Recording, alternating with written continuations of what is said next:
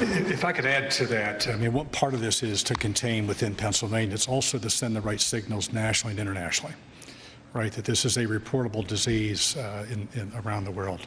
So making sure that our trading partners have the reassurance that we've got full command of the response plan and containment, at the same time that we're taking every precaution possible to eliminate or at least minimize the movement of potential high-path AI into further commerce and outside of Pennsylvania, and to ensure that those products that are in motion,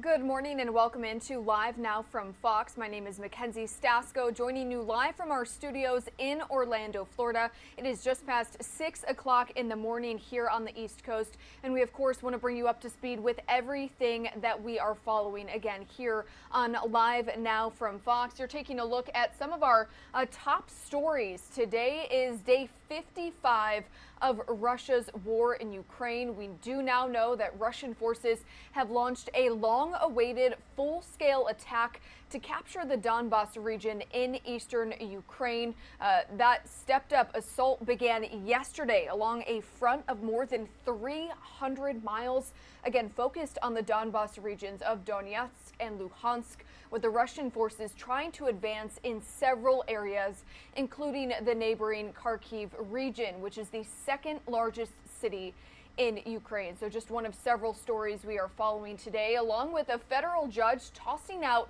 the mask mandate for planes, trains, and other public transportation, saying that the CDC does not have authority to continue that mandate. Also, we do know President Joe Biden will be visiting New Hampshire today to talk about his infrastructure law that went into effect about 6 months ago. And in terms of weather, we do know that a late season nor'easter is expected to dump nearly a foot of snow in several parts of the interior Northeast. So messy conditions for many people who are living in the Northeast today. But we do want to get back to the ongoing war in Ukraine with the latest updates on that. As we mentioned, Russia continues to launch a full-scale attack, now focusing on the eastern part of the country. This video shows Ukrainian troops on the front lines in Ukraine's eastern Donbas region, saying that they are ready to defend the area from a full-scale Russian offensive, which again is now underway. The Ukrainian Defense Ministry has released video of soldiers inside government-controlled areas of Donetsk.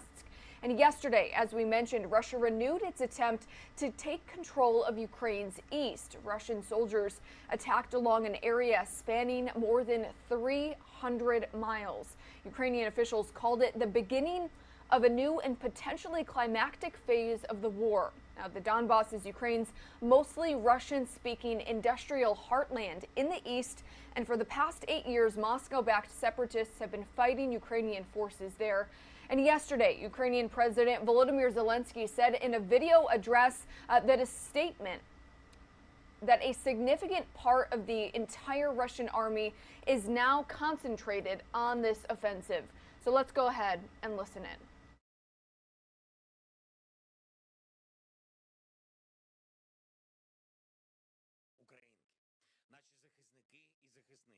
Завершується 54-й день нашої оборони проти російського вторгнення. Російська армія не збавляє темпу використання ракет проти України, хоча вже мала би усвідомити, що їй буде вкрай складно відновити ракетний запас в умовах навіть вже чинних санкцій. Без імпорту вони не можуть навіть це. А коли будуть закриті ще й усі лазівки, які використовуються для обходу санкцій, та коли будуть введені ще жорсткіші санкційні обмеження, відновлення ракетного потенціалу Росії буде нереалістичним. Тобто російські ракетні удари призводять лише до одного – ракетної самодемілітаризації Російської Федерації. Схожий процес відбувається і з іншими російськими озброєннями. Виробляти нову артилерію, літаки, нові гвинтокрили, крейсери в умовах санкцій буде непідйомним завданням для Росії. Жодний із ракетних ударів не змінив для Росії ситуацію якось принципово. Та й якщо оцінювати їх усі разом, то висновок буде – це стратегічна безглуздість. Сьогоднішні удари по Львову, по Дніпропетровщині та будь-які інші російські удари означають тільки одне – ми, світ та історія заберуть у Росії значно більше, ніж російські ракети в Україні. Кожне втрачене життя – це аргумент лише для того, щоб українці та інші вільні народи покоління за поколінням сприймали Росію виключно як загрозу. А будь-яку інфраструктуру можна відновити. І ми це обов'язково зробимо. На сході та півдні нашої держави окупанти намагаються атакувати останнім часом трохи більш продумано, ніж це було раніше. Тиснуть, шукають слабке місце в обороні нашої держави, щоб знайти і зайти туди основними силами. Мабуть, російські генерали, які звикли не рахувати будь-які втрати, убили вже стільки російських військових, що навіть їм доводиться бути обережніше, бо нікого не залишиться, щоб наступати. Втім, хай не сподіваються, що це їм допоможе. Це питання тільки часу, коли вся територія нашої держави буде звільнена від окупантів. Зараз вже можна констатувати, що російські війська розпочали битву за Донбас, до якої давно готувались. Дуже значна частина всієї російської армії зараз сконцентрована для цього наступу. Скільки б туди не згоняли російських військових, ми будемо боротись, ми будемо захищатись, ми будемо це робити щоденно. Нічого українського не віддамо, а чужого нам просто не потрібно. І я вдячний усім нашим бійцям, усім нашим героїчним містам на Донбасі, Маріуполю, а також містам Харківщини, які тримаються, які захищають долю всієї держави, стримуючи сили загарбників. Рубіжне, Попасна, Золоте, Лисичанськ, Сєвєродонецьк, Краматорськ та всі інші, які протягом всіх цих років і назавжди з Україною. Говорив з президентом Литовської Республіки і другом нашої країни Гітанасом Науседою. Проінформував його про розвиток ситуації в зонах бойових дій та особливо про ситуацію в Маріуполі. Координуємо наші дії, щоб посилити для Росії відповідальність за війну.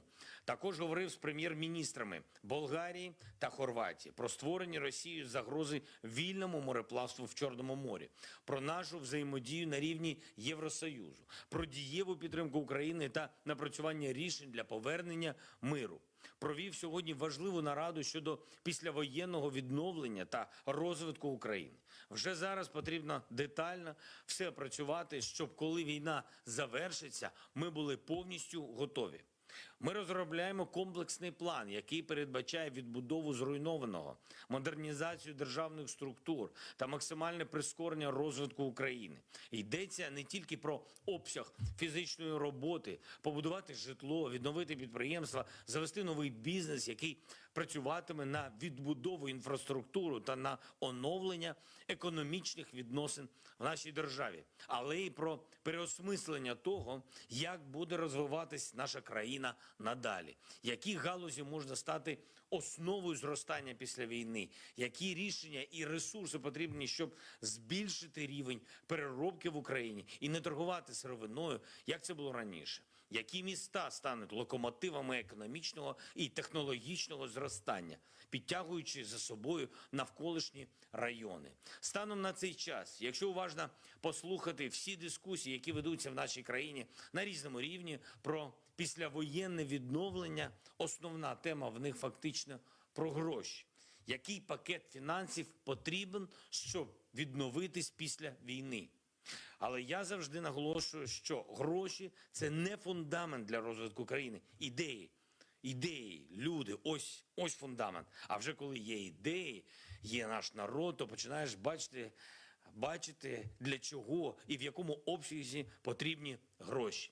Треба мати чітке розуміння того, якою ми бачимо ту чи іншу галузь нашої економіки. Який напрямок розвитку очікує від того чи іншого міста. Яку користь може принести державі загалом та чи інша інституція.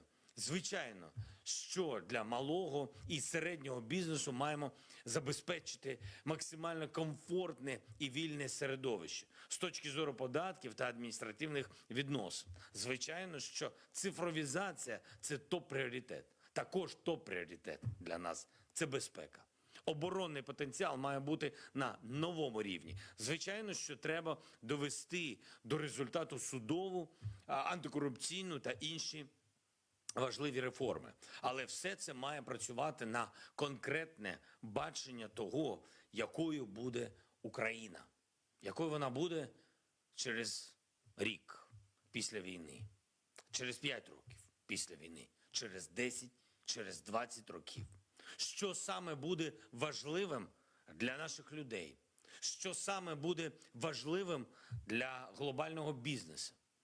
Яка кількість робочих місць? І в яких галузях буде доступною для українців.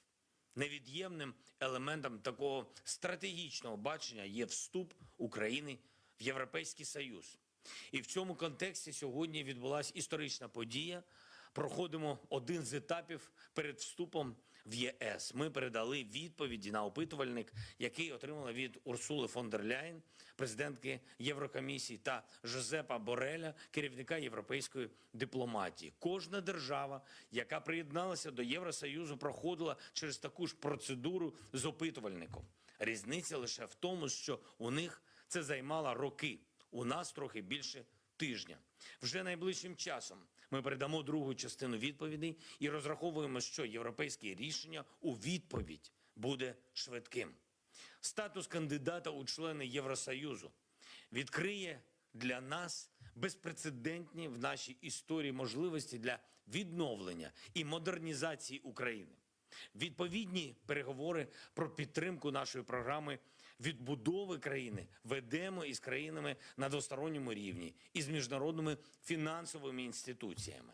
Звичайно, будемо по максимуму залучати глобальний бізнес, але ми зацікавлені передусім у тому, щоб робочі місця і додана вартість створювалась в Україні. Тож локалізація буде і надалі важливими для нас процесами. Ввечері підписав традиційний указ про нагородження наших героїв. Державними нагородами відзначені 192 військовослужбовця Збройних сил України. 24 з них посмертно. Вічна пам'ять усім, хто загинув за Україну. Вічна слава кожному нашому захиснику, кожній нашій захисниці. Слава Україні! And again, that was Ukrainian President Volodymyr Zelensky addressing his nation, which he has been doing since the beginning of this war.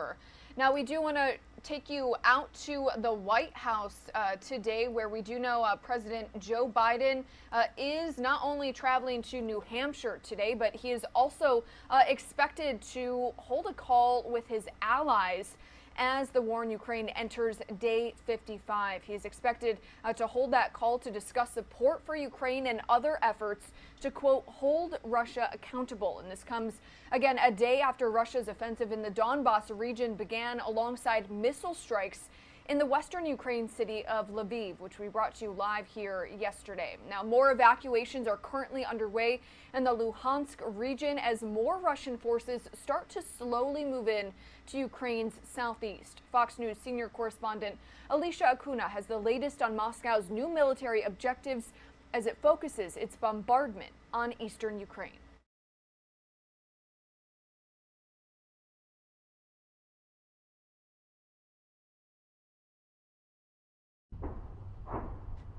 Ukrainian President Volodymyr Zelensky says Russian forces continue launching new military operations in eastern Ukraine, ramping up assaults as a growing number of Russian troops eye control of the Donbas region, territory dotted with concentrations of Russian-backed separatists and what's considered Ukraine's industrial heartland. Occupiers have been trying recently to attack in a bit more elaborate way than they did earlier. Officials at the Pentagon also noting Moscow's latest military maneuvers, citing how the shifting battlefield could change the scope of the war. They're trying to set the conditions for more aggressive, more overt, and larger ground maneuvers in the Donbas. But again, I would remind, this is an area of the country that has seen fighting over the last 8 years. This is a terrain that both sides understand and know. No matter what, President Zelensky and Ukrainian fighters vow they will never back down. No matter how many Russian troops are driven there, we will fight. There won't be questions. They will get what they deserve. This new fighting in the east, combined with enduring Russian attacks in Kharkiv and Mariupol, triggering more evacuations. As of Monday night, the United Nations reports almost 5 million Ukrainians have now escaped their homeland since the start of the war almost 2 months ago. At least 90% are women and children. President Zelensky submitted an application to join the European Union, which could provide additional military assistance. Alicia Acuna, Fox News. Alicia, thank you for that report. We do have some new drone footage posted by the Azov Battalion, which is a far-right paramilitary group absorbed into the Ukrainian National Guard. It shows street fighting and vehicle fighters in Mariupol, Ukraine. Now, Storyful, where we got this video, has not verified the exact date of this footage, but confirmed that it was filmed in the southern port city of Mariupol, just under half a mile from the coast and around 2.5 miles northwest of the port. Now, the Azov Battalion said that the video again shows fighters launching a counterattack against Russian forces.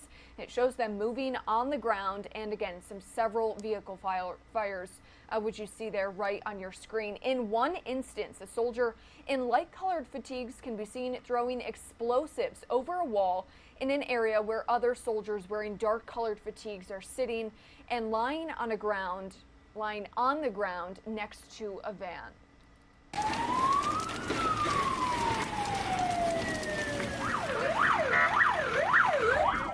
And this is some other video coming in from the State Emergency Service of Ukraine, where you can see firefighters battling a fire at a vehicle service station in Lviv after local officials said Russian strikes hit the city yesterday morning.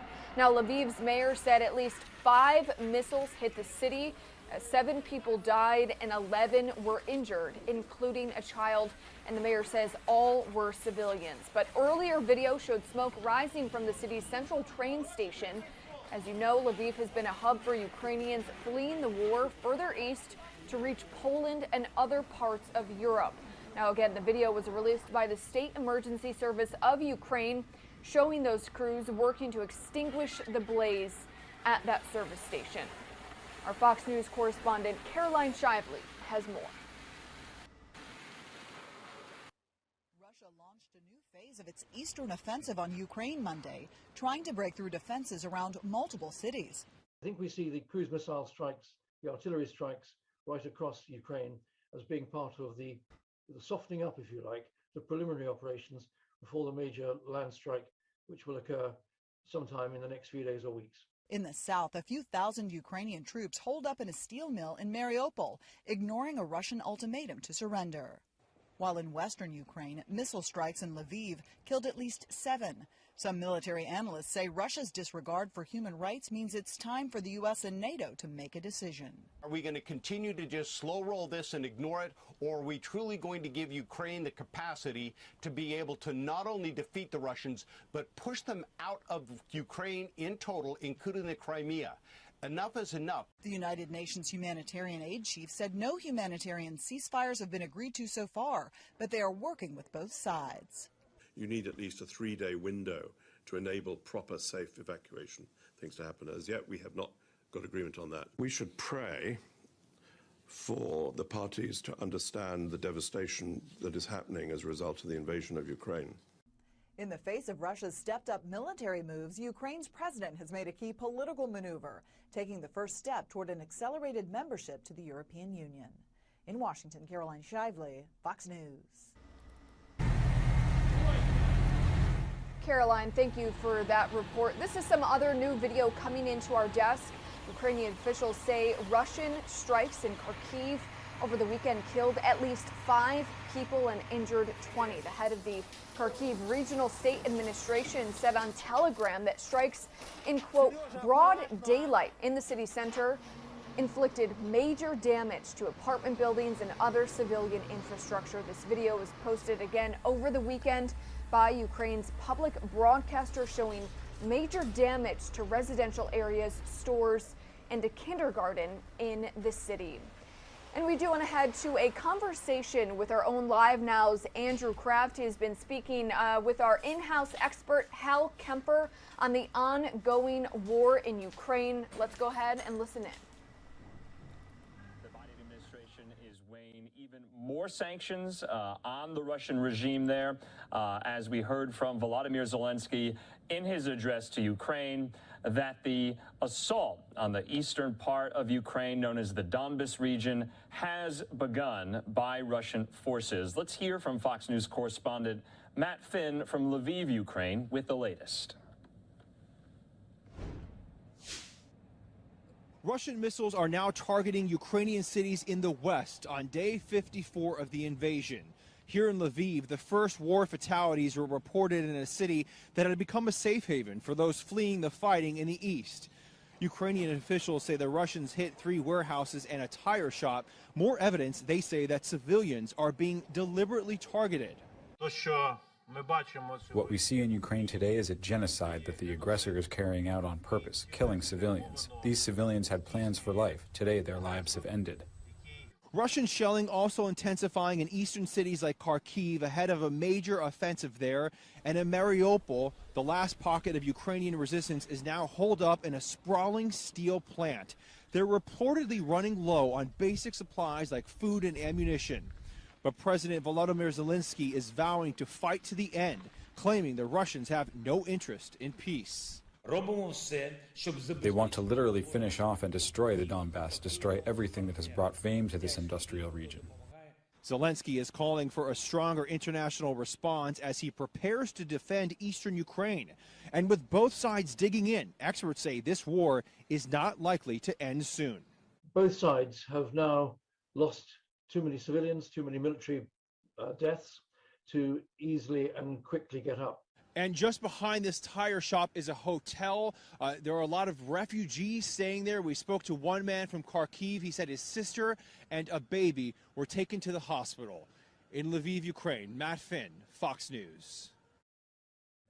Matt, thanks so much. Well, in an address to the Ukrainian people, President Volodymyr Zelensky indeed said that the assault on the eastern Donbas region has begun. Here's video of that address. I'm going to read in part and translate the statement Zelensky's saying right now. He says, "Now we can already state that Russian troops begun the battle for the Donbas, for which they have been preparing for a long time. A significant part of the entire Russian army is now concentrated on this offensive. No matter how many Russian troops are driven there, we will fight. We will defend ourselves, and we will do it every day.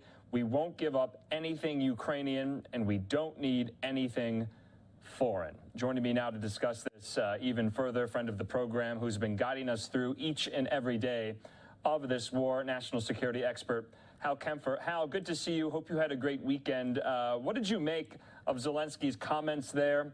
And is it true? Is the full force and assault of the Russian army now focused entirely on the Donbas region? Andrew, what you're seeing is the main effort is the Donbas region. It's not everything they have, but the main effort is there. What they've done is they brought in some fresh reserves. There's a lot of questions as to how combat effective these new forces are. They look like they were kind of thrown together rather quickly. Don't know about the degree of training, coordination that they have with fire support and things like that.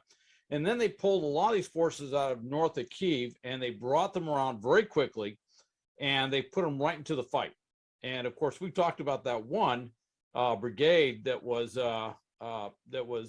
basically implicated in a bunch of war crimes. And the thought was there was actually some intercepts, I guess, that they brought them in with the idea that maybe some of the war criminals and the witnesses of war crimes might actually get killed. Kind of a brutal way to handle your own forces, but they're throwing them in. Now, there's some things about that Donbas assault. If you go back to World War II, that area is great tank country. It's great for armored vehicles. It's wide open. Huge tank battles had taken place there. So if you look at it that way, the Russians certainly have an advantage because they have this huge armored mechanized force that they're going to bring in. The other side, though, is it's now spring. You got the spring melt, you got the spring rains, you've got thick mud. So for tracked vehicles, it's not as friendly as it sounds. They're actually going to have some issues. For wheeled vehicles, it's really bad. If you go back to World War II, when they tried to cross that area before all the roads were paved, they just got bogged down and stuck. When the Germans went in, I should say, they got bogged down and stuck. So for the wheeled vehicles, they're going to stay mostly on the hardball roads, the paved roads. The track vehicles may want to move out there, but there's something that they didn't have way back when, which is Javelin missiles. And they didn't have TB2 drones flying overhead with anti-tank missiles either. So with all this said, I don't know that they're going to have, basically the Ukrainians are in the defense. They're dug in. They've got a very extensive prepared defense in depth. They are prepared for the Russians. And initial reports are that there have been some Russian offensives that have not been very effective. And I think that we're going to start seeing a rapid increase in the amount of the battle damage assessment of tanks and armored vehicles. And that will be a clear indicator of what's happening on the battlefield. But for tanks to move into the offensive, they've got to expose themselves at some time. And frankly, Javelins, the NLAW anti-tank missiles from the Brits, and Panzerfaust 3 missiles from the Germans, all of these have tremendous capabilities on the battlefield, and they have tremendous range that exceeds the main gun range of the tanks. So this is, I wouldn't write the Ukrainians out, and I know some have said, the Russian army is going to go in there with full strength. I don't think they're well coordinated. I don't think they're any more combat effective than they were, say, 2 weeks ago. In fact, in some ways, they may even be worse. Okay. And I think they're going to throw a lot at it, typical Russian style, just throw a lot at it. But I think they're going to take huge losses, enormous losses. Hal, because this is now going to be kind of your conventional warfare, kind of what we know as warfare on open plains, 300 miles that it spans this whole eastern front. It's not going to be in cities. It's not going to be in suburbs. It's going to be wide open spaces. So that's something I'll be looking out for. But then again, you talked about the viability of the Russian force. Senior defense officials in the United States say that they have lost, since the war began, about 30% of their combat readiness, what they had amassed originally. And so I know, we don't really like to make predictions about how things are going to go because it's hard to tell. But if you could, do they have a chance in, gaining territory? You kind of cited there that the losses are going to be astronomical. But as far as tactical advantages, do you see them gaining ground? They have enough force that they can gain some ground at a very high cost. Whether they can hold that ground is another issue. The big thing is, can they sustain the offensive? You know, they're going to get in there, lines are going to get extended, and the Ukrainians are very good at being able to spot opportunities, gaps and seams, if you will, in the enemy forces arrayed on the battlefield. And I think they're going to exploit that. I think the Ukrainians are going to use their anti-tank weapons as well as they have so far, probably even better. And I think they're going to incur tremendous losses. And at some point, that will to fight, unit cohesion, and the lack of faith in their command structure is going to collide. And I think what you're going to eventually see is probably what you saw around Kyiv, where these units would put out these kind of, you know, lackluster offensive actions that would get pushed back immediately. Eventually, they quit doing offensive actions altogether. They went into the defense, they dug in, and then you saw when they really couldn't sustain the defense that they simply withdrew. And so what you're probably going to see is they will try and do these offensive actions. They're going to use a tremendous amount of firepower to overcome the fact that they're not very good at maneuvering on the field of battle. So they're just going to try and pummel the Ukrainian forces and probably try to destroy all the cities and villages and towns that they run into. But at some point, I think sustainability. One thing experts have looked at is, have the Russians fixed the logistics problem? And so far, we can't see where they have. You know, it really just looks like they took everything that they had in reserve, they pulled everything around from Kyiv, built up this big force and said, go, and pushed them forward. And with the idea that they just come in there with enough combat power that they could kind of bulldoze their way through the Ukrainians. Obviously, they will make some, they will take some ground, but whether they're going to be able to take all the objectives that they want, right now it doesn't look that way. So I don't have a crystal ball on this, but right. I don't see where the Russians have fixed all those problems that they had before. Even taking the time to reorient and resupply, like what they said they were going to do as they retreated, you don't think they have, you know, reamassed some sense of a will to fight? There are some that think maybe they've done a little bit of reorganization and some restoration of their forces, but it looks like they really pulled them back as fast as they could, quickly reorganized, and then just threw them back in. And, you know, when they pulled out of there, this is one thing that came out. They were reporting, not surprisingly, internal Russian reporting is probably worse than some of their own propaganda, what they tell themselves. They were reporting units that had 100% of their like regimental, brigade, battalion staffs that actually were going into, this is when they started, with 55% of their staff structure. I can tell you from multiple wars, you go into any major operation like that far down in numbers of your staff at the battalion, regimental, brigade levels, you can't function 24/7 at that operational intensity. And they started out that way. They actually started out with those staffs below their combat effective rate. So when they started taking losses, and they have lost, you know, we see the commanders, the battalion commanders, the regimental commanders, the brigade commanders who have been taken out, because those get reported. You know, now we're reporting 8 generals have been killed. It's you know, that sort of attack on their command structure, that's not something you quickly turn around and just go right back in. And that's what they've done. So that's a problem right off that they have. All other things aside, that there's the ability to command and control their forces on the battlefield, I just don't see where they were able to fix that. And that's not something you do in days or weeks. That's something that would take months to reconstitute units that high up. I see. I mean, you can reconstitute a platoon or a company, battalion, maybe a little bit faster. But when you talk about regiments and brigades, it just takes time to build the operational art, the operational cohesion, all the things necessary in order to engage in that. And it's just not there.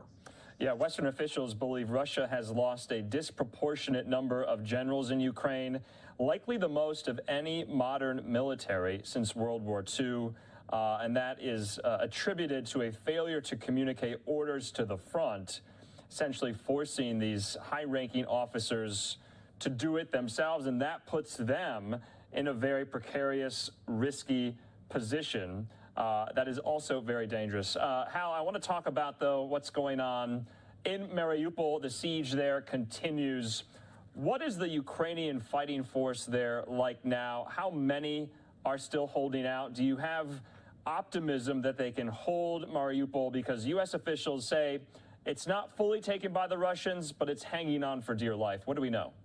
That's a very accurate way of describing it. I don't know exactly how many. I'm assuming they have a few thousand left. Of fighters, I should say. They've got Ukrainian Marines, and they got Ukrainian Army. They're down there too, along with the territorial defense forces down there, and any others who have taken up arms. And they're fighting. What I saw last week was they were kind of broken into two large groups, and they did manage to link up. And that link up makes a big difference, because not only for command, control, communications purposes, but also for moving resources back and forth, whether that's troops, ammunition, whatever it is. That made a lot of difference. Now what it looks like is they have kind of fallen back around this big steel plant area. The Russians are pretty much throwing everything they have at it. They're throwing, they had jet bombers coming over, dropping what we call dumb bombs, I guess. You know, they're not smart bombs. They're just dropping gravity bombs that are huge and trying to cause as much damage as possible. Some were described as bunker busters, which I think all they really were probably delayed fuse bombs. So they go into the ground for a bit and then they explode. So if there's any underground things, or if they go into a concrete area, it causes more damage and effect. And they're doing that. The other problem is that where they're holding their last defense is also where a lot of civilians are as well. So as they encroach in, we're going to see some horrific civilian casualties. It's just, there's no other way that's going to go. Hal, let's also talk about this week. This is especially when it comes to those faithful in Ukraine. This is the Holy Week for them in the Eastern Orthodox religion. Do you think the Russian forces and Putin specifically will target churches on Sunday, the Eastern Orthodox Easter? Is that in their playbook? Some people think it is. They very well might. Andrew, they've been hitting churches so far, so it doesn't appear to be any threshold or line for them to hit them.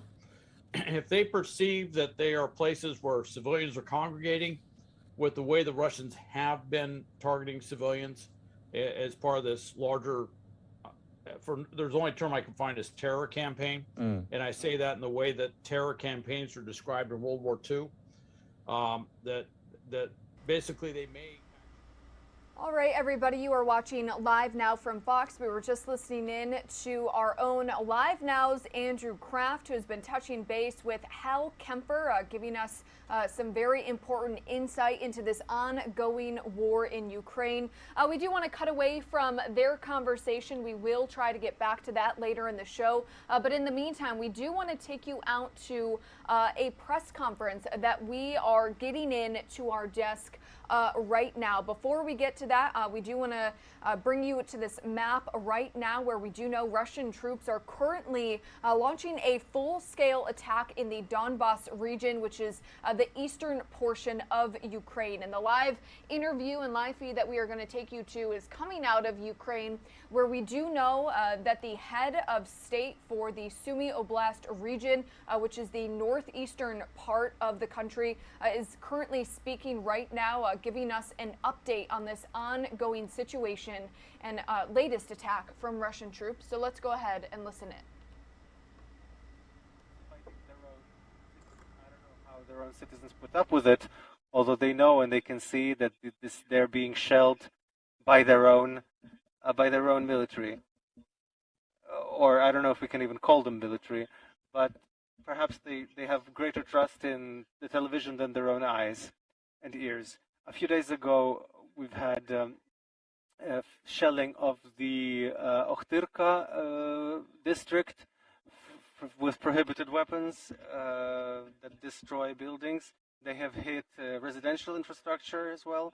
They have damaged social infrastructure. Fortunately, no casualties, no deaths, but these provocations do periodically take place.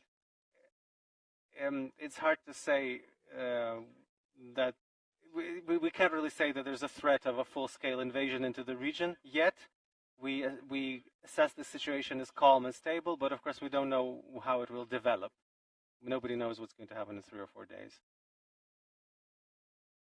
What localities in Sumy have been the hardest hit from combat, from the war, both in terms of infrastructure destruction and civilian losses?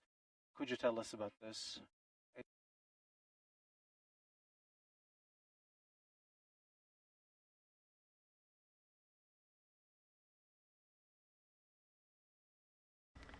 All right, everybody. Looks like we are losing this feed here on Live Now from Fox. In the meantime, we are going to take you out to this beautiful shot of the sunrise at Capitol Hill right there in Washington, D.C. while we work to get this feed back for you here on Live Now from Fox. What we were listening to, though, is the head of the Sumy Oblast region giving an update on the ongoing crisis in Ukraine as Russian troops continue to launch their full-scale attack in the Donbas region. So let's go ahead and listen in. As far as the large localities, communities, Охтирка, Тростянець, велика communities is Охтирка, Тростянець, Краснопіль, Sumy itself, community have a serious infrastructure destruction and energy have a serious infrastructure destruction and energy object, energy subplant, energy subplant, electricity lines. There's been significant damage to electricity lines. There's been significant damage to businesses. One of there's a paint factory. One of seriously damaged. There's a paint factory. Their storehouse has been completely destroyed, and their storehouse has been completely destroyed. Storehouses, agricultural companies, a lot of the agricultural technology has been stolen. So they have put their own tractors and combines, and there's destruction. And there's destruction in Shostka during an air raid. Some companies in Shostka have taken damage, and a lot of destroyed objects in the Konotop district, mostly agricultural and also residential buildings, village councils, etc., etc., etc. So basically everywhere where Russian forces stood or moved. Could you tell us about this, because this is a very special experience that many people in the Sumy region have. What is it? What happens after the occupiers? What do people tell? What stories do people tell? What are your impressions? What remains? Destruction remains. Not much to say. We have losses among the civilian population. We have the damaged, ruined buildings and infrastructure, ruined localities that they have occupied. There's no electricity. They're without electricity or heating or water. There have been destroyed roads, particularly in the small areas where the roads in the villages have not been built with heavy armor in mind. So instead of roads, you now have these kind of dug up areas, these big tank traces, knee deep, that are now being leveled to at least make them passable, because in many regions you couldn't get either food or medicines. In many places you could only walk them. So, and of course they've left behind horror, they've left behind deaths, they have left behind terror, and they've left behind this kind of anger among Ukrainians to actually all Russians, not only the bastards who terrorized our region. This genocidal terror, they destroyed peaceful population for being Ukrainian, for what they perceived as a better life than they have, and the consequences of this Russian world. These are the consequences of this Russian world in Ukraine. They have brought nothing good to us, and nothing even humane. These are simply inhumane terrorist tactics. Thank you. We've had with us Dmytro Zhivitsky, the head of the Sumy Regional Military Administration. Thank you. My name is Vadim Krasnooky, and this is Media Center Ukraine.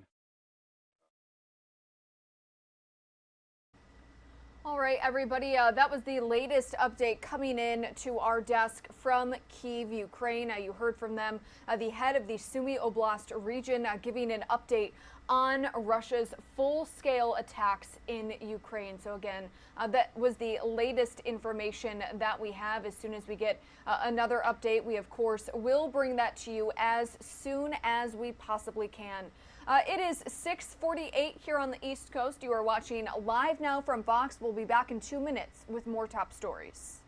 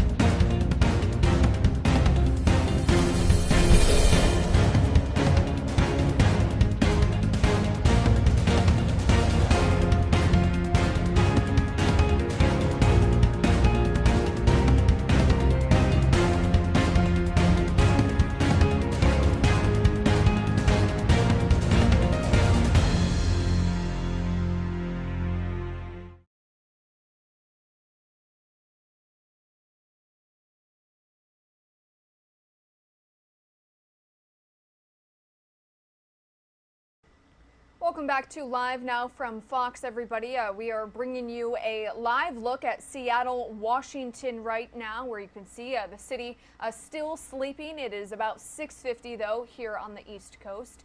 We do want to bring you up to speed on some other top stories that we are following here on Live Now from Fox. If you haven't heard, a federal judge has decided to strike down one of the few remaining mask mandates that is currently impacting the country. We are, of course, are talking about the transportation mask mandate that has been in effect for quite a while now. So again, that federal judge deciding to void the Biden administration's mask mandate for travelers on airlines, trains, planes, buses, and really any other form of public transportation. So this news coming into our desk yesterday. And of course, we do want to bring you up to speed on that today. So we do know, again, that decision by the federal judge here in Florida voids the Biden administration's mask mandate for travelers on all public transportation.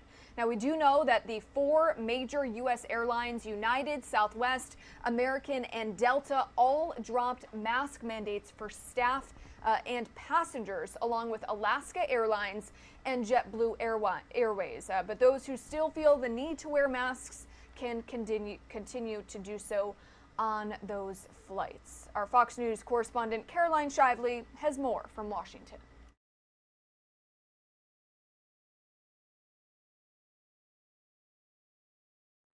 flyer, rider, and user of public transportation who's wanted to rip off that mask. A U.S. district judge just granted your wish. The judge ruled the CDC failed to justify its decision to extend the mask mandate for airplanes, buses, trains, ride shares, and other public transport in their hubs, so the mandate is dead. 2 years, and we've got to get over this. We got to understand that we want to protect everybody, protect each other, but we can't continue to live life like this. I mean, people are going to go absolutely crazy and bananas. The mandate was set to expire Monday, but the CDC pushed it off until May 3rd to allow more time to study the BA.2 COVID variant. 15 days is a pretty reasonable amount of time to collect more data and make a more durable decision. Airlines have sought to kill the mandate for months. You're going to jail. Numerous violent incidents have stemmed from passengers angry over mask requirements. But White House officials say they'll continue to recommend flyers mask up. This is based on health considerations and data that the CDC looks at about transmissibility as we've seen an increase in cases on airplanes.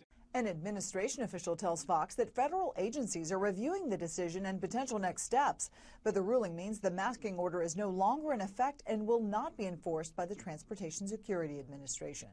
In Washington, Caroline Shively, Fox News.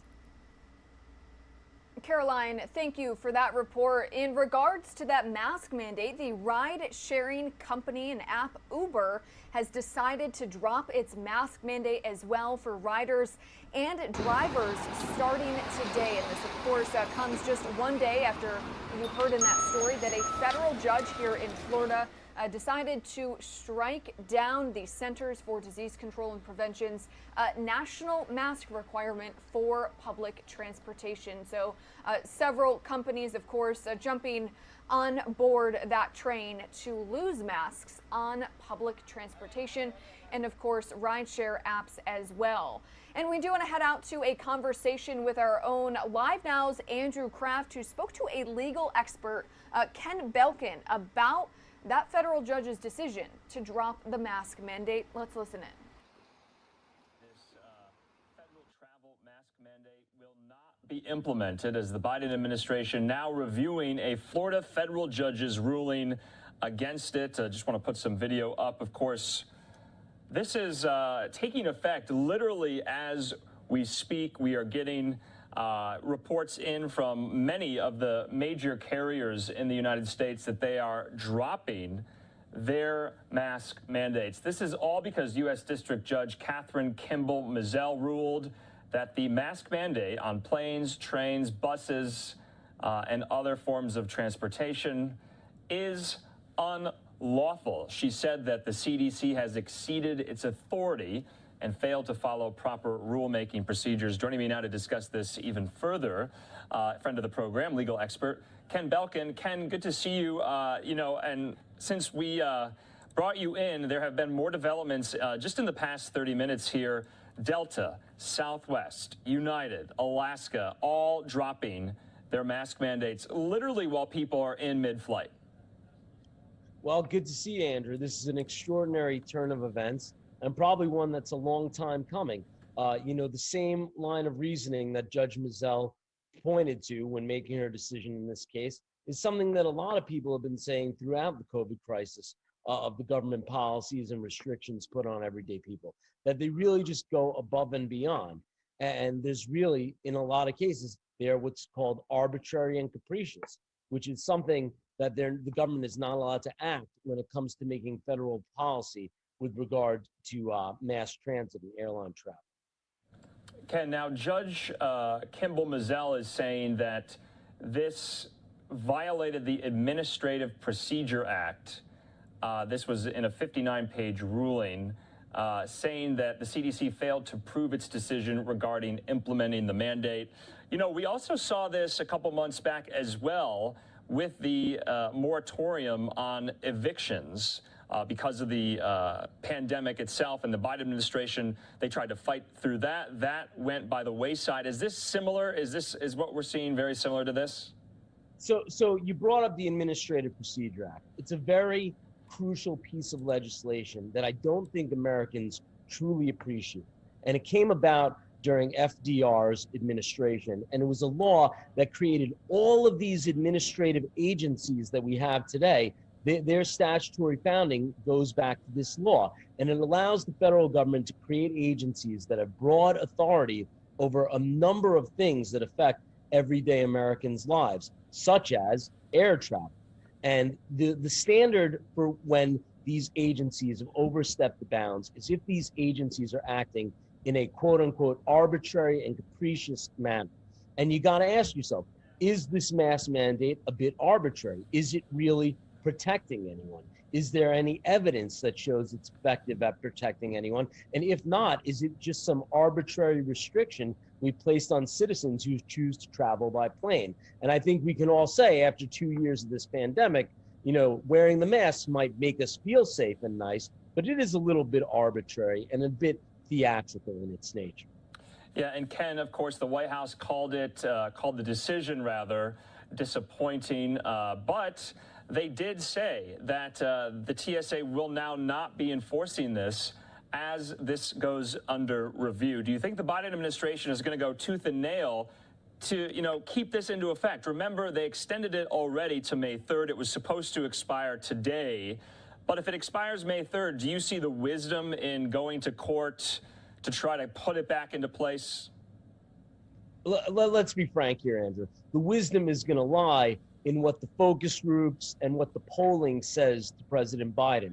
You know, we're coming into an election season this November, and by all accounts, it looks like the Democrats are going to get decimated. So you have to imagine that political calculus is going to play an effect here. And what he's going to do is he's probably going to look and see how unpopular are the mask mandates with my base. Because if they're popular enough that it's worth it, maybe we should appeal this to the 11th Circuit Court of Appeals. Now, the 11th Circuit Court of Appeals is not known for being, you know, I hate to use the liberal conservative paradigm with respect to courts, but it is known for being a conservative circuit, and he may not win if he appeals it.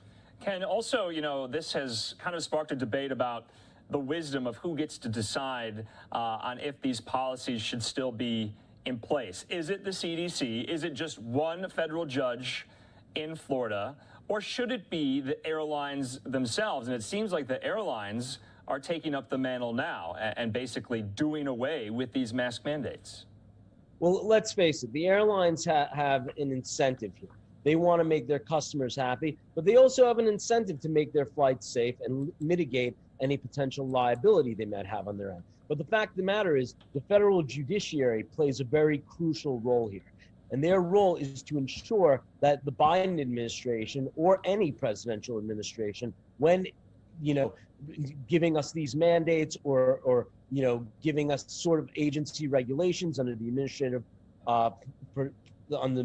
Procedure Act, they have to make sure that these administrations are not overstepping the bounds of the Constitution, that they are not violating the rights of ordinary American citizens.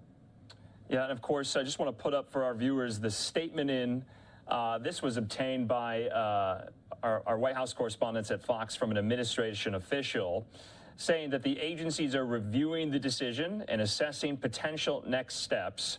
In the meantime, today's court decision means CDC's public transportation masking order is not in effect at this time. Now, of course, some airlines said for workers and travelers alike that, you know, wearing a mask can now remain optional. But this also brings up other kind of state-run initiatives and local-run initiatives when it comes to masking. And I want to get your opinion on that, because we saw the Metro in Washington, D.C. essentially put out a statement after this was all said and done that no, in Washington, D.C., you still have to wear your masks on the Metro. So it's totally up to local and state officials to do what they will. Well, look, I think local officials, state officials, they have the public health power under our Constitution. So it is within the realm of their rights to enforce these mandates and to enact them. Now, I will say this. I live in New York City, and, you know, I brought a lawsuit against the state and city of New York when they shut down our restaurants. And that lawsuit was eventually thrown out by a federal judge. But in doing my research on that lawsuit, we saw that the vast majority of the cases appeared to not originate in restaurants or coffee shops, but through the subway system of New York. And it makes sense. You put a bunch of people in an enclosed steel, you know, cylinder for a prolonged period of time, they're going to be recycling the same air and they're going to be breathing each other's refuse. Yeah, of course. We'll see where this goes. We'll see if any other judges maybe strike it down. And we'll see where it goes. Maybe it'll get to the appellate review as well. Where do you see this going, though?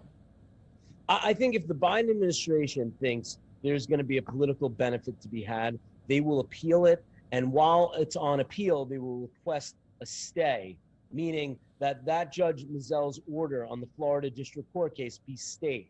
It be put on pause while the appeal works its way through the appellate process. Now, I don't think the Biden administration is likely to win based on what I know about 11th Circuit Court of Appeals decisions. But, you know, had this case been had in, let's say, the 9th Circuit that oversees San Francisco, it might be an appeal worthwhile for the Biden administration to take up.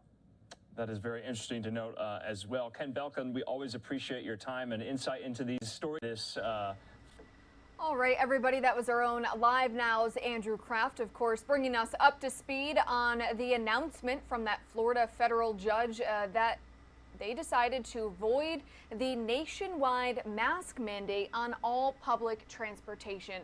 You're taking a live look at Las Vegas, Nevada right now. We also have another live feed coming into our desk.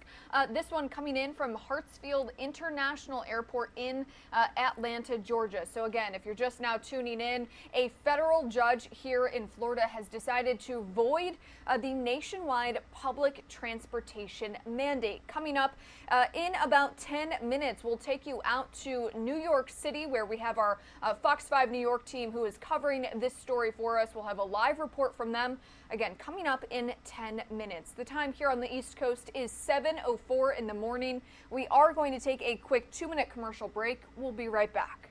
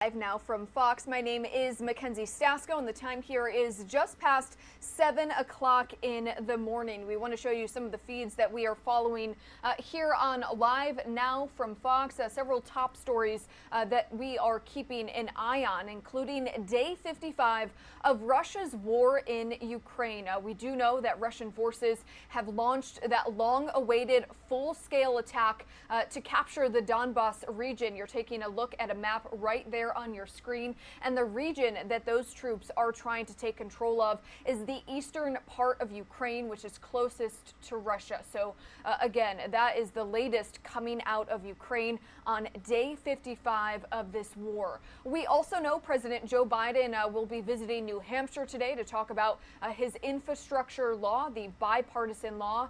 And we also do know that President Biden is expected to hold a call with several allies today about Russia's ongoing war in Ukraine. And for those of you living in the Northeast, prepare for a late season nor'easter. It's expected to dump almost a foot of snow in parts of the interior Northeast with a messy commute this morning. And coming up in about an hour or so, we are going to be touching base with our Fox Weather's Katie Byrne. She is live in Binghamton, New York, talking about that spring nor'easter and the next chance of rain for snow, the next chance of rain and snow, again, heading to the Northeast as that nor'easter develops later today.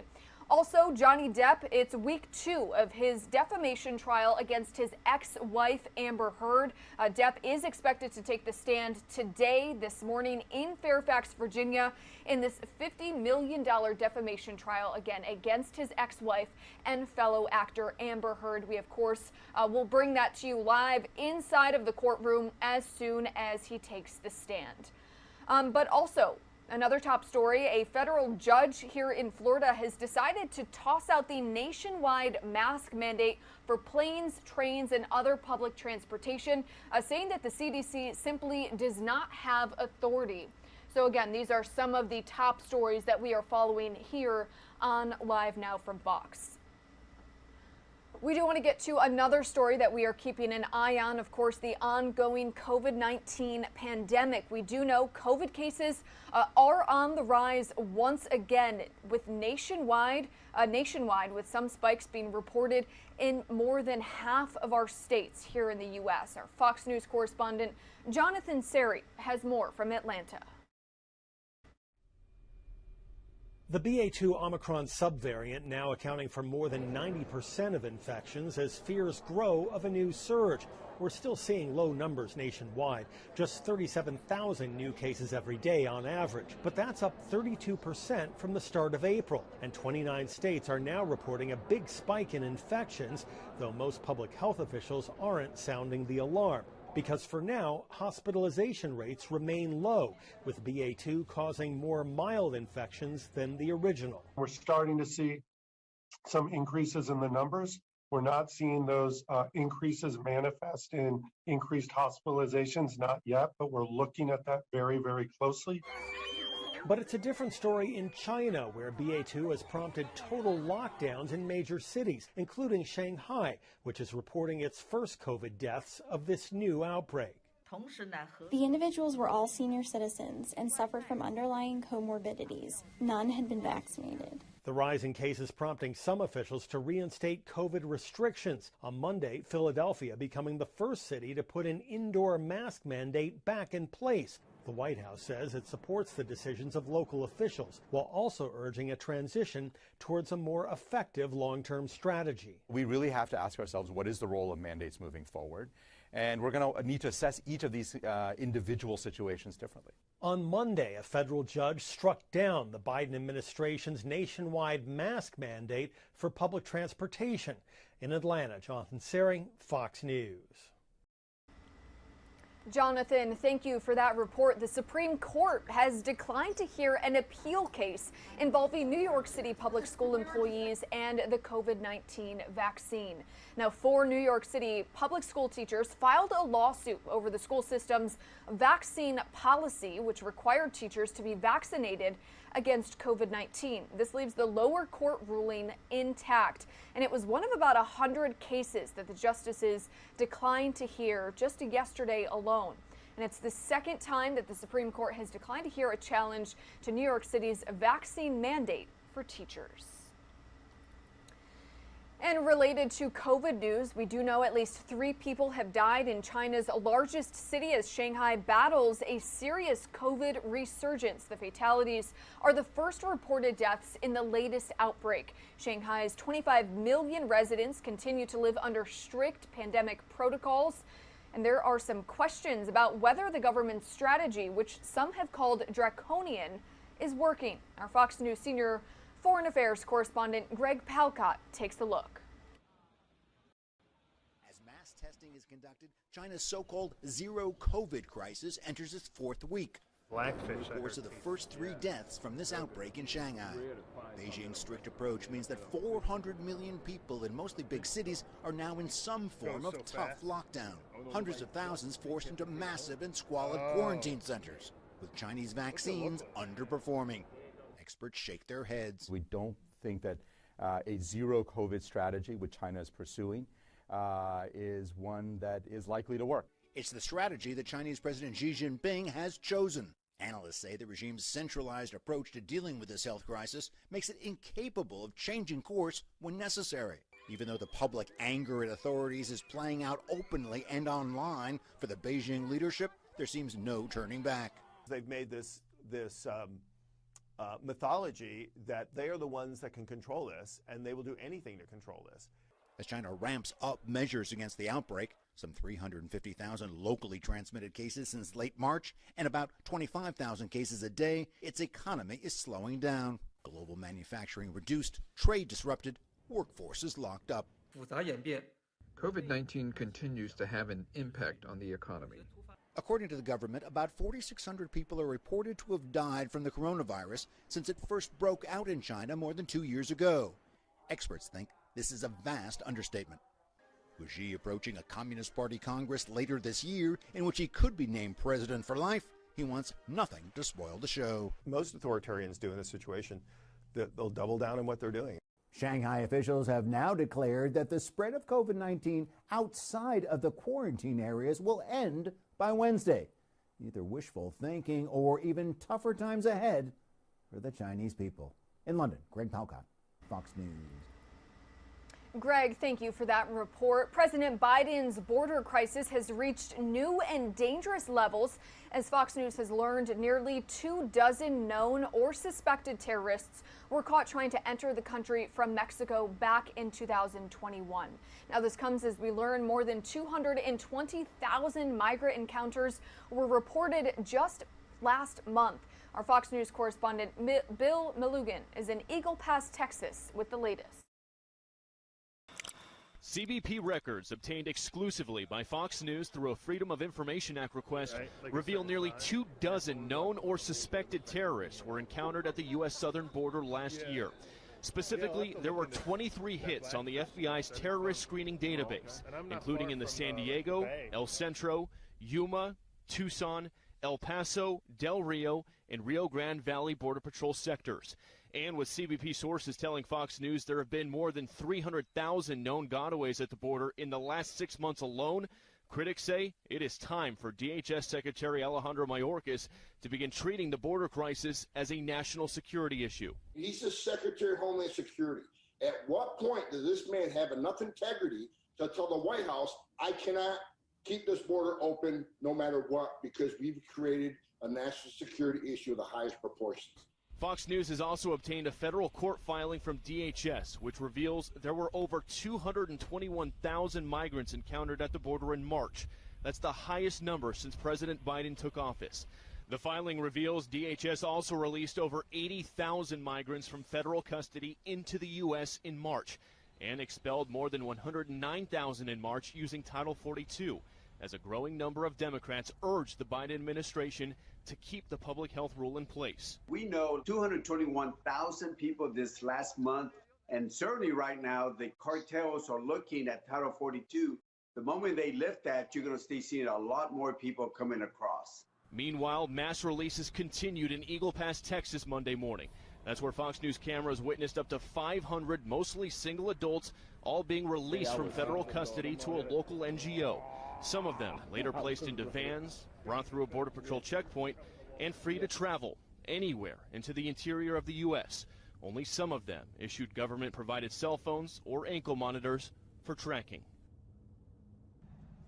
And when you think about the 80,000 migrants released into the country according to that DHS filing, and you add it up with the more than 60,000 known gotaways at the border last month, you're talking upwards of 140,000 people who crossed into the country illegally and are still here right now. Reporting in Eagle Pass, Texas, Bill Malugin, Fox News. Bill, thank you for that report. Now to some other news that we have coming out of Queens, New York. The NYPD is trying to solve a shocking and disturbing murder mystery, again in Queens, New York. Detectives are on a manhunt for the killer who reportedly stabbed a 51-year-old woman more than 5 dozen times.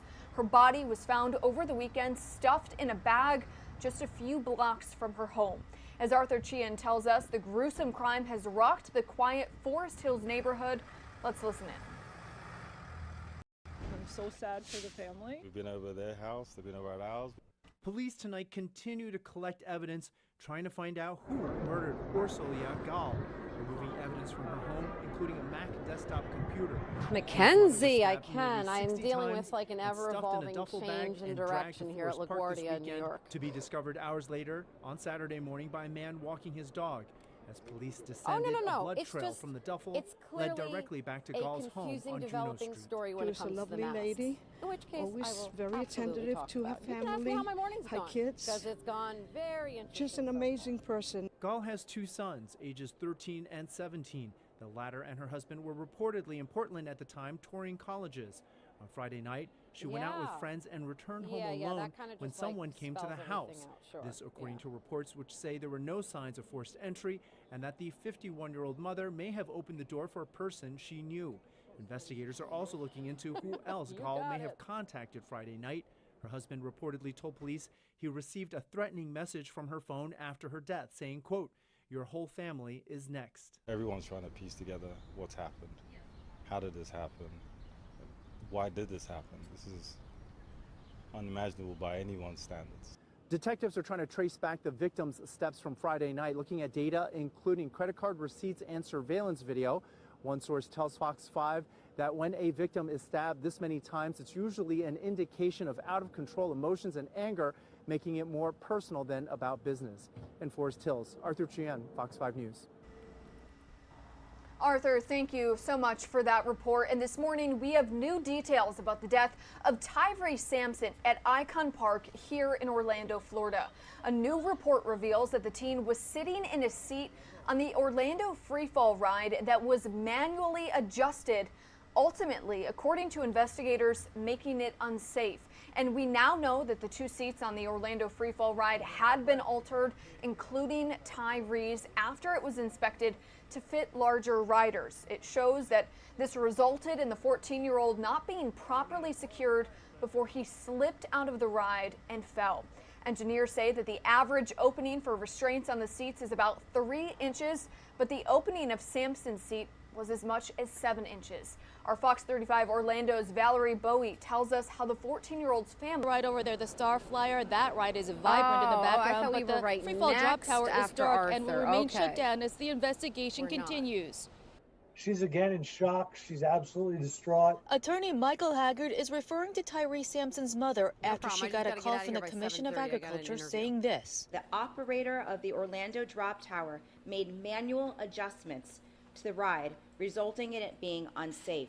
According to the report, those manual adjustments provided a false safety indication when Sampson was in fact not properly secured. The state releasing pictures of the freefall drop tower ride. Sampson is seen in seat 1. You can see the opening between the horn and the pull down mechanism of the harness. There's a gap of at least 7 inches. According to the report, the average restraint opening is 3.3 inches.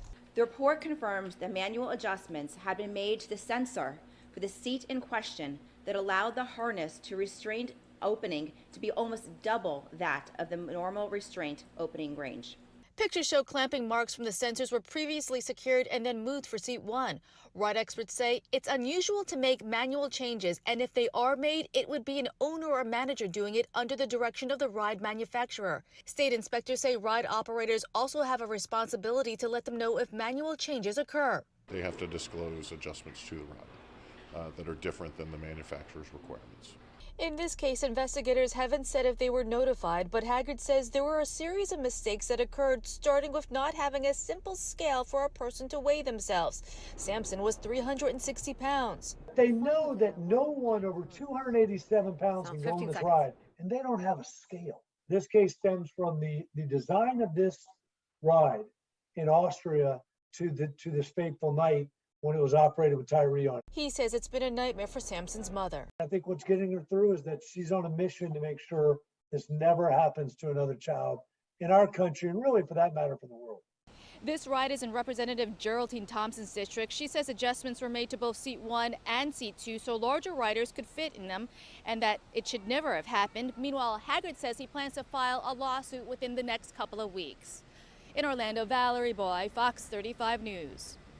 All right, Valerie, thank you for that report. And now to some other news. If you haven't heard, you will no longer need to mask up inside of airports or on the airplane, as well as other forms of public transportation. A federal judge in Florida striking down the CDC's extension, saying that it was an overreach. Our Fox 5 New York's Reagan Medji is joining us live from LaGuardia, where you can imagine, Reagan, there is a lot of confusion this morning since this ruling came down just yesterday.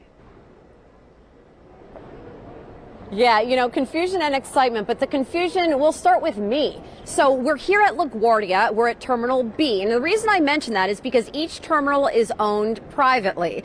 So we were doing our reports all morning long without a mask on, and then the person responsible for this terminal came up to me and says, you got to wear a mask because we are privately owned. So I asked, how are you going to enforce it? And she was going to get back to me. Well, she just got back to me for Fox 5 here in New York. I did my live hit with a mask on at 7 o'clock. A couple minutes later now, I don't have a mask. And she said it's because you don't need a mask in the terminal. So we're getting a step closer to back normal. Let's look behind me right now. You can see there are some people that choose to still continue to wear the masks. Others do not. But the TSA is no longer enforcing masks on public transportation or in transportation hubs. So as you can imagine, there are a lot of mixed feelings, but we found a lot of people more excited than not. I think it's about time. People still getting, my coworker just got sick. He has COVID now. This morning, you no longer need to mask up while flying the friendly skies. A federal judge in Florida, appointed by former President Donald Trump, struck down the national mask mandate covering airlines and other public transportation. The judge saying the CDC mandate to extend masking until May 3rd to allow more time to study the BA2 Omicron subvariant responsible for the majority of cases here in the U.S. exceeded the authority of U.S. health officials. So when you enter the airport, the TSA will no longer enforce the federal government's mask mandate for travel on airplanes. And airline crews won't either. JetBlue, United, American, Southwest, Frontier, Delta, Alaska Airlines following suit. Masks are no longer required on domestic flights or certain international flights. Meanwhile, the White House is reviewing the ruling. So this is obviously a disappointing decision. The CDC continues recommending wearing a mask in public transit. But for New York City, the mask mandate remains in place on subways and buses. New York City's Health Commissioner Dr. Ashwin Vasan, appearing on Fox 5's 6 o'clock news, is still urging people to wear a mask in crowded indoor places. We recommend masking in indoor locations for New Yorkers, for people taking public transport. That includes public transport, that includes planes.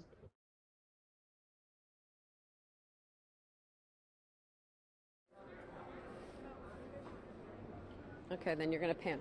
All right, so we're going to pan the camera to the right. We see a family coming in right now. No one is wearing a mask. This is a big day here at LaGuardia. We're waving. You guys are live on TV. How does it feel not having that mask? No mask, huh? Great, yeah. Oh, we're so excited. Great.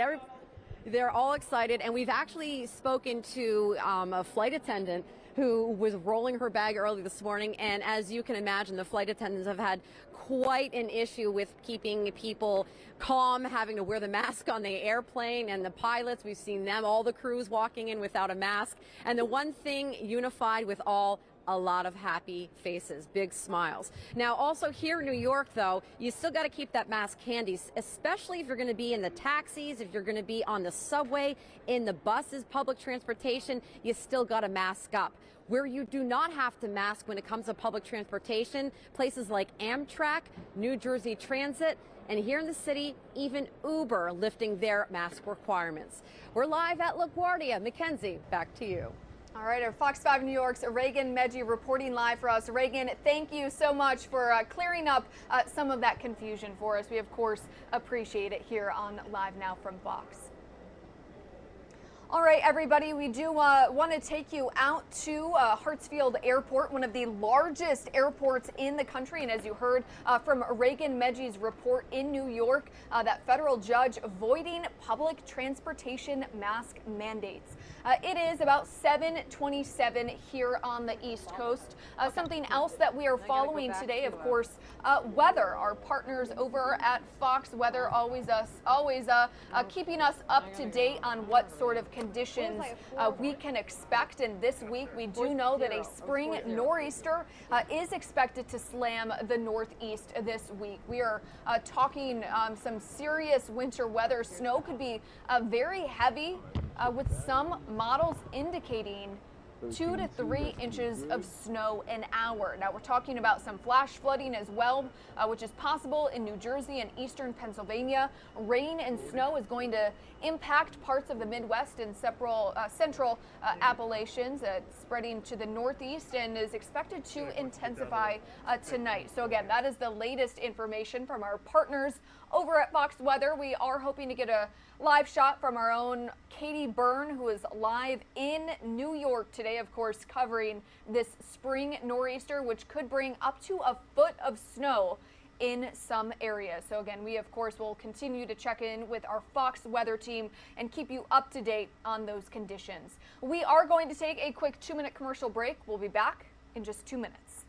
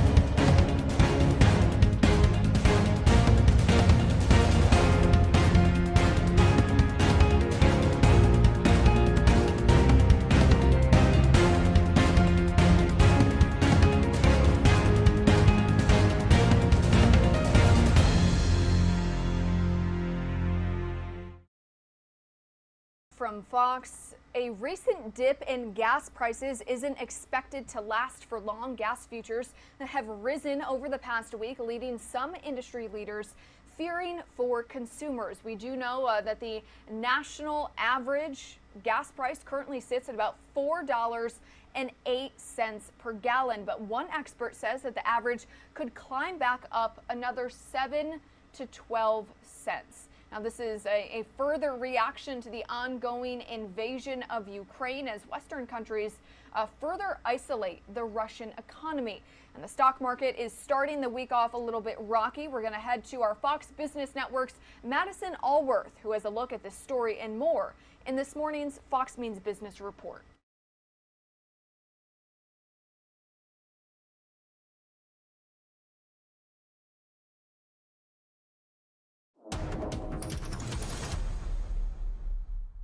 A record-breaking number to share on this tax deadline day. The Treasury Department announcing it collected $2.1 trillion between October and March. That's the most ever over a 6-month period. Home builders still feeling bummed out. An index that tracks the industry's sentiment fell for the 4th month in a row. According to the National Association of Home Builders, the main reasons why are rising mortgage rates and a higher cost for materials. Investors also bummed out on Monday. Stocks falling once again over worries about inflation as oil tops $108 a barrel. The war in Ukraine also still weighing on Wall Street.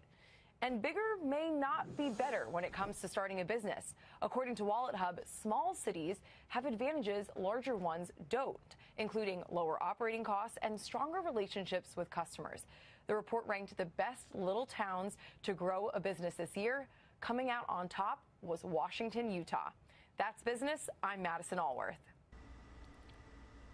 Madison, thank you for that report. And a member of Congress is calling for the canceling of all student debt by appealing to how it may help people of all races and classes. Washington Congresswoman Pramila Jayapal took to Twitter over the weekend calling student debt cancellation justice along racial, economic, and gender lines, adding that the move would help close the racial wealth gap. A Politico Morning Consult poll from earlier this month shows about 64% of Americans support some form of loan forgiveness. We do know that more than 43 million Americans currently owe a combined $1.6 trillion in student debt. And we do right now want to take you to a live feed that we have coming into our LiveNOW desk of the mayor of Mykolaiv in Ukraine, who is holding an online briefing after the city was shelled by Russian forces overnight. Let's listen in.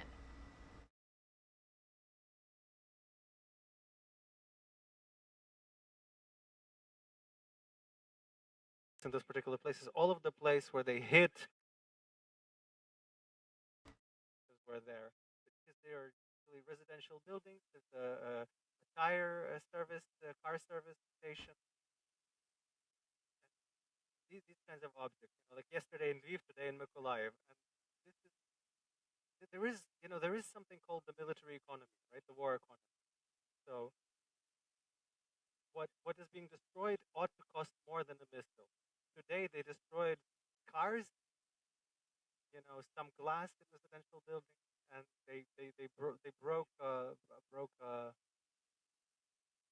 this small this power plant, 150 kilovolts, that fell down. So there's nothing that could have been an objective for them.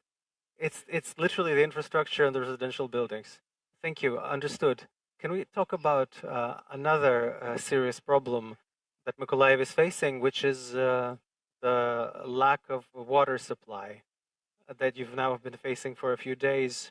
And can we talk about what the situation is with the water today and what we might expect in the nearest future? So,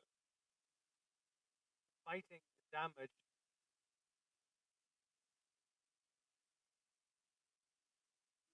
We have two branches off of Dnipro were damaged. They were destroyed. So water is not being pumped from the Dnipro River. So Mykolaiv has no centralized water supply. Together with Mykolaiv Vodokanal, the water company, we are working to ensure potable water to the city. We have cars delivering water. And actually, in addition to Mykolaiv, we're bigger than Odessa in territory, but we're less densely populated, 260 kilometers. And Odessa has helped us. They have sent 5 water supply trucks. Kropyvnytsky have sent for. We've been given the use of these trucks until we repair our water supply. It's not easy to repair because it is in this combat zone. So we're working on two other parallel projects. One is to draw water from a canal, and after additional treatment, and also underground groundwater. We're also expecting help from other cities in the near future. Thanks to the Association of Ukrainian Cities, we've been getting help. Drilling object. This is quite an expensive project, but essentially it should supply Mykolaiv with water. Admittedly, it will be given according to a schedule. We've heard that we're glad to hear that there are many different possible solutions to this problem. But could you give us a sense of when the water supply will be reestablished, renewed? Unfortunately, I can't give you a deadline, a timeline, but because we expected a situation like this, we started organizing and preparing drilling at the different water supply plants. All of the hospitals to deliver water. All of the hospitals that are working are fully provided, fully supplied with water. Moreover, people who are coming in have the opportunity to get water for free. So there is a plan that in about a week we'll be able to fill the system, whereas the larger plan to provide fully supply the city up to its previous levels is about maybe a month and a half to 2 months. Thank you. Mayor, what is the humanitarian situation in Mykolaiv? Are people coming in from Kherson region? Are people moving on to other more safer places? Or perhaps people are coming back? Yeah, so we have one of the evacuation routes is through Snihurivka, occupied by Russians. So through occupied Kherson, they go to Snihurivka, and then they go to the Mykolaiv region, and then they go to Mykolaiv. So the majority of these people who are moving with their own transport, they move on to Odessa, to Kyiv. Those who stay, we give them shelter. We feed them, warm them if they need clothes or anything, take care of their needs, and we send them to Odessa. We have everyday evacuation in Mykolaiv to Odessa and to the border to Moldova, to Palanka. People can fill in their data in an electronic form, and also they will be joined from a call center, and they can leave in the morning. So we've had 361 people leave so far. Overall, we've had about 45% of the population leave the city. We don't have an exact numbers, but we count the people according to the amount of trash taken out. Also, when we had water, we could count according to the water consumption levels in the city. We could presume how many. We could estimate how many people had left. I imagine that about 50 to 55% of the people are still here, judging by cars. Mr. Mayor, could you tell us what life in Mykolaiv is like now? Communal services are working. Are shops working? Where do people get the necessities, the food, the medicines? What's the situation?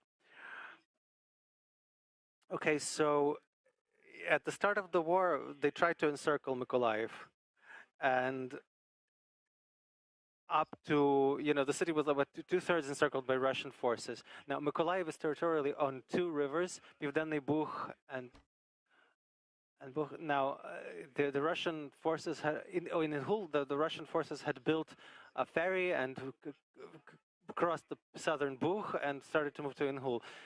There they were stopped by forces and pushed into the Kherson region. Now there's fighting about 20-30 kilometers from the city, almost at the bank of the Dnipro, of the Dnipro-Bug Liman, and in places like Alexandrivka and Stanislav. We constantly have the front line constantly shifts. Yesterday our forces pushed the Russians back apparently. And they keep coming in and adding new forces. The city itself is being targeted every day, and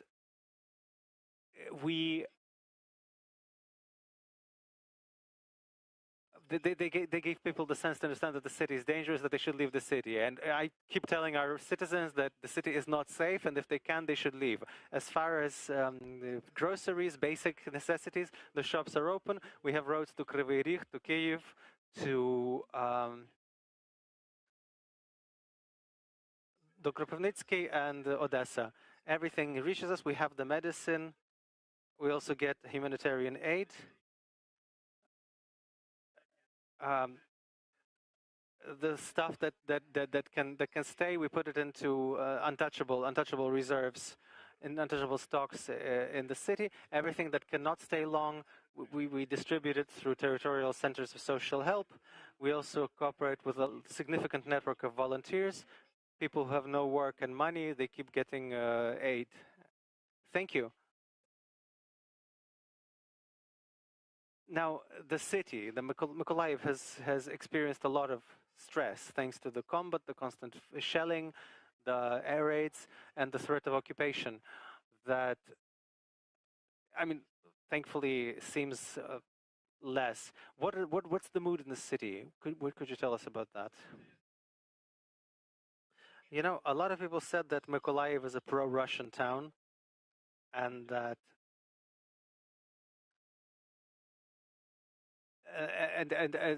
as proof, it was said that half of the deputies in the city council were from the opposition, so-called opposition bloc.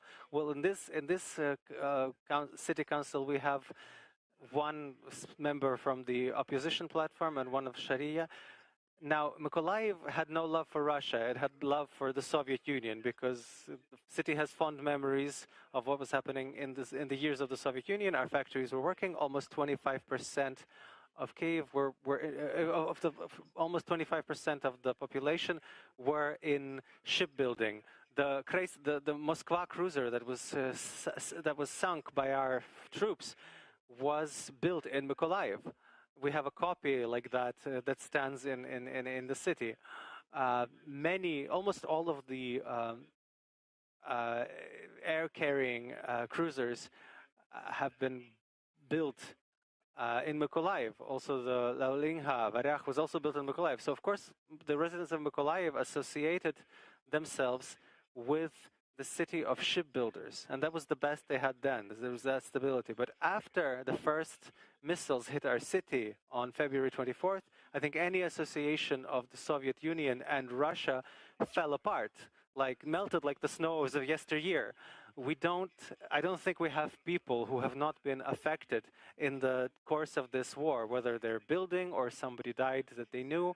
I think that this is the best kind of refreshing cold shower for those who were thinking about had some kind of plans with Russia. Everybody is united. Everybody is working in their different positions. Volunteers, builders, the city. We're building defensive structures. The utilities are not only building but also removing technology. We've had 36 units of technology, objects of technology. We have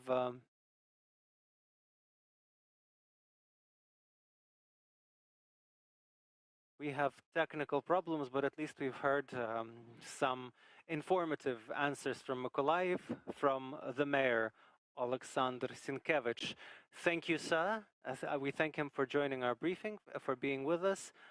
We thank him for his daily efforts in Mykolaiv. All the best to those who were with us. This has been Media Center Ukraine. I am Vadim Krasnooky. See you next.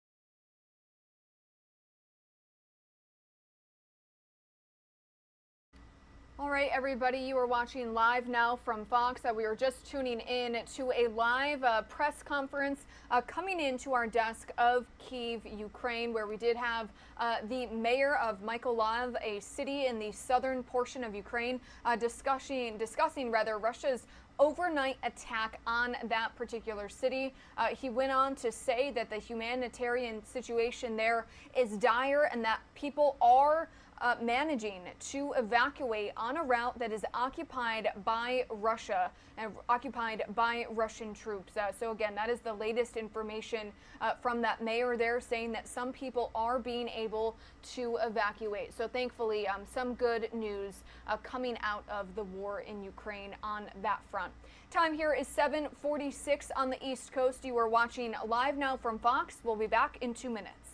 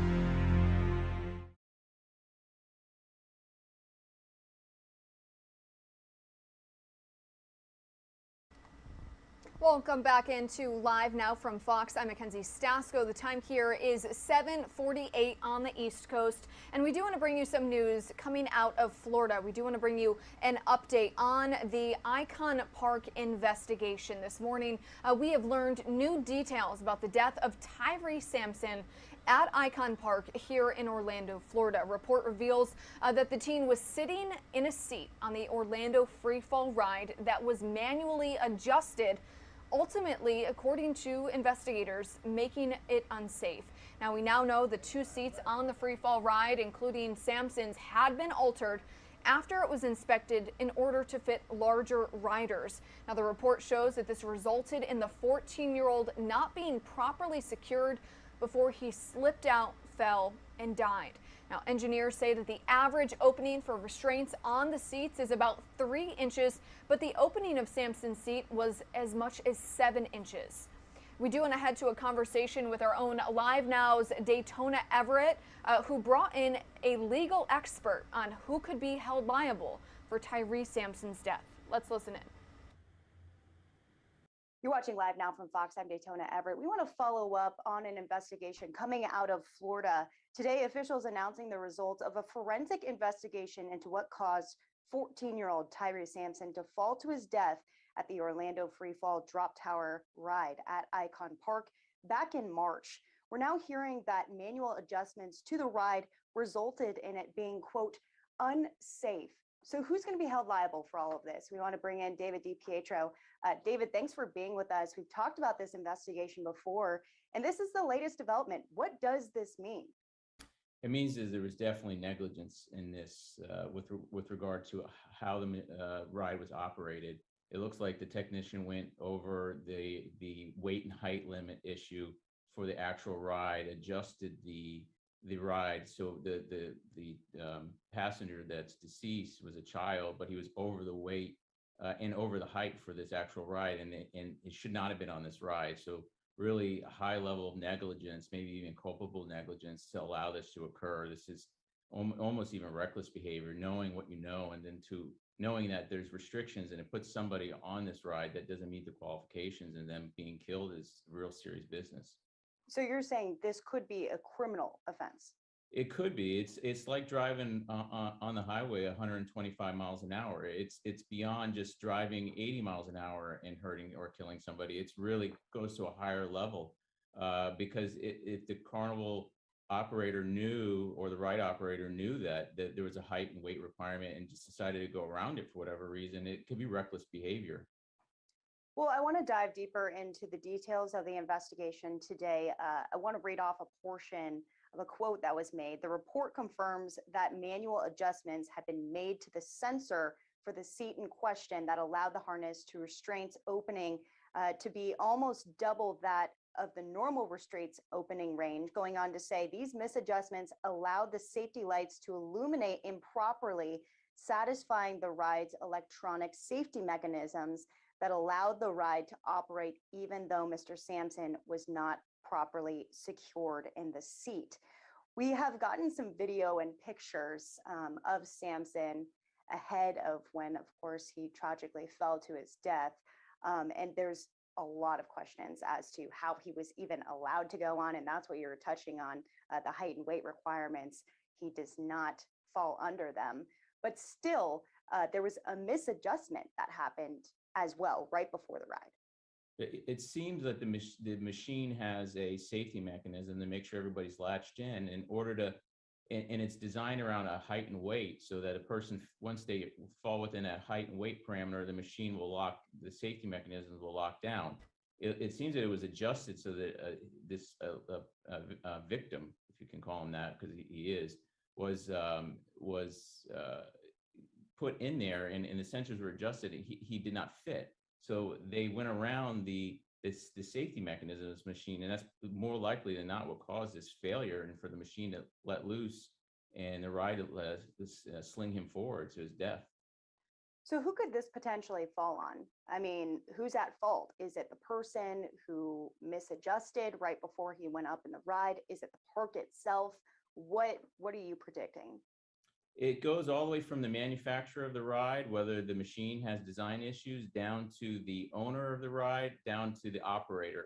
The owner of the actual amusement park is probably the person that's going to be the most culpable, probably carries an insurance policy for these type of events, which will more likely pay out to the estate of the deceased and the families and the beneficiaries of the deceased. So I don't see the carnival operator paying any money. It's really the employer and whoever manages that ride. And there might be potential for the manufacturer, if there was a design issue, to allow this sensor to be manipulated. If that might be an issue that needs to be looked into, whether that created a unsafe product in the market and caused injury. Right. I mean, obviously, you don't foresee anything like this happening, but you mentioned the fact that insurance will probably cover a lot of this.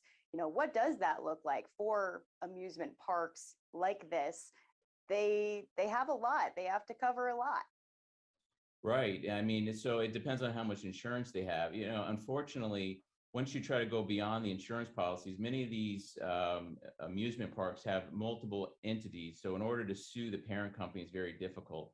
So these corporations don't make it easy to crawl all the way up to the top and get where the money ultimately ends for purposes of the profit structure of a company. So there will be some hurdles, but if there's sufficient insurance, this is a case that insurance would look at it, evaluate it, and pay out probably of the full policy, whatever they're insuring, because this is a tragic accident. Really, there's not a dispute that there was negligence. Right. Well, this happened in March. Parks still closed down. In your experience of covering cases and whatnot, you know, what does this do for the reputation of this park? Do you think it is permanently closed, indefinitely closed? I think this is probably a tragic end to this park. I mean, the ride is over, right? Who in their right mind would go on the ride, but who would go in the park knowing that there's significant safety issues that you could die? This could be a reputation killer that doesn't seem to be able to, the park be able to get around and surviving under this scenario. Well, there's been a lot of updates and developments in the case. What's next in the investigation? Is there enough evidence on the table here to move forward with litigation? Well, it looks like the Department of Agriculture did an investigation, and that's the report that you were just citing. It looks like they could revoke the license of the park for doing this, or fine them, or go after them administratively. I'm sure that the family of the deceased have already hired counsel, and they're going to open an estate for the deceased and file a wrongful death claim is more likely what's going to happen. Or they might not even need to file one. This might be one that's negotiated and handled outside the courts because it's so patently obvious as to what happened. Yeah. I mean, would it be smart to just settle on this if you are the park? Absolutely. Yeah, absolutely. You know, insurance is for cases like this. Tragic things happen, and insurance companies need to do the right thing on cases like this and settle quickly, because that's the whole point of having insurance for tragic accidents like that. And I see that happening in this case.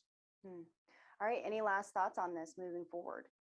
The state probably needs to look into why this happened, because we're an amusement park state here in Florida, and make sure that this sort of thing doesn't happen anywhere. And, you know, all these carnivals that schools have throughout the year, they need to make sure that statewide and even nationwide, this sort of thing doesn't happen, and that appropriate safety measures are taken into consideration. All right. David DiPietro, thank you so much for being with us here on the show, and we'll talk to you soon when we get the next update here. Thank you. All right, and a big thanks to our own LiveNow's Daytona Everett, who of course was bringing us that very important conversation about the Orlando freefall ride investigation. And we do want to take you out to Hartsfield International Airport in Atlanta, Georgia. Another top story that we are following today is that a federal judge here in Florida has voided the nationwide public transportation mask mandate, which required people to wear masks not only in airports but on planes, also on public buses and trains as well. Coming up in just a little bit, we are going to be heading out to LAX in Los Angeles, California for a live report on this developing story with our own Fox 11 LA's Mario Ramirez. It is just about 8 o'clock in the morning here on the East Coast. You are watching Live Now from Fox. We'll be back in 2 minutes.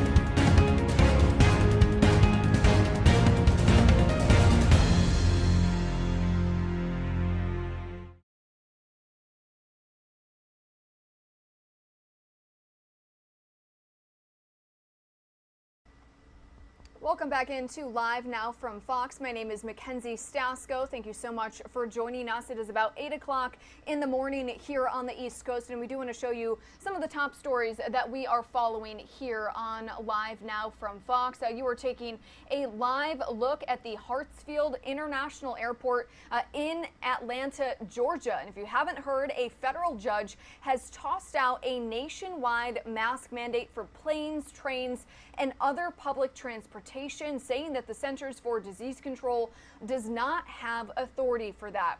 Also, Johnny Depp is expected to take the stand today in a $50 million defamation trial against his ex-wife Amber Heard. That is happening in Fairfax, Virginia. We have been bringing you live feeds inside of the courtroom for the past 2 weeks. So again, actor Johnny Depp is expected to take the stand later this morning as he sues his ex-wife Amber Heard for $50 million. Also, we are tracking a late season nor'easter, which is expected to dump about a foot of snow in parts of the interior Northeast, causing some messy conditions for those of you who do live in the northeastern part of the United States. Also, we do have the latest updates on day 55 of Russia's invasion of Ukraine. We have been reporting to you that Russian troops have left northern Ukraine to regroup in the eastern part of the country, where they were planning to launch a full-scale attack to try and capture the Donbas region. We have learned that is underway. Russian forces began that long-awaited full-scale attack in the eastern part of the country to try and capture the Donbas region. So we do want to bring you some video that we have here on Live Now from Fox. Again, coming in to our desk on day 55 of Russia's invasion of Ukraine.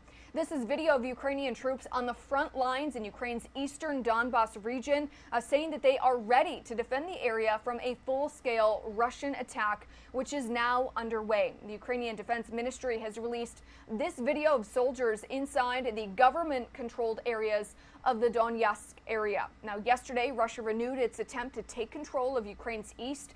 Russian soldiers attacked along an area spanning more than 300 miles.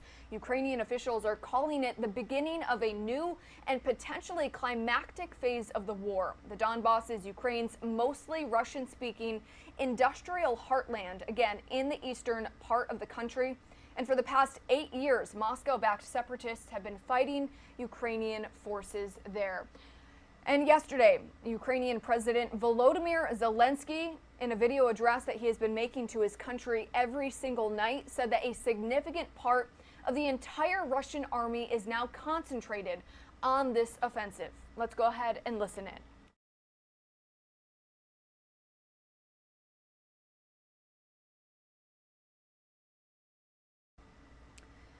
And it does appear the audio on this clip here on Live Now from Fox is not working, but Ukrainian President Volodymyr Zelensky in this video saying that, quote, now we can already state that Russian troops begun the battle for Donbas, for which they have been preparing for a long time. A significant part of the entire Russian army is now concentrated on this attack. No matter how many Russian troops there are, we will fight.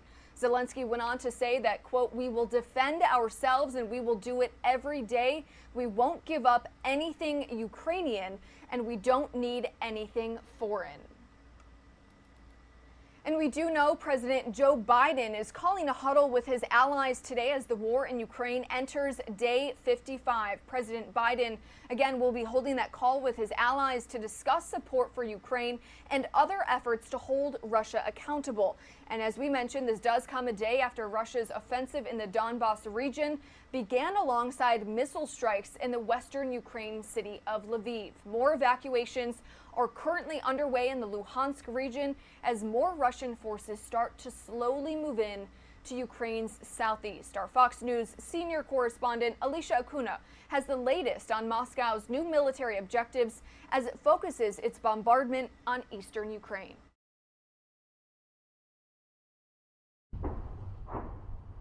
Ukrainian President Volodymyr Zelensky says Russian forces continue launching new military operations in eastern Ukraine, ramping up assaults as a growing number of Russian troops eye control of the Donbas region, territory dotted with concentrations of Russian-backed separatists and what's considered Ukraine's industrial heartland.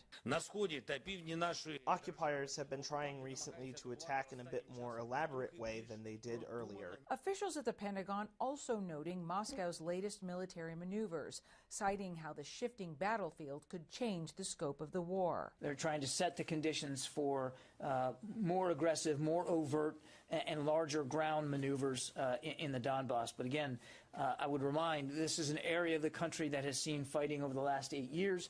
This is a terrain that both sides understand and know. No matter what, President Zelensky and Ukrainian fighters vow they will never back down. No matter how many Russian troops are driven there, we will fight. There won't be questions. They will get what they deserve. This new fighting in the east, combined with enduring Russian attacks in Kharkiv and Mariupol, triggering more evacuations. As of Monday night, the United Nations reports almost 5 million Ukrainians have now escaped their homeland since the start of the war almost 2 months ago. At least 90% are women and children. President Zelensky submitted an application to join the European Union, which could provide additional military assistance.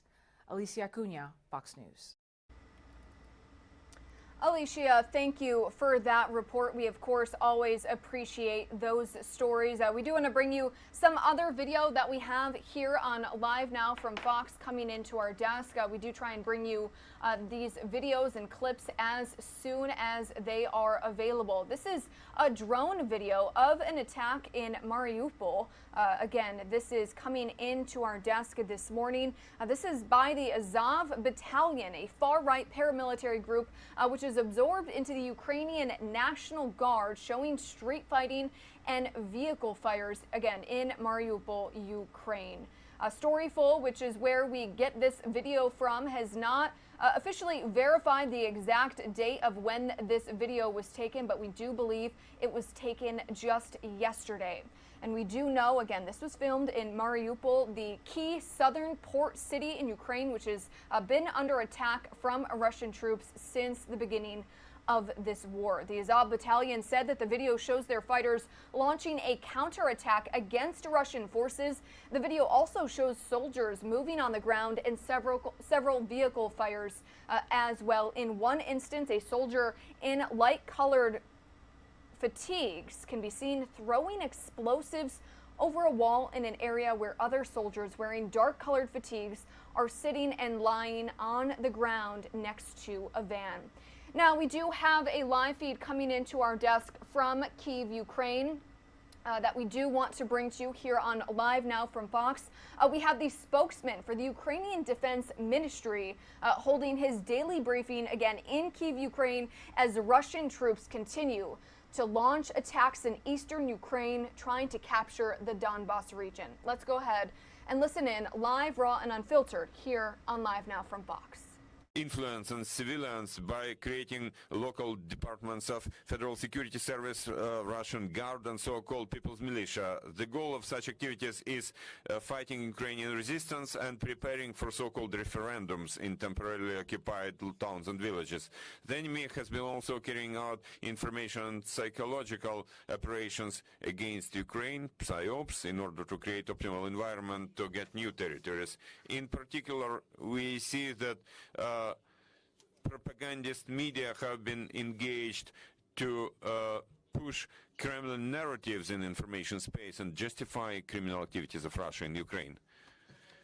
According to Ukrainian intelligence, the losses of the 126th Brigade, Coast Guard Brigade of Russian Black Sea Fleet amount to about up to 75%. The 910th Separate Marine Brigade of Black Sea Fleet has lost 158 soldiers and officers who died, about 500 have been wounded, and 70 people are considered missing. A significant part of Russian servicemen from those brigade has submitted reports, petition applications whereby they say they don't want to participate in so-called special operation. At the same time, over the last day in Donetsk and Luhansk Oblast, Ukrainian defenders have resisted 7 attacks by the enemy, destroyed 10 tanks, 18 armored vehicles, and 8 cars and trucks, 1 artillery system, as well as the enemy's mortar with its crew. At the same time, Ukrainian air forces have downed 7 targets, including 1 airplane, 4 UAVs, and 2 cruise missiles. The total losses of the Russian occupiers in Ukraine from the 24th of February to the 19th of April have been as follows. Personnel, 20,800, tanks 802, armored fighting vehicles 2,063, artillery systems 386, multiple launch rocket systems 132, anti-aircraft air defense systems 67. Also 169 airplanes and 150 helicopters, 8 ships and boats, tactical 158 tactical UAVs, and 4 mobile tactical missiles launch systems. That's all information at the moment. Thank you for attention. Glory to Ukraine, glory to heroes. Alexander, I'd like to clarify a bit about personnel. Maybe, you said 2,800. I would like to quote again for our journalists, maybe 20,000. Yeah, of course, 20,000, about 20,800 soldiers and officers of Russian army have been killed. Thank you, dear colleagues. You can ask your questions, but please use the microphone and introduce yourself if there are any questions. The New York Sun. Some journalists have said the Battle of Donbas has begun. Would you agree with this statement, and why or why not?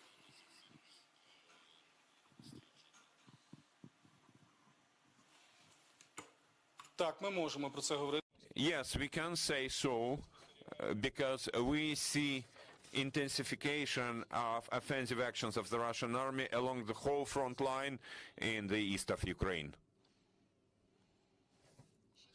Thank you. Any more questions? Thanks. One other question. Can you talk a little bit about how the military challenges in eastern Ukraine are different than the military challenges Ukrainian forces faced in the defense of Kyiv? Thanks.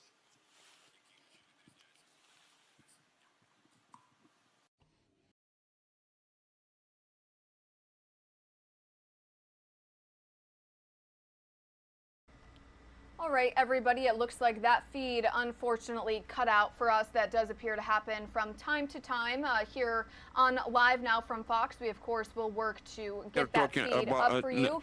This is it right now. We are going to adjust the audio, so bear with us for a moment as we try and get this feed for you together here on Live Now from Fox. But I repeated your question that it's about challenges faced by Ukrainian army, right?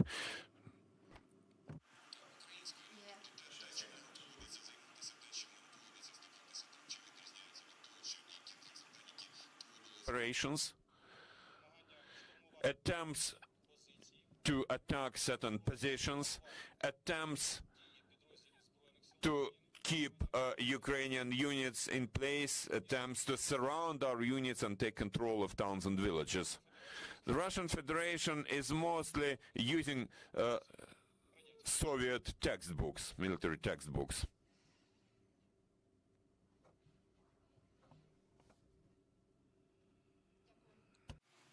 Thank you. Any more questions? Thank you, Alexander, for joining us, dear friends.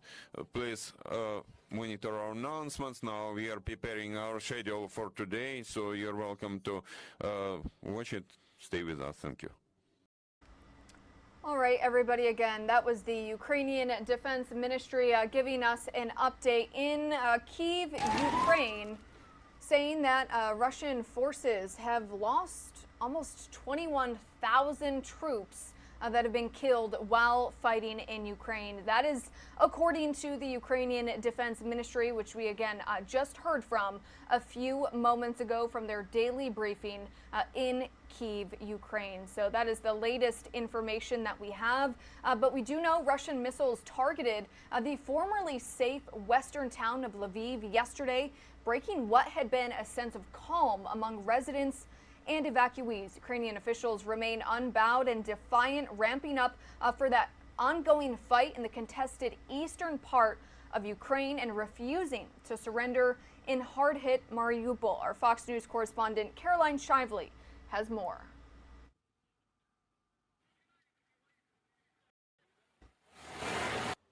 Russia launched a new phase of its eastern offensive on Ukraine Monday, trying to break through defenses around multiple cities. I think we see the cruise missile strikes, the artillery strikes right across Ukraine as being part of the softening up, if you like, the preliminary operations before the major land strike, which will occur sometime in the next few days or weeks. In the south, a few thousand Ukrainian troops holed up in a steel mill in Mariupol, ignoring a Russian ultimatum to surrender. While in western Ukraine, missile strikes in Lviv killed at least 7. Some military analysts say Russia's disregard for human rights means it's time for the U.S. and NATO to make a decision. Are we going to continue to just slow roll this and ignore it, or are we truly going to give Ukraine the capacity to be able to not only defeat the Russians, but push them out of Ukraine in total, including the Crimea? Enough is enough. The United Nations humanitarian aid chief said no humanitarian ceasefires have been agreed to so far, but they are working with both sides. You need at least a 3-day window to enable proper, safe evacuation, things to happen. As yet, we have not got agreement on that. We should pray for the parties to understand the devastation that is happening as a result of the invasion of Ukraine. In the face of Russia's stepped-up military moves, Ukraine's president has made a key political maneuver, taking the first step toward an accelerated membership to the European Union. In Washington, Caroline Shively, Fox News. Caroline, thank you for that report. We do want to switch gears and bring you some news coming into our desk out of Queens, New York. A pretty disturbing story that we have to tell you here, where the NYPD is currently trying to solve a shocking murder mystery in Queens. Detectives there are on a manhunt for the killer who reportedly stabbed a 51-year-old woman more than 6 times. Again, this is coming to us from Queens, New York. The woman, again, as we mentioned, stabbed at least 6 times. Her body was found stuffed in a bag over the weekend, just a few blocks from where her home is. This is video of the crime scene brought to you by our Fox 5 New York team. As our Arthur Chien from Fox 5 New York tells us, the gruesome crime has rocked the quiet Forest Hills neighborhood. So sad for the family. We've been over their house, they've been over our house. Police tonight continue to collect evidence, trying to find out who murdered Ursulia Gal, removing evidence from her home, including a Mac desktop computer. The Queen's mother was stabbed nearly 60 times and stuffed in a duffel bag and dragged to Forest Park this weekend, to be discovered hours later on Saturday morning by a man walking his dog. As police descended, a blood trail from the duffel led directly back to Gal's home on Juneau Street. She was a lovely lady, always very attentive to her family, her kids. Just an amazing person. Gal has 2 sons, ages 13 and 17. The latter and her husband were reportedly in Portland at the time, touring colleges. On Friday night, she went out with friends and returned home alone when someone came to the house. This according to reports which say there were no signs of forced entry and that the 51-year-old mother may have opened the door for a person she knew. Investigators are also looking into who else Gal may have contacted Friday night.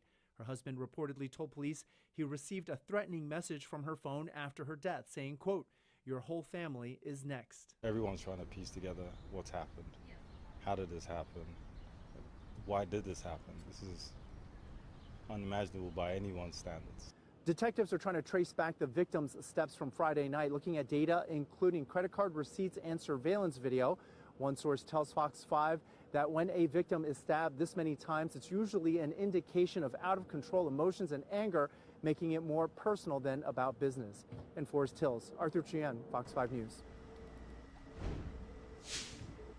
Arthur, thank you for that report. We do want to bring you some news that we have related to the Oxford High School shooter. We do want to get you this graphic here right up there on your screen. We do know that the parents of the accused Oxford school shooter are due back in court this morning. James and Jennifer Crumbly are looking to have their bail amounts reduced. Right now, both remain locked up on $500,000 bonds, and they're asking a judge to reduce that to $100,000 each. The Crumbleys are charged with 4 counts of manslaughter. Prosecutors say that they failed to recognize that their son was spiraling out of control, and instead of getting him medical help, they say that they bought him a gun. The defense claims that the couple is being unfairly portrayed and that there was no way that they could have known what actions their son was planning to take. So that, again, is the latest information on that story. Of course, if we get a live feed in the courtroom, we will bring that to you here on Live Now from Fox. In the meantime, we do want to switch gears to another story that we are following today. If you haven't heard, a federal judge has decided to void the nationwide public transportation mask mandate. You're taking a live look at one of the nation's largest airports, Hartsfield Airport in Atlanta, Georgia. So again, a federal judge striking down one of the few remaining mask mandates affecting the entire country. The decision avoids the Biden administration's mask mandate for travelers on airlines, on trains, buses, and really any form of public transportation. We do know that the 4 major U.S. airlines, United, Southwest, American, and Delta, all dropped their mask mandates for staff and passengers, along with Alaska Airlines and JetBlue Airways. However, those who still feel the need to wear masks can continue to do so on those flights if they choose. Our Fox News correspondent Caroline Shively has more.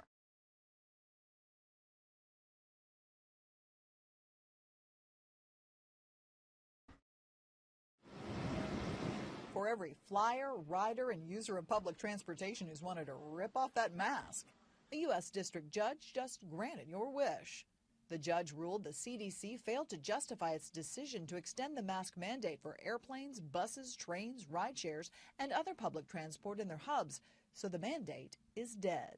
2 years, and we've got to get over this. We got to understand that we want to protect everybody, protect each other, but we can't continue to live life like this. I mean, people are going to go absolutely crazy and bananas. The mandate was set to expire Monday, but the CDC pushed it off until May 3rd to allow more time to study the BA2 COVID variant.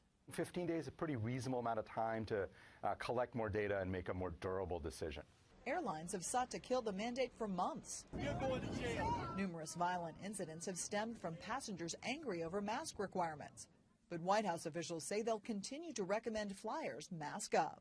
This is based on health considerations and data that the CDC looks at about transmissibility as we've seen an increase in cases on airplanes. An administration official tells Fox that federal agencies are reviewing the decision and potential next steps, but the ruling means the masking order is no longer in effect and will not be enforced by the Transportation Security Administration. In Washington, Caroline Shively, Fox News. Caroline, thank you for that report. We do want to take you live out to the White House, where we do know President Joe Biden is expected to leave the White House today to visit New Hampshire to promote his infrastructure law. Also related to White House news, Democrats are growing increasingly more critical of President Biden as the midterm elections approach. Some are calling out the president publicly to make changes or face the likelihood of losing Congress in November. Our Fox News White House correspondent Peter Ducey has that story today from the White House.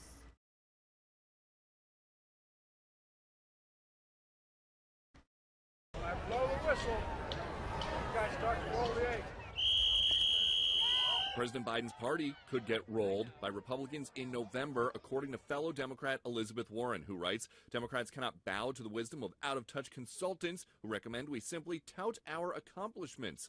But that is a big part of this president's pitch. It's the fastest decline in unemployment to start a president's term ever recorded. Warren continues, instead, Democrats need to deliver more of the president's agenda, or else we will not be in the majority much longer. Biden's approval in a recent Quinnipiac poll, just 33%. I think the president's richly deserved his approval ratings, which are well below 40 now. Some Democrats are breaking with the president in three big areas. On the economy, the Putin price hike is criticized by Senator Joe Manchin, who says, when will this end? It is a disservice to the American people to act as if inflation is a new phenomenon. On immigration, supporting COVID regulations on planes but lifting them at the border doesn't sit well with Senator Kyrsten Sinema. She says the administration's extension of public health emergency authorities proves the need to delay lifting Title 42 to protect the health and safety of Arizona communities and migrants. And on foreign policy, the president's promise to never send troops to Ukraine is something Biden ally Senator Chris Coons hopes he revisits. I think the history of the 21st century turns on how fiercely we defend freedom in Ukraine, and that Putin will only stop when we stop him. White House officials really didn't want the president talking about today's news, sending a staffer dressed as the Easter Bunny to block a question from a bystander at the Easter egg roll.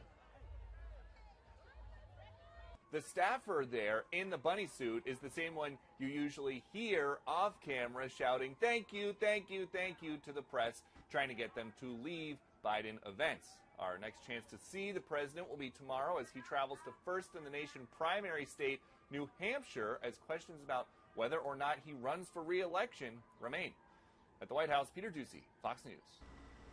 Peter, thank you for that report. We do want to head back to news coming out of Russia and Ukraine, where we do know Russian troops are currently battling for the Donbas region in eastern Ukraine. You're taking a look at the map right there. The Donbas region is the eastern part of the country, and we do again now know that Russian forces continue to attack along a broad front in the area as part of a full-scale ground offensive to take control of the country's eastern industrial heartland in what Ukrainian officials are now calling a new phase of the war. We did hear from Ukrainian President Volodymyr Zelensky in his address last night, saying that his troops will continue to fight until the end, no matter what. So again, Ukrainian President Volodymyr Zelensky addressing his country as he has been doing every night of this war on day 55, saying that a significant part of the entire Russian army is now concentrated on this offensive. And Pentagon Press Secretary John Kirby saying that the U.S. has shipped over several shipments of weapons for Ukrainian troops, saying that from the presidential authorization on April 13th to the first shipments departing on April 15th. So it took about 48 hours, 2 days for at least the first shipment of U.S. weapons to Ukraine. Pentagon Press Secretary John Kirby saying that that speed at which the U.S. is mobilizing to help equip Ukrainians with the material they need to defend their country is unprecedented. So let's go ahead and listen in to the latest update, again, from Pentagon Press Secretary John Kirby. Discuss ways to continue to deepen our cooperation under the U.S.-Philippines alliance. Both ministers will reiterate their commitment to supporting the security, stability, and prosperity of the Indo-Pacific and to ensuring the alliance remains capable and based on shared values and interests. They're also scheduled to, of course, discuss the importance of acting in unison to condemn Russian aggression and acting in solidarity with Ukraine.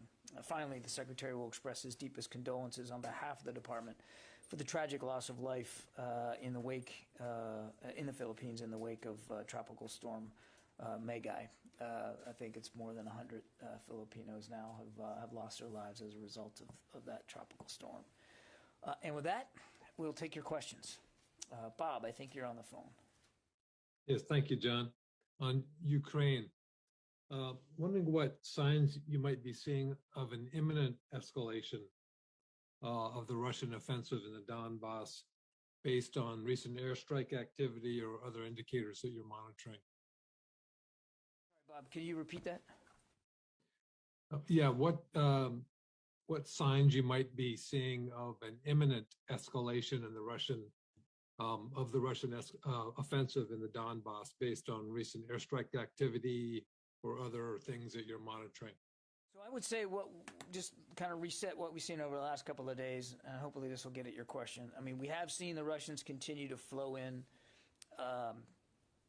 enablers, capabilities that will help them fight in the Donbas going forward. That's artillery, rotary aviation, helicopter support, command and control enablers, and we do believe that they have reinforced the number of battalion tactical groups in the east and the south of Ukraine. Now, we can't say specifically where all these battalions, these tactical groups are going, but we have seen over the last few days that they've added now more than 10 to what they already had there in that part of the country.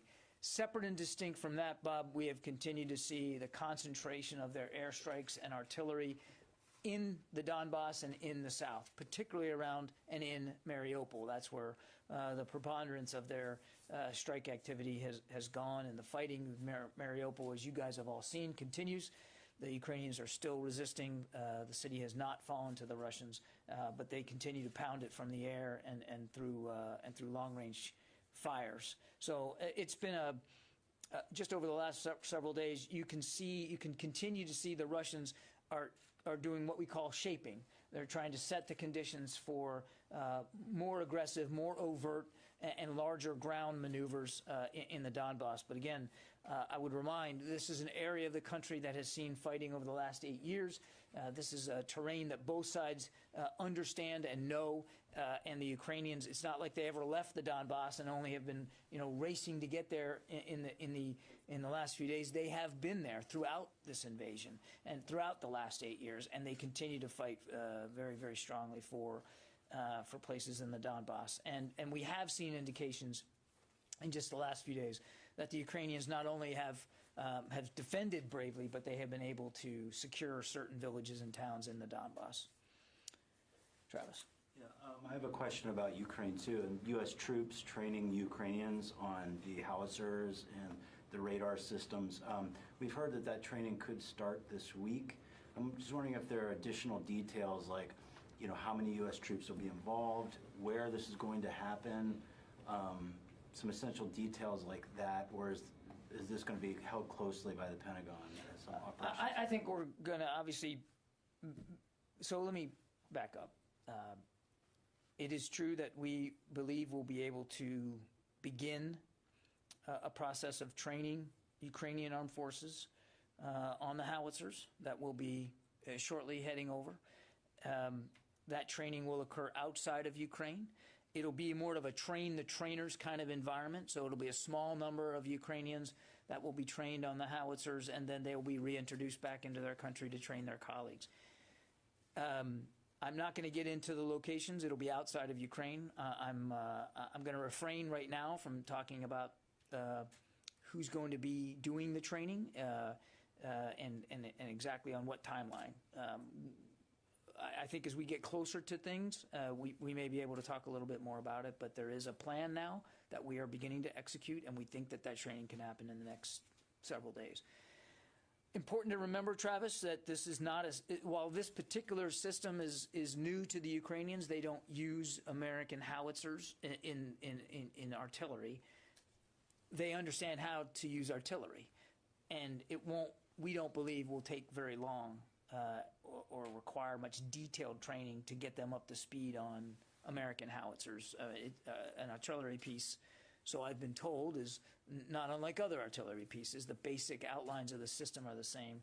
We'll just have to get them up to speed on the particulars of our howitzers. These are 155 howitzers. The Ukrainians typically use 152. It's a different caliber, but it doesn't mean that it's going to be overly laborious to get them up to speed on this. And I think, again, we'll be able to get this training done, at least the first round of it, in the next several days. And if I could just follow up, obviously the battlefield is very fluid with Mariupol and what's happening in Donbas.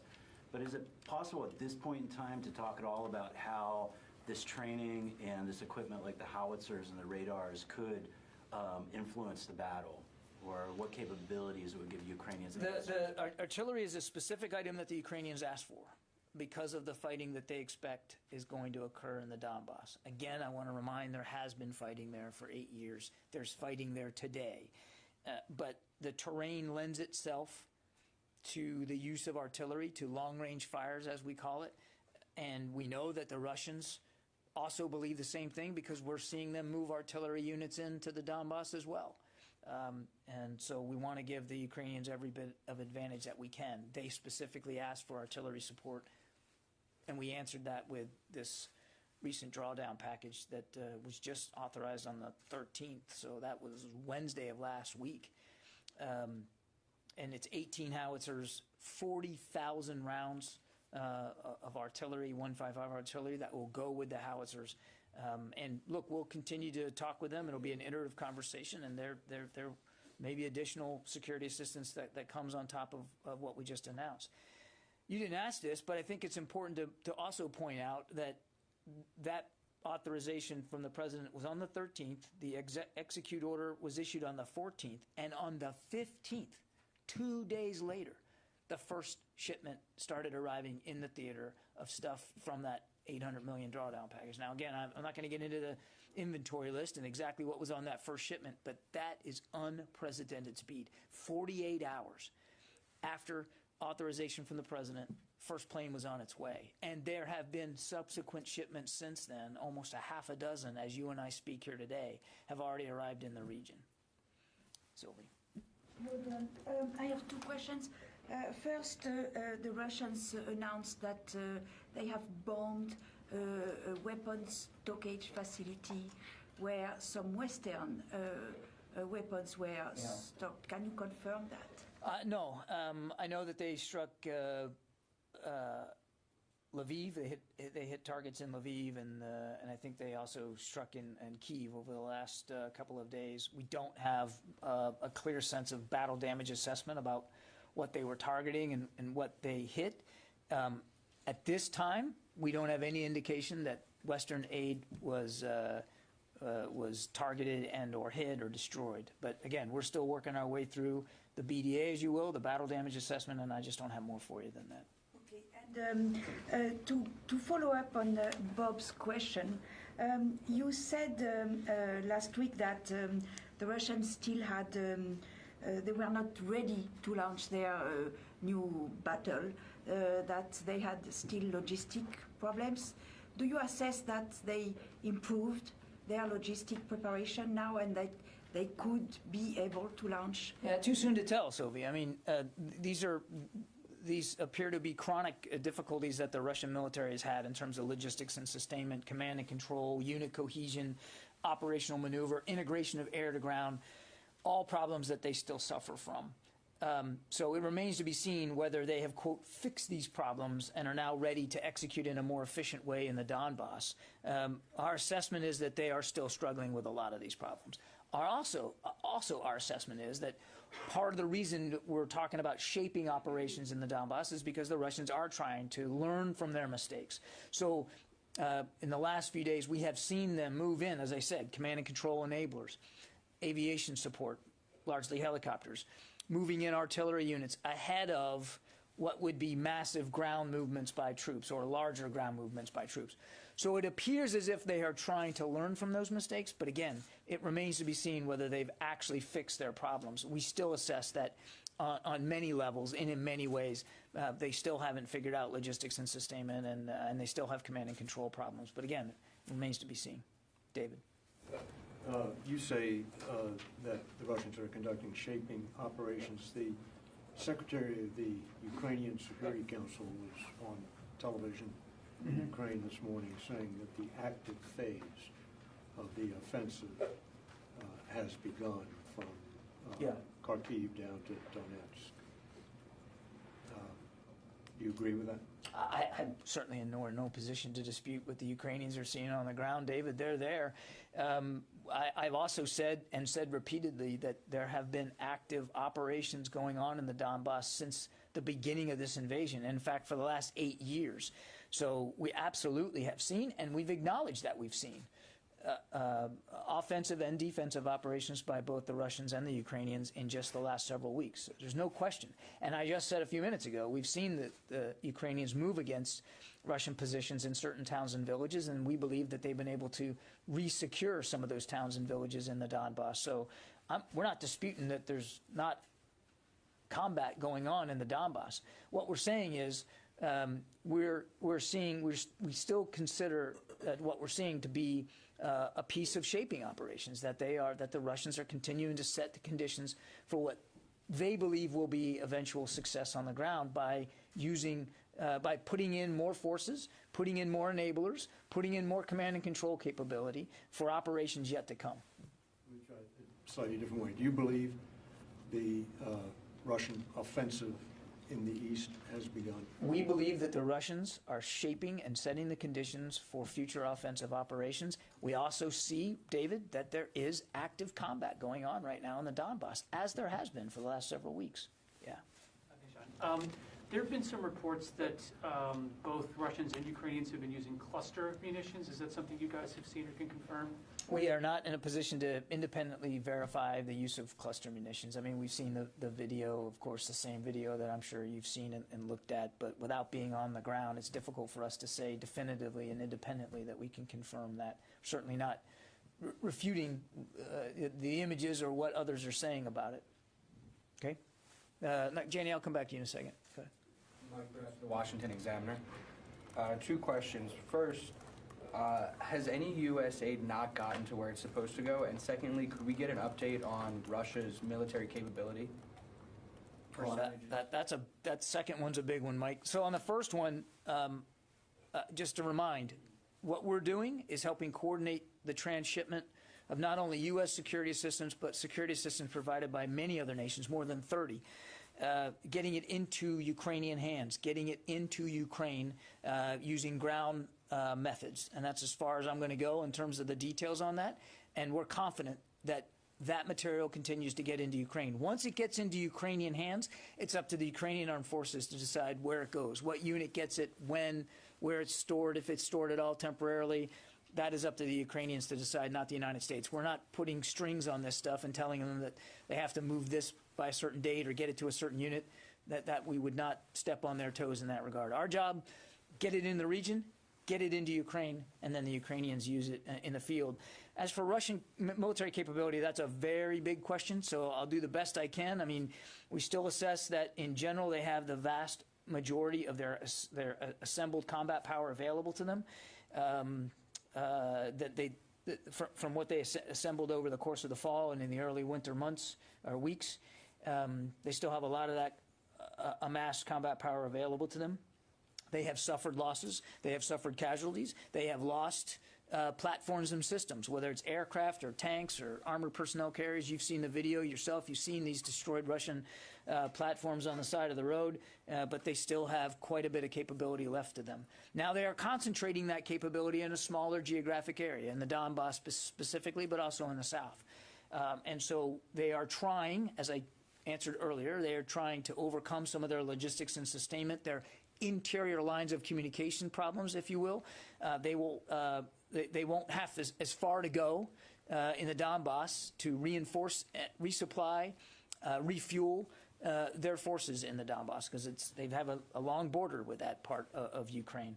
And they are certainly adding combat capability in that part of Ukraine. It is a smaller, again, piece of ground than what they have been trying to operate in over the last 3 to 4 weeks, along 3 major lines of access across the entire eastern half of the country. Now they've concentrated it, and they still have a lot of combat power to use there. It's also, as I said earlier, terrain they're comfortable with.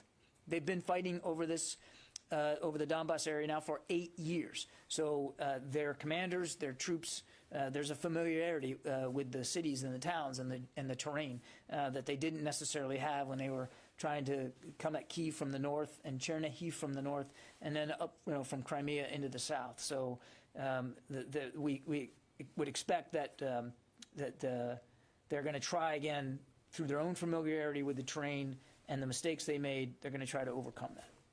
Okay. Has there been any big fluctuation within the last week or so or last short period of time. I know that a senior defense official has put the estimation around 80% to 85% in the past couple of weeks. Is that around the same now? You mean of the amount of combat power they still have available? Yeah. Look, I don't want to get into percentages and specific data here on their combat power from the podium. I would just say that we still believe they have the vast majority of their combat power available to them, even with the losses. They had taken time, months, to assemble combined arms capability outside of Ukraine: aviation, armor, artillery, infantry, special operations, airborne. They assembled a lot, and they still have a majority of that available to them, even with the losses that they've sustained in the last few weeks. Yeah, go ahead. Go ahead. Just following up on what Ms. Brest was getting at. Could you update us a little bit, if you have any visibility into the mix of troops available? How many are they calling on special forces that they used in Syria? Are they calling up new recruits? What the mix is there in terms of? Yeah, we don't have a perfect we don't have a perfect sense of their manpower. We know that they have tried to recruit foreign fighters out of Syria. They claim they were going to get 16,000. We don't have a number to tell you that they got that many, but we know that they have actively tried to recruit foreign fighters out of Syria. We know we've seen indications that they have tried to reinforce their troop levels from other parts of Russia, as well as countries outside of Russia and outside of Ukraine. We know that they are refitting and resupplying and trying to put back into the fight some battalion tactical groups that were in the north, that they have evacuated now or retreated out of Ukraine into Belarus and into Russia. We still believe that there's a not insignificant number of battalion tactical groups that they're trying to refit to come back in. And we know that just in the last few days, they have added to their battalion tactical groups in the east and in the south. Again, we don't know exactly where all these units are or when they were reintroduced, but we know they have added to their force levels in the east and in the south. And just one other. The bombardment of Lviv, is that any sort of, could we read that as an indication that they have ambitions to go farther west? I mean, it's only 40 miles from the Polish border. Yeah, they've struck targets near Lviv before. I wouldn't call it a bombardment. We noted at least one airstrike in Lviv over the last couple of days. Again, I can't get inside the Russian mindset here and tell you what exactly they believe they were striking and with what intent. As I told Sylvie, we're still trying to assess it ourselves as best we can. We're not there on the ground, so we don't know perfectly what they hit or what the intent was. But clearly they struck out at Lviv and they struck out in Kyiv over the course of the weekend. But and if you are just joining us, welcome into Live Now from Fox. I'm your host, Gabrielle Amato, and I'll be with you for the next couple of hours. We were just listening in to the latest Pentagon update from Press Secretary John Kirby, of course, on the situation on the ground in Ukraine and how the United States is aiding and sending aid to Ukraine at this time. We have officially hit day 55 of this invasion of Ukraine, but we actually are going to switch gears entirely and take a look at our XRAD radar because we are monitoring a spring nor'easter that is slamming the East Coast today and has been for the past couple of days.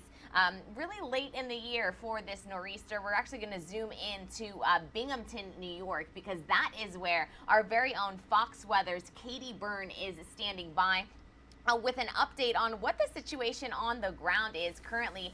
Katie, welcome into the show. I see a lot of snow behind you. Talk us through what people in Binghamton, New York are experiencing this morning.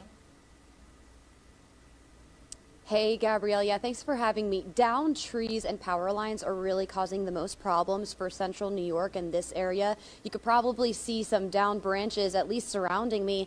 That's something that people are dealing with all over this region. It's because we're dealing with wet, heavy snow. And because we are late into the spring, or late into April at least, and not in winter temperatures anymore, the snow is wet, it's heavy, and it's not that cold outside. So that's what's making it this way. But you can see there's still still snow weighing down some of these branches here and unfortunately causing some of these branches to fall on people's cars right outside in this parking lot. It's something that we've been hearing and seeing throughout the morning, and that snow still coming down, so still causing potential issues. I have seen pictures people have been posting in the Binghamton area of branches falling through their windows of their homes, and it's definitely a major concern today. We were speaking with the Department of Transportation earlier, who was saying downed trees and power lines are causing road closures on state highways in the central New York area. He also told me that they're causing traffic signal issues. So people who might be driving around might come into terms with a traffic signal that's not working. So emphasizing that if you do get yourself in that scenario, you're going to want to make sure that you're treating it as a four-way stop at that intersection, because if the signals aren't working, it can be dangerous if people aren't treating it that way, unless police are directing you a certain way as well. So the mayor here in Binghamton has declared a state of emergency because of the severity of this storm. People have been hunkering down for the most part because,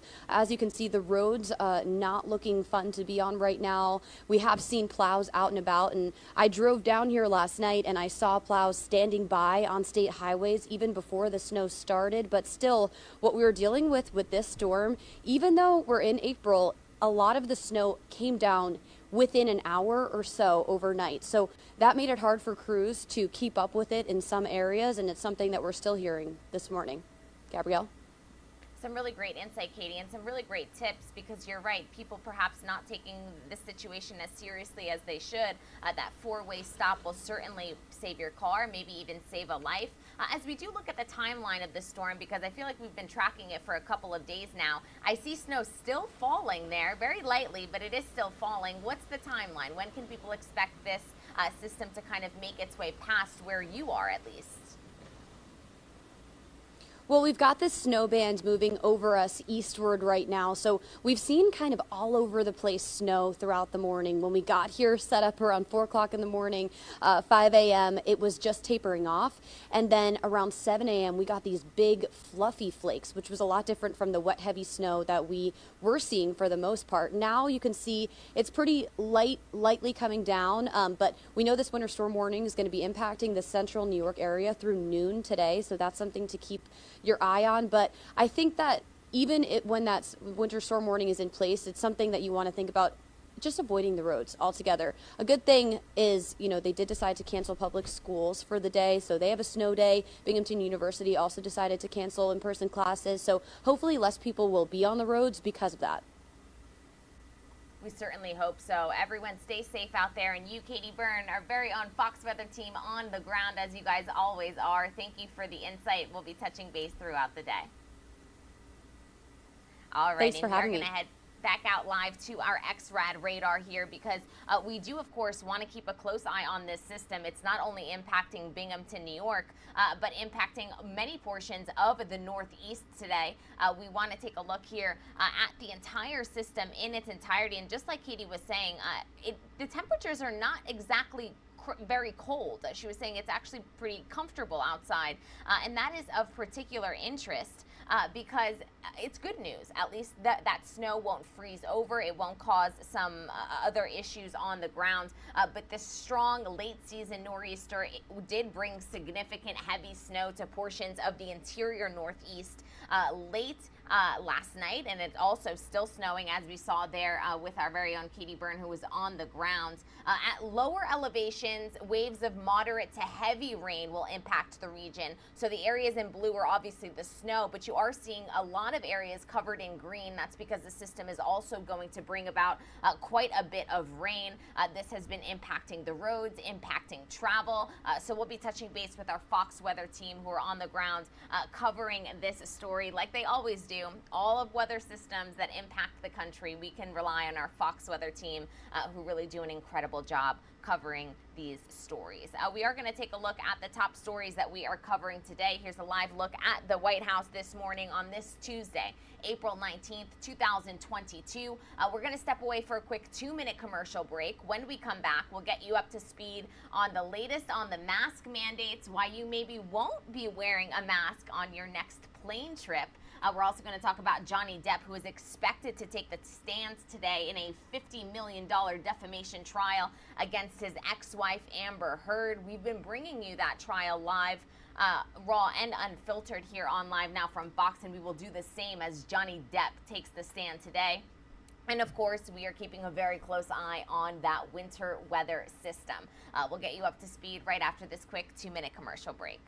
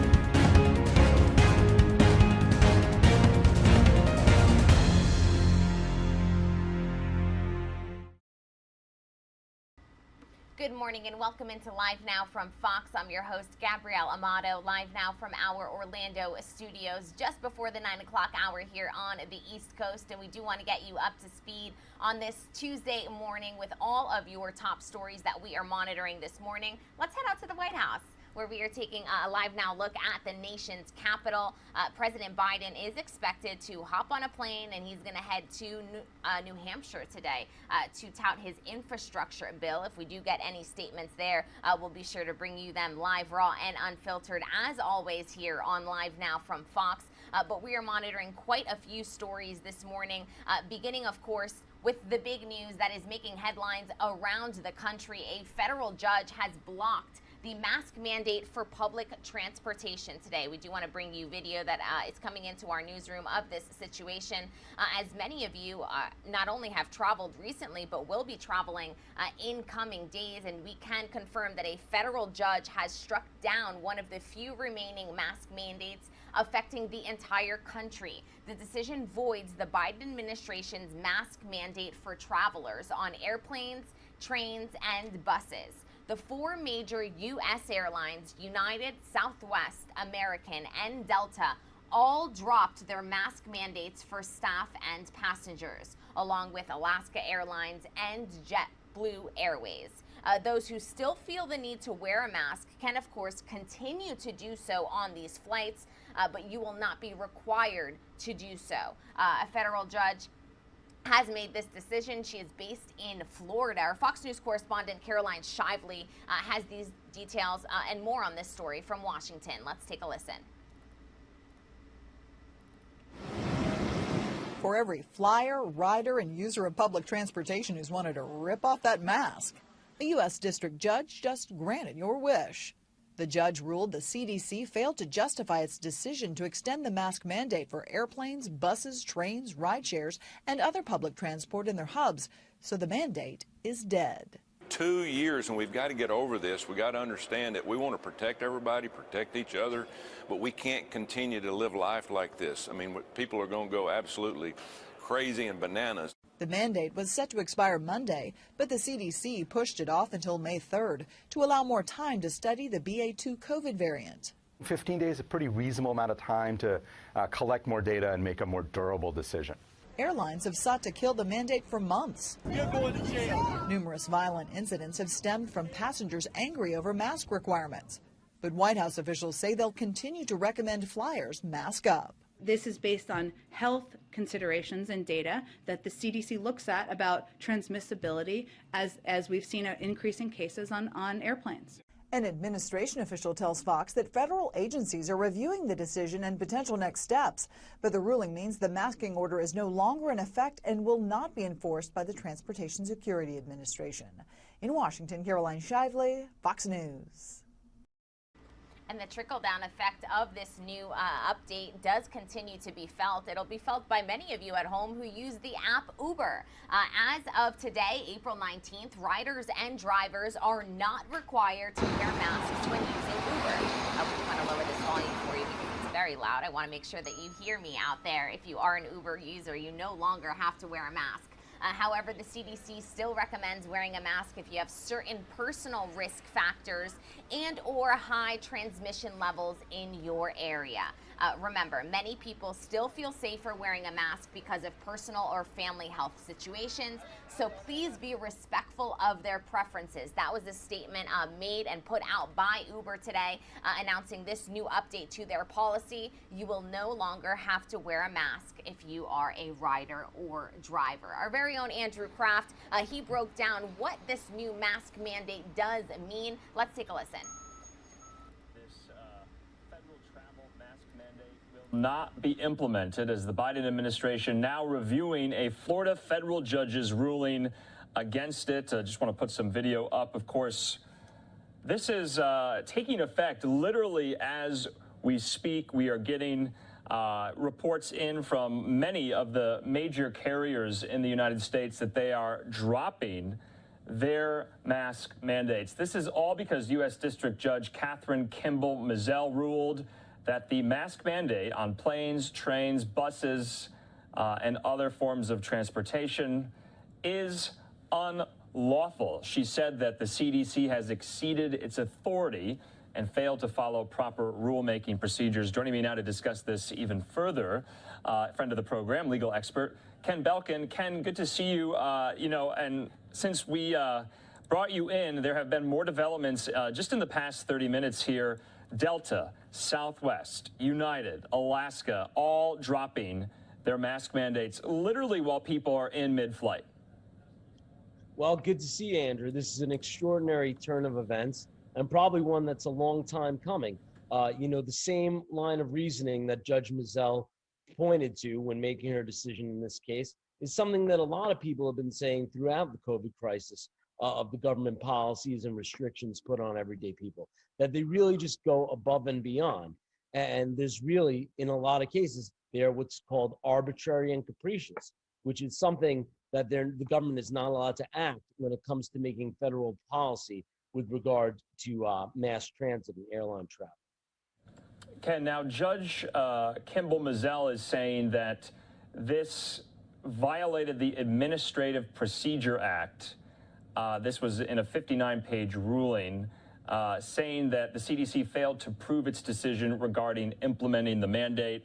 We also saw this a couple months back as well with the moratorium on evictions because of the pandemic itself and the Biden administration. They tried to fight through that. That went by the wayside. Is this similar? Is what we're seeing very similar to this? So you brought up the Administrative Procedure Act. It's a very crucial piece of legislation that I don't think Americans truly appreciate. And it came about during FDR's administration. And it was a law that created all of these administrative agencies that we have today.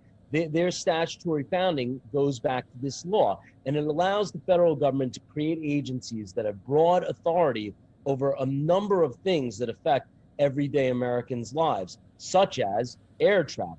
And the standard for when these agencies have overstepped the bounds is if these agencies are acting in a quote unquote arbitrary and capricious manner.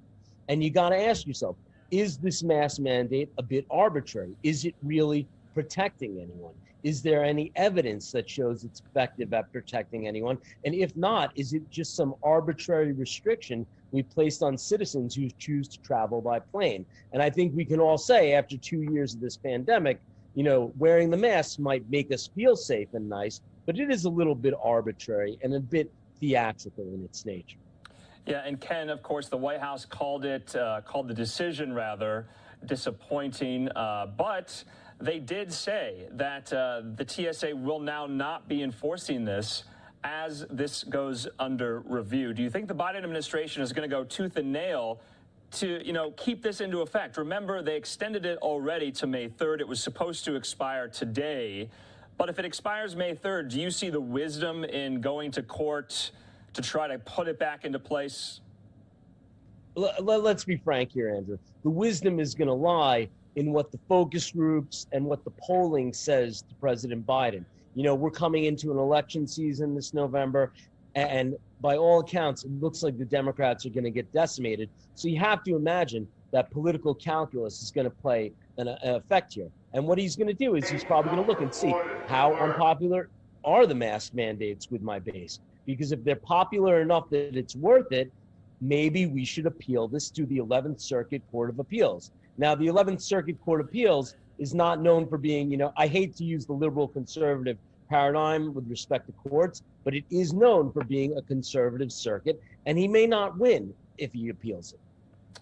Ken, also, this has kind of sparked a debate about the wisdom of who gets to decide on if these policies should still be in place. Is it the CDC? Is it just one federal judge in Florida? Or should it be the airlines themselves? And it seems like the airlines are taking up the mantle now and basically doing away with these mask mandates. Well, let's face it, the airlines have an incentive here. They want to make their customers happy, but they also have an incentive to make their flights safe and mitigate any potential liability they might have on their end. But the fact of the matter is, the federal judiciary plays a very crucial role here.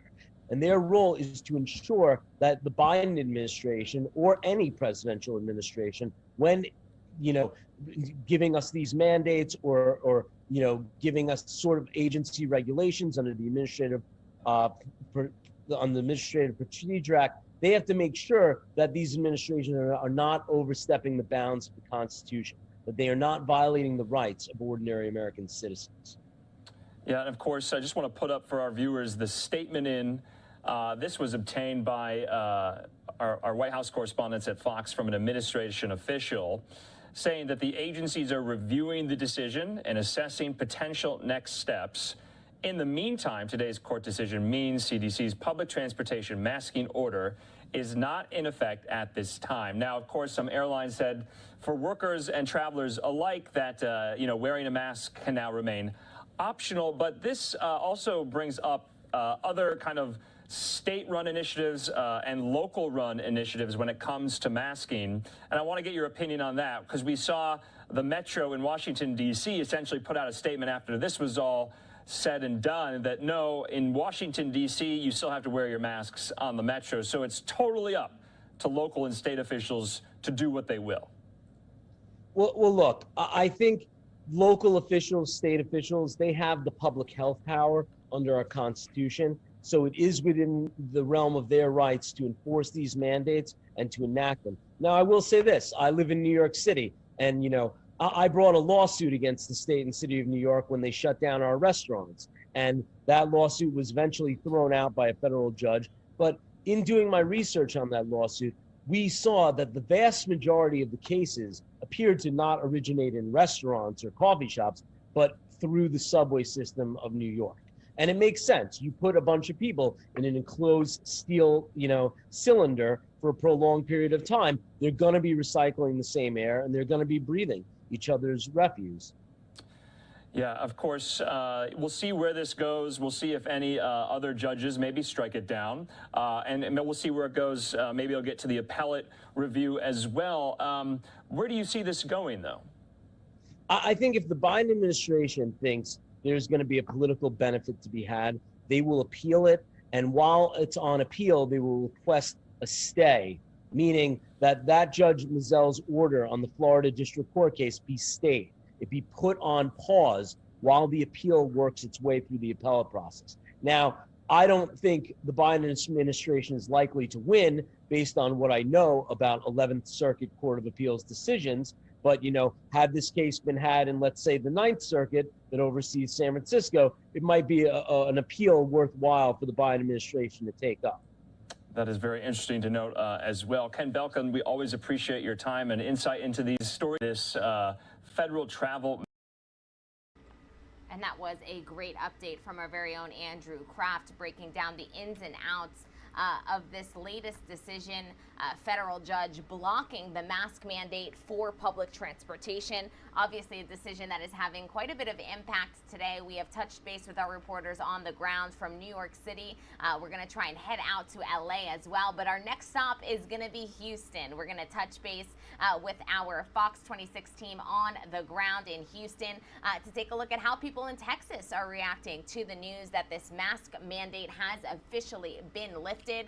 We're going to step away for a quick 2-minute commercial break, but when we come back, to Houston we go. We'll see you then.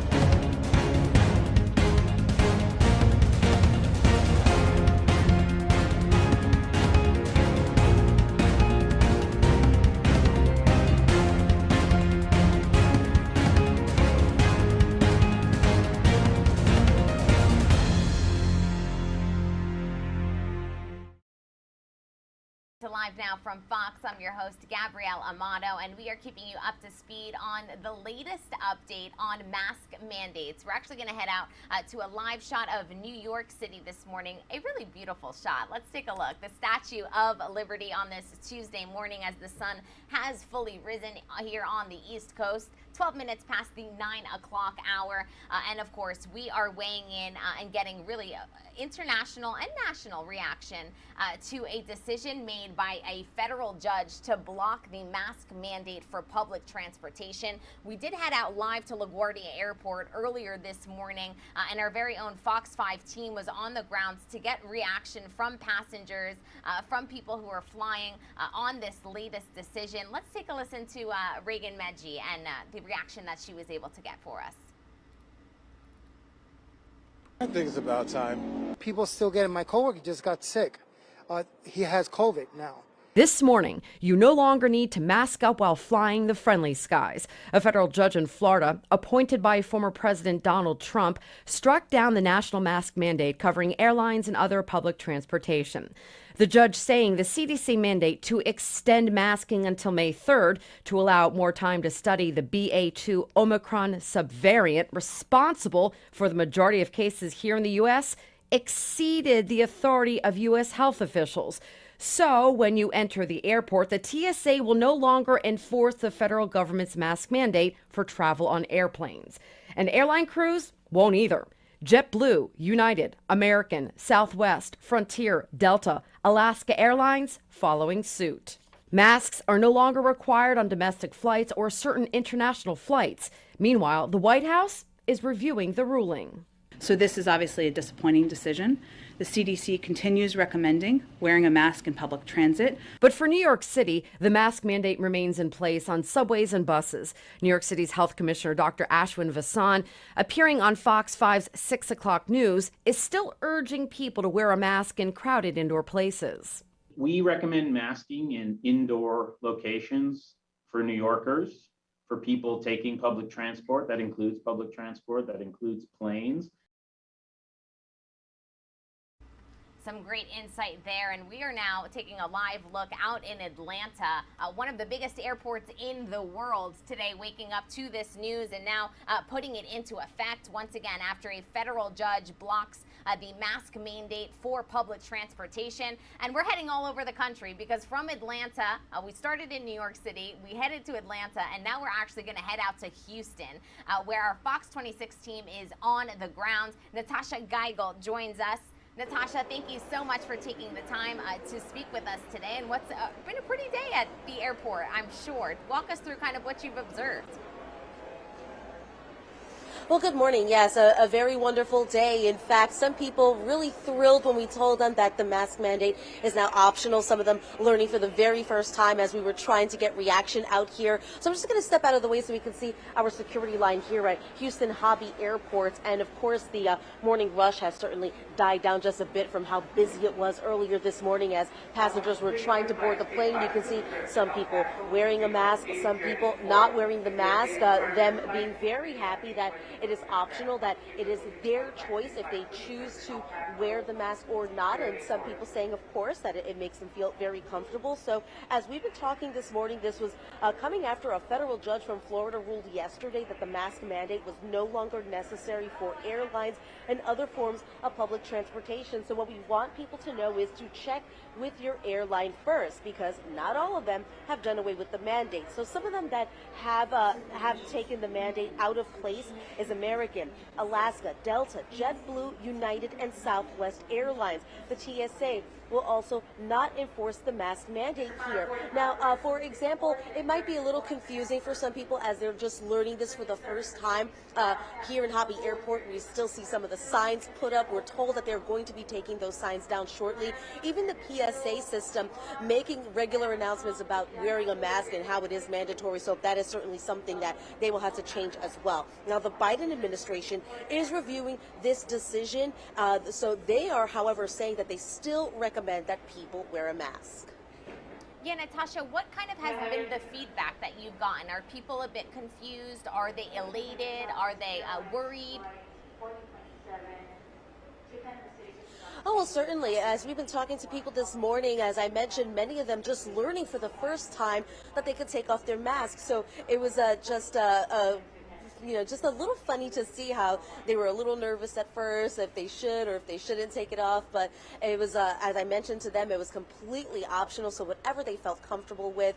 But for the most part, the feedback we've been getting back has been very positive. People happy that the mask mandate has been done away with, and even happy that at least they have a choice. Because we did speak to some people that chose to keep it on, but they were happy that at least it was their choice if they wanted to wear one or not. It is funny, you know, when masks were first introduced, that was the new norm. We were getting used to wearing one, and now people have to get used to not wearing one. It does feel a bit strange, but thank you so much for the insight, Natasha. We appreciate your time, and we'll be touching base throughout the day and throughout the week. Thanks again. No, thank you. Great stuff as always. It's always interesting to see how the world reacts when these kind of big updates happen. Some happy, some perhaps a bit worried, but it is, at the end of the day, up to each individual. We are now taking a live look at New York City once again this morning on this Tuesday, April 19th, and we're keeping you up to date on all of the top stories. We are going to switch gears here and bring you up to speed on an event that we are expecting later on this morning. We have been covering the Johnny Depp defamation trial against his former wife Amber Heard, and Johnny Depp today is expected to take the stand. That trial is set to resume today at 10 a.m. We are in officially week 2 of this trial, and it was, once again, for those of you perhaps who have not been following this very closely, a $50 million defamation trial between Johnny Depp and Amber Heard, his ex-wife.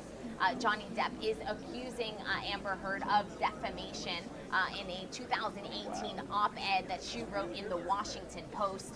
We have heard from quite a few individuals already. We are, like I said, in week 2.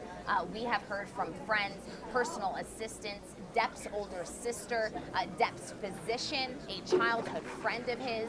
We also heard most recently from his doctor and a nurse just yesterday. And today we are expecting to hear from Johnny Depp himself. Our very own Fox Live Now from Fox team did take a closer look at what we can anticipate today. Let's listen in. Hey, y'all.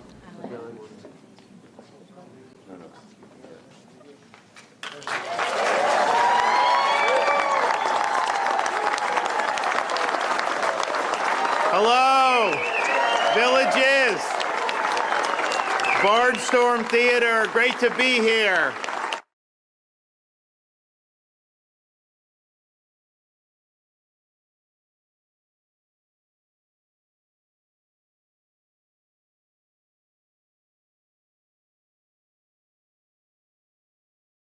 Johnny Depp's $50 million lawsuit began in Virginia this morning with jury selection. 7 jurors and 4 alternates were picked to hear the case. Depp claims his ex-wife defamed him by writing a 2018 article describing herself as a victim of domestic violence. Amber Heard, you saw her get out of the car right there, is countersuing Depp for $100 million, alleging he assaulted her on nearly a dozen occasions throughout their relationship. Opening statements begin tomorrow morning. To break all of this down, I want to bring in legal analyst Randy Zellen. Randy, thanks for being with us. To start off the week here, this is going to be an interesting one. This is going to be a he said, she said situation. Defamation suits like this, how hard are they to prove? They're difficult, and they're even more difficult in the Commonwealth of Virginia. The Commonwealth is historically known as very friendly to protecting one's reputation. It's actually written in the Virginia Constitution, where it talks about, we understand that there is a right to free speech, but we really need to balance that against protecting someone's reputation. In fact, Ms. Heard has argued that that's exactly why Mr. Depp brought the action in Fairfax, Virginia, where neither of them reside, as opposed to in California. And it's for that very reason. Of course, Mr. Depp will argue, no, I had a right to bring it in Fairfax because the the Washington Post, where the article was published, they run their servers out of Fairfax. So therefore, Fairfax was a perfectly appropriate place to hold the trial. So you're saying the fact that it's in Virginia is going to play a massive role in all of this? It certainly, at least Mr. Depp will hope that it plays to his advantage, because again, Virginia is historically known as a reputation-friendly place to litigate. It is no accident that he brought this action in Fairfax County, where again, neither one of them really have any connection to, and it's only the Washington Post servers. And keep in mind the op-ed piece that Ms. Heard published, what she said, the statements were published in a Washington Post op-ed piece. So again, the venue where the trial is being held is established in Fairfax, Virginia, because the Washington Post servers are operated out of Fairfax, Virginia. So let's talk specifics of this case. What is Heard alleging and what is Depp alleging here? Well, working backwards, what Mr. Depp is alleging that Ms. Heard published an actionable statement in the Washington Post. An actionable statement is one that is both false and defamatory. Something is false where it is capable of being proven true or false, and a statement that is defamatory is a statement that holds someone up to ridicule or scorn, lowers their reputation in the eyes of the community, and causes them damage. What Ms. Heard is counter-alleging is that Mr. Depp instructed his lawyers to say equally very bad things about her. So therefore, He is alleging that she defamed him by alleging that he is an abuser and that she was the victim of domestic violence. And essentially she's counterclaiming that, hey, wait a minute, you called me all of these terrible things. I'm a liar. I'm this, that, I'm the other. What I said was the truth. Yeah, and like we said in the beginning, this is going to be kind of a he said, she said situation. A lot of these instances are behind closed doors with not a ton of evidence from what we can see right now. Of course, a lot of that will be presented inside of the courtroom, which cameras are going to be allowed. And there's going to be a few celebrities that take the stand, too, from what we're hearing. Yeah, and it's a very interesting point that you raised, because it's actually the celebrity angle that both sides hope to elevate this beyond the he said, she said. So, for example, one might say, what does Elon Musk have to do with this trial? Well, apparently, Mr. Musk and Ms. Heard were involved in a romantic relationship. So Ms. Heard is hoping that Mr. Musk can be called as a witness to corroborate things that she said to him. Now, well, you may say, wait a second, that can't come in. That is hearsay. It's an out-of-court statement that's being offered for the truth of the matter asserted, and that's not fair. But quite frankly, the argument is, well, wait a minute, it's reliable because if she said it close in time to what she's reporting, that's where we get something called recent outcry. Or let's say she was upset about something, that's called an excited utterance. Again, there is a degree of reliability to that statement where the law says, she really wouldn't have time to have made that up to tailor what it is that she's trying to do. So that testimony could come in. Other celebrities are going to be called, like James Franco, probably for the same reason, to say, I was in a relationship with her. I saw the text messages. I saw her reaction. She said things to me in a moment where there is a degree of reliability to me being able to recount for the jury what she said to me. So they might be utilized to back their stories here. This isn't Johnny Depp's first rodeo when it comes to lawsuits. He has filed in the past in London. How is this one going to be different, though? Well, that also is a great question, because one would think, hey, wait a minute, Johnny, didn't you lose in the UK? Didn't the judge actually go on record and say that I believe Ms. Heard and what she said and the things that she alleged that you did to her? I believe her. So you would think, wait a second, how could you possibly be going to trial now? Well, the judge in Virginia went out of her way to say, wait a second. The standards, the burden of proof, the way things are done in the UK are entirely different from the way they're done in the United States. So therefore, we're not going to give any effect. We're not going to give any weight. It's not going to have anything binding on us here in the United States. But it really is fascinating to know that a judge, when Mr. Depp sued the Sun in the United Kingdom alleging defamation based upon saying things and recounting what Ms. Heard had said, that the judge in the UK said, nope, you lose, Mr. Depp. I believe her. Yeah, it'll be really something to watch, all this shaking out here. It's impossible to ignore the fact that he has lost work, though. He alleges that he didn't get future jobs with Pirates of the Caribbean and other gigs, too. So what are your thoughts about that moving into this trial?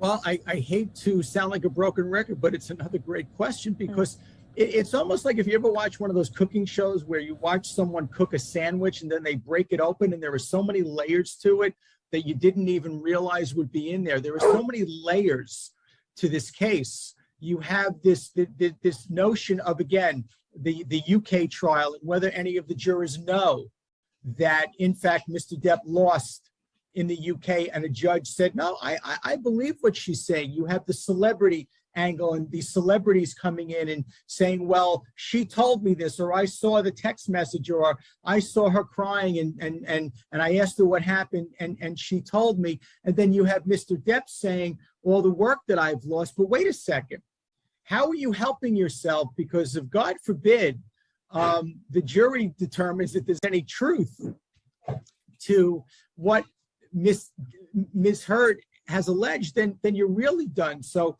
aren't you just running a grave risk of even more attention to something that basically happened in 2018? It's over and done with. Why don't you kind of try to move on from your life instead of bringing this back into the spotlight where it really is going to become a media circus. And let's not forget something else. Ms. Heard actually never used Mr. Depp's name in this op-ed piece. And remember what an op-ed piece is. It's opposite the editorial section. At its very essence, it is an opinion piece. It is her opinion. So it was her opinion where she never actually used the name Johnny Depp. Right. And it does somewhat set a precedent moving forward as to what you can write in op-eds and what people can say about their relationships, especially celebrities. There's so much speculation and so much talk surrounding what is going on. I really think that this is going to have a huge impact on Hollywood and celebrities alike. Expectations going into this trial, Randy? My sense of it is if I were a betting man, I would not have my money on Mr. Depp. Well, there's a lot of money on the line, $50 million from Depp, a countersuit of $100 million. So a lot going on here, and we'll be watching it every step of the way. Randy Zellin, thanks so much for joining us here on the show. We'll definitely be speaking with you soon about this. Thank you for having me. Some great insight into what we can expect later this morning when that trial does begin. Again, we are just about half an hour away from that trial beginning. We are hearing from Governor Ron DeSantis here live, so let's listen in. And then the Board of Governors in Florida, the Board of Trustees at each individual university, they're going to be able to make sure that, you know, to fulfill core requirements, it has to actually be courses with academic integrity. It's not going to be some of these courses that they're basically just using to smuggle in ideology and politics. And so the more that we focus on academic rigor, and we trim the fat on a lot of this other stuff that has kind of seeped into the universities over the years, the better we're going to be, and the better, quite frankly, our students are going to be. And although this doesn't apply to this bill, it's the same goes for K through 12. You know, we just had a review, and Commissioner Corcoran can talk about it, with the math textbooks for K through 12. And there's a movement to say, you know, math should be not about getting the right answer, but more about social and emotional response and all that. And I'll tell you this, it is absolutely gaining a foothold across this country. We said we're not doing that in Florida.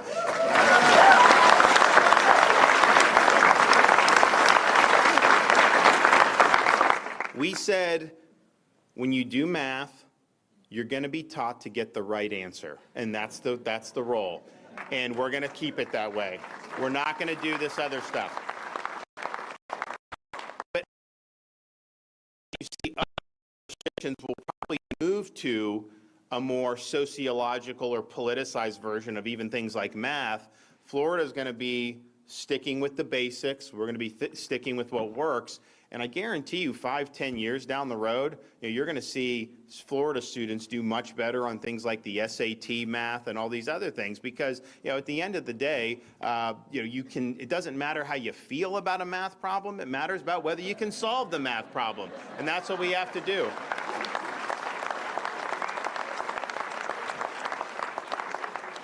And then finally, this bill provides protections for students against increased fees. And we talked about holding the line on tuition, which we're proud about, but there's ways that they can get you with all these fees.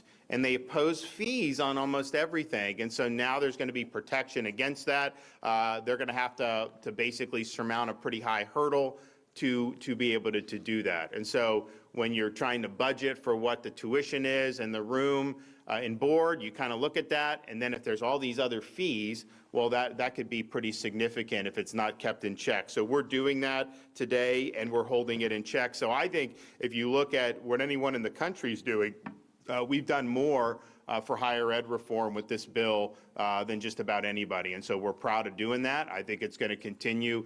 When you have good things that we've been able to accomplish with higher ed, we're happy about that. but we also know, you can't rest on that, and you got to always make sure that you're getting out in front and dealing with things that need to be dealt with. And I think that that's what the legislature did when they passed this bill, and I will sign it in 1 minute, but before I do that, we are going to hear from other people. So I would like to bring up the leaders in both the House and Senate. So we'll start with Speaker Chris Sprowls, and then we'll bring up Senate President Wilton Simpson.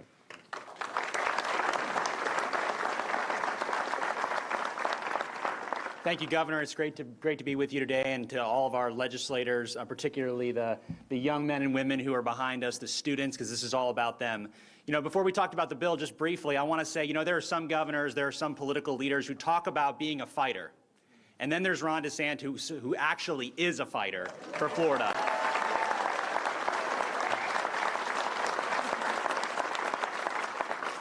And this is just another example. Last week, we got the opportunity, myself, President Sampson, the governor, to tour the state with the governor and talk about fighting for families, whether that's, being pro-life or tackling fatherlessness or looking out for adopted kids and foster kids, fighting for Florida's families. Today, we continue that with the signing of this bill. The governor is making sure that we continue to fight for students in this state. These young men and young women behind us are going to be entering our university system, or they're going into, other fields and micro-credentialing, and to have a career path. But what's waiting for them? That's what this bill is about. Are they going to walk into a university system that's more about indoctrination than it is about getting a job someday and learning the skills necessary and the subject matter necessary to get a job? Or is it about some sort of radical political agenda that a particular professor who's been told they get a lifetime job is going to tell them they have to believe to get an A in their class? But luckily, we have a governor and a legislature that doesn't believe that, which is why after the signing of this bill, they're going to walk into a university that not only says it's a priority, that you don't have to leverage your future, your financial future, to go to school here in the state of Florida, because we want you to be prosperous.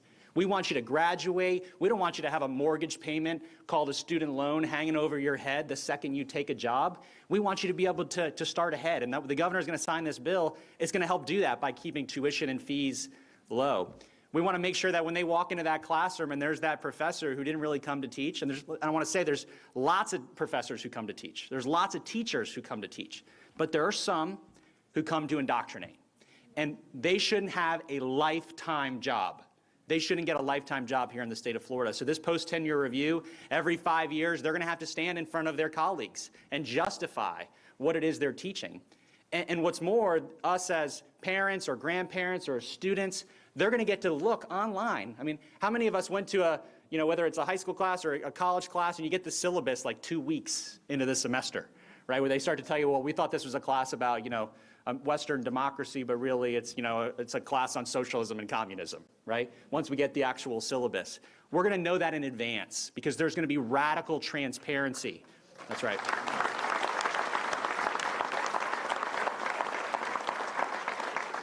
So we can pass on those kinds of classes and take classes where we're actually learning about what it means to be an American. But we also believe that if you're a student, and the governor talked about this, and this isn't in the bill, but I think it's part of what we're talking about today. If you're a student in another state and you're a high-performing student, we want you to come. But we especially want you to come and be affordable if you have a grandparent that is a Floridian. This bill is about students. It's about making sure that our universities are places to prepare people to learn and to thrive and be prosperous. Governor, I'm grateful for your leadership. President Sampson, thank you for being such a great partner this session and working on this bill and so many others. Thank you.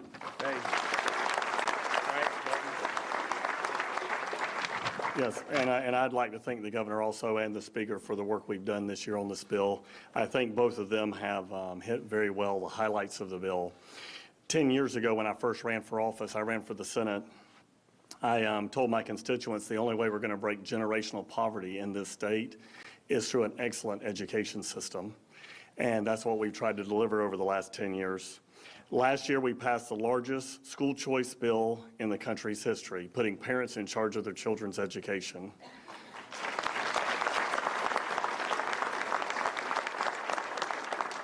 Florida is a destination for education-minded families. We have families moving here because of the system that we put in place. Our universities and colleges have been ranked #1 for the last 5 years in a row, as the governor said. by World News Report, and our K-12 system is ranked in the top 3 by many accounts. I believe we're going to continue to improve upon our K-12 system because of the historic funding that we've put in that system, not only this year, but in previous years. This year, we put $800 million specifically for teachers' raises to make sure we hire the best and brightest out of college and to be able to reward our veteran teachers. I think that's very important continuation.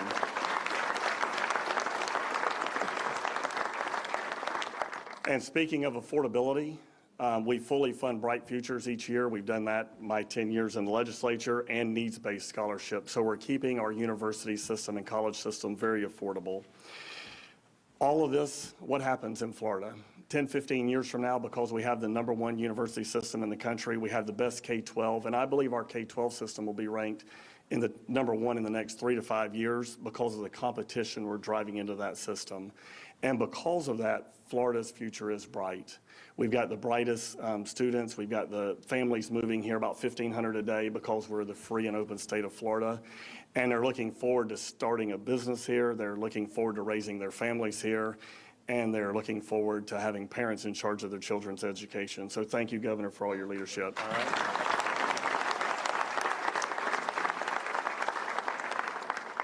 Okay, Dr. Michael Palyakov.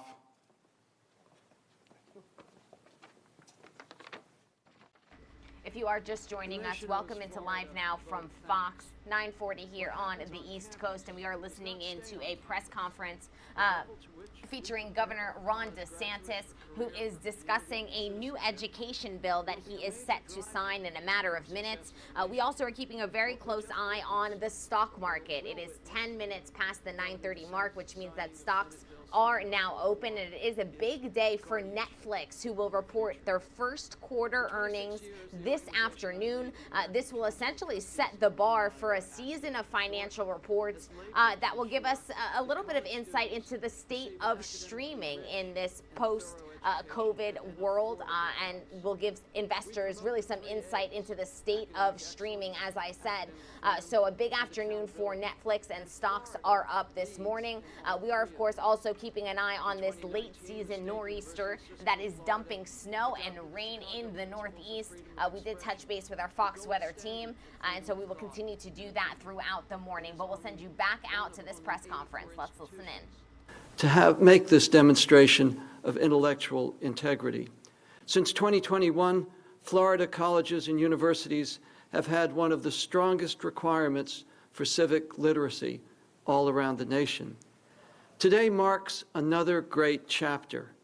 There is no doubt that tenure without accountability is an invitation to abuse, and authorizing regular post-tenure review is a best practice, and it is properly in Senate Bill 7044. ACTA has exposed in recent years a veritable rogues gallery of frivolous college courses around the nation. Zombies, vampires, Miley Cyrus, Lady Gaga, I am not joking, and even Peanuts comics. Bravo for the transparency to make syllabi and textbooks available for the inspection of students, parents, and taxpayers. And core general education courses should be reliably robust and transferable across institutions. This is a bulwark against the wasting of opportunity costs and students' and taxpayers' money. Regional accreditors have been delegated enormous authority to grant or withhold student aid, which is life or death for most institutions. And they have too often been a law unto themselves. The system has devolved to overregulation and intrusion into matters properly left to governing boards and to the state. ACTA has had to fight over the years to preserve institutions' religious liberty and their curricular decisions. Senate Bill 7044 is a bold innovation that moves accreditation from being a regional monopoly into the 21st century, bringing ultimately choice for schools and a wholesome competition among the accreditors. It was once common to hear America's higher education called the envy of the world. Today, we see an example of how Florida intends to make sure that that is a reality. Thank you, Senator, President, and Governor, for doing this.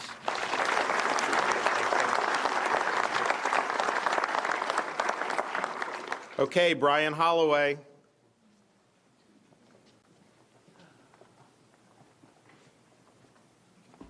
Thank you, Governor. Let me just say, 2 years ago when my daughter challenged me to go to school, I never thought I would say those words. I stand before you 45 years old. I am actually a student. Contrary to popular belief, even at the college that I attend, I am a student. I accepted a challenge from my daughter a couple of years ago. She said she was going to go to nursing school here in Florida only if I stayed in Florida and went to school. Luckily, because of rules in place in the state and the tuition cost, I'm able to, accepted that challenge. To be able to thrive in that challenge, I graduated with my AA with highest honors back in December of 2020. And thank you. And I'm continuing to do that for my bachelor's. But the two people beside me, first, there's Kelsey. She's the one who did the challenge to me. And then we decided why not make it more of a family affair, and we dragged my next daughter this last year, Juliet, to the college, and here we are. So thank you.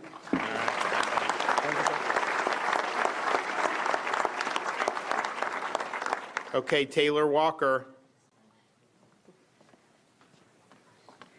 Thank you, Governor DeSantis. Good morning, all. My name is Taylor Walker, and I am a Florida State senior. I'll be graduating in a few weeks, so wish me luck. Thank you. I'd like to thank the governor and his team for giving me the opportunity to speak on this bill. I thank the governor specifically because although I don't consider myself one to mince my words, as a conservative on a college campus, sometimes you do have to face some hurdles. I've been thankful that in my college's administration, there have been those who have been allies to our movement and to my ideals, and those who have even helped us bring speakers like Ben Shapiro to campus. Yes, it was a feat. However, there still are some individuals out there who think that woke narratives are the only narratives that should be taught on college campuses, and as a history major, I can attest to that. Oftentimes, that's in more singular classroom settings. And as I go into my classes, my professors hold me to high standards, as they should. But this bill gives me the opportunity to hold them to the same high standards that they should be held to.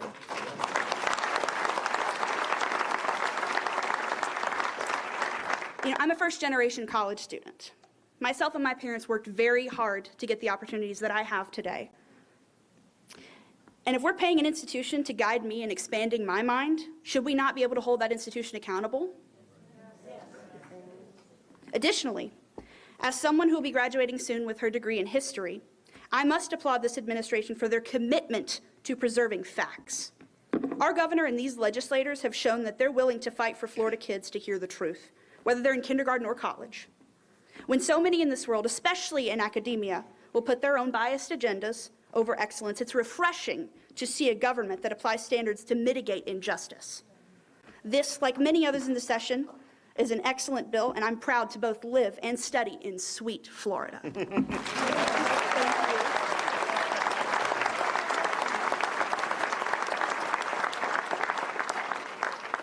Okay, Dr. Angela Falconetti. Yes, sir.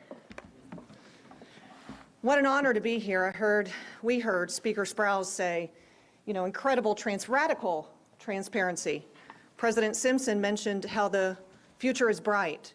Our commissioner has guided me throughout the years by saying the students are at the core of what we do. And you're exactly right. Institutional accountability is who we are in higher education and is what we should be providing you and the families that join us at every institution across the state, whether with the state university system or with the Florida college system. But today I hope we celebrate the governor's leadership. So Governor, I'm honored to be here today to represent Florida's 28 colleges as chair of the Florida College System Council Presidents, and of course the college that's my favorite, very near and dear to my heart, Polk State College, since I'm the president of Polk State College, naturally, right? So this is an exciting moment for our state. Senate Bill 7044 represents a fundamental shift in how higher education operates here in Florida. First, while the bill's tenure provisions apply solely to the state university system, the Florida college system is committed to effectively implementing the policies and the procedures that are in place to ensure accountability respective to tenured faculty, as you mentioned. Second, the bill provides the opportunity to expand college and university options for accrediting agencies. All of Florida's colleges are committed to ensuring quality education. That's what we're about. And we maintain our dedication to the continuous improvement of our programs and our services through strong relationships that we will have with our accrediting agencies, regardless of the agency that's selected. Third, Florida's 28 colleges remain the most affordable, as our governor said, higher education option in the state. The bill increases transparency between institutions and students by ensuring, you've heard it, all tuition and fees are prominently posted, and email notifications are sent to all students announcing proposed changes in tuition and fees are sent to our enrolled students. Governor, I can assure you that our 2 Polk State College District Board of Trustees member, Chair Ashley Bell Barnett, an immediate past chair, and also Chair of the Association of Florida Colleges Trustee Commission, Cindy Hartley Ross, will not permit me to raise tuition and fees.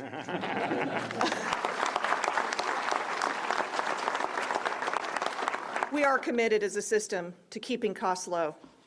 Fourth and last, although our 2+2 articulation policy is already a national model, we know that not all students transfer seamlessly to state universities.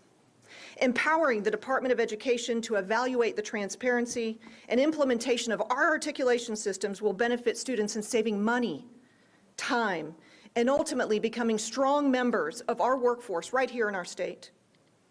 The students who are here with us today represent simply a few of the 650,000 students comprising the Florida college system, and I would be remiss if I didn't thank all of our students, but also those that are here from Polk State College, bussed in straight from Polk County this morning to be here with you today, Governor.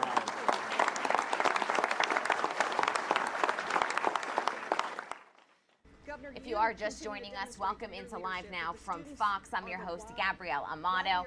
And on the right-hand lower corner of your screen, you are seeing Amber Heard enter the courtroom.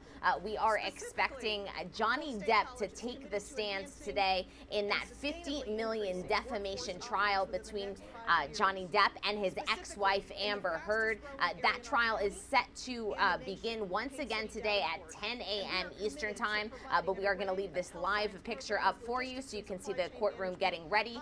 And as soon as we do hit that 10 a.m. Eastern Time hour, we will go there live, raw, and unfiltered. We also want to keep you updated on stocks that are now trading on this Tuesday on what's expected to be a big day for Netflix. They are going to release their first quarter earnings report, which will give the world quite a bit of insight into the state of streaming. So we are keeping a very close eye on that report and on stocks that are currently trading. There you see Johnny Depp entering the courtroom. We'll take this picture in full for you so that we can take this moment in. It is expected to be a very big day in this courtroom as Johnny Depp is once again expected to take the stand in his own defense. We are expecting this to begin. Opening remarks will begin at 10 a.m. Eastern Time, so just about 8 minutes away. We're waiting for the judge to take her seat there. As soon as she does, we'll head here live, raw, and unfiltered here on Live Now from Fox. But for now, we'll send you back out to the Villages, Florida, to take a listen into this Ron DeSantis press conference where he is signing an education bill. A lot of exciting things to come. Stick with us. He said to me, he goes, hey, I want you to come take a ride with me and be the education commissioner. I didn't know that as soon as I got in the car and shut the door, it was like, boom, straight down the highway. Every day, a new announcement, a new bold move. But leadership is everything. The reason Florida is literally just gone head and shoulders farther down the highway than any of the other states is because we have the best leader in the entire country.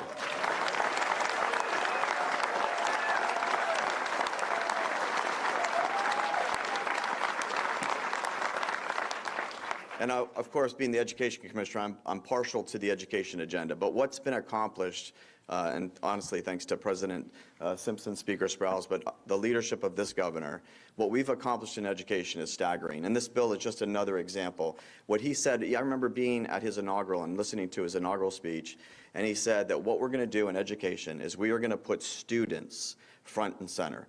Their health, their well-being, their education, that's going to be our entire focus. And today you see it, whether it's tuition increases, whether it's transparency in their courses, whether it's taking the absolute infiltration of indoctrination, which is, I know this sounds a little bit harsh, but the indoctrination, you mentioned it, the textbooks that we just went through, and it's a math textbook. You're trying to teach 2 + 2 = 4, and it's like this whole hidden agenda of indoctrination to his point that, I don't care how you feel when you're doing the problem, just be able to solve it.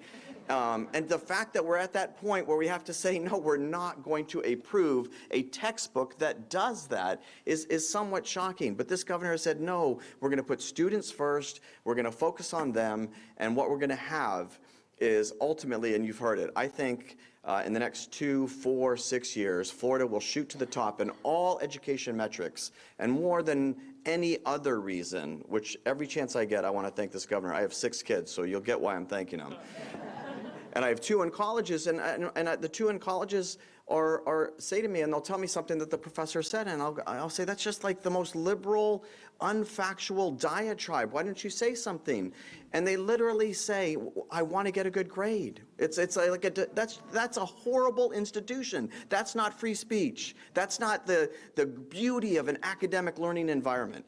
But the one thing I do want to say before I finish is this governor, what separates Florida more than any other reason is when we had the greatest crisis affect this country, arguably domestically, in COVID, this governor said, when it comes to our school children, we are going to ensure that every single one of them has a seat in a classroom on day 1. And that has been a game changer.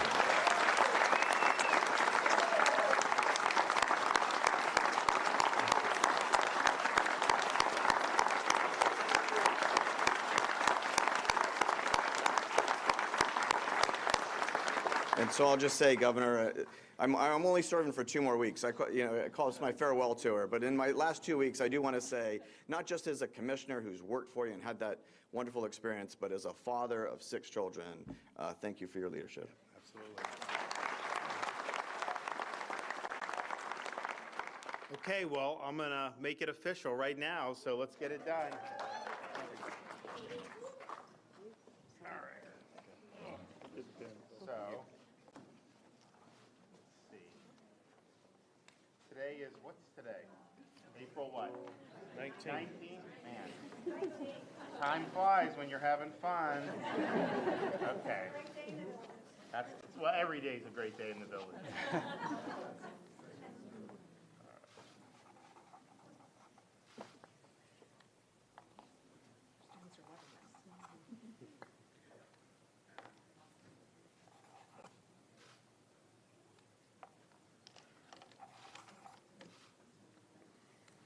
All right, there she goes. All right.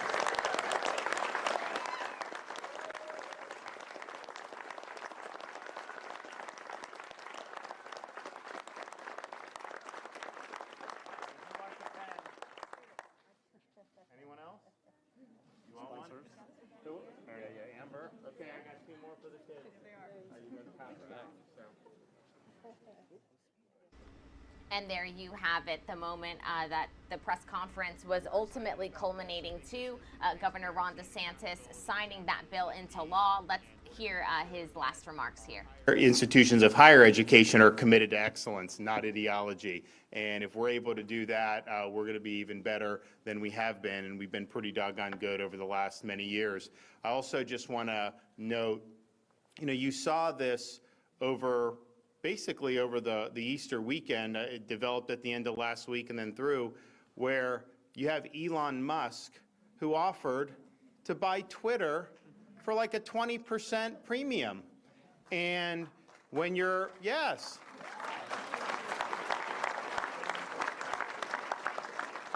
Yeah, because he saw what they were doing. They were censoring accounts like the Babylon Bee, which is a satirical site, but they don't like it because, you know, it's satire, but it cuts, and they don't like it when people are effective like that.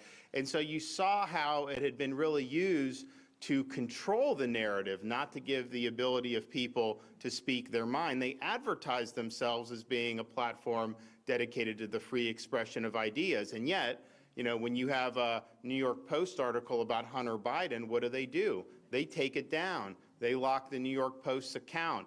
They will censor. You know, we've had stuff that I've had experts talking about poking holes in these COVID narratives, and these tech companies don't like that. And so what Musk is trying to do is basically liberate it from being an agent of censorship into making it an actual open platform like it's advertised. So they did a 20% premium, and the board of directors effectively rejected that by doing a poison pill.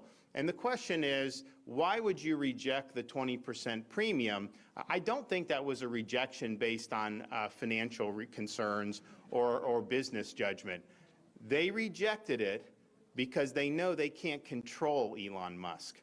They know that he will not accept the narrative, and that their little play toy of Twitter, it would not be used to enforce orthodoxy and to basically prop up the regime and these failed legacy media outlets. And so that's why they did it. It was not, in my judgment, because it wasn't a good business deal. And so then the question is, you know, what is the recourse? And I can just tell you, the state of Florida and our pension system, we have shares of Twitter. I didn't buy it. We have people that run the fund, but nevertheless, it hasn't exactly been great in returns on investment. It's been pretty stagnant for many, many years. But nevertheless, I mean, to me, I think that that's probably an injury to the fund. So we're going to be looking at ways that the state of Florida potentially can be holding these Twitter board of directors.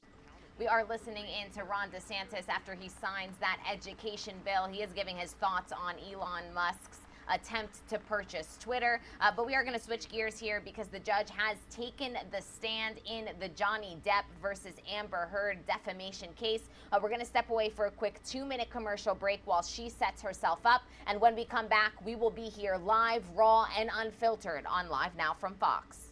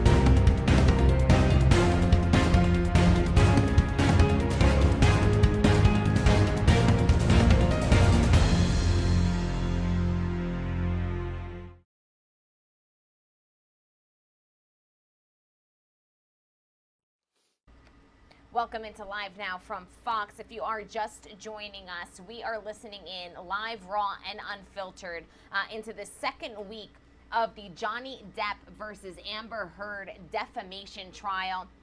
$50 million is what Johnny Depp is suing his ex-wife Amber Heard for defamation. Amber Heard is suing Johnny Depp back for $100 million. We are expecting Johnny Depp to testify today on his own behalf. Let's listen in live, raw, and unfiltered here on Live Now from Fox. Correct? His safety along with the safety of the people that are around him.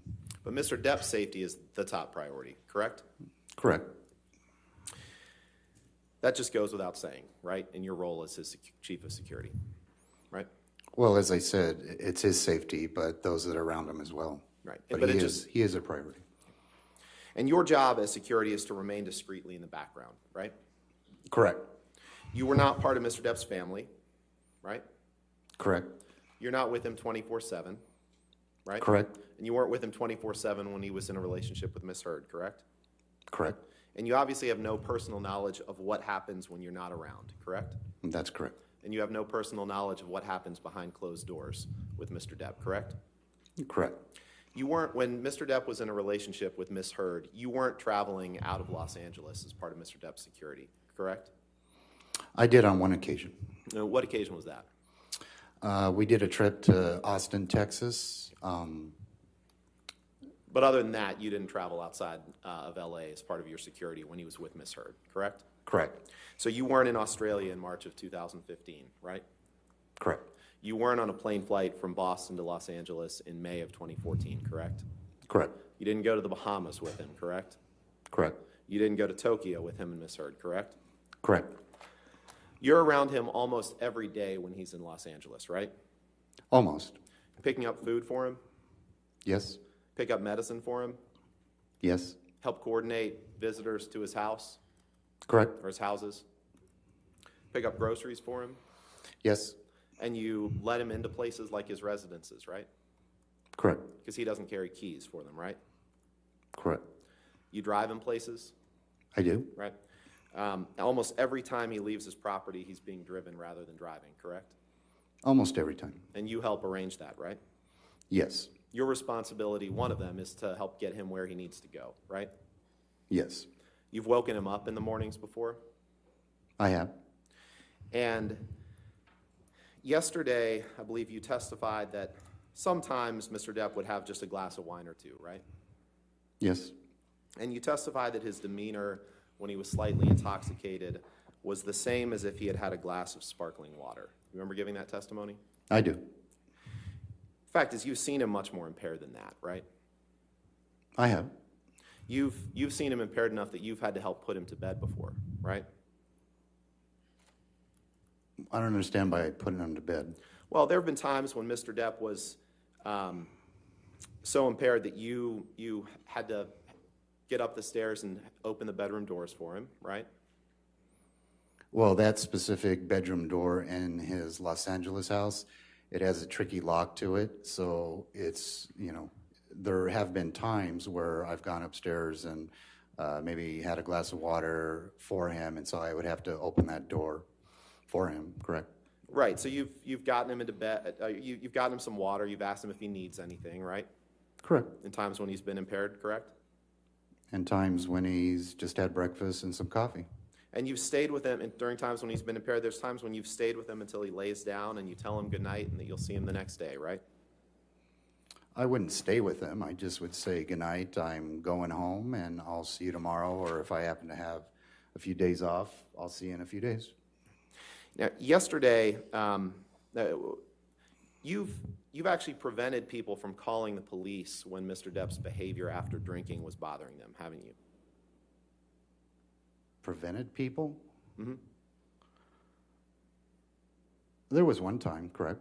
Yeah, and in that occasion, Mr. Depp and some other people had a couple perfect bottles of wine and pounded an entire bottle of tequila, right? I don't remember how much they had to drink, no. I know there was drinking going on. Mr. Depp told you that they had a couple bottles of perfect wine and pounded an entire bottle of tequila, right? I don't remember. That was some time ago. Heather, can you pull up Exhibit 892, please?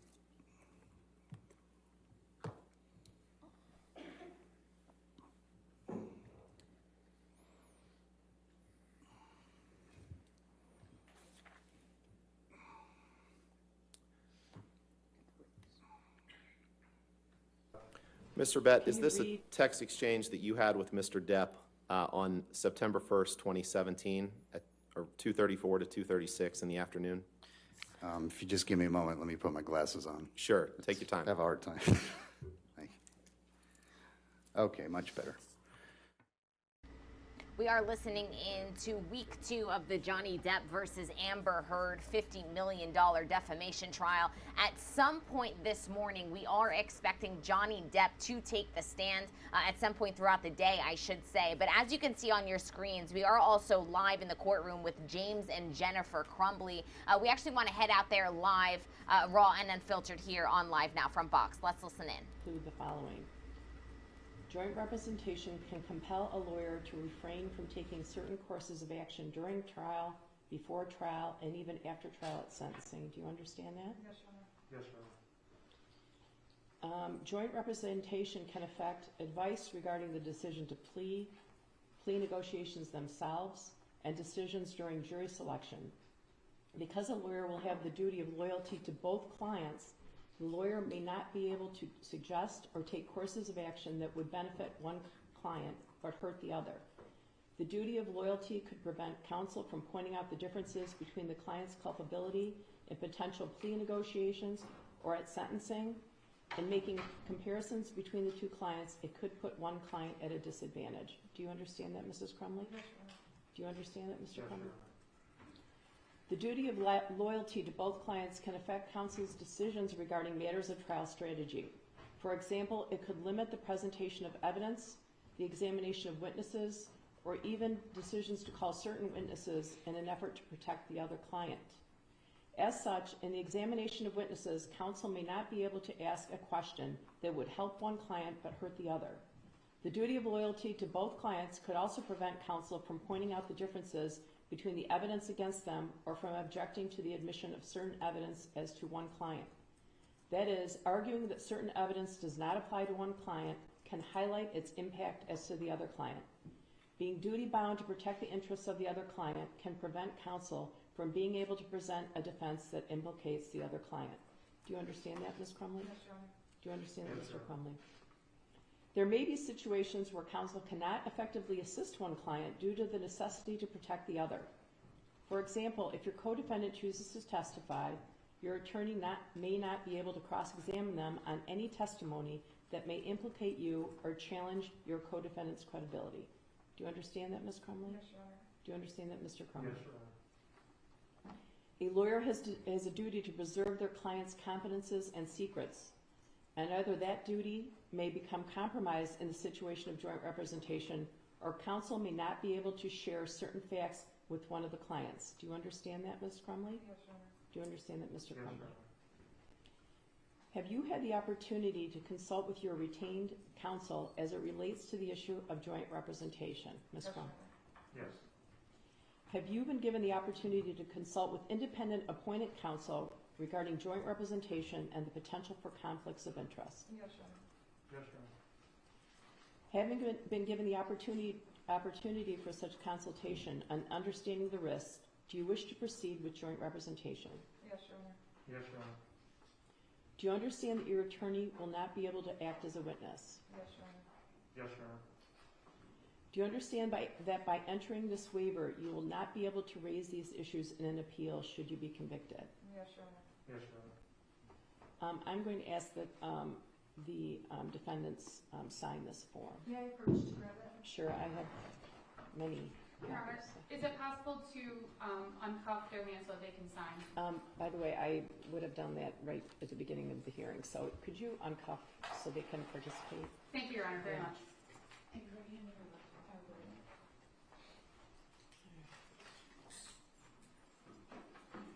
Just for the record, this is the same form that was admitted as People's Exhibit G to the original motion, and it was read verbatim. Yeah, it was supplied to me, and my understanding is that both defense counsels and the prosecutor agreed to this form. Yes, correct, Judge. Thank you. All right, thank you.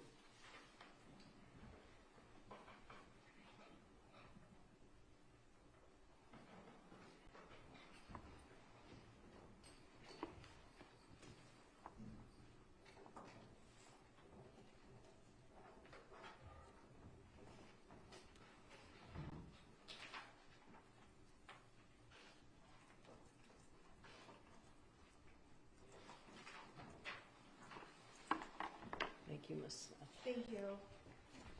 All right. All right, today is the date and time set for a pre-trial. I'm in receipt of the defendant's motion to modify bond and the response by the prosecution.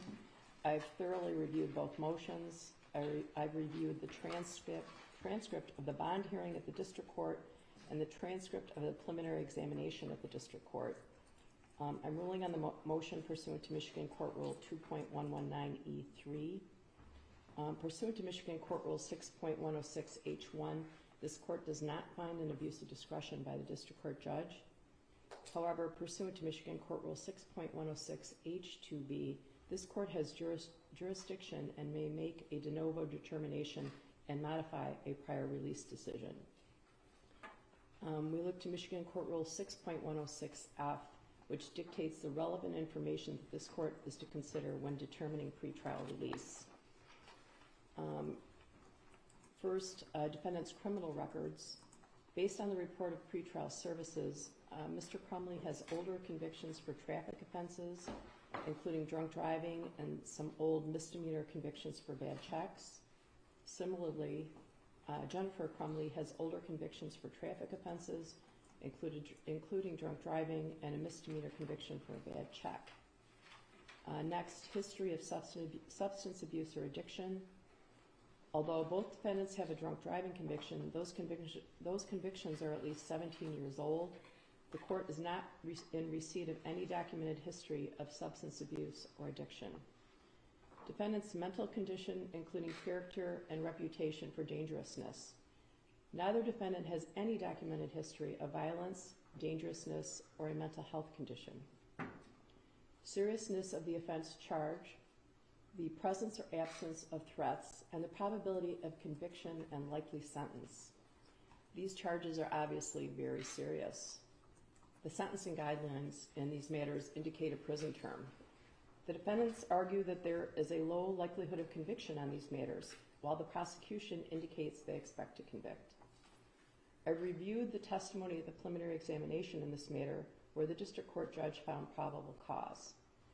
However, this court finds that the probability of conviction in this matter is too difficult to gauge or predict. Defendant's employment status and history and financial history insofar as these factors relate to the ability to post money bail.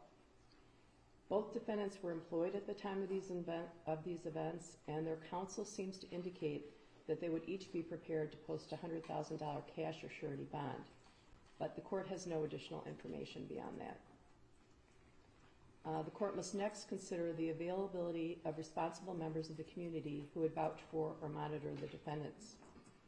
Defense counsel has indicated they would be willing to supply information with regard to this factor in confidence, although at the moment these individuals are unnamed and unknown. Facts indicating the defendant's ties to the community, including family ties and relationships and length of residence. The defendants owned a home in Oakland County and both were employed. However, neither defendant is still employed, and the defense indicates the home was sold and used for attorney's fees. Therefore, although the defendants appear to have strong family ties to Florida, the court is not aware of current ties the defendants have to this community. Last, the court must consider record of appearance or non-appearance at court proceedings or flight to avoid prosecution. Defendants indicate they were devastated when they heard about the alleged actions of their son, felt unsafe in their home, felt hounded by the press, and found it necessary to leave. However, the chronology of events that occurred subsequent to the defendants leaving their home is not consistent with cooperation with law enforcement. Defendants seem to allege some kind of foul play or deceit by law enforcement in their approach to the arrest of the defendants. Upon a warrant being issued, law enforcement is not required to make an appointment with a defendant. It is the job of the police to ensure a swift, safe, and secure arrest, and this court believes that would have happened but for the defendant's actions. The defendant's actions were premeditated to conceal their whereabouts. The defendant's alternative view of the chain of events cannot be reconciled. The series of actions by the defendants and resulting manhunt supports the prosecution's proposition that the defendants were fleeing the jurisdiction. The behaviors supporting flight are insurmountable, as a primary purpose of a bond is to ensure a defendant's appearance. The defendant's own actions leading up to their arrest make the current bond appropriate. Therefore, I'm denying defendant's motion to reduce the bond.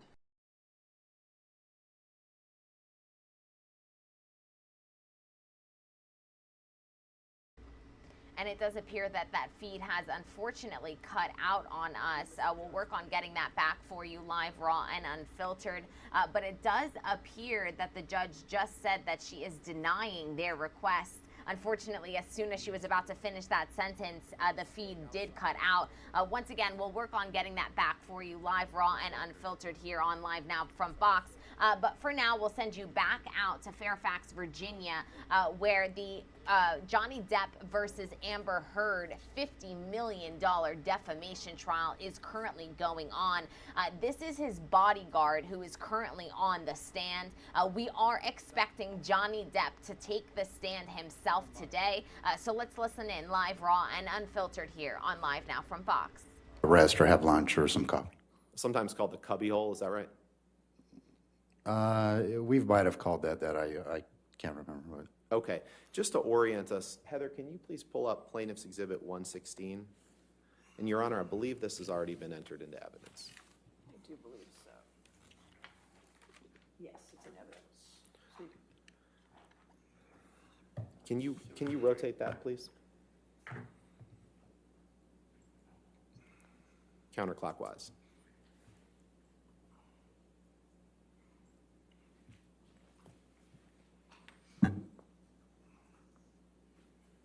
And then maybe just blow it up, please.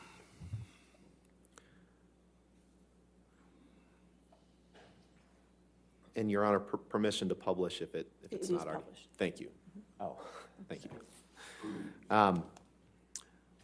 So, Mr. Bett, if you, just to orient us, am I correct in saying that well, could you put your finger just on the guard shack area of Penthouse 5, please? Sure. If you It's touch just the screen, it will. the diagram, the schematics is kind of off because the way Broadway is set up.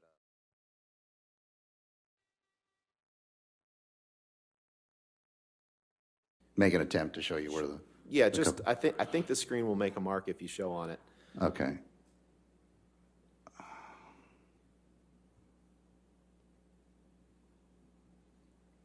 I mean, I'm having a.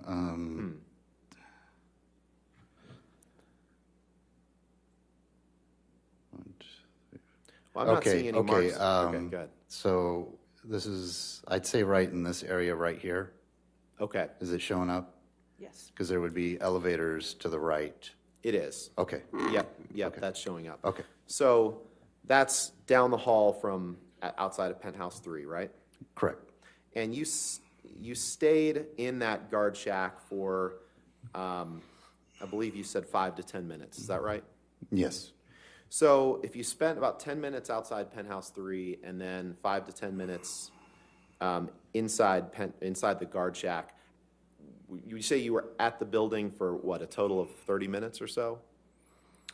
It could have been a little bit longer. It could have been 40. It could have been closer to an hour. It was quite some time ago. But you're fairly confident it was 40 minutes to an hour? Around that time frame, correct. And you said that you arrived at the building sometime between 7:15 and 7:45. Is that what you said yesterday? Yeah. What's your best guess? It would be an estimate guess, maybe more towards 8-ish, but again, it could have been 7:30. Okay, more towards 8-ish.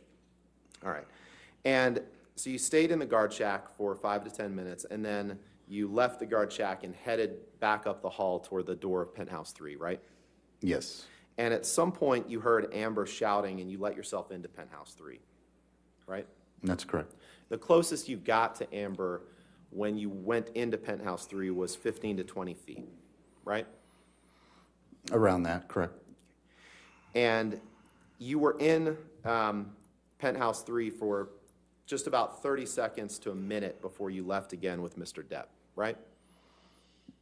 Around that time frame. You don't remember what Ms. Heard was wearing, do you? I don't. And you can't remember if she was crying when you saw her, right? I didn't see her crying. You can't remember if she was crying, right? I just said I didn't see her crying. She could have been crying, right? Objection, calls for speculation, and asked and answered. It's a different question. Well, I'll sustain that objection. The next question. And you can't remember if she had any makeup on or not, right? If she did, she had very little. You just can't remember if she did, right? I mean, yeah, I mean, it's possible, but it was a long time ago.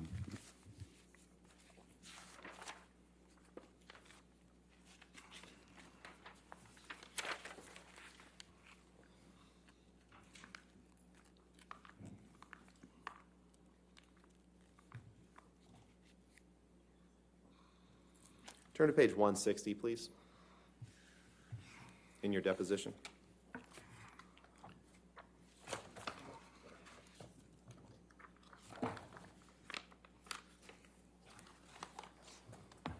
Okay, that'd be page 40 as well. correct? Page 40, yes. Okay. Yes, sir. And on line 1, I asked you the question, did Ms. Heard have any, you couldn't tell if she was wearing any makeup, right? Your answer was, I can't remember if she had any makeup on or not. Did I read that right? You did.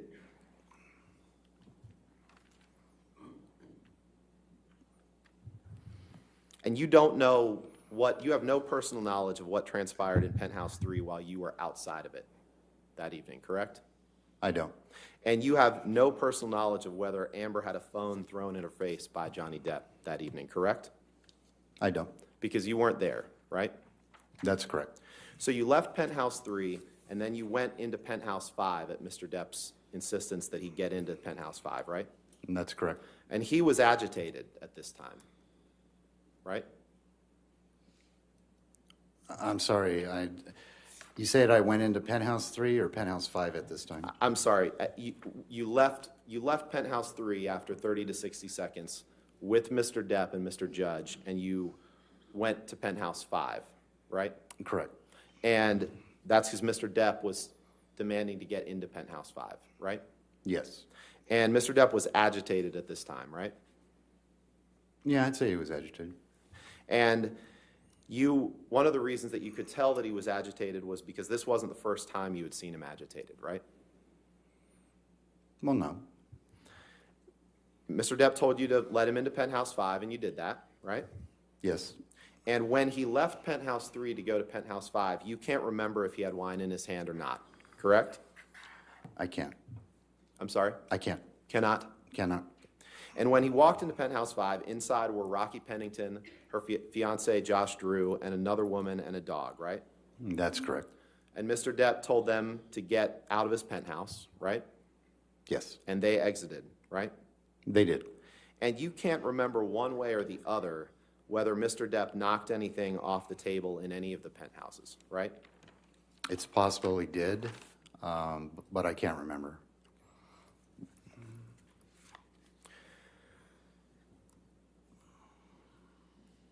Did you or Mr. Judge, just to be clear, did you or Mr. Judge destroy any property or knock anything off tables in any of the penthouses that evening? No. You have no personal knowledge of whether or not Mr. Depp was violent to Ms. Heard at times when you weren't around them, correct? I have no knowledge. And Ms. Heard may have suffered injuries at the hands of Mr. Depp over the years that you didn't witness or you didn't see, correct? Correct. No knowledge. And Ms. Heard may have suffered injuries at the hands of Mr. Depp over the years that you didn't witness or you didn't see, correct? Correct. I'd like to end by just taking a look at the videos of you entering and exiting the building, I believe. Heather, could you pull up Exhibit 672? And Your Honor, I believe that these were part of Mr. Patterson's deposition and that they've been admitted. I do have 672 admitted, correct? Yes, that's correct, Your Honor. Thank Okay.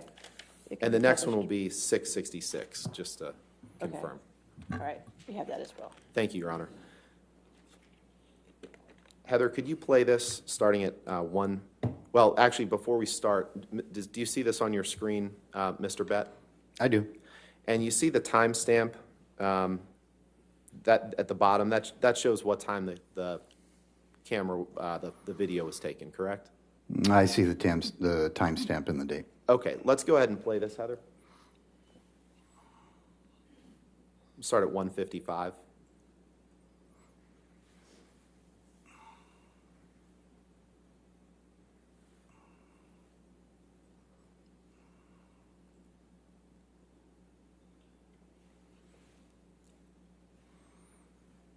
And that's you in that black and white shirt, right?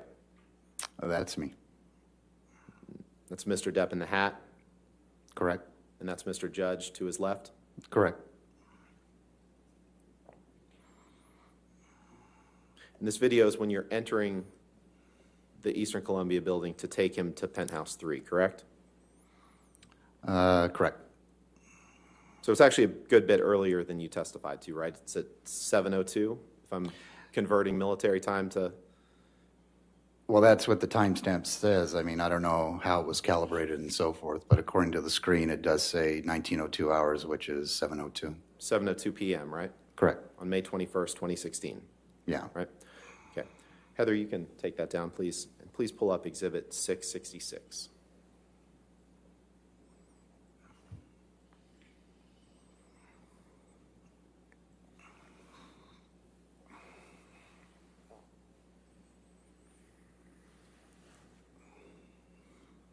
And you see that the timestamp on this video is, well, let's go ahead and play the video first.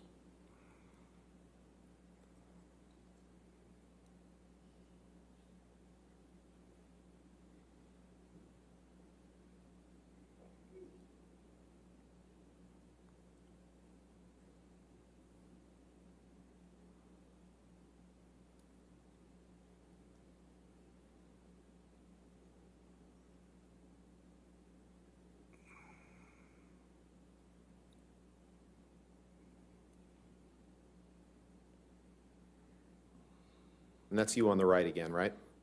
It is. And that's Mr. Judge in the middle, right? Yes. And that's Mr. Depp on the left, Yes. correct? Yes.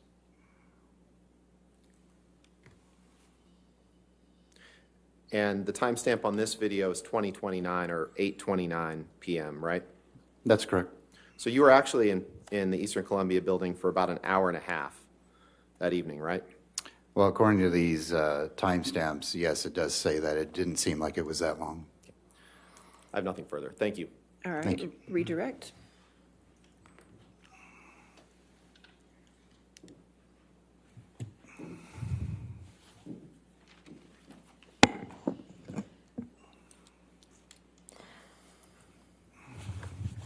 Mr. Bett, you previously testified that when you left penthouse 3 and went into penthouse 5, who was inside that penthouse when you entered with Mr. Depp?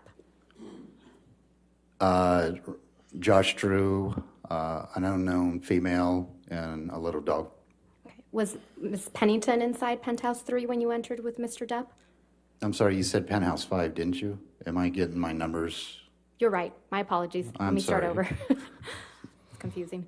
When you left penthouse 3 and went into penthouse 5, who was inside? Let's try this again. Okay.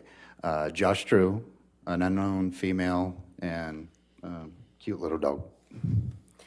Where was Ms. Pennington? Was she inside penthouse 3 when you entered?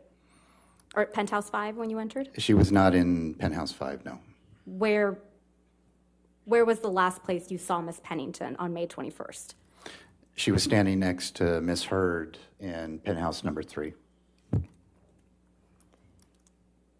I think there's been also a little bit of confusion about April 21st, 2016 and May 21st, 2016. So let's start with April 21st, 2016. What occurred? Objection just to the Ms. Vasquez testifying. I'm just trying to orient the witness, All right, well, Your Honor. go ahead. I'll try to Thank you. limit that. Where was Mr. Depp on April 21st, 2016? On April 21st, he was at a meeting in his production office. Okay. And I believe you testified previously that you saw him holding a glass of wine. Is that right? Correct. Okay. Did he appear intoxicated to you after that meeting? He didn't. I'm sorry, I didn't catch that. He did not. He did not, okay. Now, on May 21st, 2016, was Mr. Depp drinking wine that day? He did have wine with him, yes, correct. And at what point did you observe Mr. Depp with wine on May 21st, 2016? He probably had it in the car with him when we were driving down. And he could have finished it prior to us walking to Penthouse 3. And did Mr. Depp, based on your observations, Mr. Bett appear intoxicated to you on May 21st, 2016, before he arrived to the Eastern Columbia building? He didn't. He did not. He did not.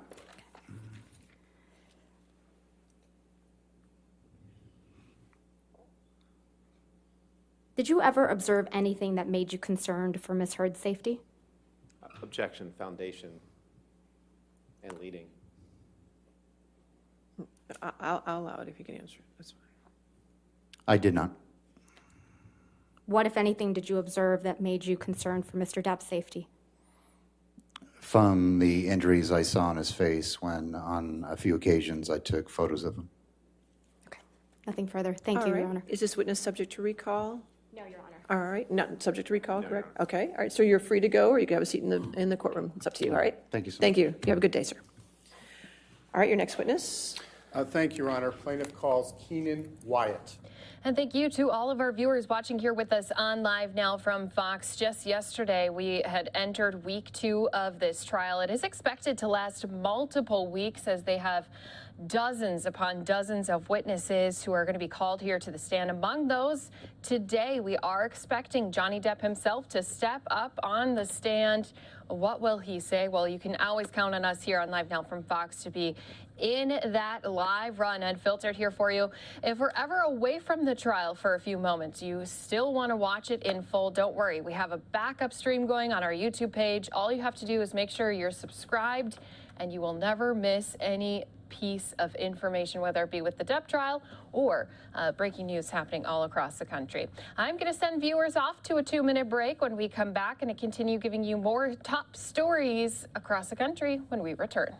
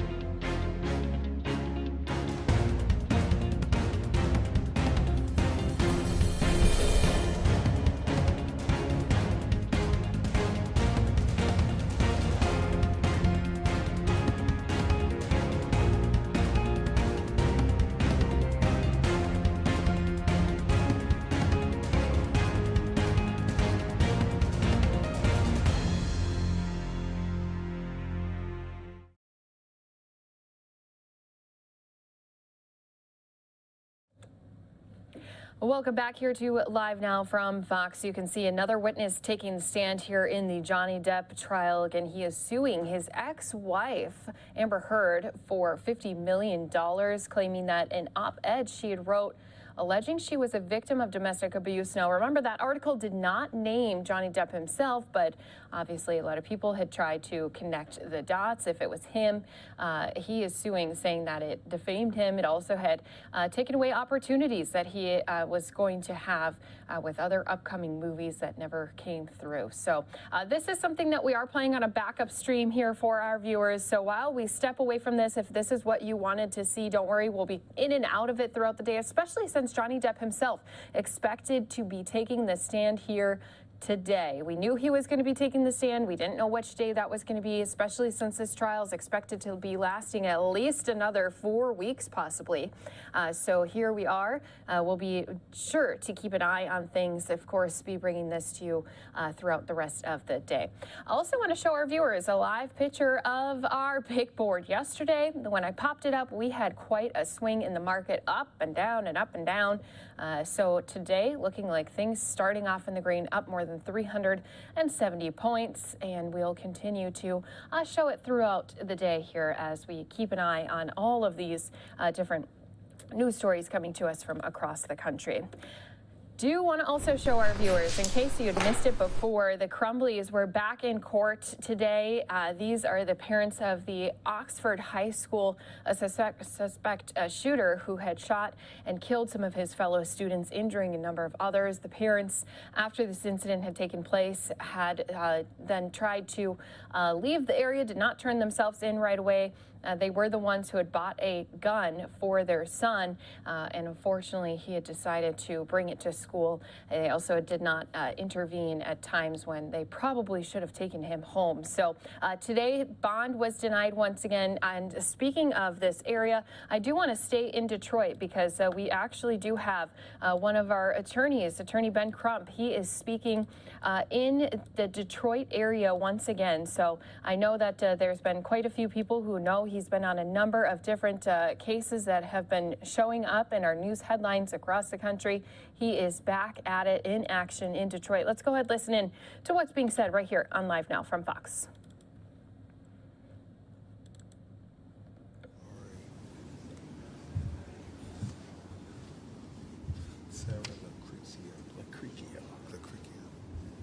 Alex Irvin. Is everyone ready? Good morning. I'm Attorney Ben Crump, and along with my great co-counsel located here in the state of Michigan, as I have said previously, a true champion of justice. We've fought civil rights cases in the state of Michigan before, and I'm just very honored to work with him and his great team of lawyers, as well as Attorney Robin McCoy and Attorney Greg Smith. We have the pleasure of representing the family of Patrick Iole. And obviously, the crux of the matter, while we're here today, is to hear from Dr. Spritz, who Attorney Johnson is going to talk with you in length about just how very capable and renowned that he is. But I first want to start off this press conference with you, and Ayanna Hatchett, our co-counsel, also present here with us. And I want to thank Sarah Lucrecio for helping us put all this together. But we want to start off with updates. We told the Iole family that we would be intentional and very intense in investigating every aspect of how this Grand Rapids police officer escalated a simple misdemeanor traffic stop into a deadly execution with him shooting an unarmed civilian in the back of his head. The autopsy findings from the independent autopsy performed by Dr. Spitz is going to get into very graphic details about just how horrific his killing was in a scientific manner. And we will have scientific evidence of not only the entry and the trajectory, but how the bullet traveled, where it ended up, which I think are very important to Attorney Johnson and I as we try to make good on our word to the family that we're going to investigate every aspect of this case and get to the truth. So in doing that, we believe it's important that you take everything in context. When you look at the video that was released by the Grand Rapids Police Department, and you don't have to take Ben Johnson's word for it, you don't have to take Ben Crump's word for it. Look at it with your own eyes. You would notice that the police officer initially is not traveling in the same direction of Patrick. So what we see is him make a U-turn to get behind Patrick. As my investigator Cliff Jones and I were reviewing the video over and over again, we both acknowledge that we have to investigate whether this is a classic DWB case, a driving while black case, that he profiled this black motorist and turned his car around, because when he turns the car around, what you see is Patrick's car is about 1.5 blocks away from him. And then all of a sudden, you see the lights on, and you have to ask yourself, how did he know that Patrick tag registration wasn't valid when he's coming from the opposite direction? These are things that Attorney Johnson and I want to investigate intensely, because it goes to the mentality of that police officer, and it goes to the culture that was manifest in that police department, at least as it pertained to this particular officer in these instances. The second thing we certainly want to look at is the aspects, and Attorney Johnson is going to talk about this, of his body camera video.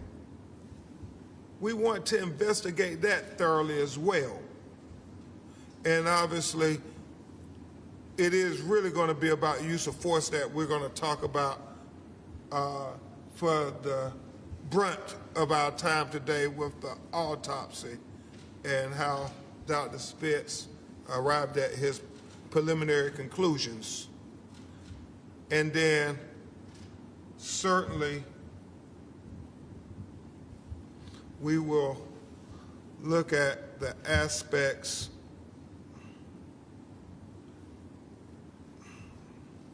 of how unnecessary this was when you look at the video and you hear the results of the autopsy. Just another senseless killing of an unarmed black person in America by the very individual who was supposed to protect him.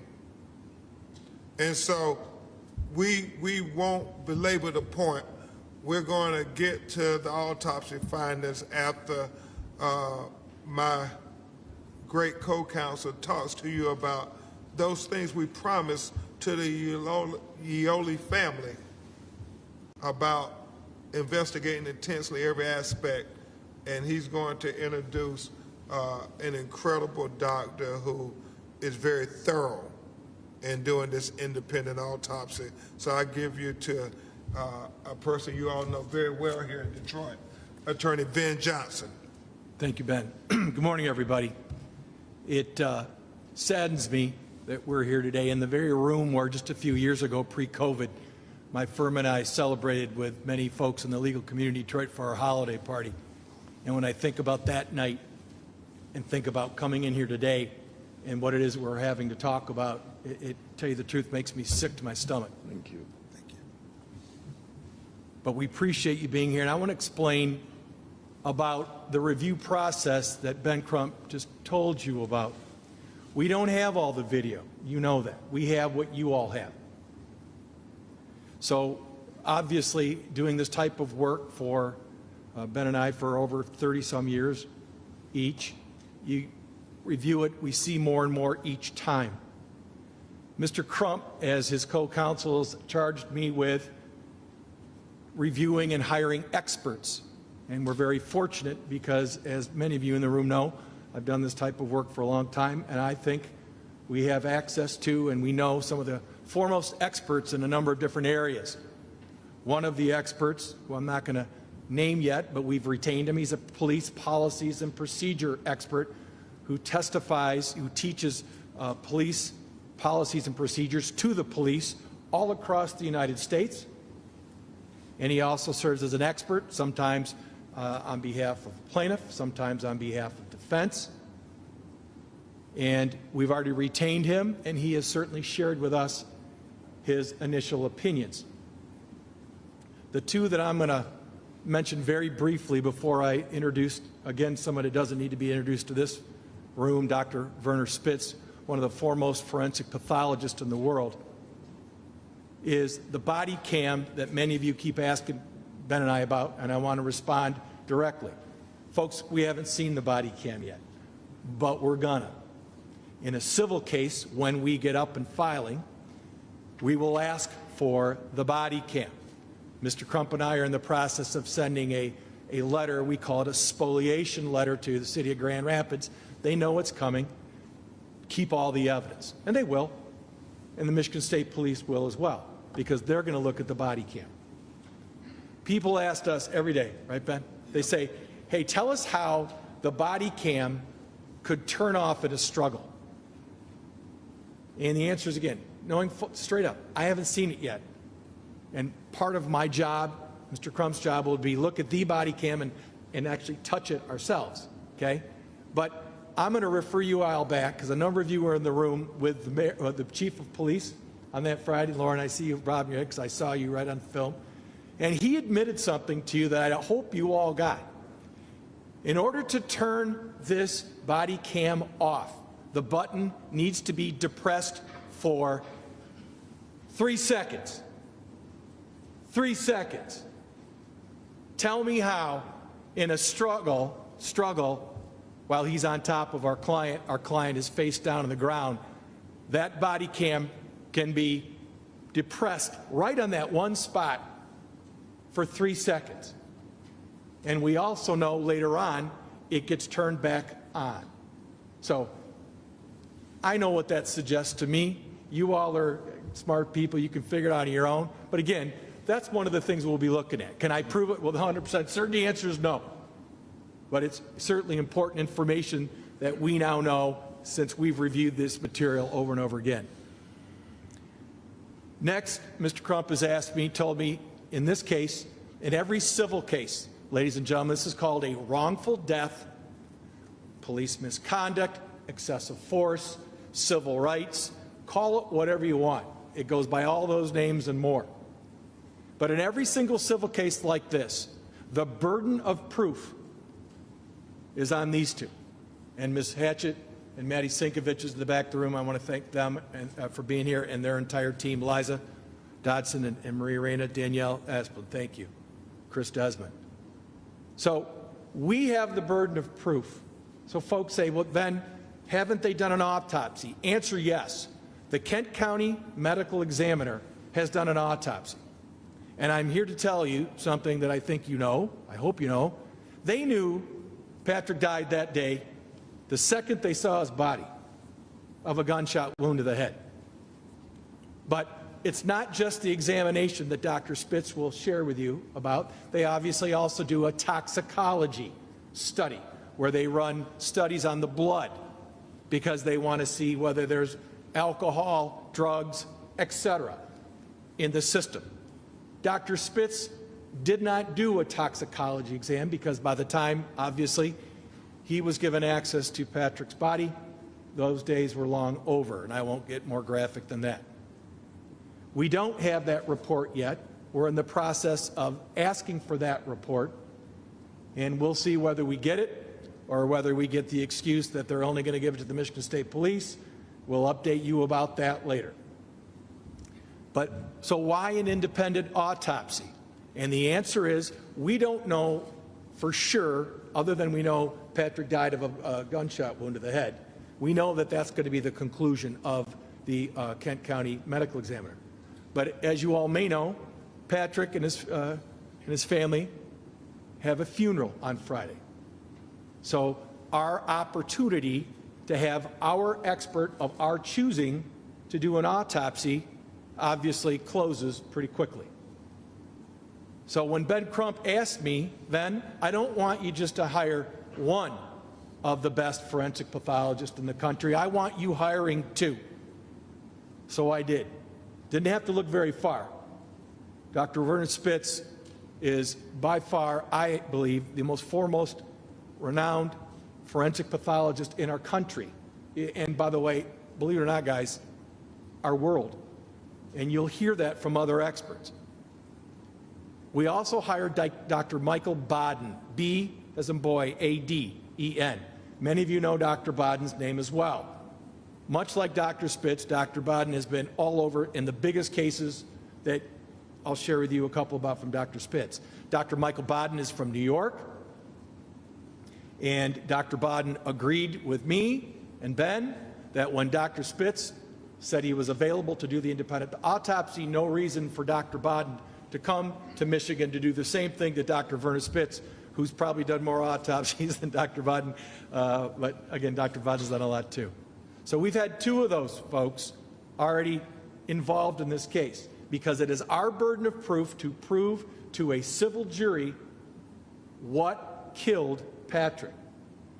So a lot of folks don't get that in the background. They wonder why we do this. That's why. Dr. Spitz, as those of you that are from our area know, he has been doing this type of work for longer than actually I've been alive. And I've had the pleasure of using Dr. Spitz as an expert in these types of cases and others. I've had the displeasure of having him be the expert on the other side. So obviously, I want him on my team. Dr. Spitz was, as many of you know, was involved in the investigations of President Kennedy, of Martin Luther King, in jumping forward into more of the recent past in the O.J. Simpson criminal case, Casey Anthony criminal case, Michael Jackson, I believe, criminal and civil case, I believe, and many, many, many more.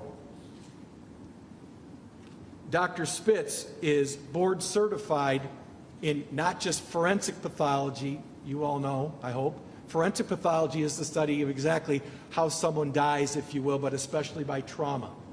He's also board certified in other areas that will become more important as part of the civil case.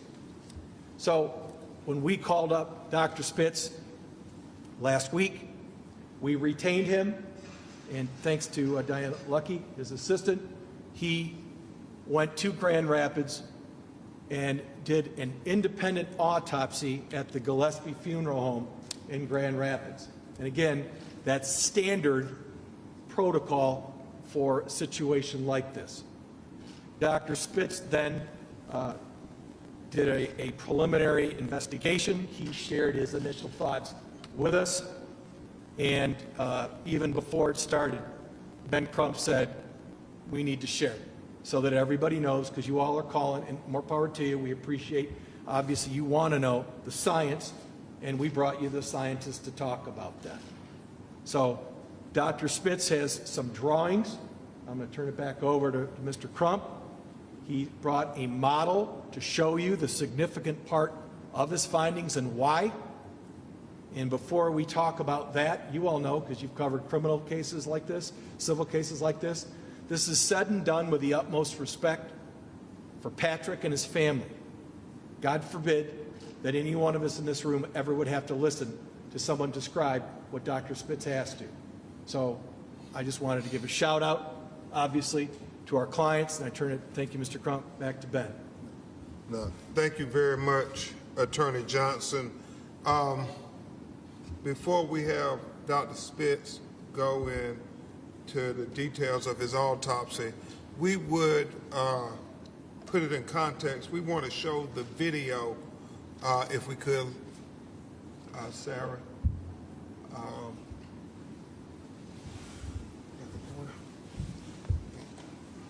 On the table, Ben. Okay, thank you. And Ben, I think. Yes, sir.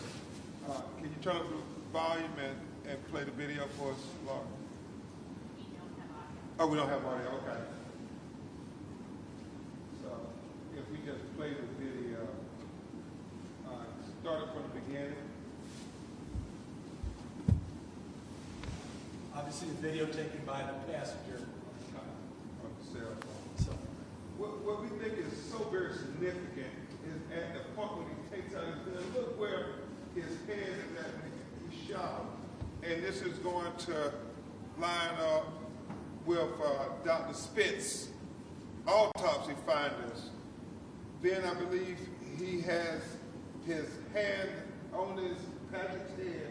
Patrick is looking away from him, head practically on the ground, and he then takes his gun and puts it on his head. As you will hear from our his hand turning to the right, to the left with the right hand, and he shoots into his head, and the trajectory goes from the back to the right part of the brain. And we only wanted to show you the video. Hey, we don't have sound for you. Our apologies, but you all have great technology. Go back and look at it as we looked at it frame by frame, and you will see right the second, the millisecond, the nanosecond that he shoots him. He has his hand on his head, pushing it into the ground. He is in complete control of Patrick at that point. Both of his knees have him prone to the ground where he has control of him.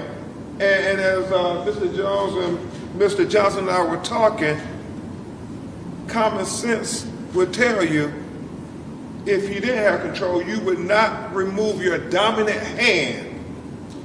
He feels in such control that he removes his dominant hand to take his gun out with ease, seems like, and then to put it in the back of Patrick's head. And so we're going to let Dr. Spitz go, and then at some point he's going to come to the podium and show you the model of the skull and the trajectory so that you can see very clearly what happened. And at this time we turn it over to Dr. Spitz.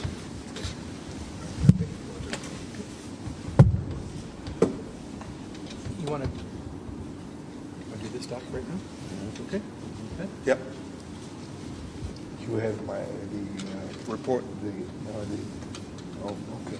And you have the Yes. probe? Yes, Okay. sir. Yes, sir. Okay.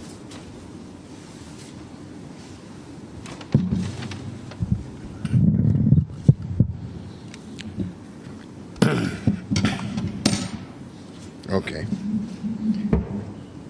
What I have here is a skull, a human skull. not fake, no, this is from a dead body. And what I did is I made a hole where the bullet wound of entrance was situated in the back of the head. And I will show you, okay.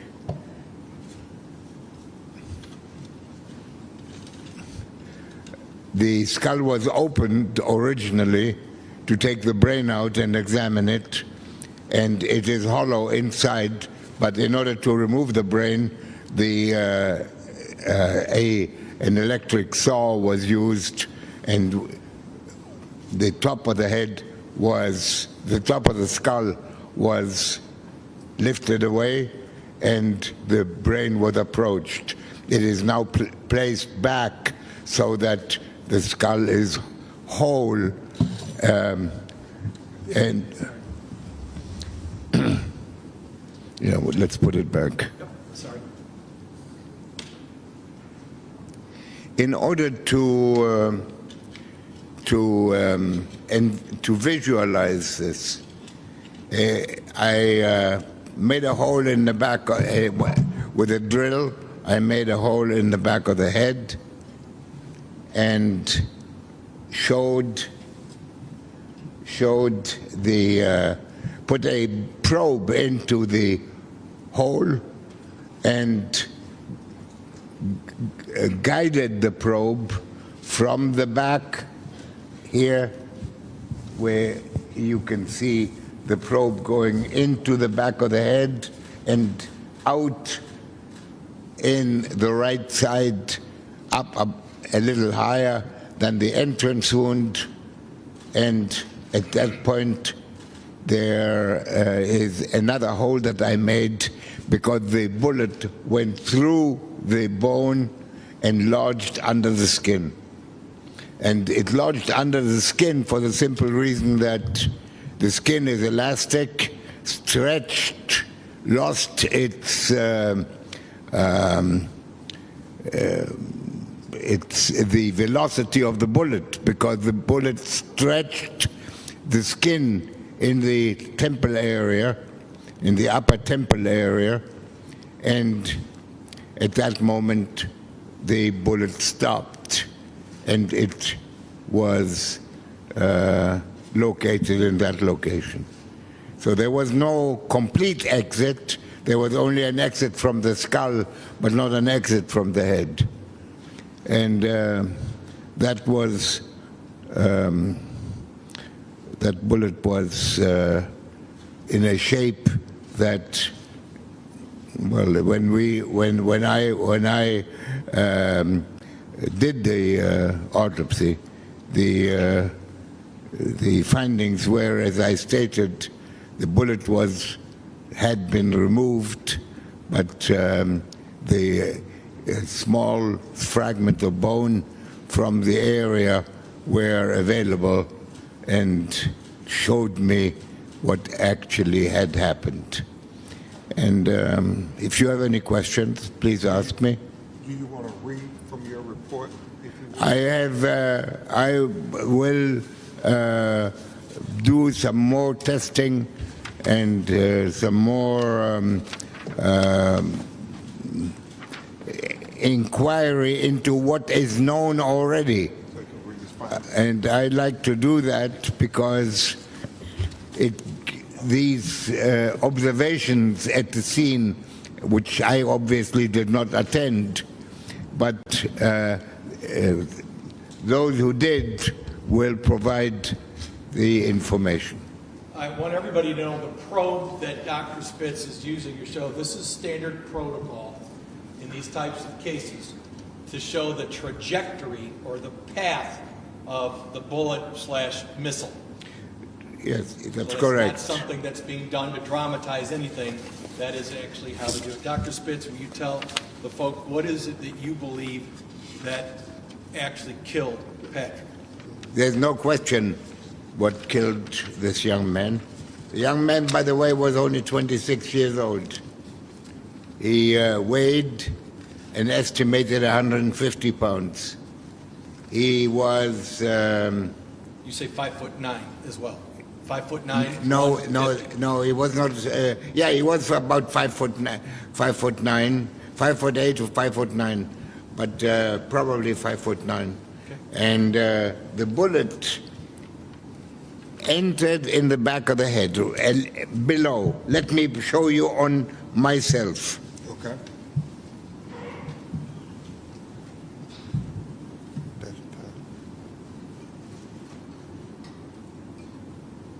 Can you see it? Can you see my finger pointing to where the entrance wound was located? And it exited from the skull, not from the head, from the skull, right there. And they want you to turn around one more time. And it lodged under the skin. Why under the skin? Because the skin is elastic. See, I put my skin away from the skull. That is where the bullet was located. And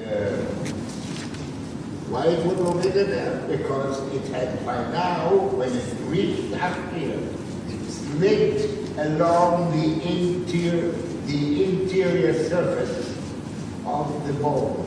You see, the skull is sort of like a ball, like round in this location. So when the bullet traveled along, this is all in milliseconds, traveled from the back of the head to this location along the inner surface of the bone until it hit this area of the bone. It broke it and lodged partially inside the head and partially under the skin. Thank you. And Dr. Spitz, at some point, we will read from your report.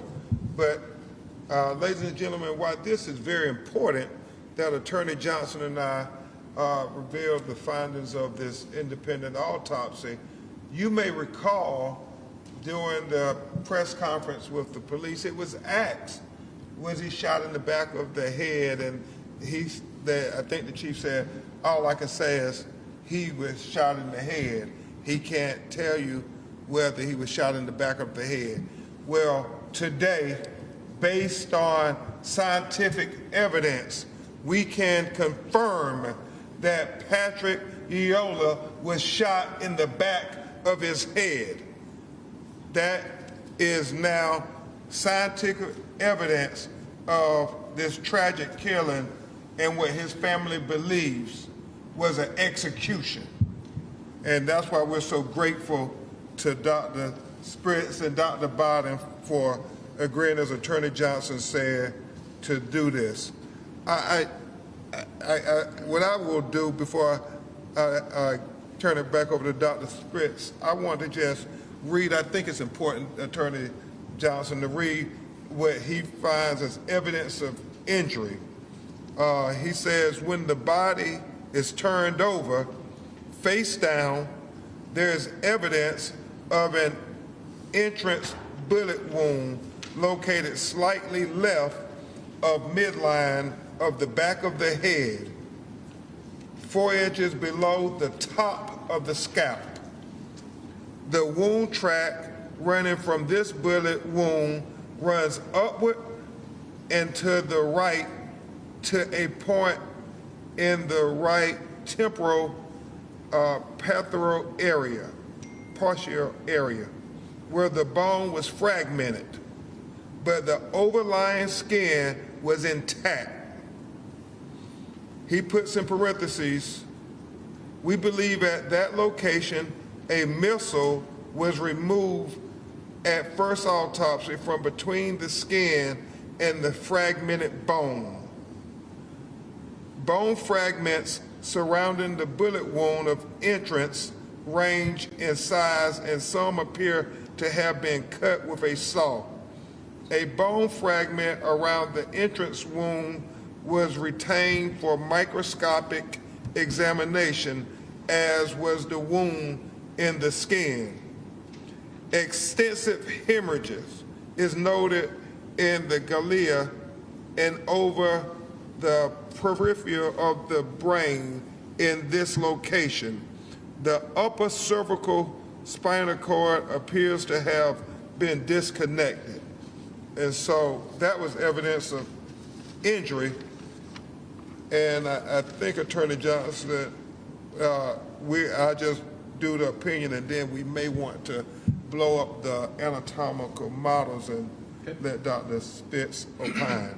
But the opinion is this 26-year-old African-American male, Patrick Eoli, died as a result of a single gunshot wound with entrance wound in the back of the head. The deceased was conscious and aware of the fact that a gun was being held to the back of his head. Death was instantaneous when the gun was fired. It appears that a missile was recovered during a first autopsy. No soot or gunpowder particles were recognized by the naked eye examination in or about the bullet wound of entrance in the soft tissues or on the bony edges of the wound. The fragmentation of the skull at the site of the entrance wound suggests a contact shot. Blood drained from the lungs in the left chest cavity was collected for chemical analysis. Signed, Dr. Warner U. Spitz. And so if you want to show him his anatomical models on the screen, Ben.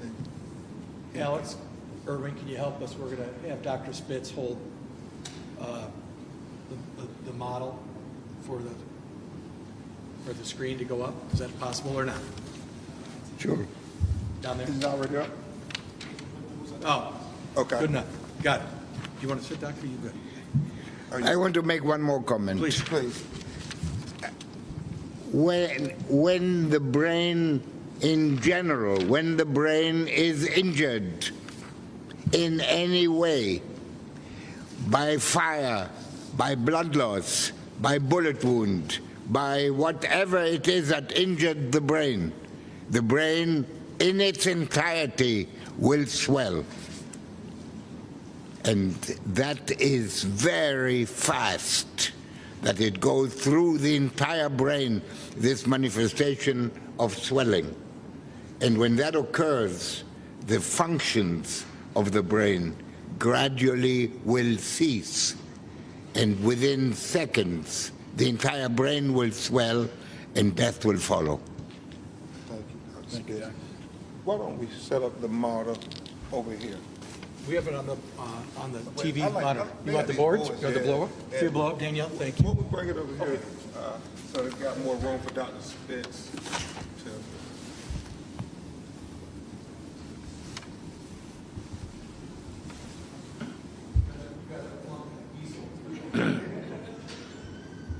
This seems to have more room. If we set the easel up here. Easel's on the way. Okay.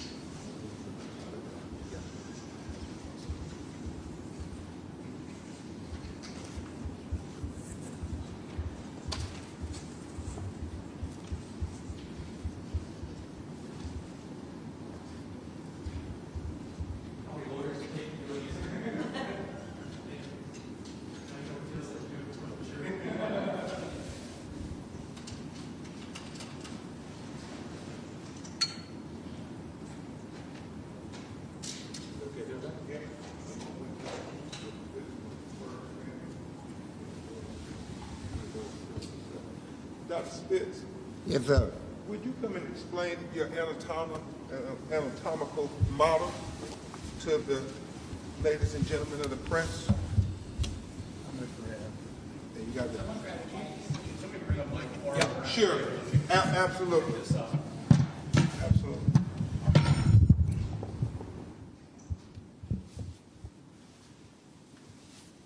Watch those cords, Doc.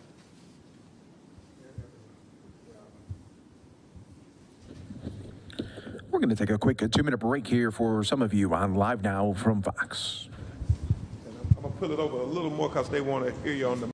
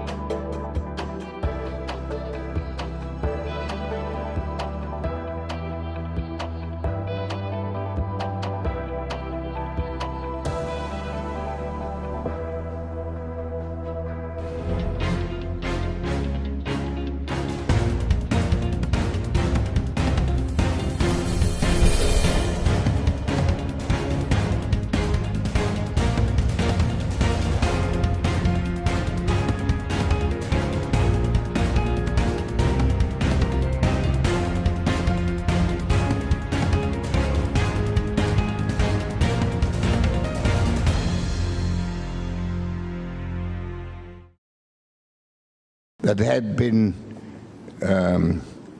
removed at a first autopsy from the bag in the body. I removed those organs and examined them and put them in the other bag that I was supplied.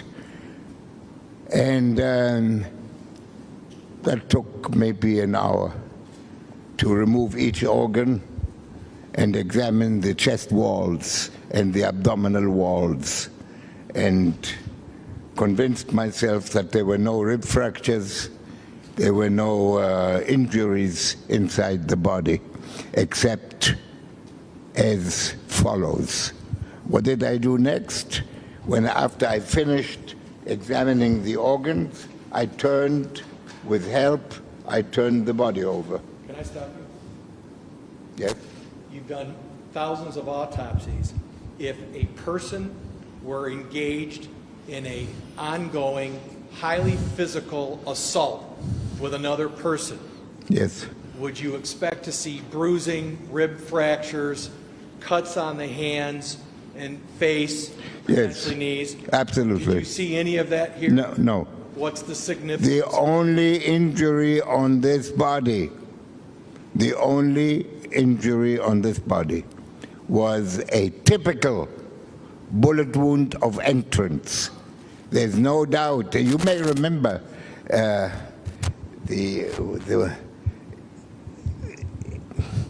when President Kennedy was shot. He was shot in one of the shots was in the shoulder, in the back of the right shoulder, and the bullet came to the neck because he was hunched over, and it exited from the neck. It did not enter in the neck. But the pathologist who did the autopsy was a hospital pathologist, and he was not a forensic pathologist. So he did not really understand that there is such a thing as a typical entrance bullet wound, which President Kennedy had in the back of the shoulder. This gentleman here, in this case in Grand Rapids, had a bullet wound of entrance that was absolutely typical. There was no question, and there is no question, and there never will be question, that this was a typical entrance bullet wound with a rim of abrasion, of scraping all the way around when that bullet, when the bullet pushed the skin out and the lead on the bullet, or the dirt on the bullet, or the oily substance on the bullet, whatever it is black, and it scraped the outside of the bullet wound of entrance. And Did you talk about the path? the path of the bullet is from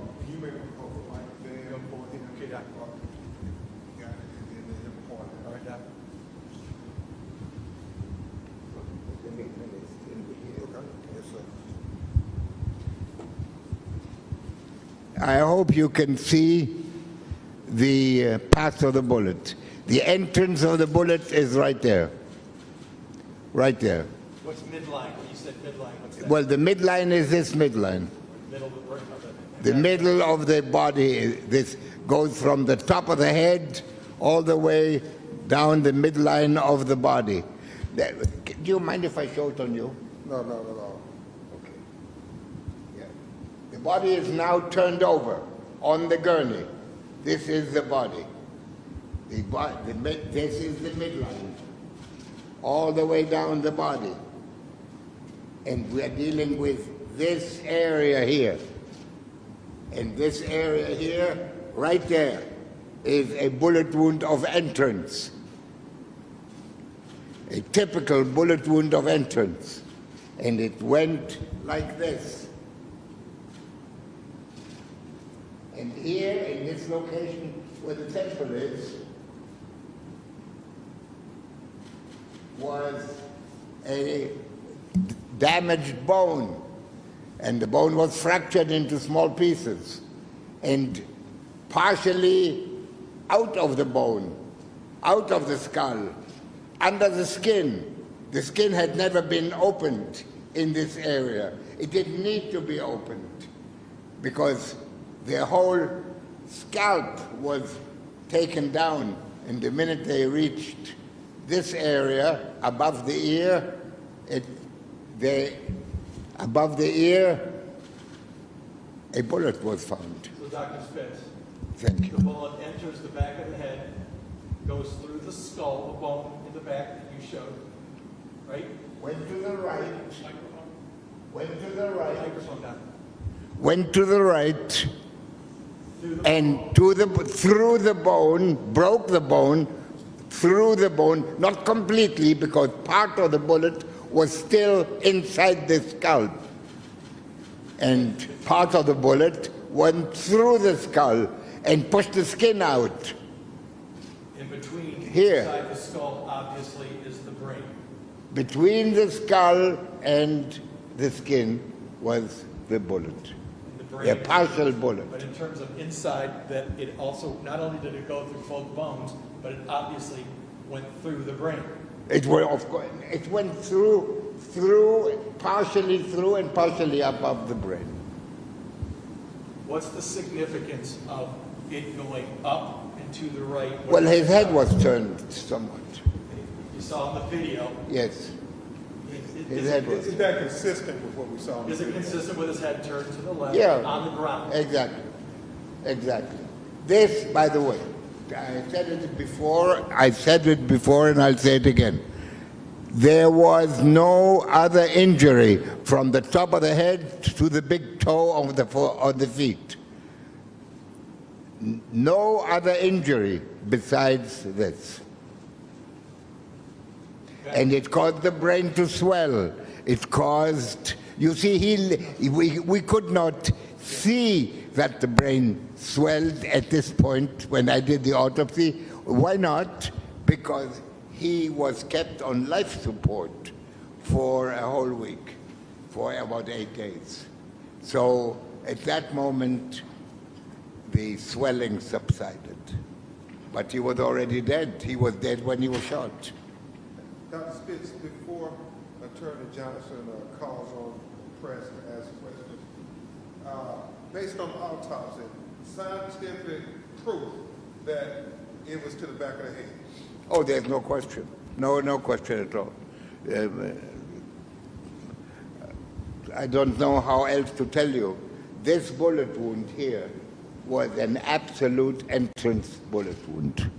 We're going to switch. There was no question. The minute the instant I saw it, because he had very short hair in the back. Well, it wasn't so short because it was it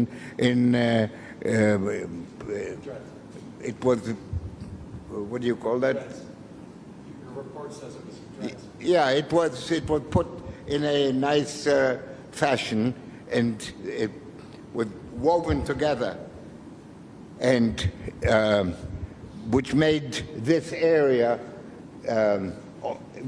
devoid of hair. The hair was cut there, and I saw the bullet wound without even having to cut any hair or nothing like that. And the bone was broken, so the piece of bone with the bullet wound in it was available to be seen right there when the body was turned over. Before we go to the next board, Dr. Spitz, I think a lot of us are wondering. Can you come closer? And we'll take questions from all of you that we have. I think a lot of us are wondering, was this a sudden death or close to a sudden death? Every death is sudden. There is a second when the death occurs and the whole body begins to deteriorate.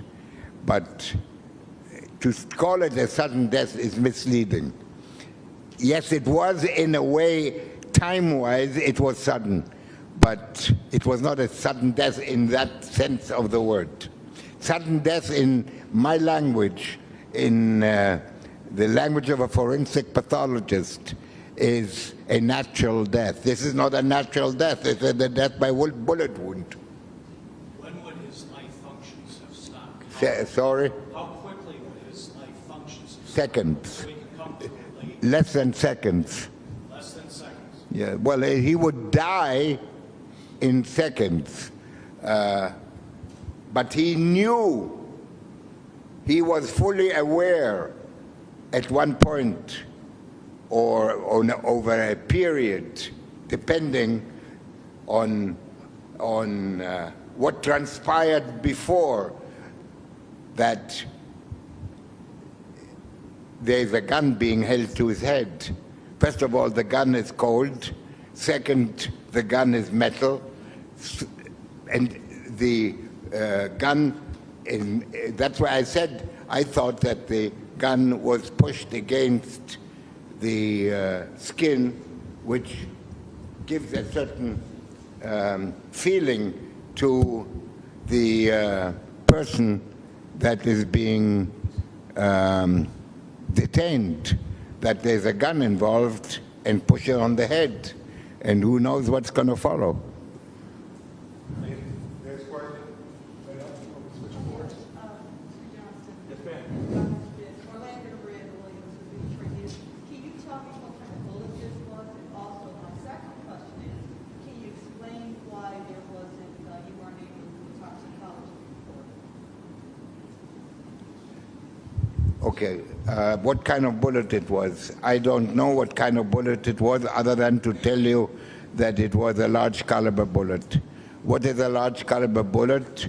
A 38 is a large caliber bullet. I don't think it was a 44 or a 45, but it was a powerful bullet. It was I think it was something that gives a bullet wound in the bone that is either that of a 38 caliber or a 9mm. They all give the same kind of bullet wound. My recollection, to answer your question directly, brain rats often, most of them have Glocks. There could be a 6 or 9mm, but probably a Glock.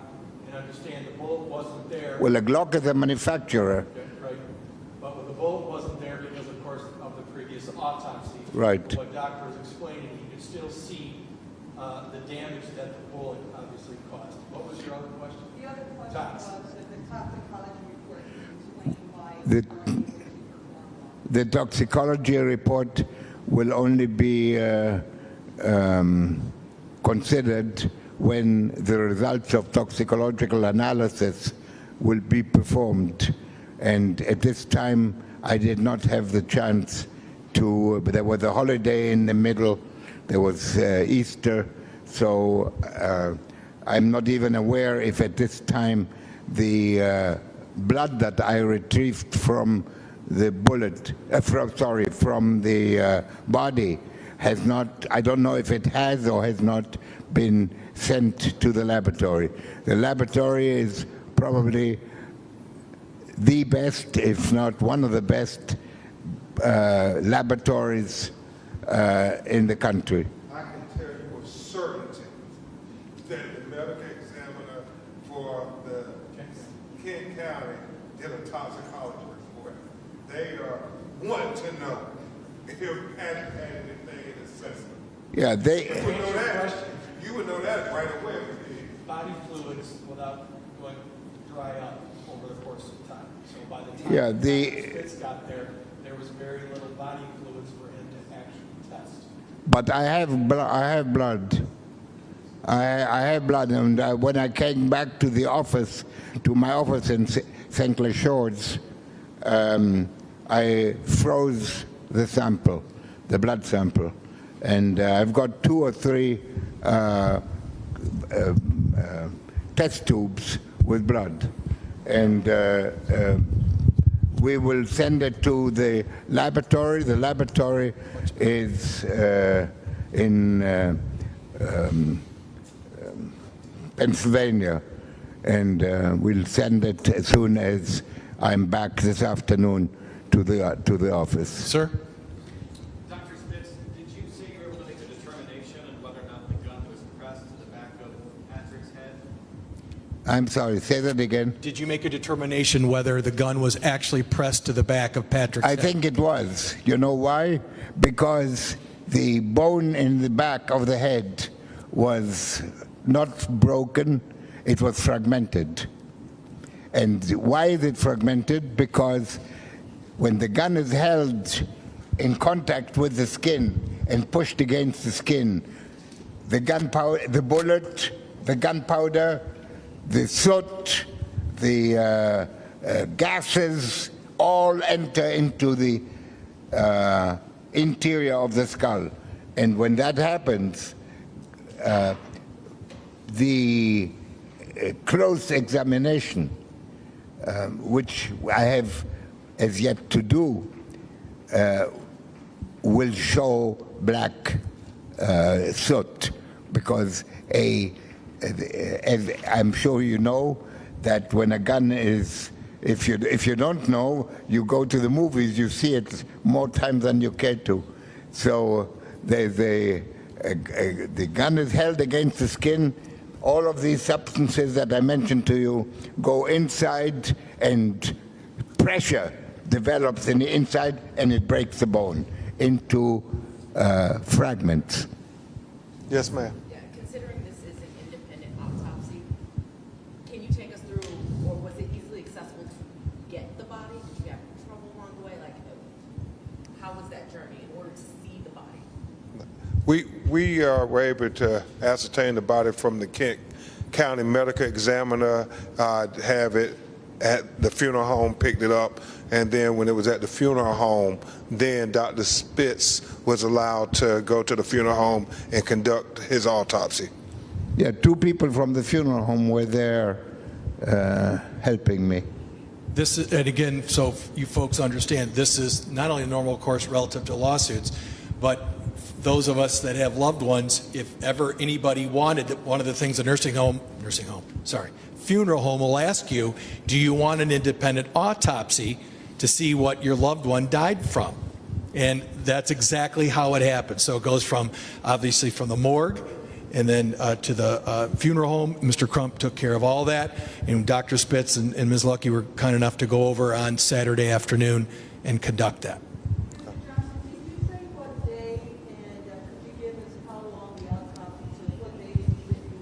Saturday. Autopsy by Dr. Spitz was done this past Saturday. So forgive me, I don't have the date. Doc, approximately how long did the entire autopsy take, approximately? The autopsy took about, we left Detroit, we left St. Clair Shores, I should say, at 12 or 12:15, noon. It took us 2.5 hours to get there, maybe a little bit less. And I have a driver with a lead foot. And we got there at just before 3 o'clock and started almost immediately with the preliminaries, taking everything out from the baggage that we had where the equipment is located. And we finished after about 2 hours, maybe 1 hour and 3/4. Jim? You see, an autopsy had already been done, so I didn't need to do, didn't need to do this, cut the skin and be careful not to damage anything. So I would say about 1 hour and 3/4, 2 hours is what it took to do the autopsy. Jim? Mr. Crump, Mr. Johnson, does this mean a civil suit is inevitable? And if so, what's the timing of it to be filed? Mr. Crump? I think a lot of that depends on the city of Grand Rapids. I understand they say they want to do right by the family. What does that mean? We will find out. But if not, Attorney Johnson and our team of lawyers will explore every possible legal remedy to give the family justice. Just a couple of follow-ups. In that same vein, you had said earlier that this officer should be fired, should be charged. The family asked for him to be fired based on what they saw in the video. My question is, what's an appropriate criminal charge, sir? You know, obviously we have our opinions, but that would be left up to the prosecutor in Kent County, or if the state, for some reason, like they did in Minneapolis, in the state of Georgia with Ahmaud Arbery, Minneapolis with George Floyd, takes over the investigation, then the Attorney General will be in charge of it, or the federal government, the Department of Justice. But, you know, the family, obviously, you look at your loved one get killed like this, you scream bloody murder. Other social engineers and people in the legal profession would say manslaughter. So it runs the full gamut that the prosecutor would have at his discretion. True. Based on the evidence. But you call this a deadly execution, so is that a murder? Well, I call it a deadly execution because I believe that it was so unnecessary. I continue to say that this was an unnecessary killing of an unarmed black man who was shot in the back of the head. And you would be disingenuous if you were condemning people being shot in the back of the head unarmed in the Ukraine by Russian soldiers, but then when you see police officers shoot unarmed black people in the back of the head, you don't condemn those types of executions. So you have not drawn a conclusion if this is manslaughter, if it's a murder? No, I have not. You know, we have our opinions. That is what? Well, our opinions is that we want to see all the evidence, and we promise you we will give you our conclusion. But the family is saying it's murder. I'm telling the family we want to collect all the evidence, and then the prosecutor will determine if it's a murder charge or a manslaughter charge or any charge. Just a couple more quick questions. There was a passenger in the car. Who was that person who shot himself over there? And why have we not heard he or she? I think that he has not chosen to come forward yet for reasons that are known to him and his family. Again, it's a person who has chosen not to come forward based on reasons only known to him and his family. Have you spoken with this person? At this time, Our team has spoken to him. I have not spoken to him personally. But you can't reveal if it's a family member or... No, not at this time. Mr. Crump, in the press release, you guys actually named the police officer. I did not name the police officer. We're waiting for it to be released. But I'm saying in the press release, his name was in the press release that was sent to the media yesterday. My question is, how did you guys get the police officer name out from that? Mr. Crump? His name is not known for certain to me, so I have not released his name, and I normally let the police department release it, and when they want to release it, they'll tell you who it is. Do you all know how that name got in the press release? It was my fault. I did it. Did Michigan State Police, Kent County, how did you get that? I'm not going to reveal my sources, but I have confirmed what is being bantered about on the internet, and I actually spoke with someone that knows the officer and confirmed it was him. But Mr. Crump, and I respect, he's our leader, and he has asked me to not refer to the officer by name until the police come forward.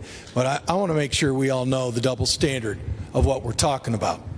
And if that is, if our client shot this officer in the back of the head, you'd have known his name the same day. So although I heard the police chief say that they never do that, that's not true. And it is a double standard. And by the way, no one in our team, nor even the family, would want anyone to do anything to harm this officer. We want justice through the court system, and that's one of the things I love most about Mr. Crump and his movement and everybody that he chooses to work with in peaceful protest. We want nothing bad to happen to this officer, independent of the court system, criminally and civilly. Now, you just said that you guys, I guess, decided that you all didn't want to, I guess, name the officer, but you didn't do it right now. What is the logic, I guess, or reasoning behind that? You could very well. Yeah, because Mr. Crump could kick my butt.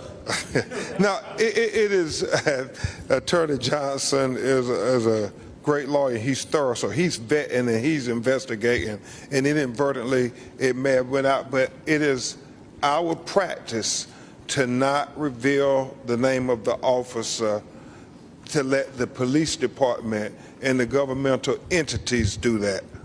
And one last question. Just real quick, go ahead. So, if you could tell us, are there any red flags about this officer that we don't know? You can't name him, I get that, I respect that. But can you give us any red flags that would say this is, an officer that maybe we should have? Let's hold off. No comment.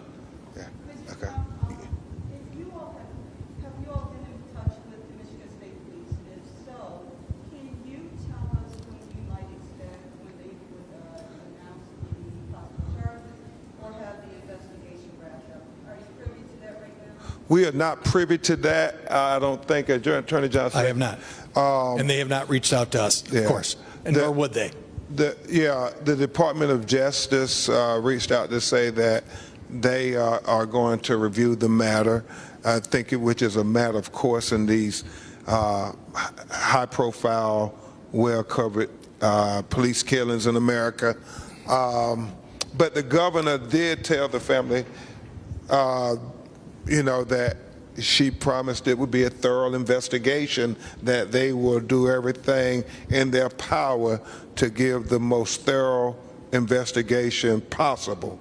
And so she, as the leader of this state, told the family that. Is that a good comment about the Department of Justice? As I understand that they just notified when all the, I guess, police department were doing their press conference, they just shared with us that they would do an investigation. The same day that the police officer department did their press conference. I was not. It was a private meeting between the family and the governor, and they intentionally kept it private.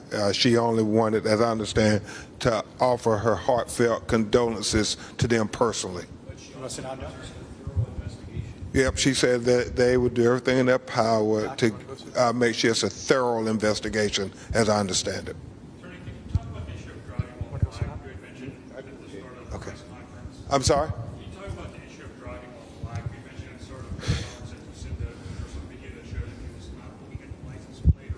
Well, no, what we said, and Mr. Cliff Jones and Attorney Johnson and us discussed it at length.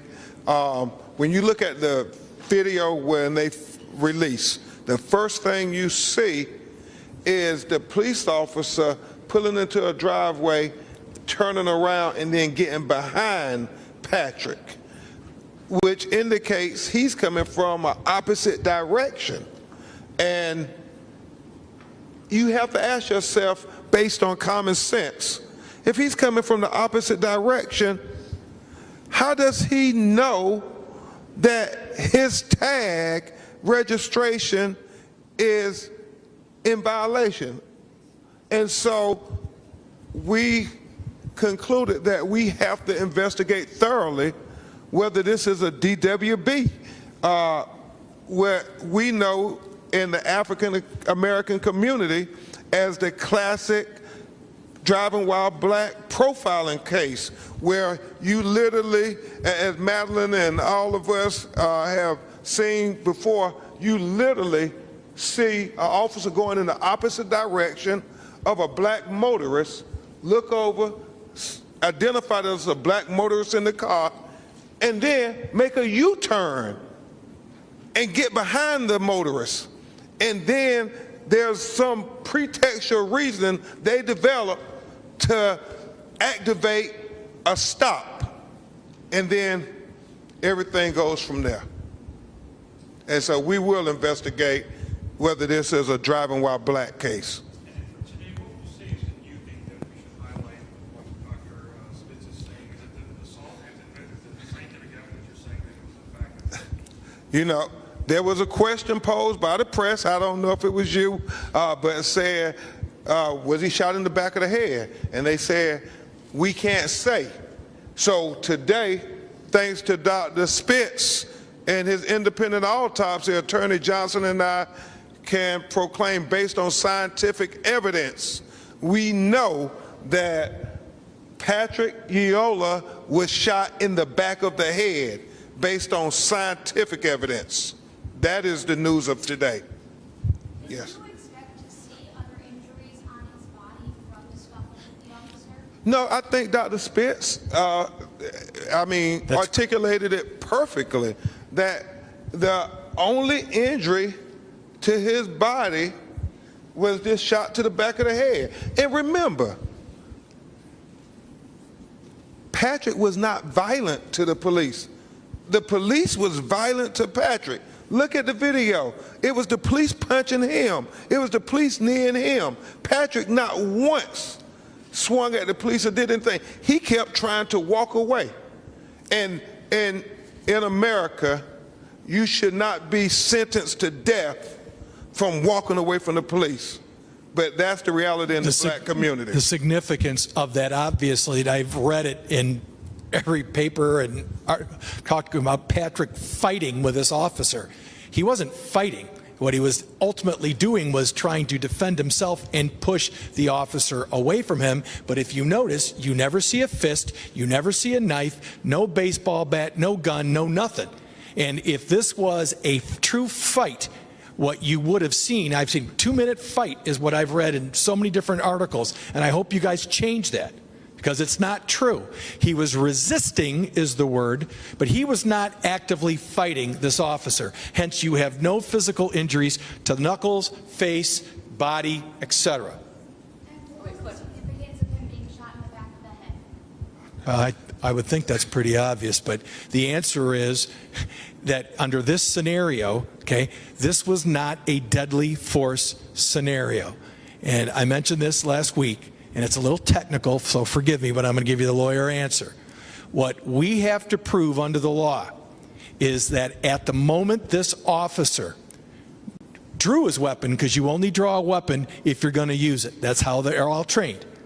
From the second that he pulled the weapon until he shot and killed Patrick was milliseconds, as Ben said. Never gave a verbal warning, which is required under the federal law. If it's feasible is the word, never gave a warning, halt or I'm going to shoot you, or other words that we could all imagine. I'm also going to throw in here something no one's talked about yet.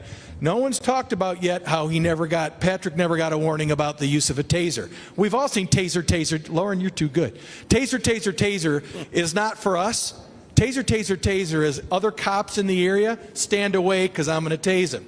What they're supposed to do by Taser International's own policies and procedures, which Grand Rapids has adopted, is warn them, if you move, if you don't do this, I am going to tase you. That did not happen. And the last thing I'm going to tell you about the taser, y'all, Mr. Crump, I've read, was he right? He was 100% right. It's deployed twice, no more probes. And then some of you are really good on this, I'll give you credit. You know about the stun capability. We believe that the standard operating taser, we believe it's a Taser X7 off the top of our heads, is what we believe. That's what they at least were given the last couple years in a case that I already have. And assuming it's an X7, which we think it is, there would be a stun capability. Translation, where if the taser were touched to somebody's skin and the trigger is pulled, like a gun, it would zap them, but it's a non-incapacitating shock. The probes are incapacitating shock, which are designed to knock you to off your feet onto the ground so they can subdue you. So anybody out there that is reporting, like I've seen, and commenting that if Patrick had, first they're saying that Patrick had it. You can't see that in the video. And if you heard the officer, he didn't say, you have my taser, get your hand off my taser. Well, then what do you see, y'all? You see his right hand come for his gun. That's his right dominant hand. That's where he had the taser. He left the taser on the ground. And if they're going to try to run with that he can shoot somebody because you can actually zap somebody and non-capacitating under the law, that it would be deadly force for a non-deadly force situation, cannot happen. So this is, to respond to your question directly, crystal clear, an inappropriate use of deadly force, especially knowing the officer is on top of our client. He is in control of our client, meaning he's got his knees on the back of Patrick's knees, if you watch. Eerily familiar with another case Mr. Crump was involved with in Minneapolis, I might add. It looked to me like he at one point had an arm around, maybe a chokehold, maybe not. But as you can see, it looks to us that when my client turns his head to the left, his head is being shoved down, which is part of the control. And then the right hand comes to the gun and he immediately gets shot. So evidence, clear, deadly situation that he used wrong under his own training. I hope I answered your question. Last couple of questions.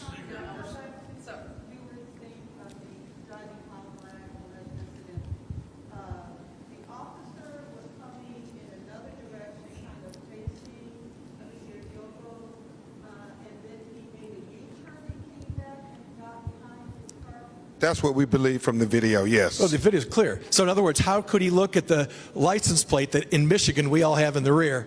How could he know about the alleged problem? Yo, we don't know what the problem, or if there really was a problem. Yeah. We just know what he said on the video. This license plate, he said to Patrick, doesn't belong to this car. And Patrick is like, huh?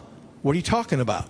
So how would he know that when Patrick's coming the other way and there's no license plate that you can see on the back? Lauren? So I know one thing that has not really been brought up yet is the use of slurs. Do you all know that was used at all? Was there anything that was said from my person? No, we're hearing rumors, but we haven't confirmed that.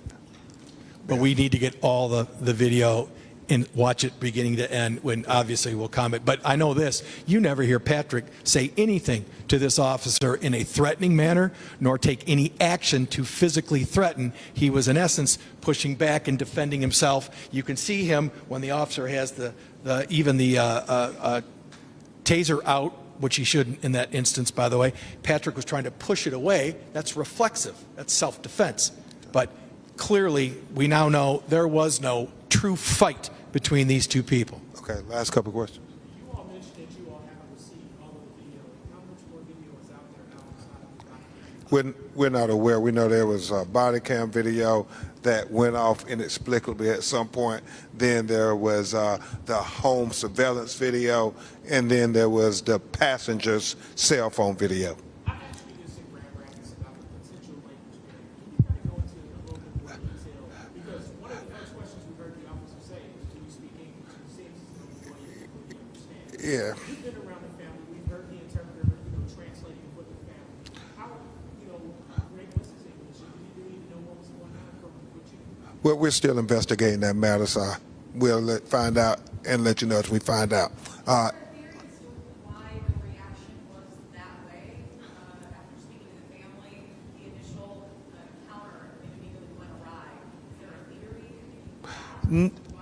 I know that police officers are trained to de-escalate situations, that they are trained for people to resist them, and that we see no de-escalation with this police officer. In fact, we see the very opposite. He continues to escalate at every stage, leading to the deadly execution with Patrick being shot in the back of the head.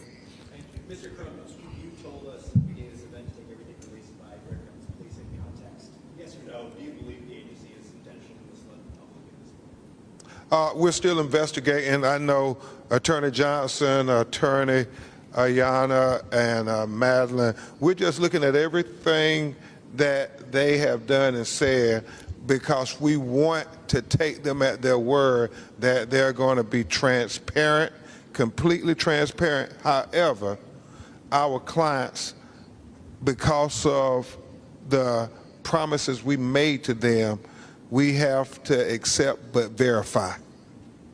Attorney Crump, question via Zoom from Eileen Grunch. What did the family say when they saw the results of the autopsy?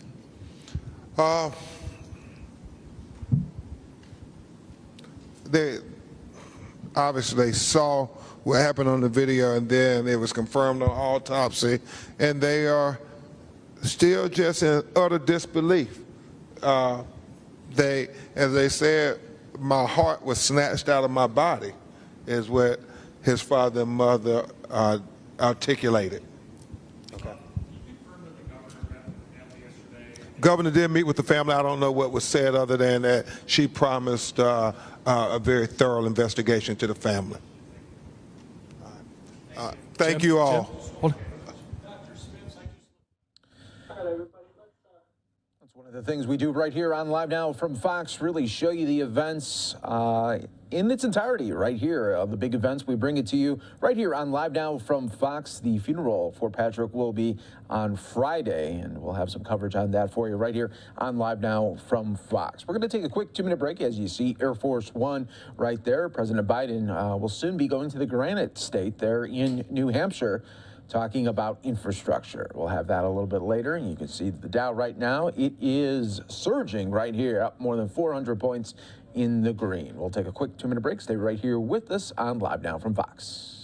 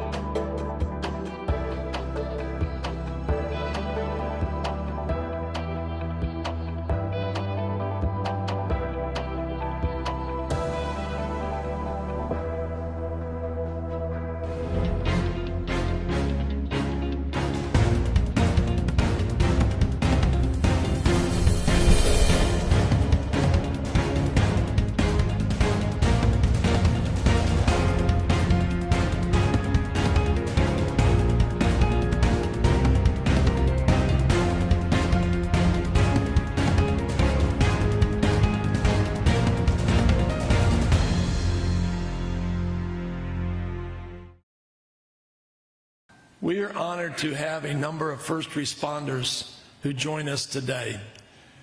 We thank the Oklahoma Fire Pipes and Drums for leading today's procession. And if you would, please hold your applause for these other special guests with us today. The French Ambassador to the United States, Philippe Etienne, Madame Patricia Etienne, Valérie Berabin, the Consul General of France, Grant Moak, the Honorary Consul, U.S. Senator James Lankford, U.S. Representative Stephanie Bice, U.S. Representative Frank Lucas, Governor Kevin Stitt, Attorney General John O'Connor, State Superintendent of Schools Joy Hoffmeister, and Mayor David Holt, Councilwoman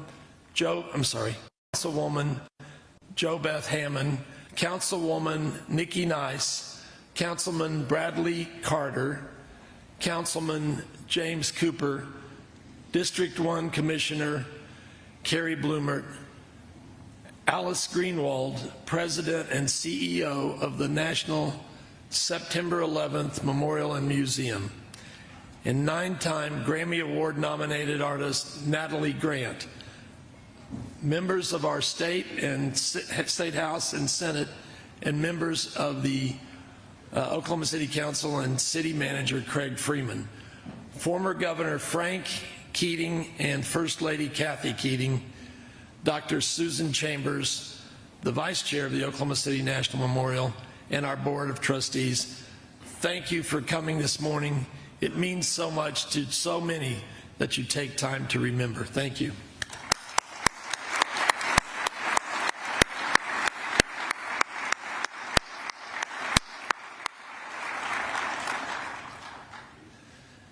Thank you to First Church for so beautifully accommodating us today. They have been a wonderful partner for the past 27 years. Thank you.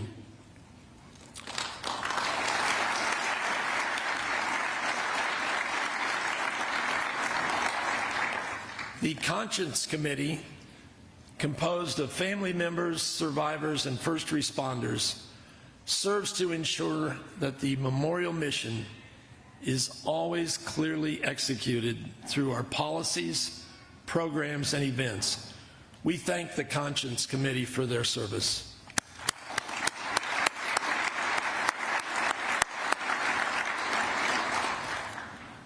The memorial mission statement was the cornerstone document in shaping the meaning and guiding the design and development of this memorial. It represents a remarkable community consensus document which evolved under the most difficult circumstances. I was honored to have been part of the Mission Statement Committee 26 years ago. It shaped me, and I am forever grateful for the time I served with many who are here today.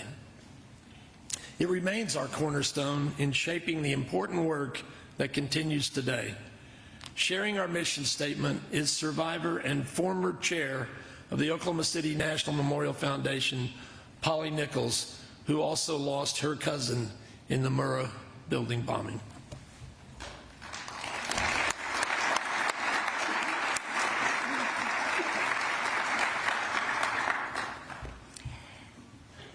We come here to remember those who were killed, those who survived, and those changed forever.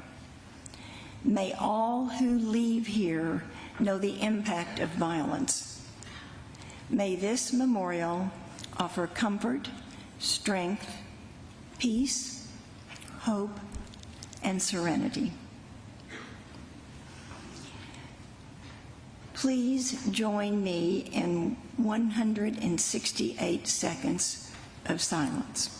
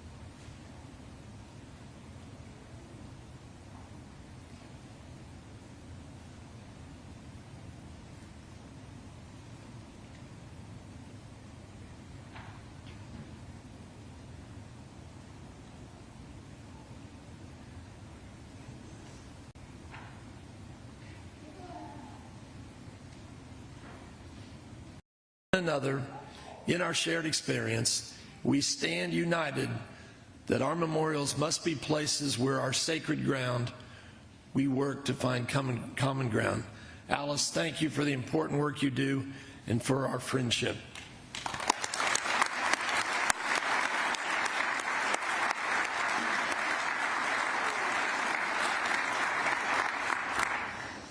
We are grateful for the efforts of our first responders, and we are honored that they are part of the ceremony today.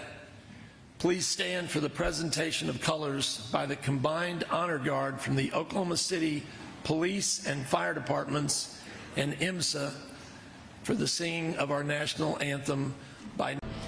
And it seemed like the landlords jumped on this bandwagon and said, hey, let's start raising up everybody's rent.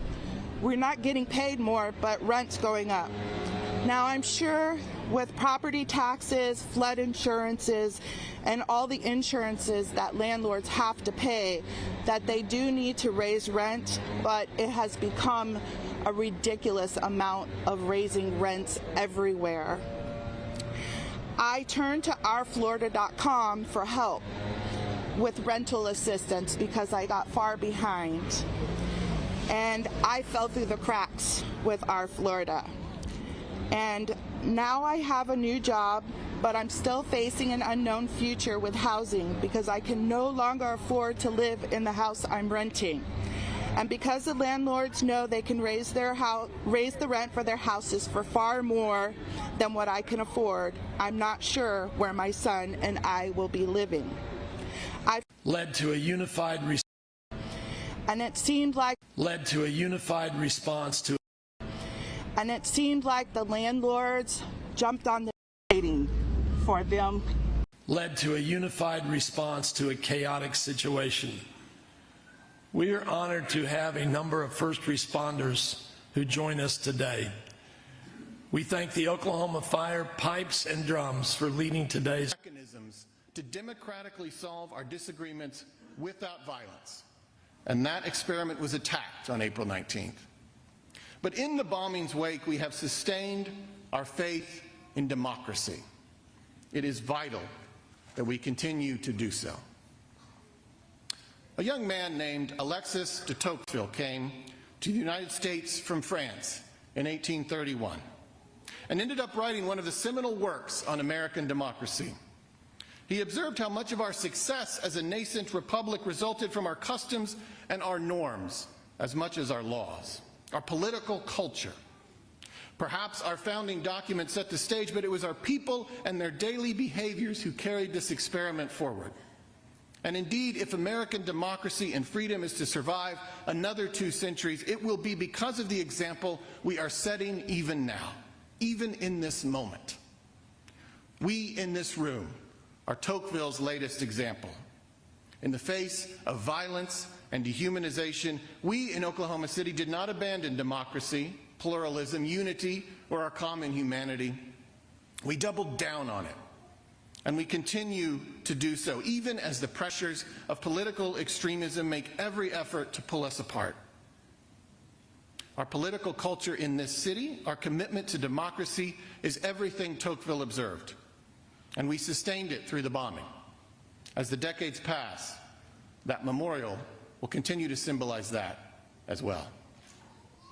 Ambassador, your presence here today is a reminder of our shared humanity, a connection that spans the oceans. The connection we share this morning is not a happy one, but it is part of the human experience, and recognizing it binds us together.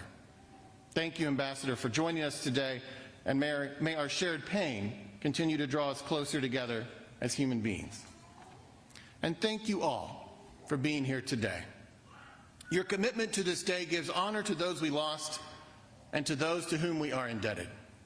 It is also an act of love that reestablishes our shared humanity and our commitment to this democratic ideal. The way we honor this day in Oklahoma City continues to be a positive example to the country and the world. Even as time passes, this day, this place have meaning, thanks to the people in this room. May your work continue. Thank you.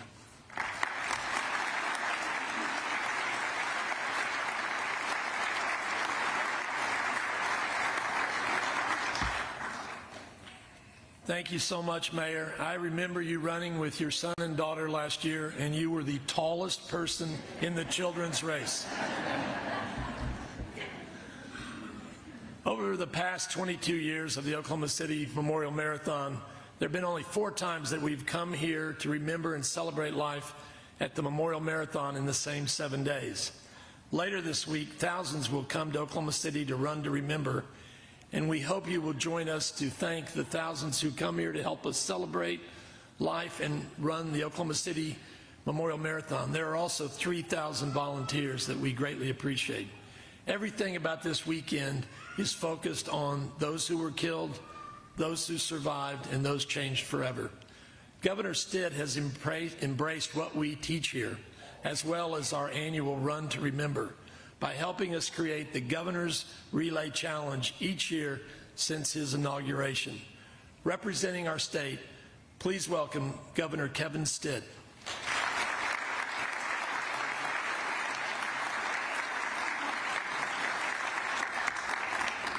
Good morning. This morning, we join here to remember the 168 lives lost 27 years ago. This day marks the anniversary of a terrible act of violence that is burned in our collective memories forever. An act of violence which altered the history of this city, this state, and our nation forever. On this solemn morning, I would like to recognize our speakers, Mayor David Holt, Congresswoman Stephanie Bice, and I'd like to extend a special welcome to this year's keynote speaker, the Ambassador of France to the United States.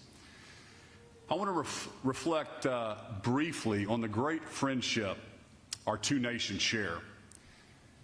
In 1865, a French political thinker and historian proposed a monument to be built as a gift to the United States. This monument would be given in honor of our two countries' alliance, but also as a tribute to the preservation of democracy, freedom, and liberty. Its formal name was Liberty Enlightening the World. Over 130 years later, the Statue of Liberty stands in the New York Harbor, welcoming all to our great nation and is a global symbol of freedom and liberty. Liberty and freedom form our nation's shared foundation. And this shared foundation has also served as a target on our nation's backs. Specifically, Oklahoma and France, they both share scars left by violent terrorist attacks. Charlie Hebdo was a French satirical magazine that was well known for satirizing nearly everything, and its contents often served as a catalyst for debates. On January 7th, 2015, its offices in Paris were the target of a terrorist attack. 17 were killed. Yet that same day, even as the terrorists were at large, something amazing happened. Thousands of people took to the streets in Paris and around the world to express sympathy and solidarity using the slogan, Je suis Charlie, or I am Charlie. Oklahomans have known that same pain too well. So on behalf of our state, Mr. Ambassador, we acknowledge the lives lost in your nation to violence and terrorism. We thank you for being here today and for standing with us against violence and for freedoms. Inscribed on the wall of the memorial are these words: may all who leave here know the impact of violence. 27 years ago, within minutes, 168 lives were lost. Mothers, fathers, sisters, brothers, husbands, wives, and friends. They were gone. Nearly 900 were injured. Those families have never been the same. This memorial belongs to them, to the people who suffered and died here. Friends, we stand near sacred ground. When we visit this sacred ground, we're obliged as the living, to take from this place the memory of that day and the lessons that we learned. What is the impact of violence? Lives lost? A demonstration of the worst kind of evil in our world. Yes, but there's more. For Oklahoma, the impact of that violent attack was also a lesson of a community coming together. That day, we learned that we could go one of two ways. We could choose to be angry and bitter and allow hatred to rule our hearts. Or we could come together, reach out to our neighbors, and have faith in each other and in our God. At that time, the bombing and the aftermath was one of the most televised events in history. The eyes of the world were on Oklahoma, and every corner of the globe saw the choice that we made. We chose to come together, no matter our religion or our politics or where we came from. We stood together as one united front. There was no better visual than the lines of those waiting to donate blood. Oklahomans of every background, every religion, every worldview stood in the same line for the same cause, to help. So often we're so focused on our differences that we forget on the inside we're all the same. The impacts of violence do not stop with the lives lost, though that's where it begins. The impact of the violence 27 years ago in Oklahoma City was also the creation of the Oklahoma Standard. In France, the violent terrorist attacks in 2015 created that message of solidarity that was set around the world. Je suis Charlie. The impact of violence is the compassion we show one another every day despite our differences. It is the friends we have from across the world who share in our hurt. It is this memorial and this morning gathering in remembrance of a day that changed Oklahoma's history forever. The history of this memorial can never be forgotten, abused, or trivialized, nor can the lessons it teaches us.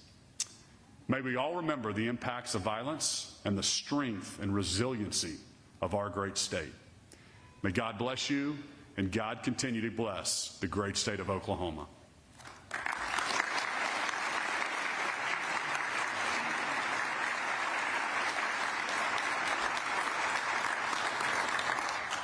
Thank you so much, Governor Stitt, and thank you for your leadership for Oklahoma. We remain grateful for the leadership of our Oklahoma congressional delegation and the efforts of Congresswoman Bice that she is working towards. She brought a congresswoman from San Diego here a couple of weeks ago and led a tour for this for her associate. And it was remarkable how much she knew about this story and how committed she was to it. If we ever needed a reminder, this memorial reminds us all to continue to find common ground, even when it's not always politically popular to do so. Representing our nation, we are fortunate to have Congresswoman Stephanie Bice.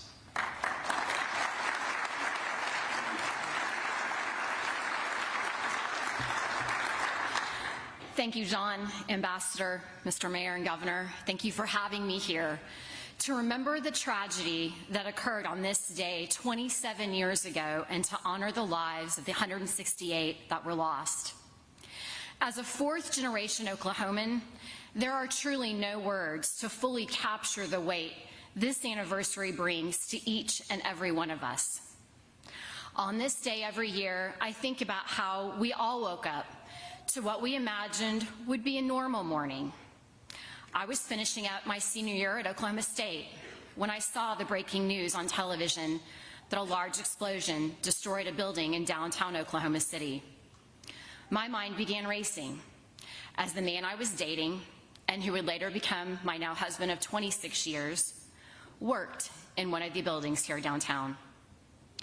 I was relieved to hear that he was safe, but I was heartbroken for the lives deeply impacted by this tragedy. We will never forget the moms, the dads, the sisters, brothers, sons, and daughters who never made it home that day, and their loved ones whose lives were changed forever. It takes days like this to put into perspective what truly matters in our lives. In Congress, it can be easy to get wrapped up in the commotion of partisan divides, policy disagreements, and debates on the House floor.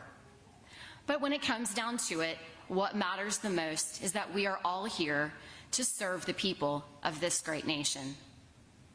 In order to achieve that, we must work together and work across the political aisle to effectively pass legislation that will benefit Americans and Oklahomans for generations. Similarly, days like this serve as a reminder that we all have more in common than it may appear, and what we can accomplish when we come together. We overcame this tragedy and emerged with unity and strength.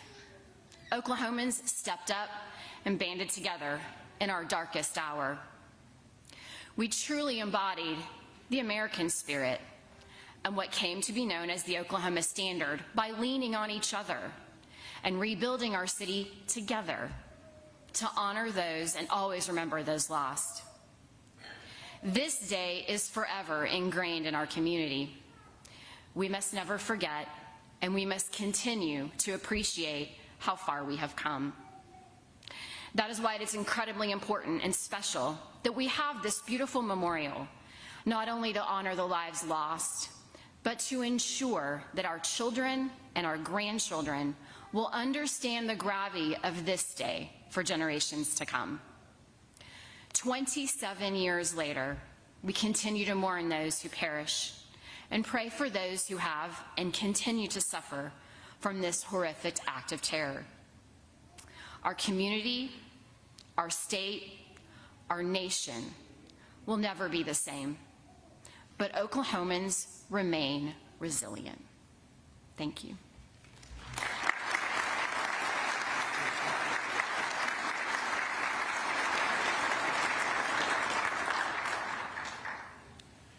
We appreciate you so much, Congresswoman. Thank you.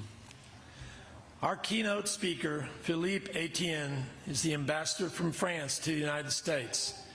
To Ambassador and Madame Etienne, bienvenue en Oklahoma. Welcome to Oklahoma.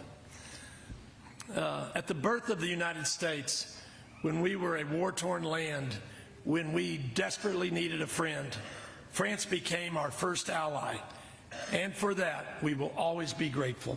Thank you.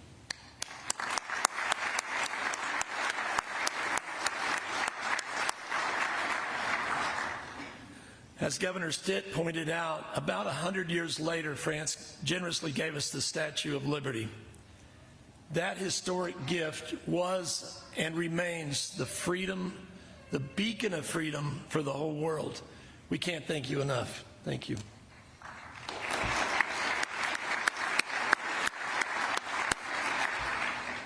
We're honored to have our ambassador here because for the past year, the memorials team has shared with France our knowledge, lessons, experience learned through our memorialization process.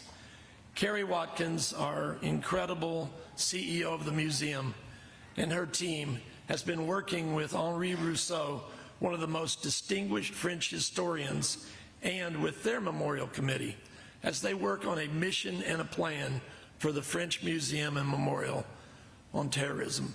Please welcome Ambassador Philippe Etienne.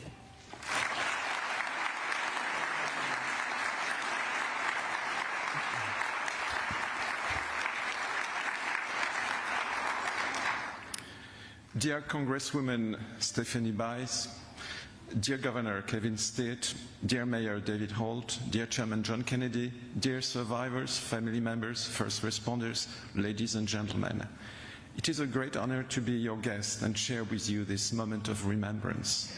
Tragically, France and the United States have both experienced several large-scale terrorist attacks on their own soil.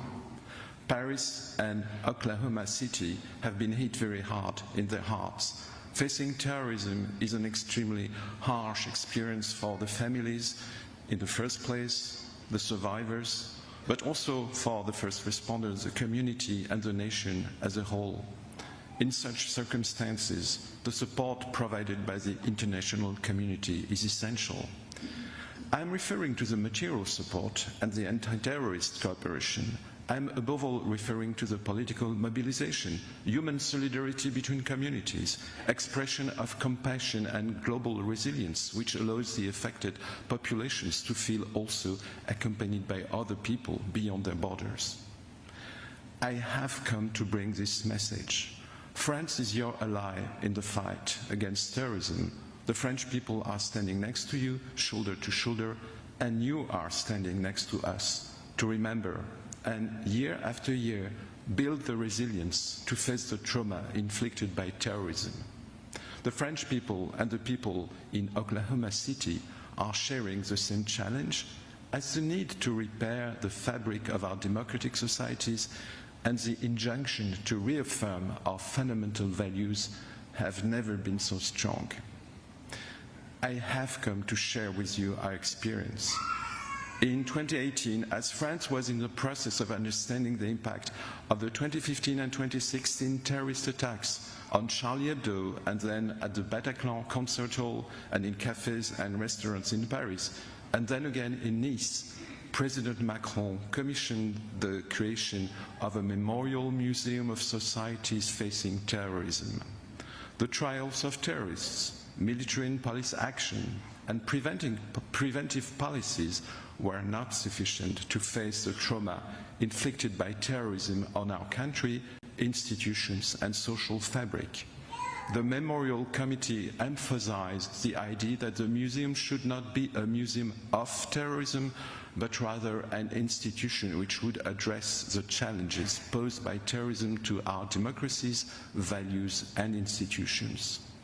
As democratic societies, how do we face such a challenge without losing our ethos and principles?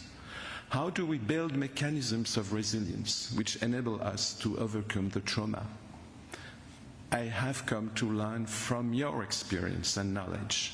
My sincere thanks go to Mrs. Carrie Watkins, the Executive Director of the Oklahoma City National Memorial and Museum, one of the largest national memorials in the world. Your example has provided guidance and advice to the French Commission. It is a testimony to the collective and transnational dimension of the memorializing mission to which we are committed. We are indeed in this together for the long term. I have come to express our indefectible solidarity in the fight against terrorism and for our freedom. Cooperation is crucial. As our democracies face the threats and direct attacks of violent extremism, whether from inside or outside, we all understand that the challenges posed to our democracies are of a global nature. Thus, the response of democratic societies must be a global and united one. Just as importantly, we need to give democratic legitimacy to the strategies we deploy in the fight against terrorism. Putting words on the horror of violence, measuring its impact, tracing its root causes, giving a voice to victims is not the sole preserve of our government and officials. Museum directors, educators, policymakers, scholars are legitimate stakeholders as well. This remembrance ceremony hosted today by the Oklahoma City National Memorial is a testimony to a collective project in which past, present, and future are woven into a democratic narrative to the benefit of the citizens and the nation and our international community. Thank you very much.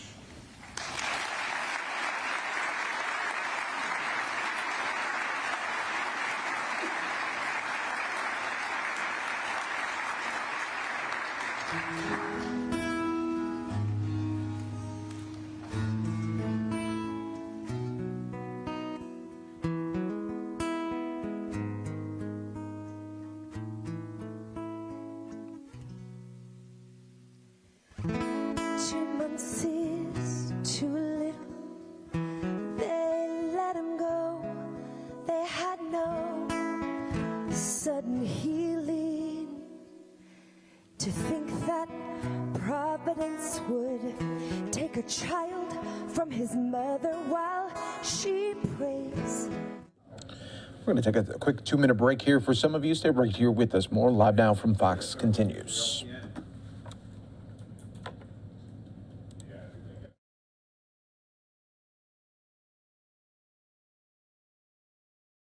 Jack Walker, Jules A. Valdez, Leora Lee Sells, Lanny Lee David Scroggins, Antonio Tony C. Reyes, Dr. George Michael Howard, DVM, Susan Jane Farrell.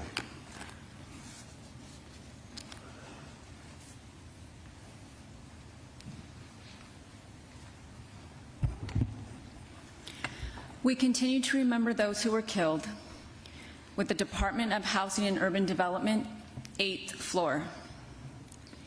Kimberly K. Clark, Donald Earl Burns, Sr., David Neil Burkett, Peter R. Avillanosa, Ted L. Allen. We remember our friends and family with the Department of Housing and Urban Development, 7th floor. Joanne Wittenberg, John Carl Van Ness III, John Thomas Stewart, Terry Smith Reese, Patricia Ann Nix, Betsy J. Beebe McConnell, James A. McCarthy II, Mary Leisure Renty, Teresa Lee Taylor Lauderdale, Anne Kreinberg, Thompson Eugene Jean Hodges Jr., J. Colleen Giles, Linda Louise Florence, Judy J. Fro Fisher, Castine Brooks Hearn Devereaux, Diana Lynn Day, Kim R. Cousins,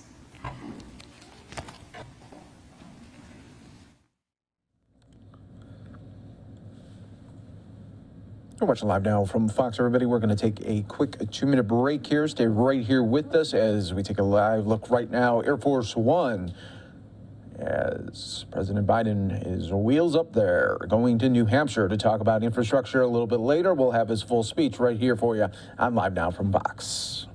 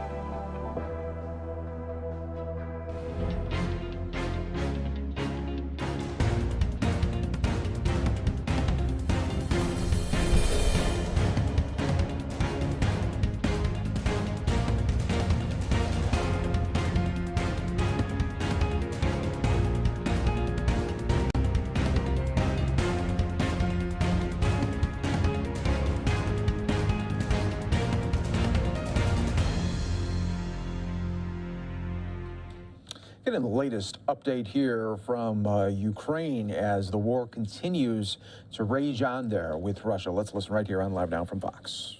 Country, the enemy has sent airplanes at least 49 times by tactical and long-range aviation of Russian air forces. The operational environment. In certain parts of directions of Slobozhanщina and Donetsk areas of operations, the aggressor has been carrying out offensive and assault actions, and in order to achieve success in its offensive actions, the enemy brings to Ukraine equipment, military equipment, and arms from central and eastern regions of Russia, jointly with combat units, their logistical units moving. And in order to quickly bring back into operation the arms and military equipment damaged in combat action in temporarily occupied territory of the Autonomous Republic of Crimea, the enemy has deployed a logistical center to repair and restore it. According to our intelligence, currently there are more than 70 armored vehicles and artillery systems being repaired there. In Slobozhanщina area, the enemy uses its group from the 6th Army of the Western Military District for partial siege of Kharkiv, and it continues shelling Kharkiv from artillery. Within the framework of air defense of the offensive group, additional air defense tour missile units are brought to Kharkiv Oblast. At the same time, in Belgorod Oblast districts bordering Ukraine, in order to cover the main command points of the joint strategic commands of eastern and western military districts, as well as logistical district, the enemy has deployed S-400 and S-300 divisions from its western military district. It is probable that the enemy will try to continue to develop its success towards Izum-Barvinkov, and to that end they have intensified air reconnaissance using UAVs. In Izum direction, the aggressor has been using its 1st Tank Army, 10th Army from the Western Military District, 35th Army, and 68th Armed Corps from Eastern Military District. The enemy has been carrying out offensive action on the left bank of Siversky Donetsk River towards Andriivka Zavody, Brashkivka Dmitrievka, and Sulugivka Debrivne directions. And in order to support offensive action of those forces at the southern outskirts of city of Izum, the enemy has prepared a number of main and reserve positions for artillery and missiles and rocket artillery. In Donetsk and Tavria area, units from so-called 1st and 2nd Armed Corps, as well as 8th and 58th armies of the southern military districts of Russia, supported by bombers, have been carrying out offensive action along the whole front line.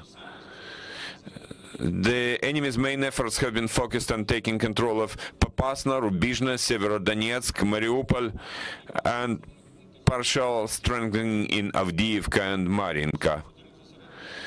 The enemy has focused its main efforts on breaking through Ukrainian defense, in particular in Luhansk Oblast, between Kreminka and Terny, Rubizhne and Popasna, and Donetsk Oblast towards Staromlinivka and Shevchenkova. Also, the occupiers continue their attempts to take full control over Mariupol. In southern Buk direction, the Russian occupiers are trying to reach the administrative boundary of Kherson Oblast and to fortify there. To that end, the enemy has replaced its units on the front line. And in order to improve its tactical situation and move towards Buk, the enemy has been carrying out offensive action around Alexandrivka. At the same time, the enemy continues civilian facilities in Mykolaiv. In Volynsk, Polisia, and Siversk directions, there are no significant changes in the operational situation. Over the last day, units of Belarusian armed forces continue implementing assignments to cover Belarus-Ukraine border in Brest and Homel oblasts. At the same time, Belarus continues providing its territory for airstrikes against Ukraine, as well as for reconnaissance, for intelligence against our objects by Russian armed forces. In Black Sea and Sea of Azov areas of operations, the enemy's groups of ships in Black Sea and Sea of Azov continue implementing assignments about rocket strikes, isolation of Ukrainian sea coast, as well as intelligence, reconnaissance. And in Black Sea, there are 4 ships which carry Caliber-type cruise missiles, and their total capacity is at least 28 rockets per launch. Now about illegal activities of Russian occupiers. The enemy continues to block and shell humanitarian routes, which makes it impossible to evacuate civilian residents of occupied territories using green corridors agreed upon. The occupational administration has been trying to develop a system of exercising force influence on civilians by creating local departments of Federal Security Service, Russian Guard, and so-called People's Militia. The goal of such activities is fighting Ukrainian resistance and preparing for so-called referendums in temporarily occupied towns and villages. The enemy has been also carrying out information and psychological operations against Ukraine, PSYOPs, in order to create optimal environment to get new territories. In particular, we see that propagandist media have been engaged to push Kremlin narratives in information space and justify criminal activities of Russia in Ukraine. According to Ukrainian intelligence, the losses of the 126th Brigade, Coast Guard Brigade of Russian Black Sea Fleet amount to about up to 75%. The 910th Separate Marine Brigade of Black Sea Fleet has lost 158 soldiers and officers who died, about 500 have been wounded, and 70 people are considered missing. A significant part of Russian servicemen from those brigade has submitted reports, petition applications whereby they say they don't want to participate in so-called special operation. At the same time, over the last day in Donetsk and Luhansk Oblast, Ukrainian defenders have resisted 7 attacks by the enemy, destroyed 10 tanks, 18 armored vehicles, and 8 cars and trucks, 1 artillery system, as well as the enemy's mortar with its crew. At the same time, Ukrainian air forces have downed 7 targets, including 1 airplane, 4 UAVs, and 2 cruise missiles. The total losses of the Russian occupiers in Ukraine from the 24th of February to the 19th of April have been as follows. Personnel, 20,800, tanks 802, armored fighting vehicles 2,063, artillery systems 386, multiple launch rocket systems 132, anti-aircraft air defense systems 67. Also 169 airplanes and 150 helicopters, 8 ships and boats, tactical 158 tactical UAVs, and 4 mobile tactical missiles launch systems. That's all information at the moment. Thank you for attention. Glory to Ukraine, glory to heroes. Alexander, I'd like to clarify a bit about personnel. Maybe, you said 2,800. I would like to quote again for our journalists, maybe 20,000, yeah, of course, 20,000, about 20,800 soldiers and officers of Russian army have been killed. Thank you, dear colleagues. You can ask your questions, but please use the microphone and introduce yourself if there are any questions. Larson, the New York Sun. Some journalists have said the Battle of Donbas has begun. Would you agree with this statement, and why or why not?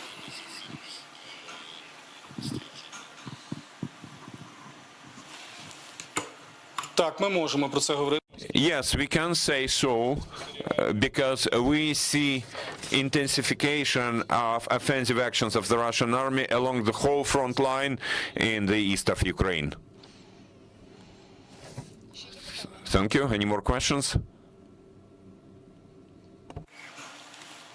Thanks. One other question. Can you talk a little bit about how the military challenges in eastern Ukraine are different than the military challenges Ukrainian forces faced in the defense of Kyiv? Thanks.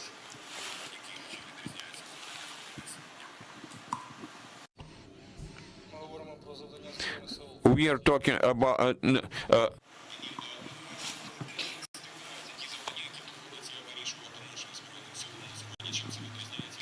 Завдання чиїх сил? whose forces, but I repeated your question that it's about challenges faced by Ukrainian army, right?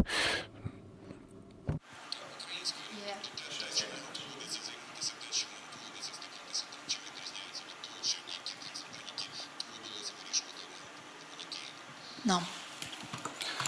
Загалом дії Generally, actions of Russian units do not differ that much among different areas. Usually it's about strong artillery preparations, attempts to attack certain positions, and that's 300 divisions from its western military district.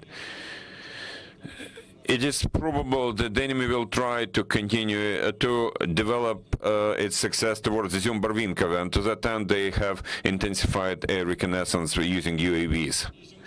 In Izum direction, the aggressor has been using its 1st Tank Army, 10th Army from the Western Military District, 35th Army, and 68th Armed Corps from Eastern Military District. The enemy has been carrying out offensive action on the left bank of Siversky Donetsk River towards Andriivka Zavody, Brashkivka Dmitriivka, and Sulugivka Debrivne directions. And in order to support offensive action of those forces at the southern outskirts of city of Izum, the enemy has prepared a number of main and reserve positions for artillery and missiles and rocket artillery. In Donetsk and Tavria area, units from so-called 1st and 2nd Armed Corps, as well as 8th and 58th armies of the southern military districts of Russia, supported by bombers, have been carrying out offensive action along the whole front line. The enemy's main efforts have been focused on taking control of Popasna, Rubizhne, Severodonetsk, Mariupol, and partial strengthening in Avdiivka and Mariinka. The enemy has focused its main efforts on breaking through Ukrainian defense, in particular in Luhansk Oblast, between Kreminka and Terne, Rubizhne and Popasna, and Donetsk Oblast towards Staromlinivka and Shevchenkova. Also, the occupiers continue their attempts to take full control over Mariupol.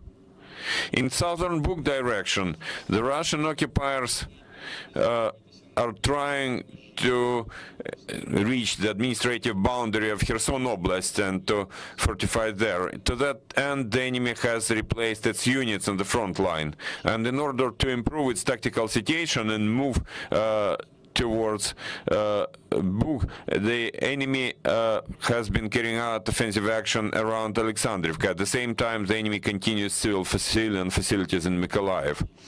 In Volynsk, Polisia, and Siversk directions, there are no significant changes in the operational situation. Over the last day, units of Belarusian armed forces continue implementing assignments to cover Belarus-Ukraine border in Brest and Homel oblasts. At the same time, Belarus continues providing its territory for airstrikes against Ukraine, as well as for reconnaissance, for intelligence against our objects by Russian armed forces. In Black Sea and Sea of Azov areas of operations, the enemy's groups of ships in Black Sea and Sea of Azov continue implementing assignments about rocket strikes, isolation of Ukrainian sea coast, as well as intelligence, reconnaissance. And in Black Sea, there are 4 ships which carry Caliber-type cruise missiles, and their total capacity is at least 28 rockets per launch. Now about illegal activities of Russian occupiers.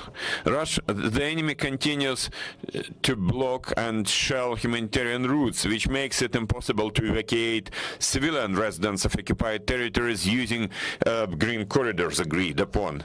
The occupational administration has been trying to develop a system of exercising force influence on civilians by creating local departments of Federal Security Service, Russian Guard, and so-called People's Militia. The goal of such activities is fighting Ukrainian resistance and preparing for so-called referendums in temporarily occupied towns and villages. The enemy has been also carrying out information and psychological operations against Ukraine, PSYOPs, in order to create optimal environment to get new territories. In particular, we see that propagandist media have been engaged to push Kremlin narratives in information space and justify criminal activities of Russia in Ukraine. According to Ukrainian intelligence, the losses of the 126th Brigade, Coast Guard Brigade of Russian Black Sea Fleet amount to about up to 75%. The 910th separate Marine Brigade of Black Sea Fleet has lost 158 soldiers and officers who died, about 500 have been wounded, and 70 people are considered missing. A significant part of Russian servicemen from those brigade has submitted reports, petition applications whereby they say they don't want to participate in so-called special operation. At the same time, over the last day in Donetsk and Luhansk Oblast, Ukrainian defenders have resisted 7 attacks by the enemy, destroyed 10 tanks, 18 armored vehicles, and 8 cars and trucks, 1 artillery system, as well as the enemy's mortar with its crew. At the same time, Ukrainian air forces have downed 7 targets, including 1 airplane, 4 UAVs, and 2 cruise missiles. The total losses of the Russian occupiers in Ukraine from the 24th of February to the 19th of April have been as follows. Personnel, 20,800, tanks 802, armored fighting vehicles 2,063, artillery systems 386, multiple launch rocket systems 132, anti-aircraft air defense systems 67. Also 169 airplanes and 150 helicopters, 8 ships and boats, tactical 158 tactical UAVs, and 4 mobile tactical missiles launch systems. That's all information at the moment. Thank you for attention. Glory to Ukraine, glory to heroes. Alexander, I'd like to clarify a bit about personnel. Maybe, you said 2,800. I would like to quote again for our journalists, maybe 20,000, yeah, of course, 20,000, about 20,800 soldiers and officers of Russian army have been killed. Thank you, dear colleagues. You can ask your questions, but please use the microphone and introduce yourself if there are any questions. Larson, the New York Sun. Some journalists have said the Battle of Donbas has begun. Would you agree with this statement, and why or why not?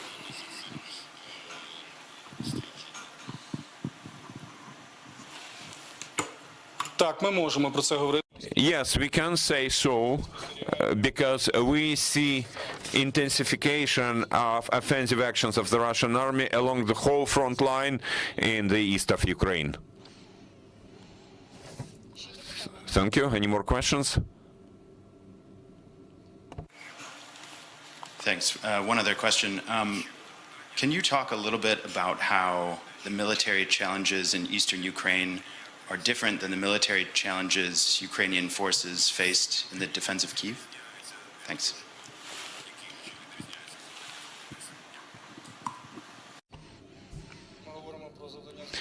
We are talking about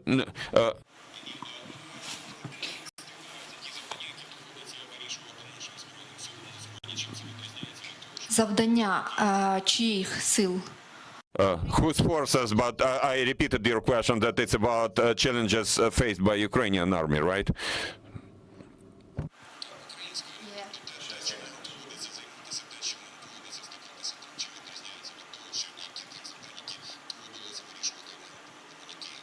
No.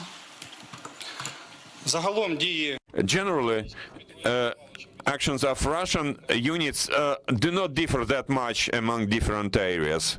Usually it's about strong artillery preparations, attempts to attack certain positions, attempts to keep Ukrainian units in place, attempts to surround our units and take control of towns and villages. The Russian Federation is mostly using Soviet textbooks, military textbooks.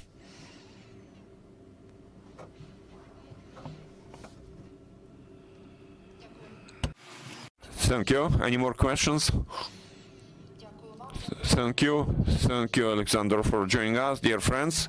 Please monitor our announcements. Now we are preparing our schedule for today, so you're welcome to. You're watching Live Now from Fox, everybody. We've been listening there to the latest update coming out of Ukraine as this war continues to rage on. Hi, everyone. Mike Page here. Thanks so much for joining us here on Live Now from Fox as we continue to always bring you top stories, headlines from all over the country. In about an hour, we're expecting the Johnny Depp trial, defamation trial, to come back, and we'll see if he is going to be on the stand, and if it happens, we'll bring it to you right here on Live Now from Fox, all in the mix here. But I do want to go out right now, out to Tampa here, where officials are talking about affordable housing right now here on Live Now from Fox. We're not getting paid more, but rent's going up. Now, I'm sure with property taxes, flood insurances, and all the insurances that landlords have to pay, that they do need to raise rent, but it has become a ridiculous amount of raising rents everywhere. I turned to ourflorida.com for help with rental assistance because I got far behind. And I fell through the cracks with Our Florida. And now I have a new job, but I'm still facing an unknown future with housing because I can no longer afford to live in the house I'm renting. And because the landlords know they can raise the rent for their houses for far more than what I can afford, I'm not sure where my son and I will be living. I've checked all the areas in Tampa to find something affordable, and I'm definitely coming up short. The rent is too high everywhere, and it's very sad to me that I grew up in this town. This is my home, but I'm probably going to be forced out. I think my family deserves the same opportunities that anyone else has, despite the amount of income that we each make. We need a leader who cares for the people, who will fight for us on both ends. Our system is broken, and I know Nikki Fried is our governor. She will fight for change and clean up Tallahassee. We need a candidate with fire in her belly, and she definitely has that. Thank you for hearing me.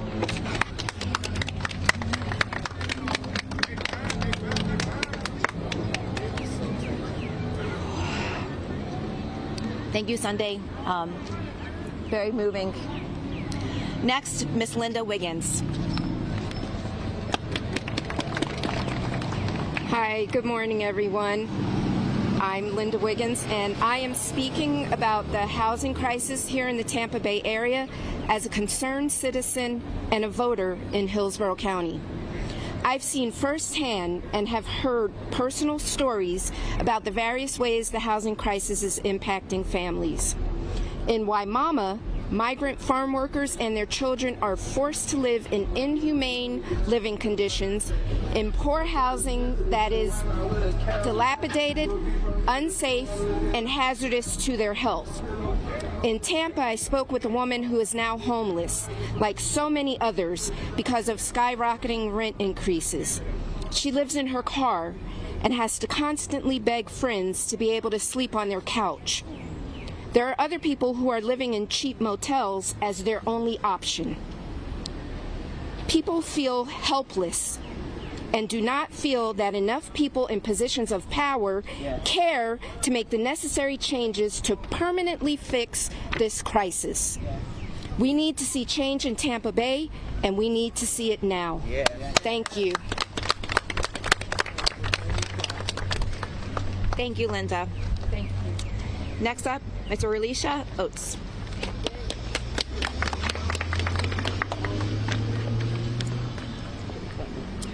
Good morning. My name is Alicia Oates, and first I would like to thank the Commissioner, Nikki Fried, for inviting me to this platform today to express my much-needed measures that must be taken by the governor agencies and elected officials to restore the dignity and respect to the families in East Tampa and them losing their homes. I'm a native with strong ties in Tampa in its inner city community. A working mom, I'm founder of the nonprofit iSupplies, where my focus is on providing resources to family in low-income housing. Within the last 2 months, I have received numerous phone calls, text messages, emails from families that are at risk of being displaced. Some have resulted in living in their vehicles with their children because they can't afford the rent prices that have hiked so much. In many cases, rent in East Tampa has increased from $1,000 to $2,000 a month for single-family homes.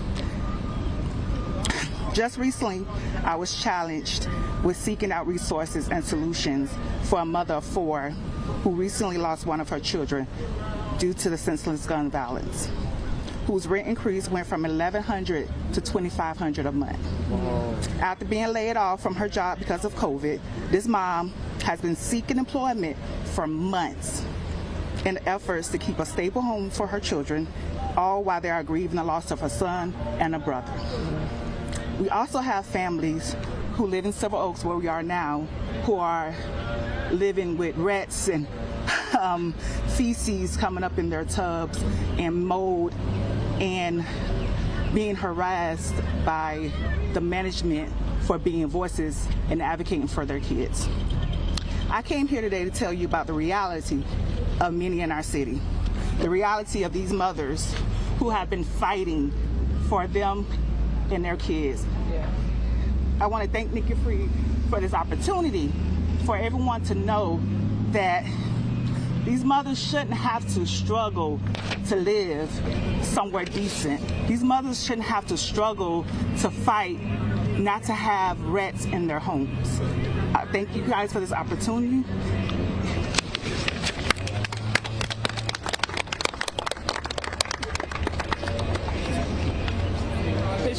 Oh, I'm sorry.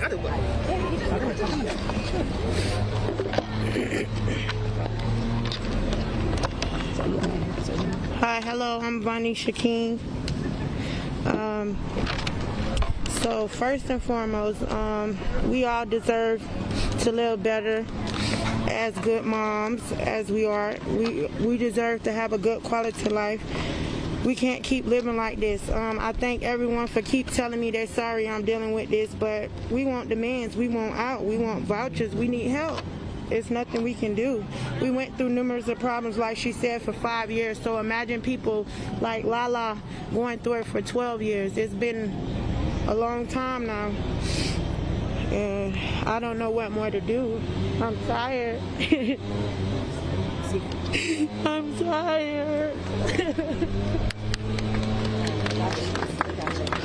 Good morning. My name is Connie Burton, and in 2008, I came to the Silver Oaks apartment because based on my income, this is where I could afford to live. But based on my income, I did not expect to live in an undignified development that is being funded 100% by our federal government. My God. Our children cannot survive. Most of the children that goes to public school out of this development go to James Elementary. And if you would look at James Elementary performance rate, it's at the bottom. And the reason why it stays there is because our families are living in unsafe and unhealthy, blighted conditions followed by constant retaliation from management. We are on a merry-go-round here in this development, and we are hoping under the leadership of Nikki Freed, our city government leaders, that we can get on the right track and accountability. Accountability for us will look like holding management accountable, making HUD be more responsible to the issues of the people. And that's what we are calling for. We are thankful that you're here this morning, but when the cameras are gone, the activity continues. So thank you this morning, Mrs. Freed. We can't say enough about you and all of the leadership here in Tampa that is standing with these residents. Thank you. Thank you, Ms. Hines. Thank you, ladies, for sharing those stories, and know that we are going to be here with you for this fight. Thank you. Thank you. Thank you. And I want to be very clear. Renters are being taken advantage of, not only here in the Tampa Bay area, but across the entire state. In January, the Palm Beach Post reported a 37% increase in Palm Beach County rents. The price of rent in South Florida for a single-family home went up 40% last year. Rent rates and other neighbors in Orlando increased 60%. Fort Myers, it was 55%. A two-bedroom apartment is now renting in Fort Myers for over $2,300 a month. Here in the Tampa Bay region, the average rent has increased by 28% a year. I will say it again. Florida renters are being taken advantage of, and this is flat out wrong. Yes, yes, yes, yes. And here at Silver Oaks Apartments, where management has flouted not just the federal rules, but the rules of common decency and respect, they are certainly being taken advantage of, these renters. And the residents of Silver Oaks Apartments are being treated unfairly. And given the market we are facing, I'm not sure that they have a lot of options of where to go from here. We need a governor who's going to be working every single day to lower our cost of living and raise our standards. And that is exactly what I am going to do. As governor, on day one, I will immediately direct the Attorney General to target predatory landlords who put increased rents well beyond the rate of inflation. And once and for all, put an end to this price gouging. Second, I will veto any attempt to raid our Affordable Housing Trust Fund. This money, known as the Sadowski Fund, is a revenue source meant to fund Florida's affordable housing programs. But year after year, governors of Florida have raided this fund for money for their own purposes. Why do we have an affordable housing crisis? I think in part the answer is the fact that we have gutted over $2.3 billion over the last 25 plus years that could have been used to building more affordable homes across our state. This stops under a Freed administration. Third, our plan will be directed to everyday Floridians to help them and every single homeowner in our state. That means everyone, including those who require access to ADA-compliant housing. So read my lips. I am going to cut property taxes. As governor, I will expand the homestead exemption from $50,000 to $100,000. Let me say this one more time. We are going to expand the exemption on home property taxes from $50,000 to $100,000. This will be the most significant tax cut in Florida's history, and is going to happen under a Florida Governor Freed administration. And to all of our local governments, our constitutional amendment, which will be required to do all of this, will include the same school district carve-out as before, so schools won't lose a dime. We will also help ease the burden at the state level.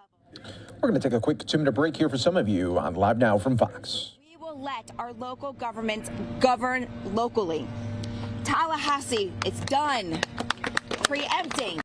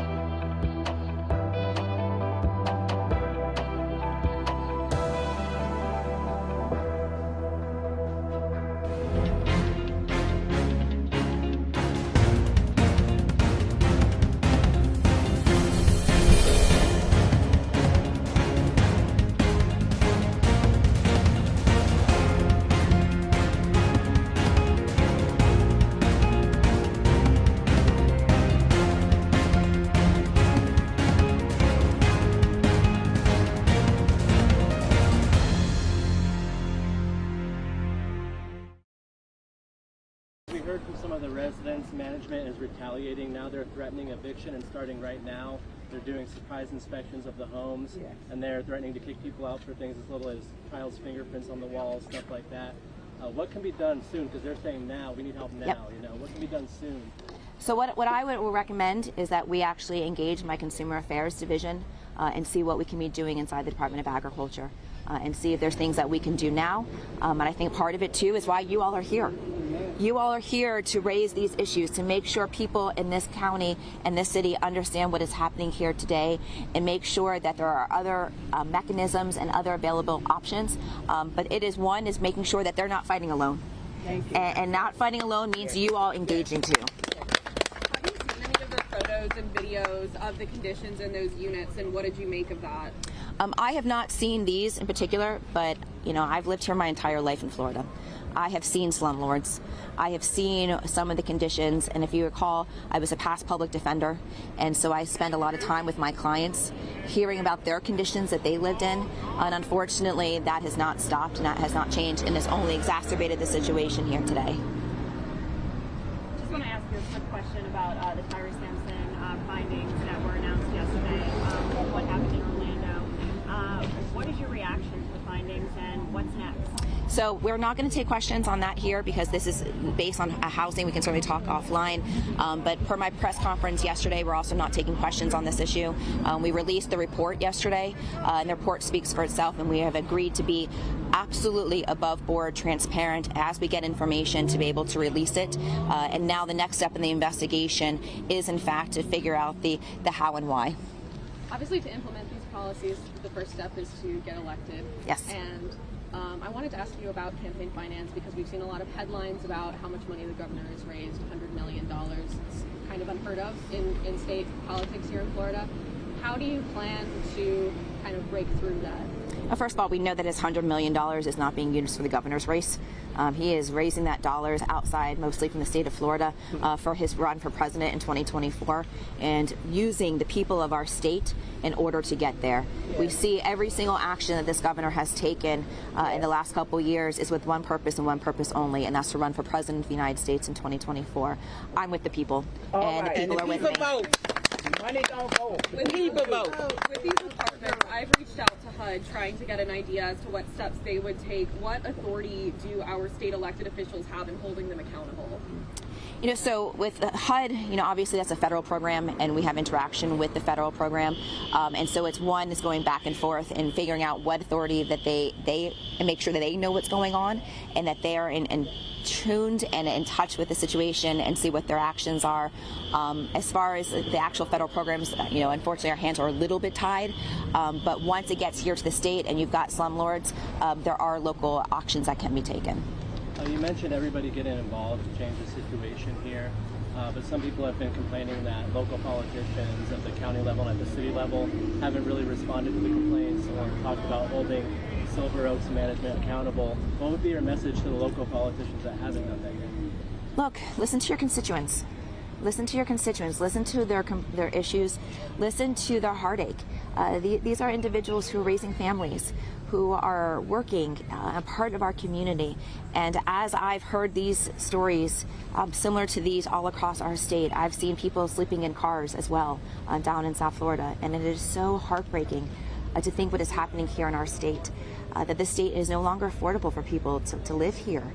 And so I hope that every elected official, whether it is on our state level, whether it's a local level, our House, our senators, that they hear the same complaints I do. How can they not? If they just listen to their constituents, they're going to hear the stories. They have an obligation to act, whether, again, it's the local area or the state area. We have a moral obligation to not let people live like this. And these are human beings. These are human beings that wake up every day like the rest of us, that are trying to put food on their plates for their families, make sure that there's a roof over their heads, making sure that they're safe to go to school, and that their kids are coming home safely from school. These are all things that are not just here in the Tampa Bay area, it's all across our state. And I have said this time and time again, that when you raise your hand to swear an oath to protect and defend the Constitution, the people that live here in our state, you have an obligation to be a true public servant. If you are doing this for any other reason, whether it is for power or a job afterwards, get out of politics. I am tired of hearing people running for the next position, the next office, and not focusing on the issues that are happening in front of them today. I don't know how any elected official in our state of Florida doesn't hear the cries from their constituents of what is happening on the ground and not want to step up and take action. I'm sorry, but this has gone on too long in our state, and it's time for concrete action and for everybody to get engaged in this fight.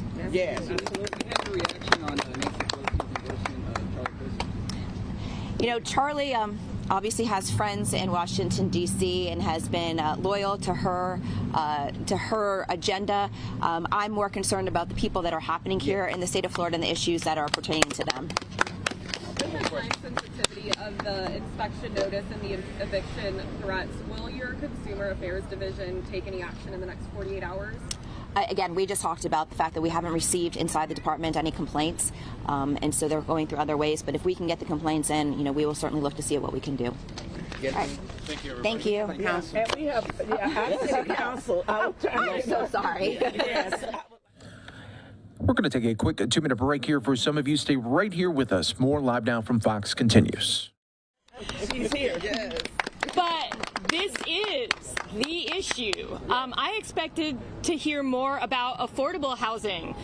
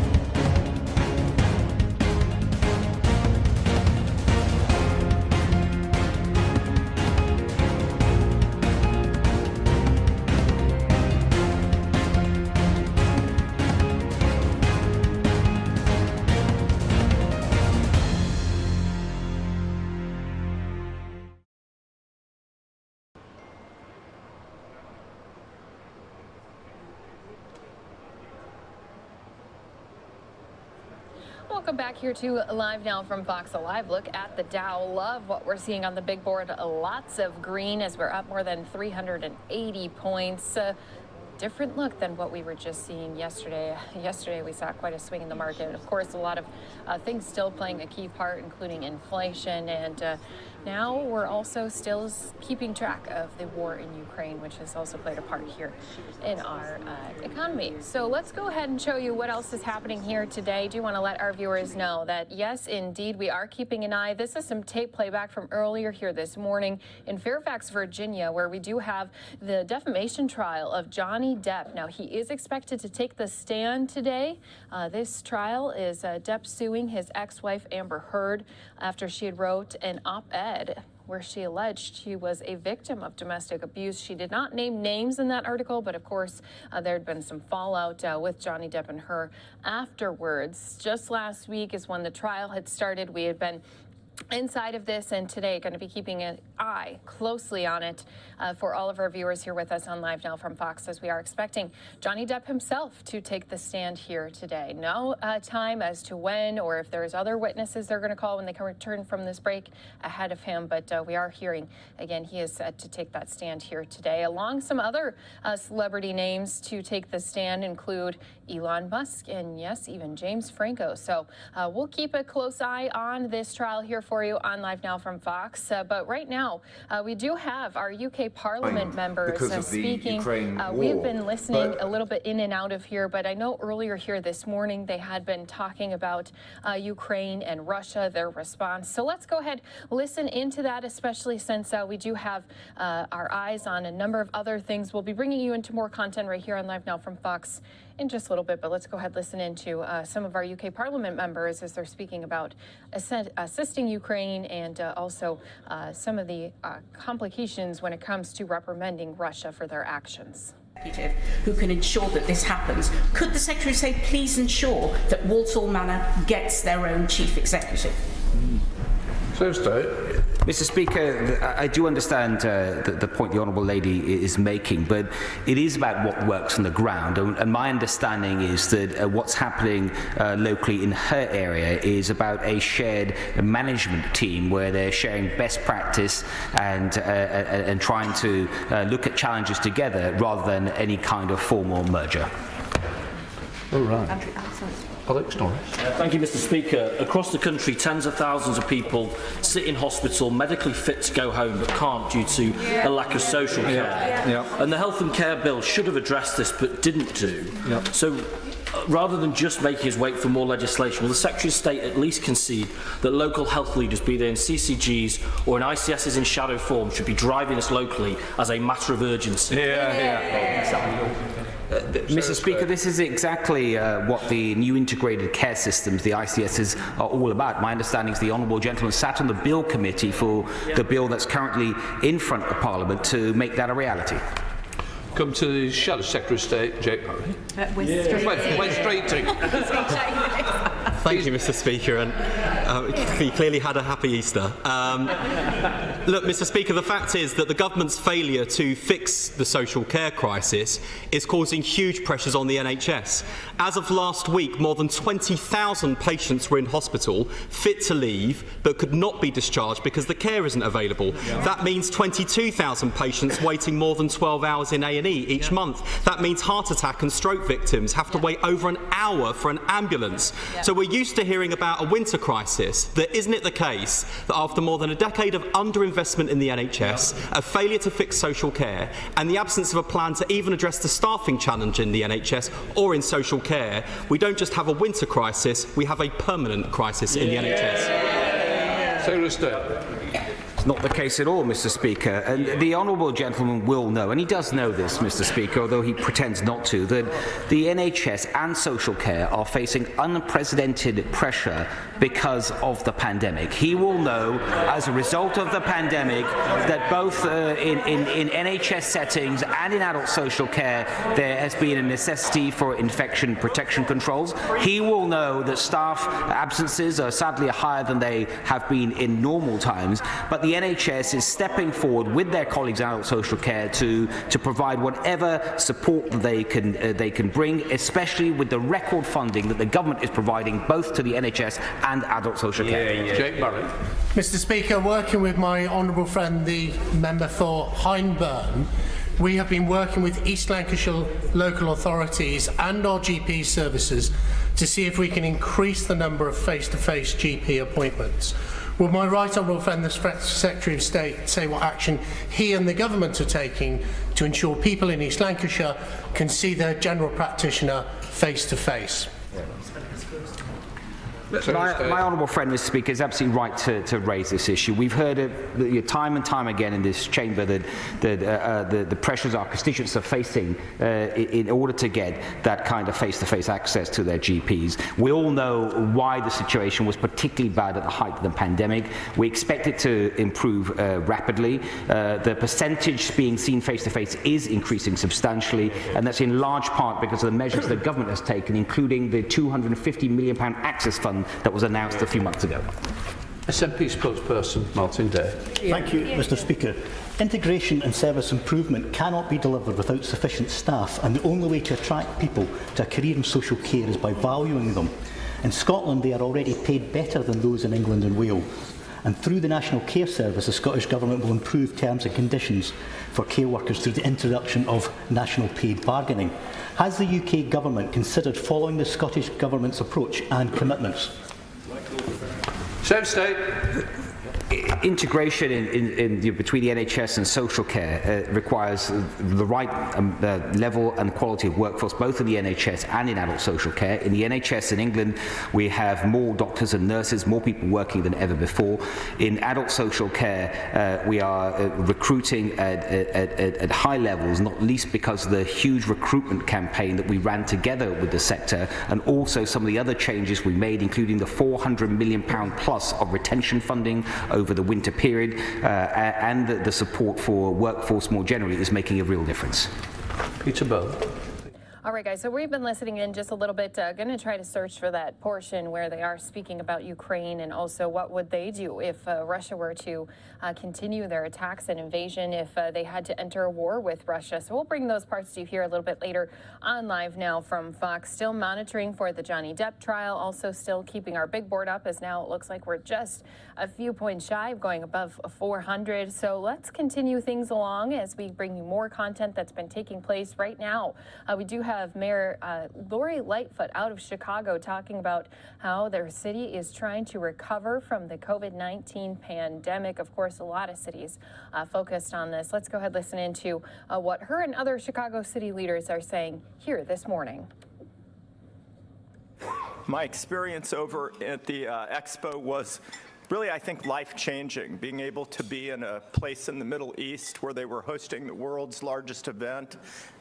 Over 24 million people visited in 6 months, 192 countries represented.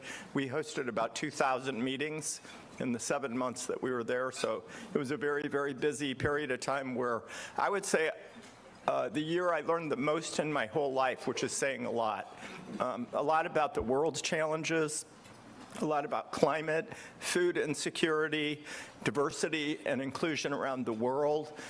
Just really critical issues that are facing the world, where business people came together, political leaders came together to talk about the challenges that they have in their country. And I think one of the things that was my takeaway, and I want to be brief today, maybe we'll get a chance to talk in more depth about some of the issues. You know, there are huge issues happening around the world. I mean, obviously the war in Ukraine, but there's also other critical issues, and almost every continent is facing all the time. And I think sometimes in America we get down on ourselves, and our politics are polarized right now. And we do have lots of challenges in the country, and we have challenges in the city of Chicago for sure. But the one thing I left the biggest impression on me, having 1,200,000 people just come through the USA Pavilion, people from all over the world. And I went out on the floor almost every single day and talked to people, and the overwhelming response that I got from people from, you know, hundreds of countries was that America is still a beacon of hope. I left the Expo with more pride in America and more gratefulness for being an American than I've ever felt in my life. And I think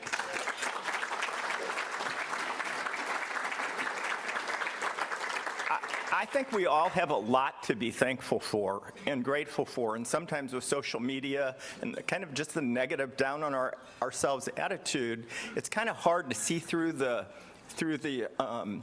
challenges to the positive things that we have in America that all the other 191 countries that were represented at the Expo would literally give their right arm for. So I think we should get a more positive, optimistic attitude, especially coming out of the pandemic and all of the challenges.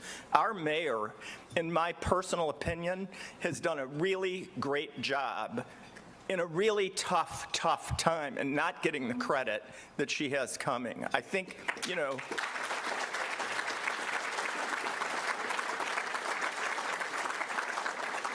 and I think we're about to burst out I think you'll hear from the mayor all the good things that have happened, and she's right to point that stuff out. But I think we're really in a moment in time right now, coming out of the pandemic. It really is spring in Chicago, and I think it's time for everybody to get back to work, get back in the offices.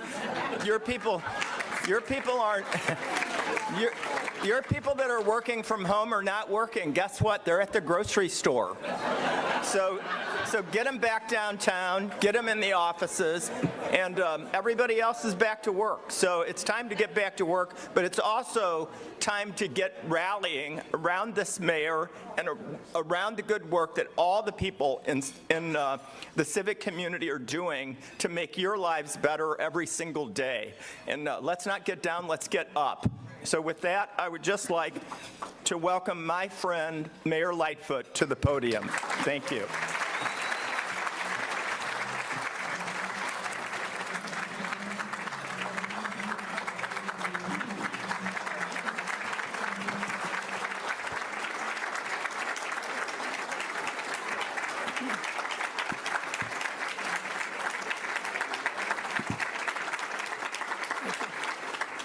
Thank you. Bob, they took your advice, they're revved up, and they gave you a standing O to boot. Bob, as you heard, is freshly back in Chicago after representing the U.S. in Dubai for President Biden at World Expo, which of course is a tremendous honor. In addition to being a great partner to the federal government, Bob is a great partner to the city of Chicago. He's a dedicated civic and business leader who has committed his life's work to strengthen communities here in Chicago, St. Louis, and elsewhere, having long been an advocate for diversity throughout companies' workforces, boardrooms, and in creating more opportunities for women and minority-owned businesses. And the thing I like most and admire about Bob is he's a big thinker, but also a big doer. So thank you so much, Bob, for being here and being a part of our Chicago landscape. Let's give him a round of applause.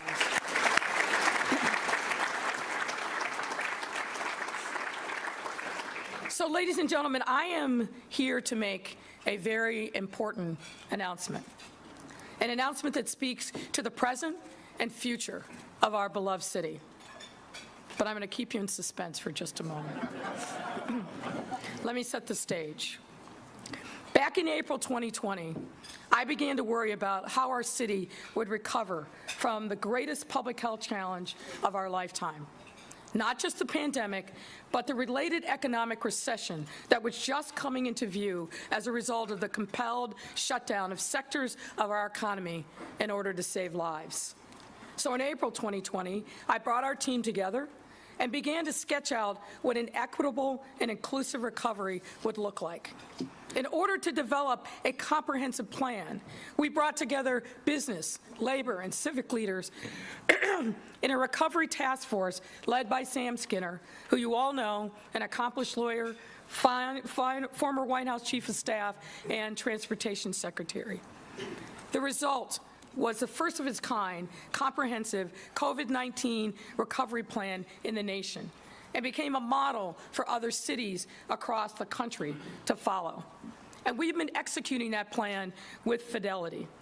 Fundamentally, we knew that given Chicago has the most diverse economy in the nation, we needed to lean into our core strengths, notably manufacturing, transportation, distribution and logistics, life sciences, food and ag, and technology.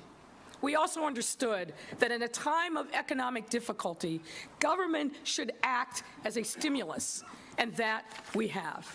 And another important tenet of our economic recovery has been that good social policy is good economic policy, meaning that we had to be intentional about creating economic opportunity for those who not only had been relegated to the margins of our economy, but also our civic life. And as a result of our intensive focus and businesses having great confidence in Chicago, we are poised to have the best economic recovery of any big city in the country, bar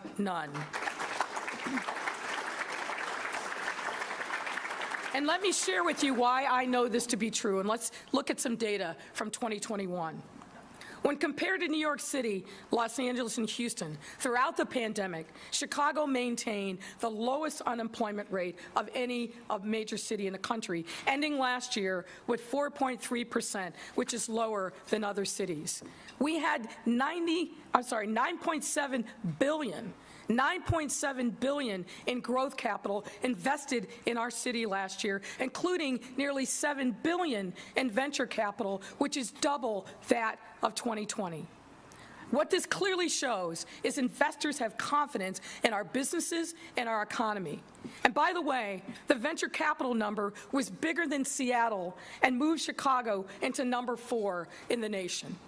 In 2020 alone, 173 companies made what we call pro-Chicago decisions. That means companies relocated to Chicago from other places in the country or substantially expanded their existing footprint in our city. And let me break those numbers down a little bit. 73 were either completely new to the market or had chosen to move here from elsewhere. That's companies like Kimberly-Clark, that creates every conceivable kind of paper product, from toilet paper, disposable diapers, tissues, feminine hygiene products, just to name a few. Or internet sensations like Cameo, the celebrity video messaging platform, and I know some of you got those messages from Rod Gabojevich. Be honest, be honest. And Talis Biomedical, which is delivering diagnostic testing and innovation to combat the spread of infectious disease, announced nearly a 30,000 square foot space at Fulton Labs in the Fulton Market District that will be used as an advanced lab for Talis to continue to innovate. Another 100 of those companies that made pro-Chicago decisions already had a presence here and chose to continue expanding that presence. That included companies like CoinFlip, a crypto ATM company, VidMob, a digital marketing solution, Tegas, a primary research company that relocated from San Francisco to Chicago with 5 employees and now has over 200 in its workforce, and of course, Uber Freight, which we are grateful and proud of.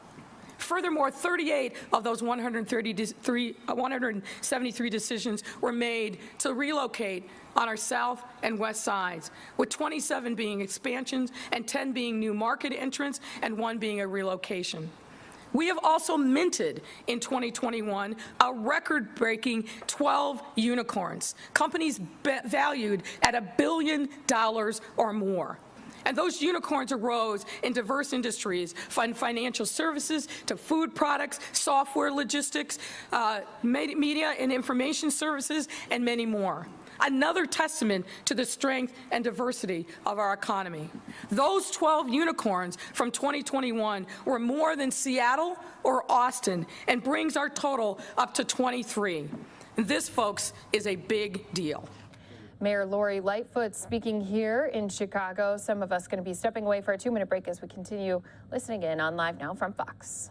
Ag businesses. 5 years ago or so, we had about 80 businesses.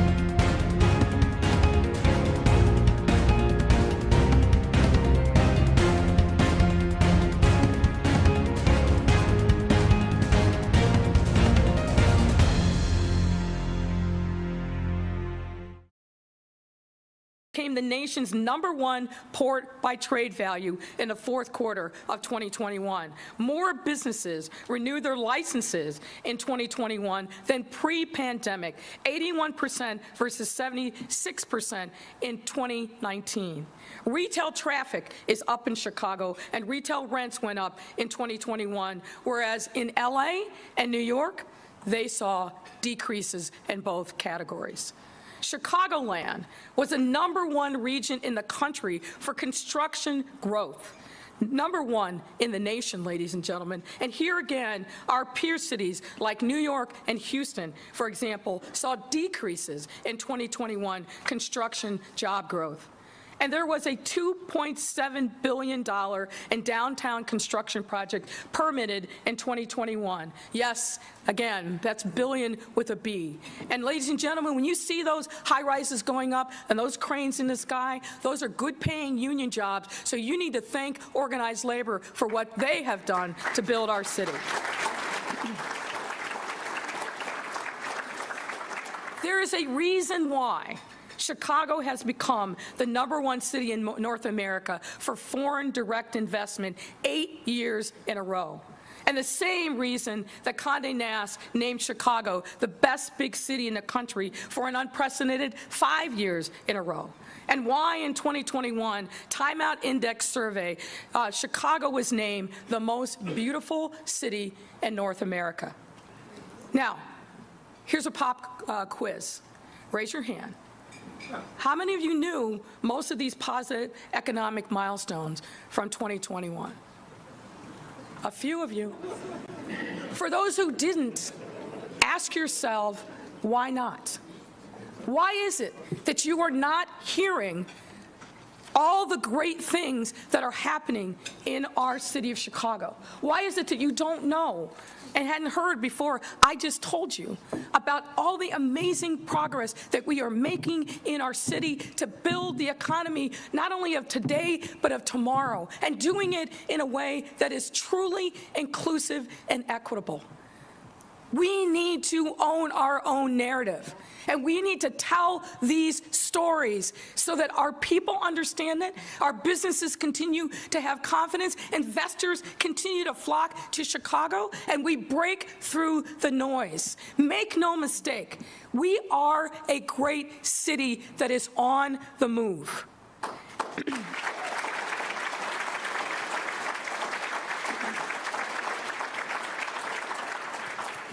And let's look at some facts from 2022 that also prove that we are headed in the right direction. Chicago's unemployment rate as of February is at 4.9%, still lower than New York, Houston, and tied with LA. Already this year, 57 companies have made pro-Chicago decisions with thus far 29 relocations and 28 expansions. 10 of those decisions have been made in either the South or the West Side, and 5 being expansions from other cities that came here to Chicago. I'm also happy to report that building permit revenue is up year over year from 2021, up 9% over 2021 and 91.9% of pre-pandemic levels. We are also seeing continued growth in our central business district, which remains core to our city's economy. Our downtown is the heart that pumps the blood to the rest of our city. For example, we kicked off the year with an office occupancy rate growth of 13.2%, a rate that is higher than any other major metro area outside of a couple of cities in Texas. I won't mention them. Pedestrian traffic, which measures the volume and direction of pedestrian traffic on State Street, were also strong at a record level of 93.5% of 2019 levels. This recovery rate is nearly double the one that was set in 2021 and is a strong indication that our city is continuing to bounce back. And we are excited to deepen this success by continuing to activate commercial corridors on the Magnificent Mile and State Street. Meet Me on the Mile and Sundays on State were two initiatives that we launched last year to bring residents and visitors alike back to our downtown area with great success. Portions of both streets were closed for public performances, retail, and other entertainment. And in both instances, foot traffic approached 2019 levels. And businesses along both streets were happy to enjoy the uptick in sales. We're excited to bring these events back this summer, as well as welcome new businesses into our office spaces in the Loop. And on top of this, we are working with folks on the State Street corridor and separately LaSalle Street and the Mag Mile to reimagine and build for the future of these iconic locations in our city. We are also working hard to make sure that our central business district remains vibrant as the nature of work and shopping transitions. Now, I must credit and thank the folks at the Loop Alliance, at BOMA, the Mag Mile Association, and others for their diligence and partnership. Further, in the first quarter of this year, Chicago hosted 125 hotel and convention center meetings, representing over $339 million in economic impact to the city, filling 220,000 hotel room nights. For the rest of this year, we currently have 345 major events planned, which represent over $2 billion in economic impact, 1.4 million room nights, and over 1 million meeting delegates coming to our city.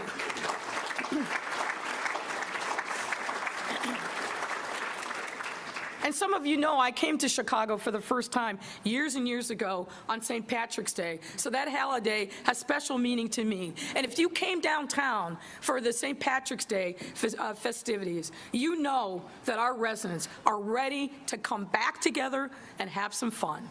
Tens of thousands came downtown for the river dyeing, the parade, and other events. And some downtown business owners that I spoke to told me that that weekend alone, they did better than they did pre-pandemic because of the number of people who came and patronized and left a little money in downtown Chicago. And folks, just wait till Memorial Day and our summer. It will be the summer of joy in Chicago.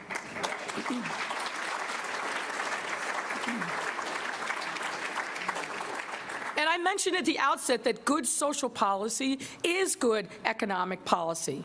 As a city government, we have been doing everything possible to strengthen our economic base, get people back to work, and expand the population in our city, and do it with a continued focus on equity and inclusion. And here's some examples of what I mean.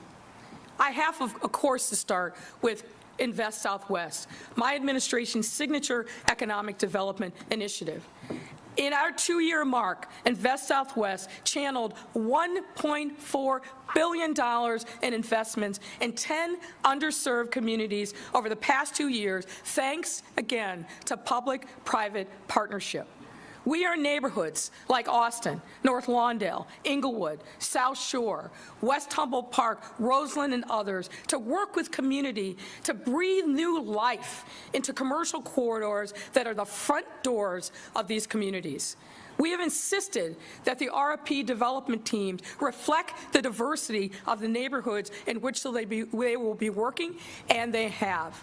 And in addition to the $1.4 billion in investments, the 11 specific RFP projects. We are listening in with Chicago Mayor Lori Lightfoot. You're also seeing a couple other live events we're waiting on to begin. President Biden going to be speaking in New Hampshire. You just saw Air Force One arriving there on your screen. And also, our lunch break is supposed to be over in Virginia, where Johnny Depp, his trial is going to be back in session. We'll keep track of it all right here for you on Live Now from Fox. Some viewers going out to a 2-minute break.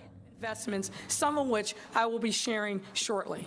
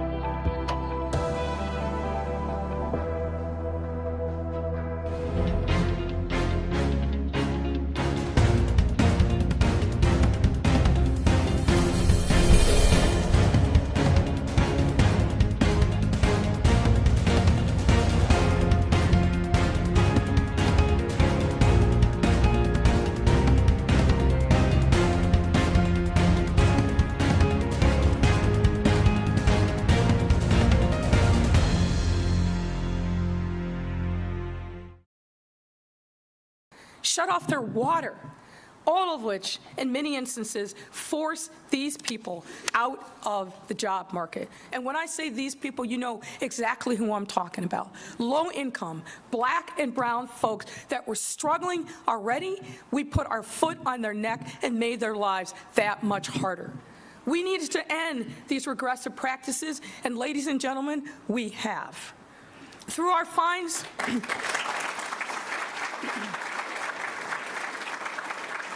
through our fines and fees reforms, we have stopped random vehicle impoundments, ended all debt-based driver's license suspensions for non-moving violations, and more.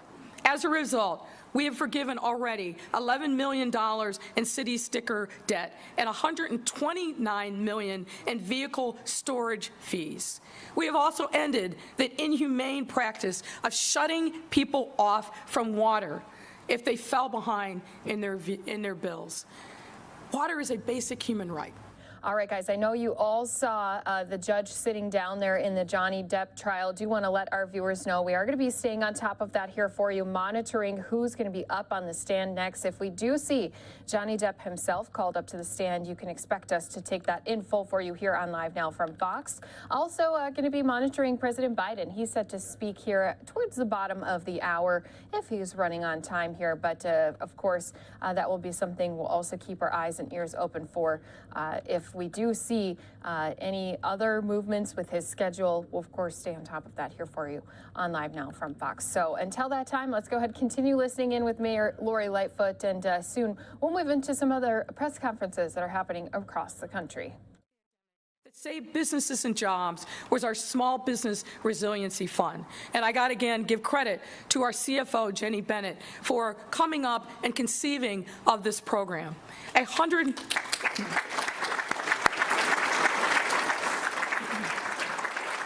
This is a $100 million loan program that we began in 2020 at the height of the pandemic.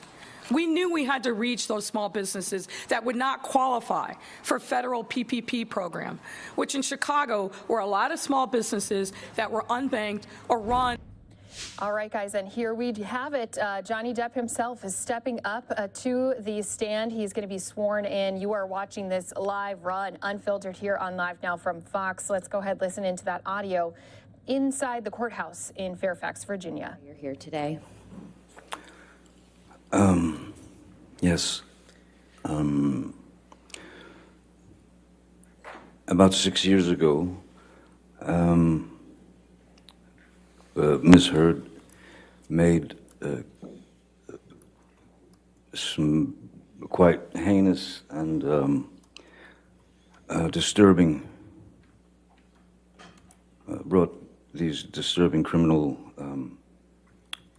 acts against me that were not based in any species of truth. It was a complete shock that it just didn't need to go in that direction, as nothing of the kind had ever happened, though the relationship, there were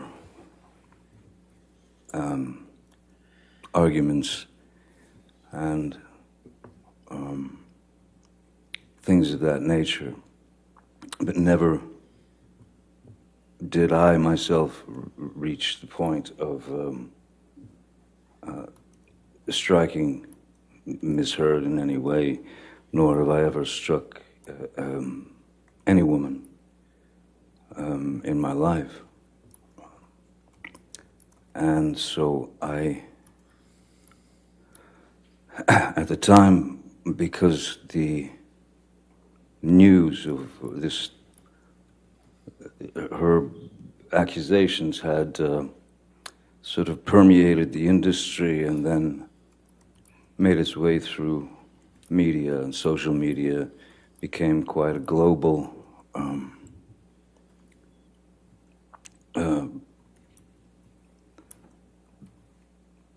let's say, quote-unquote fact, if you will. And since I knew that there was no truth to it whatsoever, I felt it my responsibility to stand up not only for myself in that instance, but stand up for my children, who at the time were 14 and 16, and so they were in high school, and I thought it was diabolical that my children would have to go to school and have their friends or people in the school approach them with the infamous People magazine cover with Miss Heard with a dark bruise on her face. And then it just kept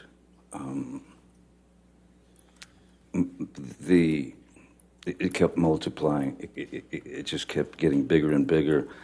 So it was my responsibility, I felt, to not only attempt to clear my name for the sake of, well, for many reasons, but I wanted to clear my children of this horrid thing that they were having to read about their father, which was untrue. And also, after many years of being in this industry, at the time it was I'd probably been in the industry 30 plus years, 35 years. Never had any problems, anything like that. And I had met many people over the years, many of the people, and had the opportunity to talk to those people and to even give advice to these people. And I'm not, my goal is the truth. My goal is the truth because it killed me that people that I had spoken with, that I had met with over the years, who maybe were in a not such a great position and they needed advice, and I gave them the best advice I could. All I could think of was that those people would think that I was a fraud and that I had lied to them. And so I had to wait for my opportunity to address the charges, which were criminal charges. And they just weren't true. So I felt the responsibility of clearing the record as the only way that I could get to the point where I could speak has really taken this full 6 years. And it's been 6 years of trying times. It's very strange when one day you're Cinderella, so to speak, and then in 0.6 seconds you're Quasimodo. And I didn't deserve that, nor did my children, nor did the people who have believed in me for all these years. I didn't want any of those people to believe that I had done them wrong or lied to them or that I was a fraud. I pride myself on honesty. I pride myself on truth. Truth is the only thing I'm interested in. Their lies will get you nowhere, but lies build upon lies and build upon lies. It's too much to cover. I'm obsessed with the truth, and so today is the first opportunity that I've been able to speak about this case in full for the first time. Mr. Depp, how do you feel about the intimate details of your life being aired in this process?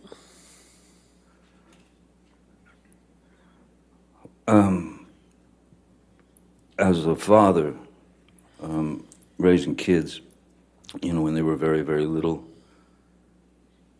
it was important to me, very important to me, to try to shield my children as much as possible from looking at their father or their mom, for that matter, as novelties. I didn't want my children to experience hordes of paparazzis. So I was always a very private person. So for me to come up here and stand before you, or sit before you all, and spill the truth is quite exposing. And it's unfortunate that it's not only exposing for myself, it's exposing for my family, it's exposing for Miss Heard, it's exposing for, it never had to go in this direction. And so I can't say that I'm embarrassed, because I know that I'm doing the right thing. Now, Mr. Depp, I'd like to turn a bit to your upbringing. We heard a bit from your sister Christy last week, but can you please tell the jury in your own words about your childhood upbringing? I had a very interesting childhood, one that I thought was normal until a certain age. My mother, I was born in Kentucky, and then we moved around quite a lot when I was a kid. So you were always my mom had this, her feet were on fire and she had to move, so we moved constantly. So you were always the new kid, and that wasn't ever particularly pleasant. Then we moved to Florida, South Florida, when I was about 7 or 8.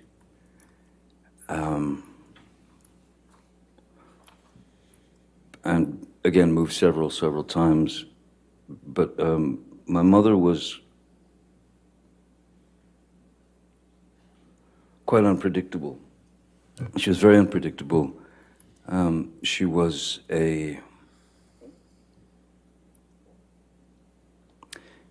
she had the ability to be as cruel as anyone can be with all of us. That is to say, my sister Christy and my brother Danny and my sister Debbie, and also my father. So essentially, she could become quite violent, and she was quite violent, and she was quite cruel, and though there was physical abuse, certainly, which could be in the form of an ashtray being flung at you, it hits you in the head, or you'd get beat with a high heel shoe, or a telephone, or whatever's handy. So in our house, there was no, we were never exposed to any type of safety or security. The only thing that one could do, really, was to try to stay out of the line of fire. I started to be able to observe, and I could start to see when she was about to head into a situation where she was going to get riled up, and somebody was going to get it. Generally, it was me. Mr. Depp, you mentioned that your mother could be cruel. How could she be cruel? Well, the various categories, I suppose, are there's physical violence, of course. There's physical abuse, to which she was. That was a constant. That was just a constant, you know.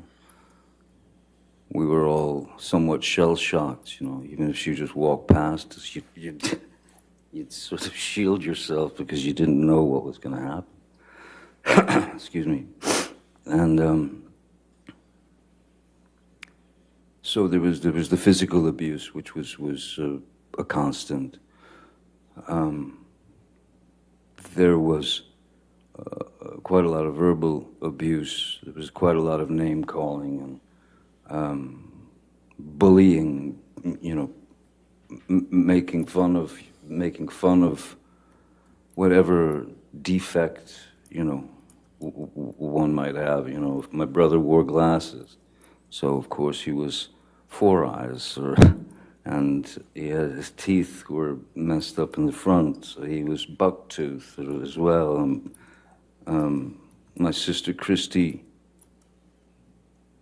which this is such a hideous psychological play. My father's parents were quite refined. My mother comes from Eastern Kentucky, which is where you grow up in shacks and hollers, you know, and my mother despised my father's parents, and my grandmother's name was Violet, and every now and again you would hear my mother just scream across the house, "Come here, Violet, get in here, Violet." And Christy, my sister, knew very well that that was a deep cut, psychologically, emotionally, but we had to take it. I mean, you just had to take the pain. I was born with a very strange, it was a very rare thing in my eye, as the back of the lens is spherical. Normally is spherical, so in this eye is normal. This eye, I was born with a more conical lens, so my brain never learned to see out of my left eye, and they noticed when I was about 3, 4, that I had a lazy eye, a wandering eye, and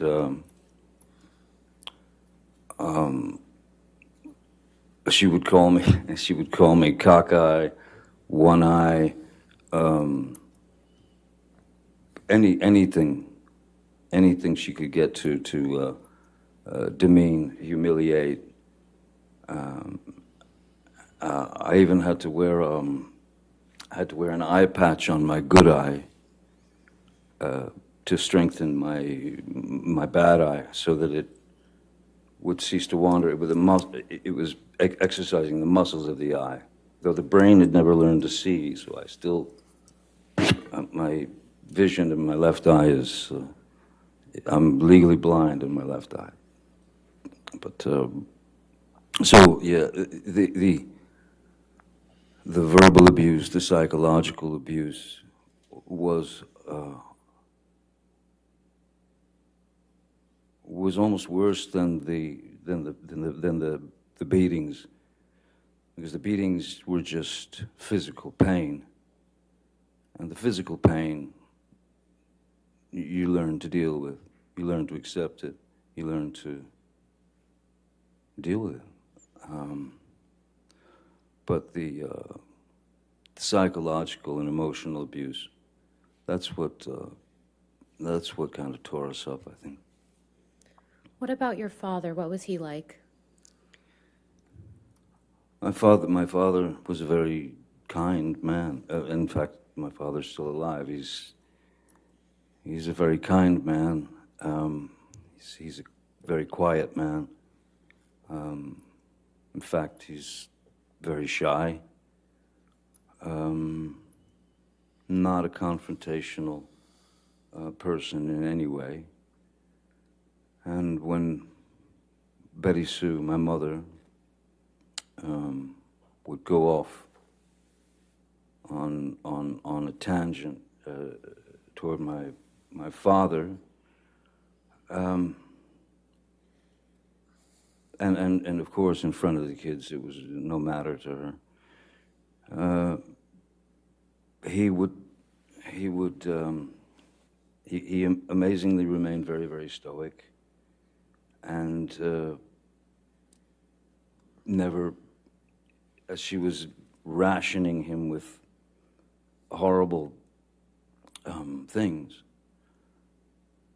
he stood there and just looked at her while she delivered the pain, and he swallowed it. He took it. There was never one moment, never a moment when my father lost control and attacked my mother or hit my mother or even said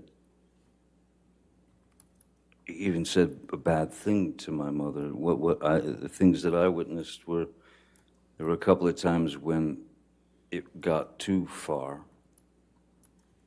that I could see his eyes welling up as he was staring at her, saying nothing. And then the most that he would do is he would punch a wall.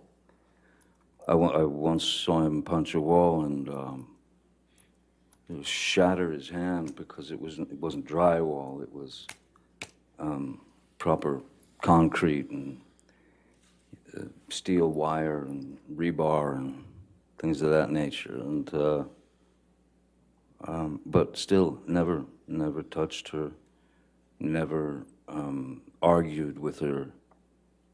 He remained a gentleman. And to me, as a 5-year-old boy, I kept thinking to myself, I kept wondering why does he take it? How does he take this? And why doesn't he leave her? But he didn't, you know. He was able to maintain his calm and his composure. He was able to maintain his relationship with his children. He was a good man. He is a good man. You mentioned that you saw your father punch a wall. How many times did you witness that? I mean, out of, I couldn't count the amount of fights that they had, but I know that I've seen my father strike a wall 2 or 3 times tops. Once when he broke his hand. But yeah, 3 times at tops, you know. Was your father ever abusive to you or any of your siblings? No, my father was not an abusive man. At the same time, my father was also, to some degree, at the mercy of Betty Sue, because if he argued with what she wanted done, that would just turn into another barrage of hatred towards him. So I can remember my father coming home from work, and maybe I'd gotten a bad report card, or maybe I'd gotten in trouble at school, or something like that. And my father would arrive home from work, and the first thing she would say was, "John,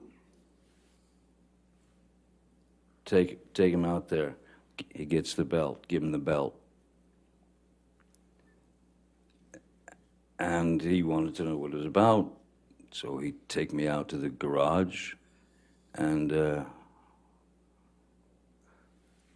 I'll never forget this white, thick leather 1970s era, thick leather white belt that he would take off, and then he would commence to inflict the punishment on me. But interestingly, there was one time when my father, I kept telling him I didn't do this. It was another incident. I kept swearing to him that I did not do what Betty Sue, what my mom had said that I'd done. But he went through with the punishment anyway. And then, not long after, he found out that I had been telling the truth and that I hadn't done what my mom had said that I'd done. And he came to me and apologized to me for having gone through with the whipping, you know, with the belt. And I have to say, my mom never did that. She couldn't. She knew what she knew. She was raised how she was raised. And I had no power to change what was inside of her, you know. How did your parents' relationship ultimately come to an end, to your understanding? When my father left, I didn't realize that he had left. He left for, I was 15. I had already left school, and I was a musician. I was playing in clubs and such. And he left for work one morning, just like every day, and was packing his car, and then he left. And then hours later, my mom, Betty Sue, came home from work. It was about 3:30 in the afternoon. And she walked in the door and stopped and just looked around like she felt something. And I said, "What's wrong?" She said, "Your daddy's gone." I said, "Well, yeah, I seen him leave for work this morning." She said, No, he's gone. And she ran into their bedroom and into their closet, and I followed her, and she opened the door, and there was his rack of clothing and all his belongings were gone. And she was quite upset, and I took her car and drove to my father's work, and I sat down in front of him at 15, and I said, "Listen, seems as though somebody stole all your clothes out of the closet. And he said, yeah. He said, I'm done. I can't do it anymore. I can't live it anymore. You're the man now. And those words didn't quite sit well with me. I didn't feel like I was ready to hear those words. But that's what I got. Then my mom went into a very, very dark place, a very deep, dark depression, as you can imagine. And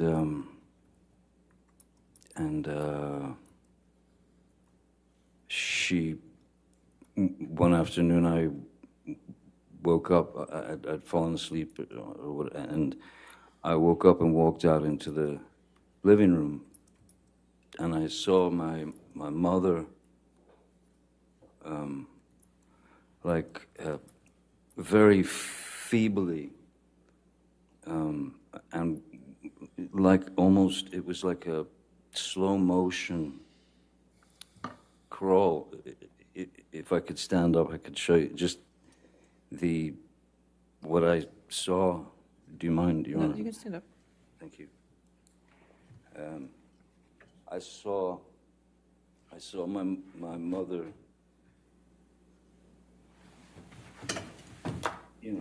in that mode. So instantly, I knew that something was dreadfully wrong, and there was drool coming out of her mouth. And as I was about to run and call, the front door busted open, and my uncle and 2 paramedics came in and threw her on the gurney and whisked her out of the house to get her to the hospital to pump her stomach. She had swallowed a multitude of pills to try to take herself out, to try to commit suicide.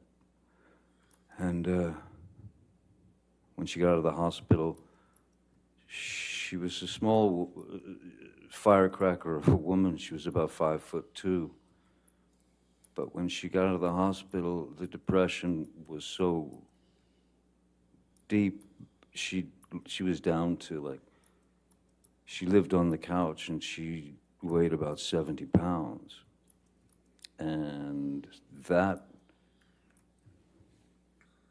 all that imagery spun into my head at that time, that I thought that was in my head at the time, I thought that was a cowardly way for my father to have left.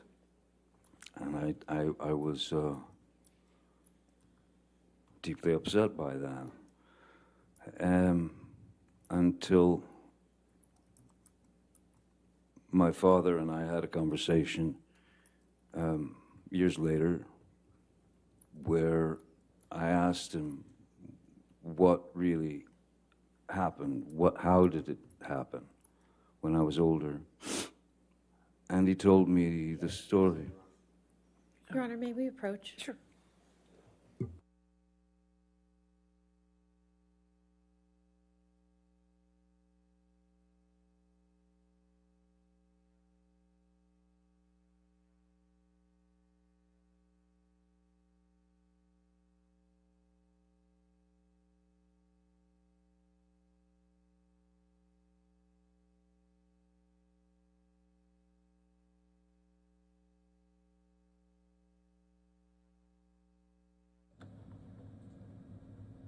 Thank you again to all of our viewers watching here with us on Live Now from Fox. Johnny Depp on the stand. We were expecting this and had heard reports that he was going to be stepping up on the stand to speak today. And here he is sharing stories about his childhood growing up. And We are not even into the cross-examination yet, so you can count on us to continue to stay here in full for you on Live Now from Fox. Don't you worry, we've got rid of those breaks to all of our viewers who are watching here with us on our streams. Also, if this does get him off the stand anytime soon, you can always watch the trial on our second-hand stream on our YouTube channel, so you never miss any portions of this here in Fairfax County.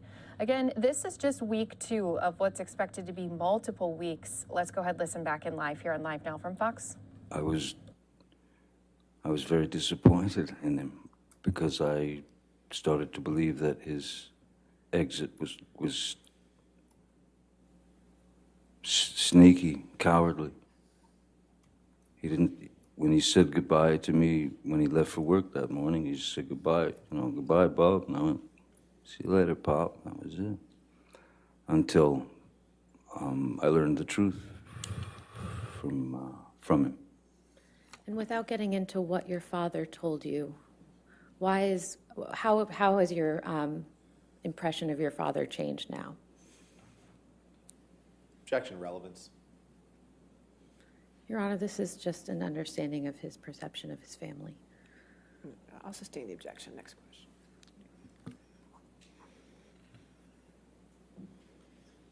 Mr. Depp, what have you learned from your experience in your childhood and observing your father in your childhood?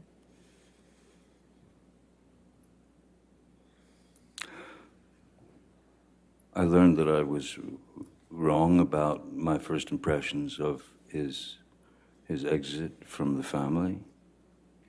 Very wrong. And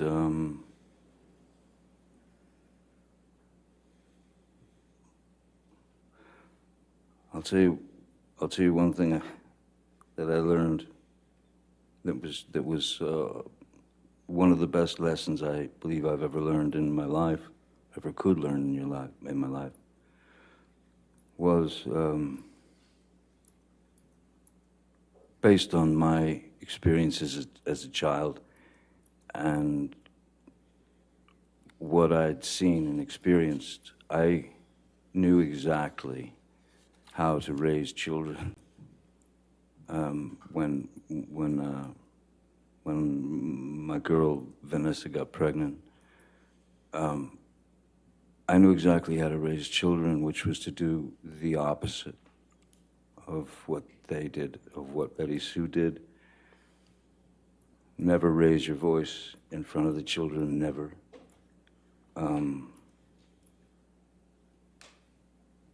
Screaming out the word no to them. I never wanted to tell my kids no. I wanted to tell them that, I wanted to show them that there were options. You don't have to stick the coat hanger in the electrical socket. You know, saying no is an abrupt thing, but to talk to them and say, if you understand the repercussions of something, then you won't go there. So maybe think about this as opposed to this. Give this some thought, you know. But that will clearly, that could kill you. So I would ease them away from things of that nature with a more of a conversation as opposed to a flat out, don't you ever do that again, and threats and things of that nature. I did not raise my children that way. Nor did Vanessa. We never raised our voices in front of our children, ever. How do you think your experiences with your parents in your childhood affected your approach to your relationship with Miss Heard?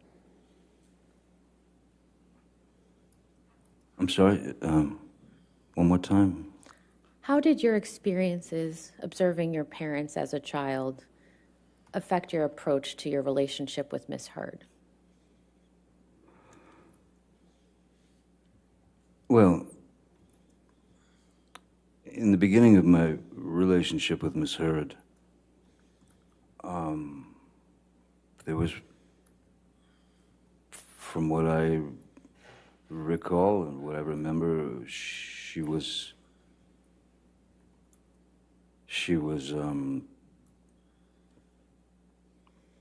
it was as if she was too good to be true. She was attentive, she was loving, she was smart, she was kind, she was funny, she was understanding,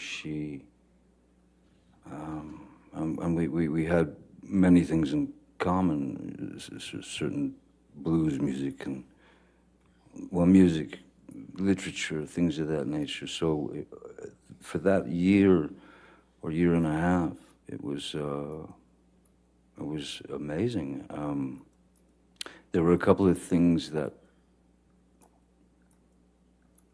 I don't know, stuck in my head that I noticed that I thought might be a little bit of a dilemma at some point. For example, I worked quite a lot, and when I would come home from work, I would come in the house or the hotel, and she would sit me down on the couch and give me a glass of wine and take my boots off, set them to the side, and I'd never experienced anything like that in my life. I just never thought I just never experienced that before. And it became a regular thing that she did, this kind of routine.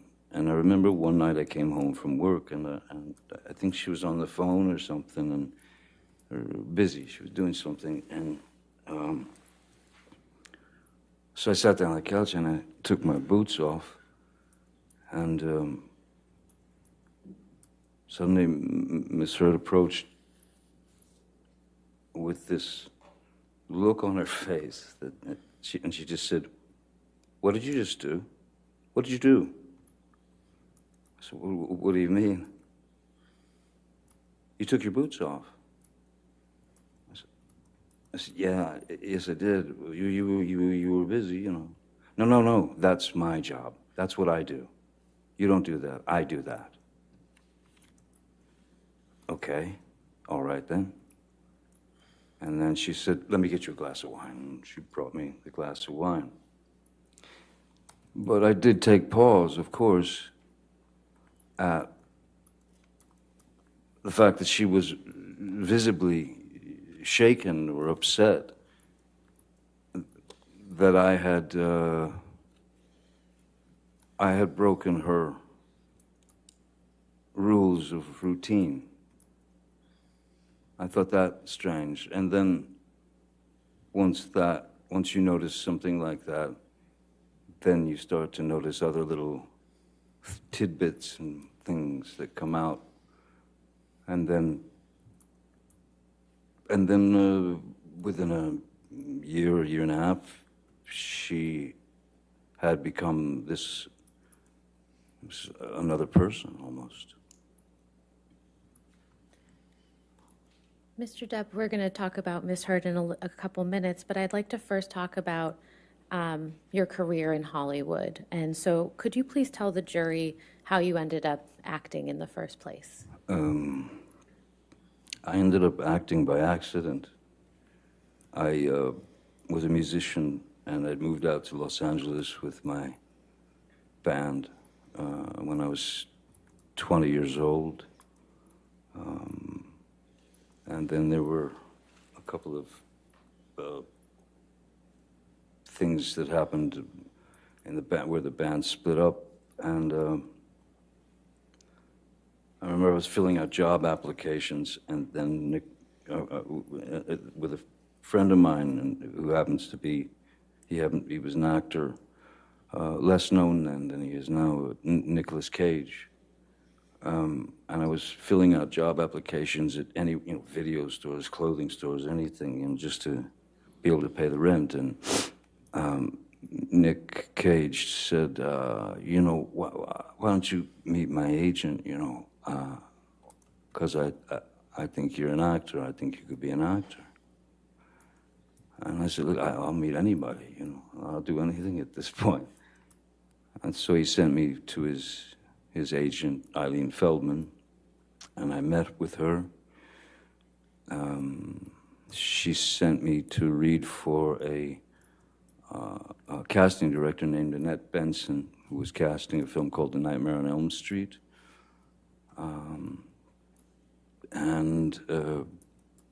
They brought me back to read for the director, Wes Craven, and I read for Wes Craven and somehow got the job.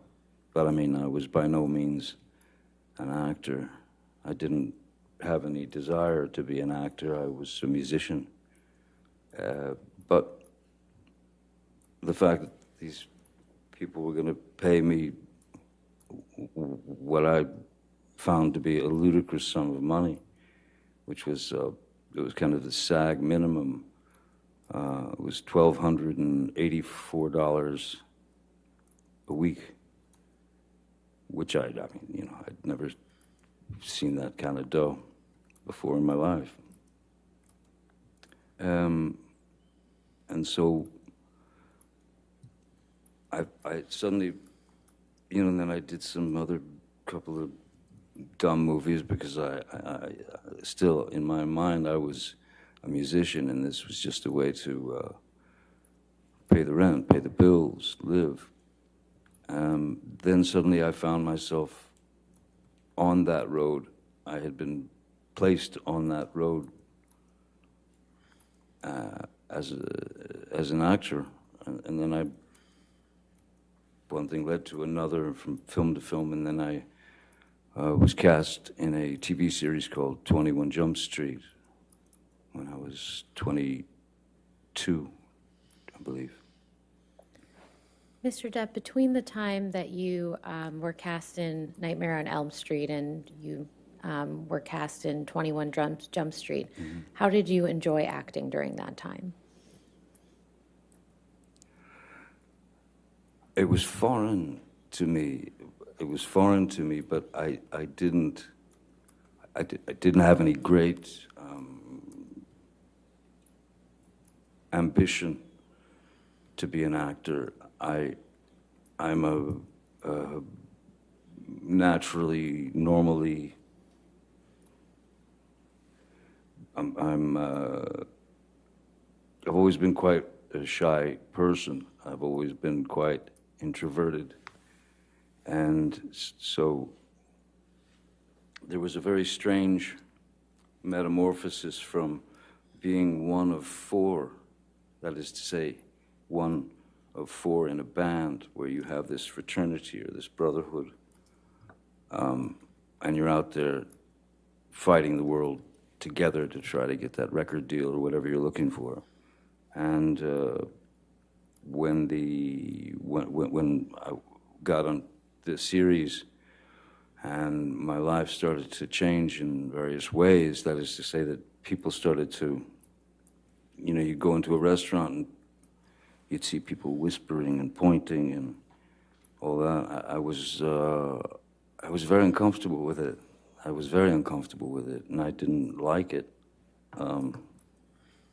Just because I never wanted to be the lead singer and the guy out front and get all the attention, and I didn't. So suddenly I was on my own, and I was having to deal with this newfound sort of notoriety, and it was odd. It was very odd, and it was. Yeah, it was a very uncomfortable thing. I mean, I don't think it's anything that one can get used to. I'm still not used to it now, and which I'm actually glad that I'm not used to it, because if I were, I don't think I'd be the same person that I am. Mr. Depp, did there come a time when you became passionate about acting? once I realized that that's the road that I was on, and that any attempt at going back to music would be it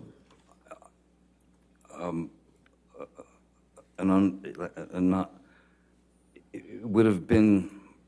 I hated the idea that since the television series had come out and I had been exposed as this character or this actor, I had to realize in my own mind and heart that there was no going back to music, because I didn't want to, I didn't want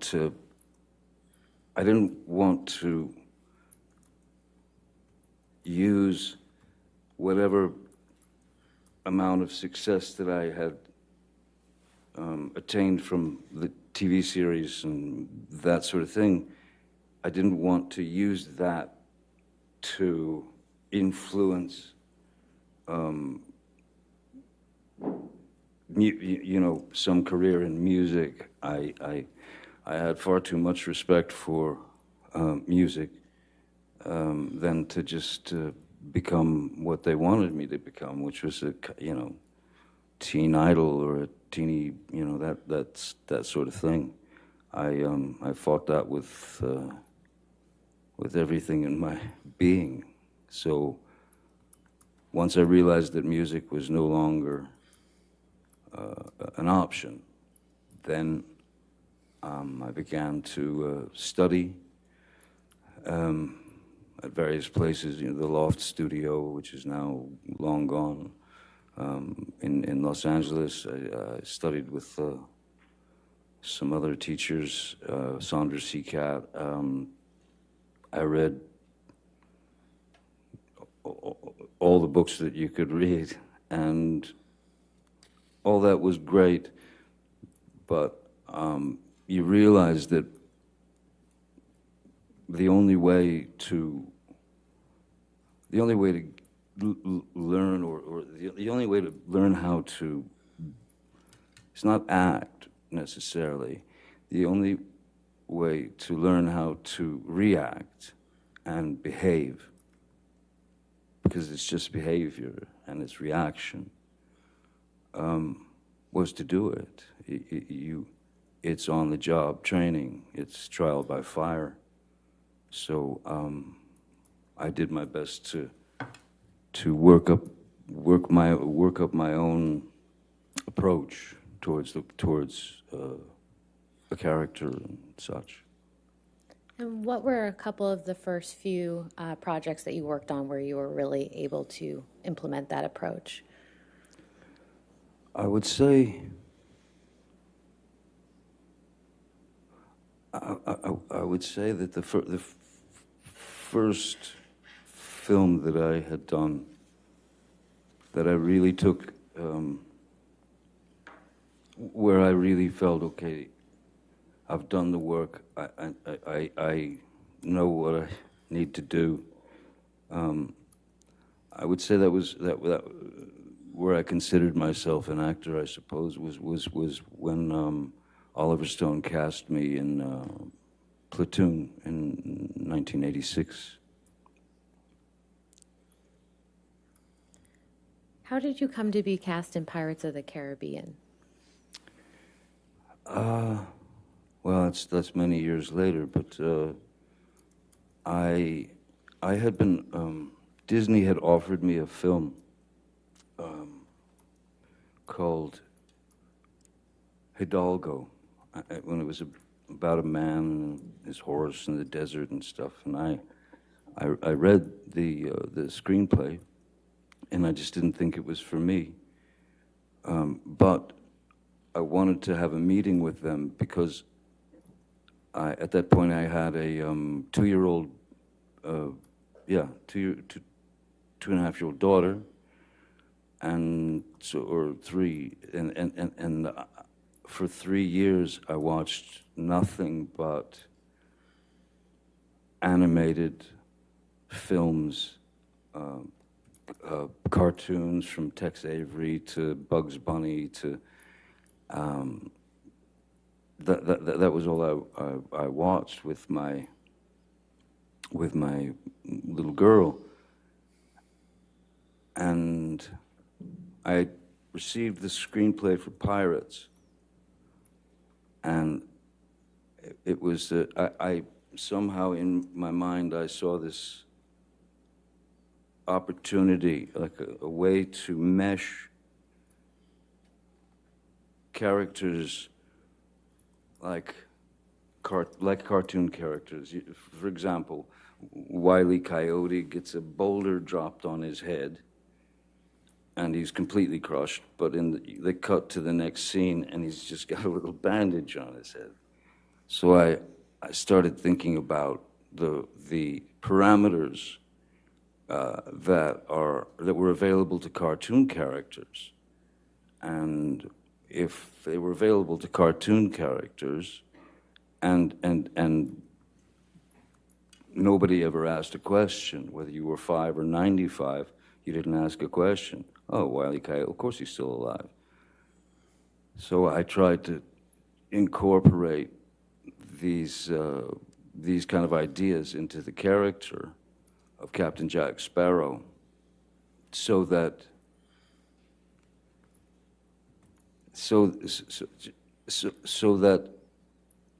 I could try to push those parameters and control the sort of suspension of disbelief, to be able to control the characters' actions, words, movements, and put them in a place where the things that he would do or say were so either ludicrous or mainly something that also something the cartoon characters can get away with things we can't. Captain Jack Sparrow can do things that I could never do. He could say things that I could never say. So it was for me a way to stretch the parameters of a character and take a risk in doing that. But if it panned out, I felt I was on a pretty good mission.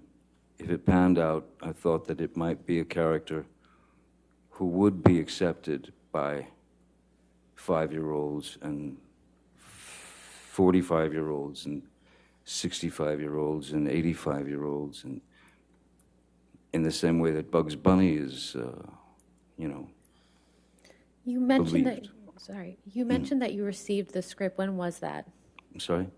When did you first receive the script for Pirates of the Caribbean? The first screenplay I received was 2002, I believe. Yeah, 2002. And what did you think of that script when you received it? I thought that it had all the kind of hallmarks of a Disney film. That is to say, a kind of a predictable 3-act structure and the character of Captain Jack was more. He was more like a swashbuckler type that would kind of swing in shirtless and, be the hero. And I had quite different ideas about the character, so I incorporated my notes into the character and brought that character to life, much to the chagrin of Disney initially. Now, when you say you made changes to the character, how did you do that? Just, in preparation, the very same way that I've ever approached any character. You look for a back history. You base it on, it could be anything. Like Edward Scissorhands, for example, I based on dog that I'd had and newborn babies. My sister had a couple of new babies, and I watched them, you know, and, because I thought that Edward would see things from the sort of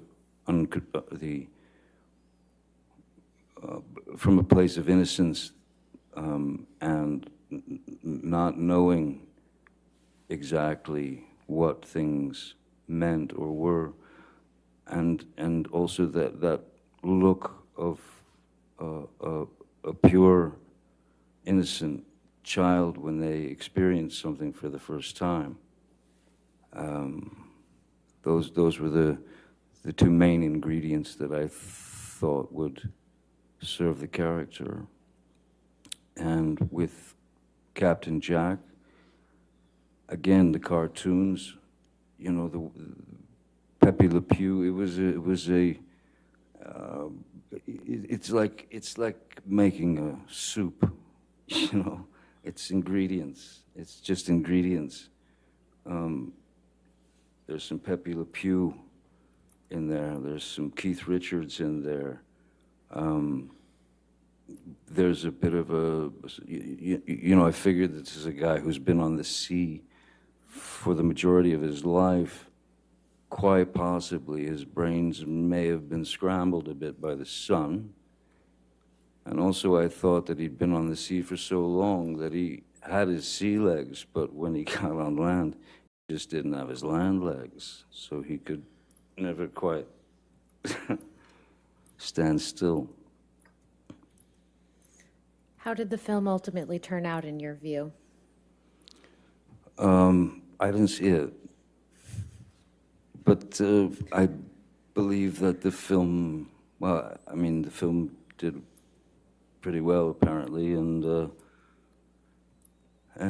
they wanted to keep going, making more, and I was fine to do that, as it was. There's great freedom in being able to. It's not like you become that person, but if you know that character, to the degree that I did, because he was not what the writers wrote, so they really weren't able to write for him. So once you know a character better than the writers, that's when you have to be true to the character and add your words, add the rewrites. I was, yeah, no, I believed in the character wholeheartedly, and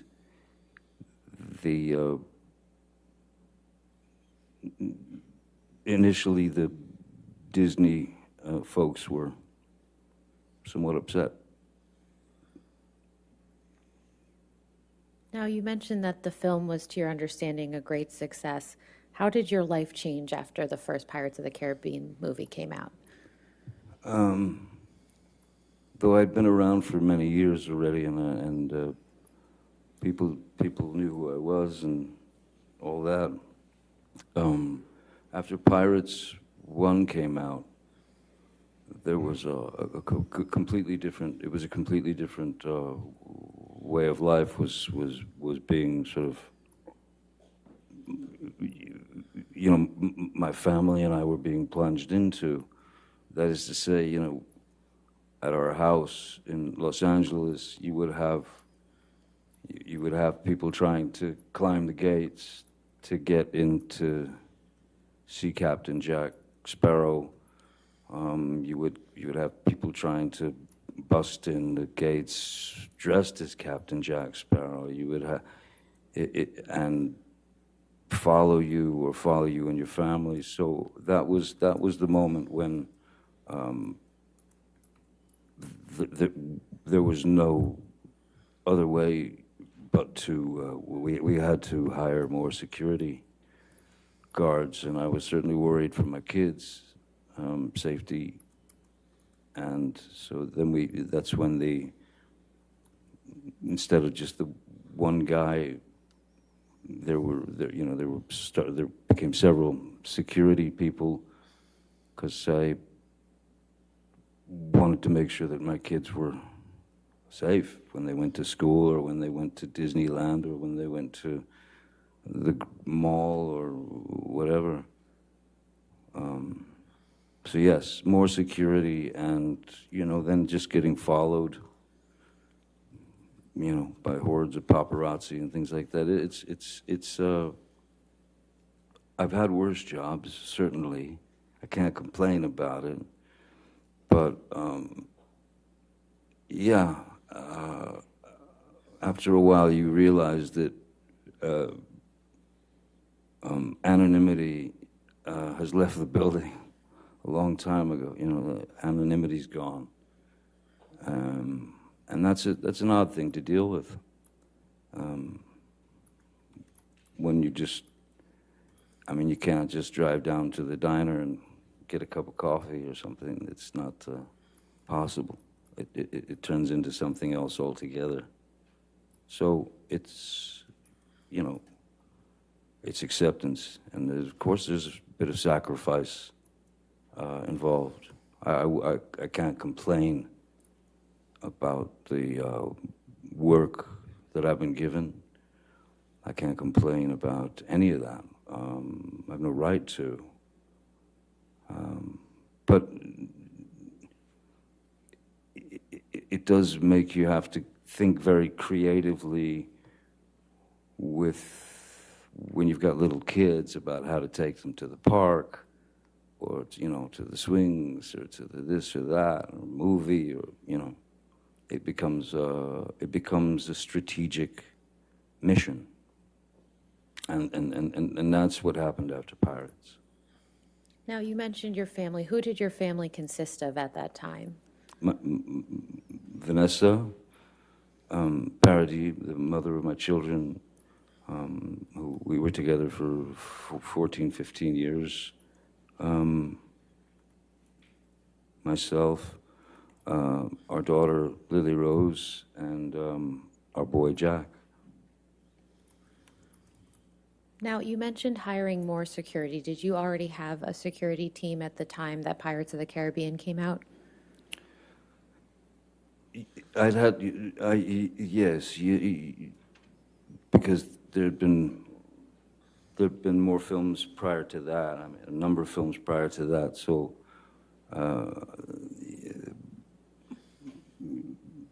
I was recognized and I was known. So if you wanted to attempt to have any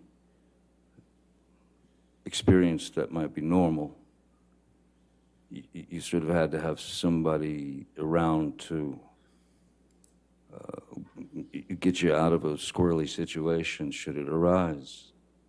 So I had security prior to that for who would travel with myself and my family. But not like, when I was at work. Back then I didn't have security at work so much, not before Pirates. Pirates was really that was the thing that everything, it all turned around. It all just went weird. So how did your security team change after Pirates of the Caribbean came out? Well, like I said, with anything, it become more strategic, and you had to have more guys or gals, because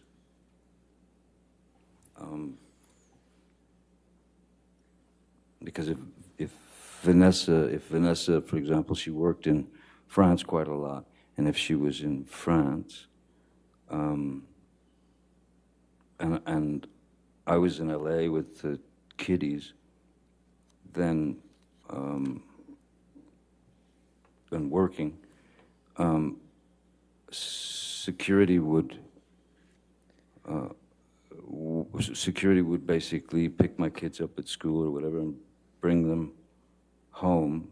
So that became the routine, driving them to school, bringing them home.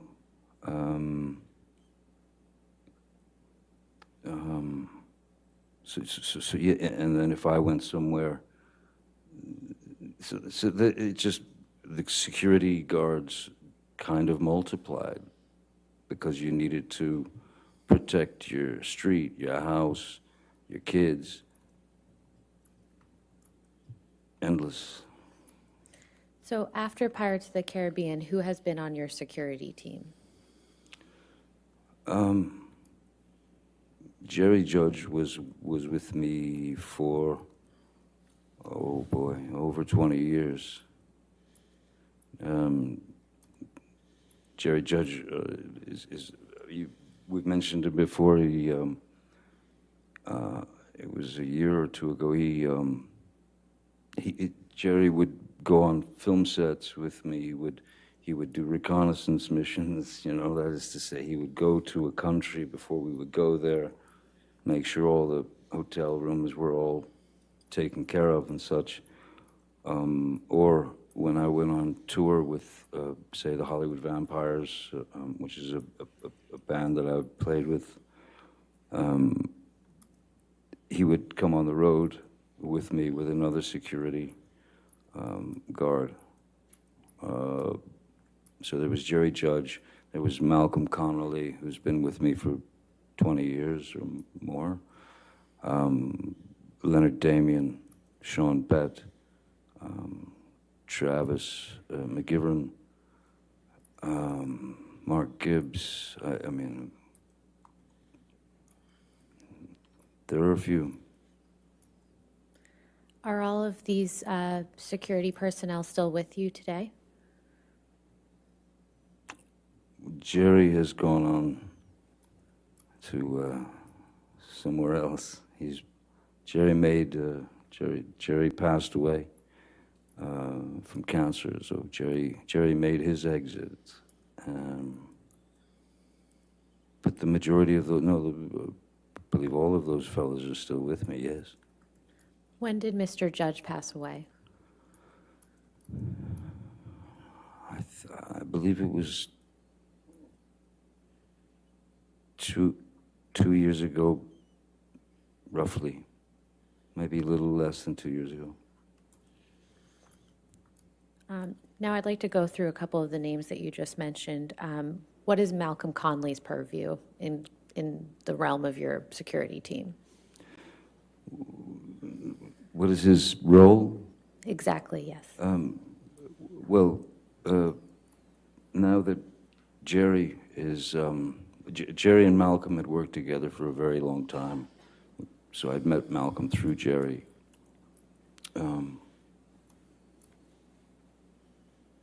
After Jerry's passing, Malcolm obviously took over for Jerry, and so he took on extra responsibilities. He would have to make sure that there was someone on the ground wherever we were going that had done their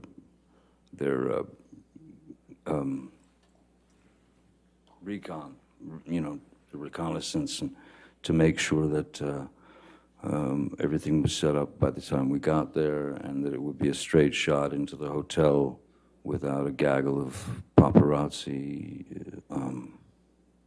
You know, you didn't have to walk through 50 screaming, hollering photographers. So, you know, you'd go in through a garage door and through a slippery kitchen, and then you were taken to your room where you stayed. When did Malcolm Conley join your team? Malcolm had joined, I mean, Jerry brought him on, so Malcolm has been with me for over 20 years now. And in those 20 years, how often have you physically been present with Malcolm? With Malcolm? Yes. Endless, countless, all over the world. Everywhere. Los Angeles, Japan, Serbia, you know, films, tour, Malcolm was my, when we were on the Vampires tour in Europe, throughout Europe, and Malcolm was on the bus with me. We lived on the bus together, basically. How often is Malcolm in LA with you? It depends if there's or if there was a larger premiere, where where it had to be worked out so that it didn't turn into a chaotic or dangerous event, because sometimes there are, between you and the people, there are these barriers, and sometimes the professional photographers or the professional autograph people will surge forward, and in the front rows of these, behind these barriers, you have little kids and older women and older men, and so when the professionals would surge forward, these people would start getting kind of crushed against this metal deterrent, and that was the most worrisome thing when you're at a premiere and there are thousands and thousands of people there, and I've always called it running the gauntlet. Essentially what it is that people are there to say hi and to support the film or the cast or whatever. So I've always gone out and signed for those people. I've always gone out and signed for all or as many as I possibly could. I mean, to the point of sometimes Jerry Judge would literally pick me up off the ground to make me stop signing and take me away.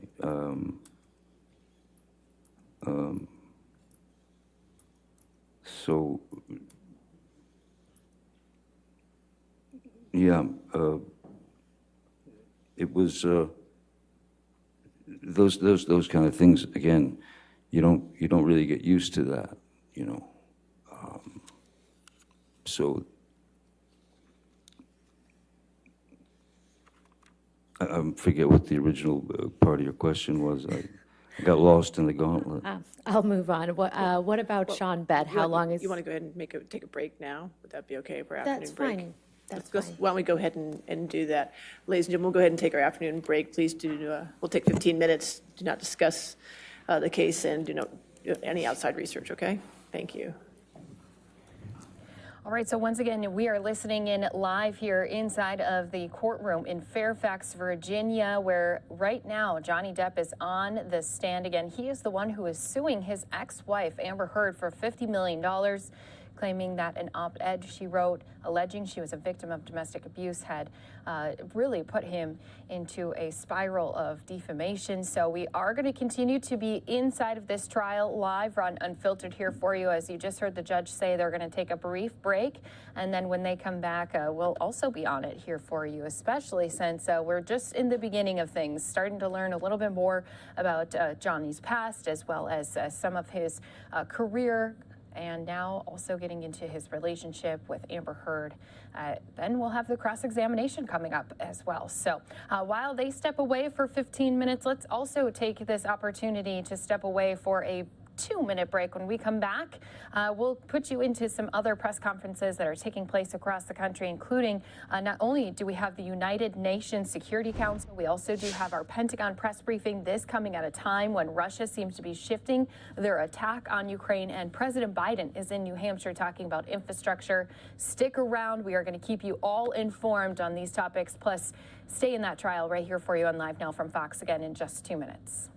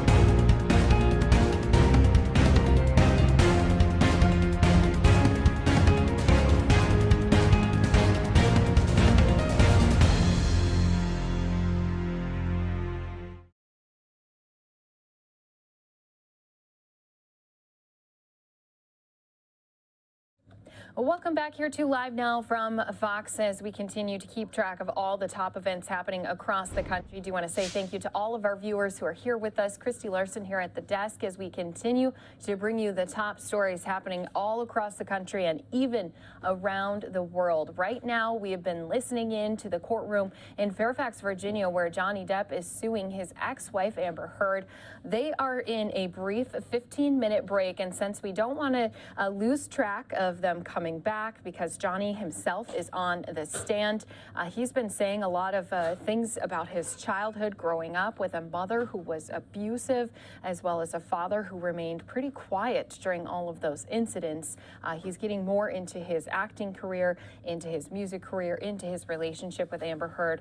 We're going to keep our eyes on this here for you. But right now, we do have our Pentagon briefing going on with Press Secretary John Kirby. Now, right now, the city of Mariupol still remains to be a place of attacks where we've also seen lately Russian troops starting to move into even western cities across Ukraine. So whereas before they were sticking closer to that eastern border where Ukraine meets up with Russia, now it seems like they've been starting to target further west into the country.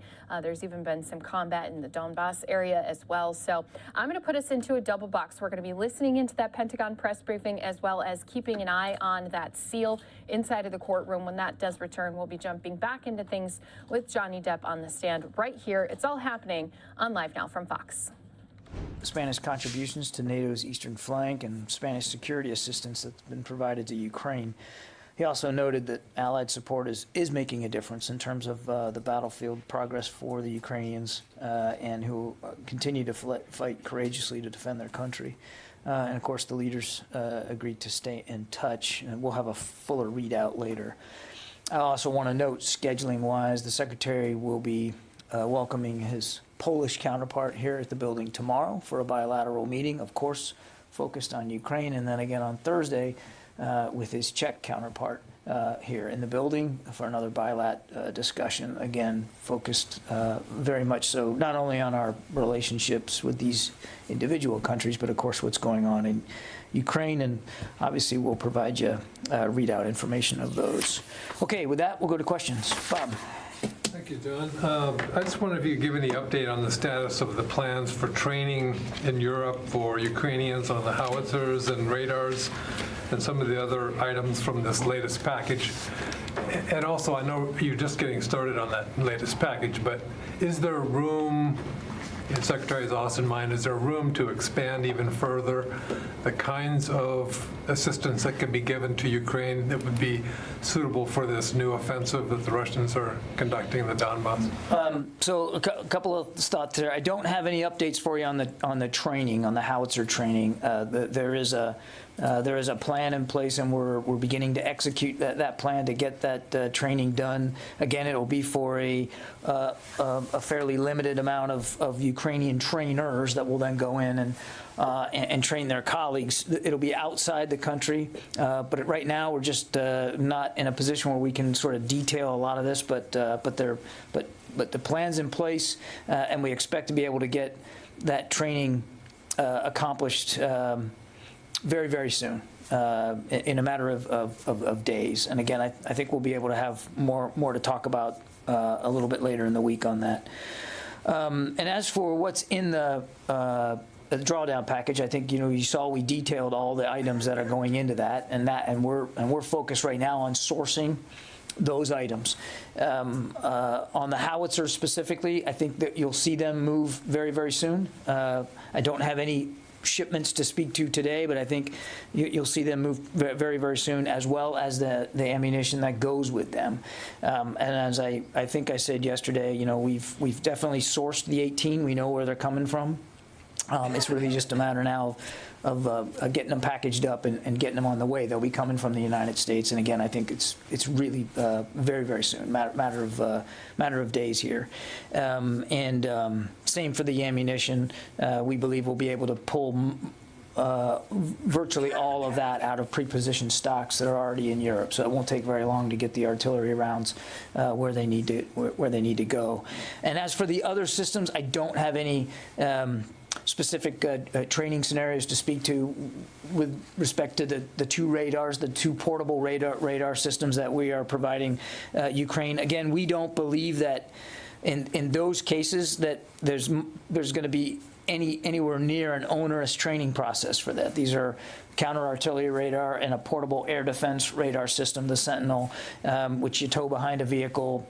It's not equipment that the Ukrainians intrinsically know how to use, but we don't believe it's going to take very long to get them the proper familiarization. I just don't have any plans on that to talk about. My other question was about whether you're considering a wider array of weaponry or other kinds of support beyond this. For this package that we're working on now, we're working on the systems we already announced that are part of that. And to answer your question, they are exactly the kinds of systems the Ukrainians have been asking for, and they are tailored and designed, the things that we're giving them, tailored and designed for the fight that we know they're in now in the Donbas and will be in coming days and weeks. So, I mean, artillery, the radar systems, the coastal defense unmanned systems that we're talking about, as well as, again, continued deliveries of small arms and ammunition, which I know doesn't get the attention of everybody, but it is still a vital contribution in terms of the security assistance packages we've been providing. Since the invasion, we have helped deliver, not just from our stocks, but from stocks of other nations, more than 50 million rounds of small arms ammunition of various calibers. 50 million. And that's the kind of stuff that the Ukrainians are literally using every single day since this invasion began. So all of that will also be factored into this package going forward. One last thing. So what I was trying to get at was the Ukrainians are also asking for other things beyond that. I mean, they're talking about tanks, aircraft, and I know you've talked about this before, but are you reconsidering any of those sort of things? It's not about reconsidering, Bob. I mean, they have received tanks from other nations. I mean, the kinds of tanks that they know how to use are not the tanks that we have in our inventory. But other nations have provided some tanks. Some nations have provided spare parts so that they can get their inoperable tanks operable again. And I would say the same on aircraft. I mean, they have received support on to get some of their fixed-wing aircraft, more operable again. And look, the proof's in the pudding there. I mean, they right now have available to them more fixed-wing fighter aircraft than they did 2 weeks ago. And that's not by accident. That's because other nations who have experience with those kinds of aircraft have been able to help them get more aircraft up and running. So. The short answer to, I guess, the question that I 3 times failed to answer, but the short answer is yes, we're working with the Ukrainians every day on helping them with those other systems. And if it's a system that we can procure for them or get to them, we're doing that. And certainly if it's one that we can pull down from our own stocks, that's largely what Drawdown Authority is all about. But in the case where it's not that, we are working with allies and partners who do have access to whether it's spare parts or whole systems to be able to get that into Ukraine for their use. Thank you.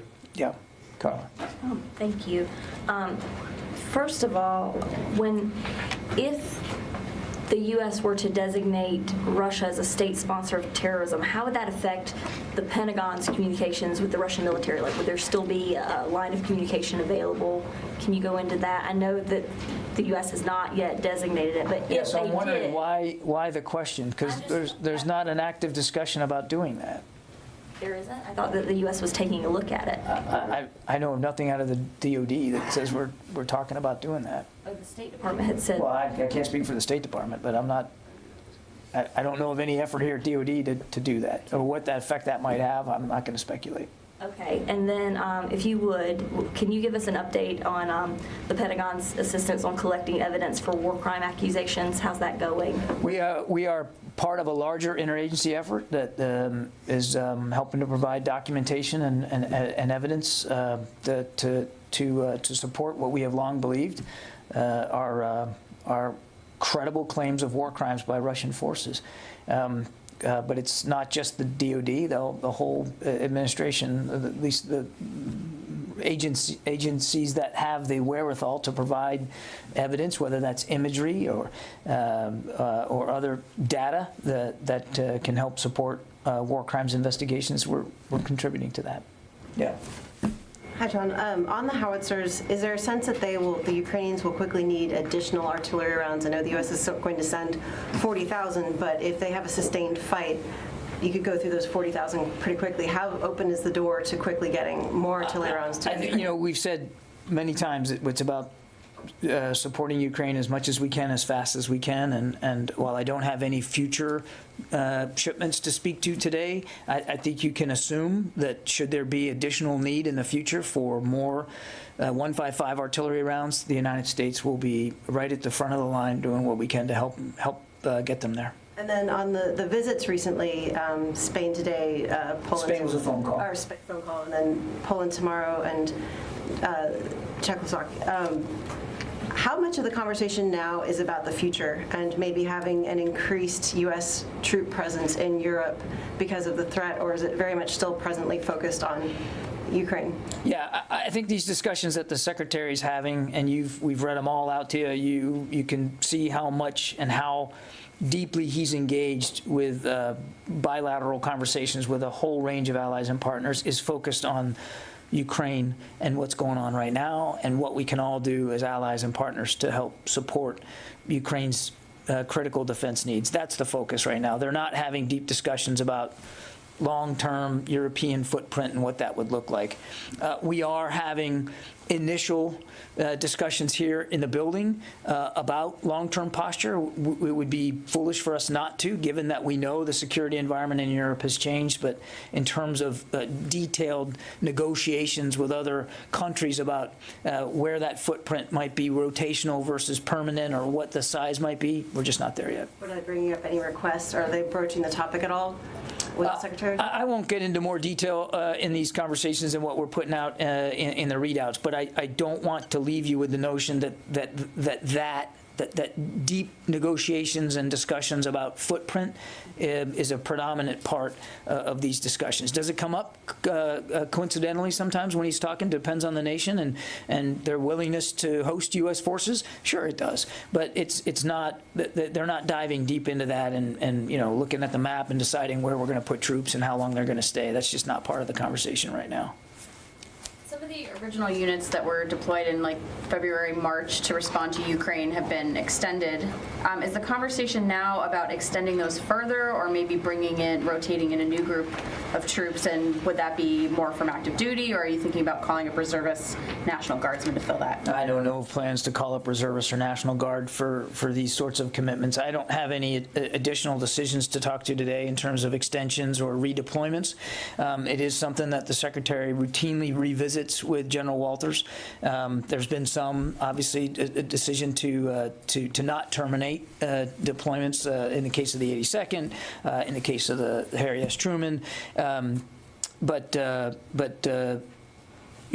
if and when we have overt decision-making to speak to, we'll certainly do that. But there's been no change in that rotational footprint right now. Yeah, Barb. A senior defense official earlier this morning talked about the notion that the department did not see anything imminent. I think that was the official's words, in terms of concerns about Russia's nuclear weapons.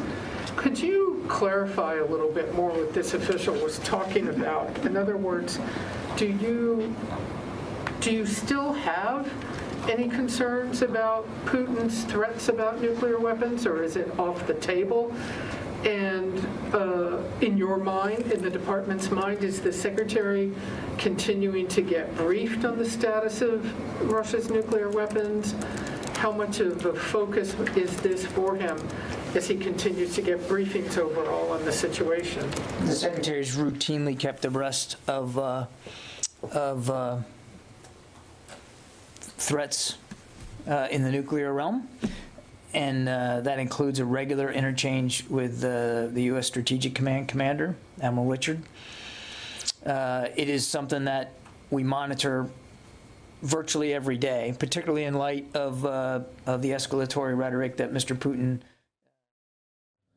All right, everyone, we have been listening to part of the Pentagon briefing. We'll get you an update a little bit later here on Live Now from Fox, but I want to go back out now to the Johnny Depp trial. It is back from break. Let's listen right here on Live Now from Fox.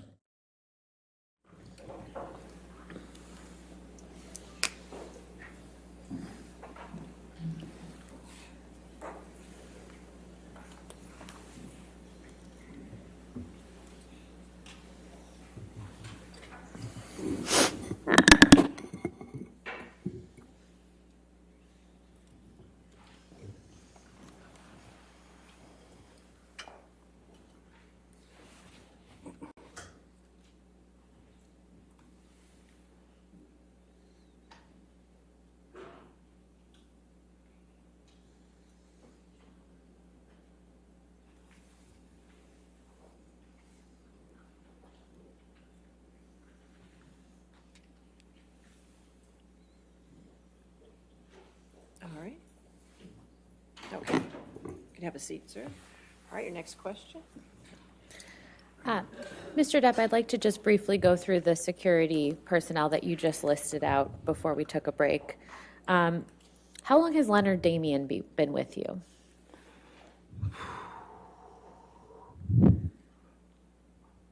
My kids are now 20, 23.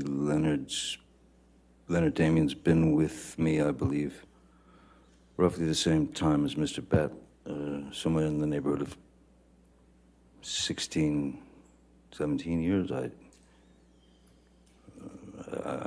can't be precise, but they were very young. My children were very young when they joined the team, which was really after Pirates was released in 2003, the first. Now, you mentioned your children. What is Mr. Damian's role with respect to your children's security? Excuse me? You mentioned your children Yes. with respect to Leonard Damian. Is his role in connection with your children's security? Yes, very much so. Leonard, Leonard Damian and Sean Bett for quite a while were both sort of assigned, as it were, to my kids, taking them to school, picking them up from school if Vanessa and I were unable to do it, or even if we were there, we would drive with them to take the kids to school. And over the years, obviously, your children,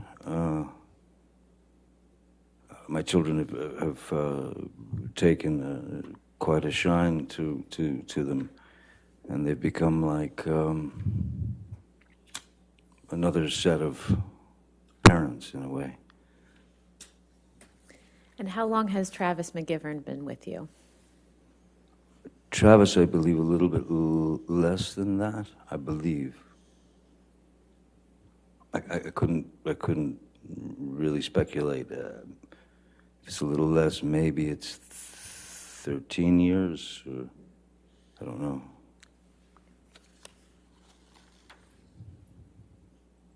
Now, you mentioned that you had to bring on additional security after Pirates of the Caribbean. Yes. How has the fame associated with that franchise affected your personal relationships?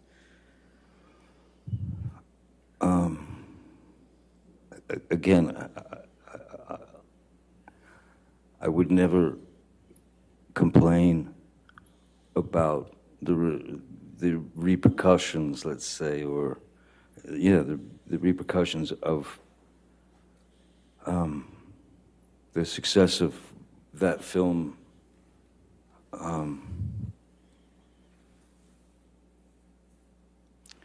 But of course, as I said, there are sacrifices that one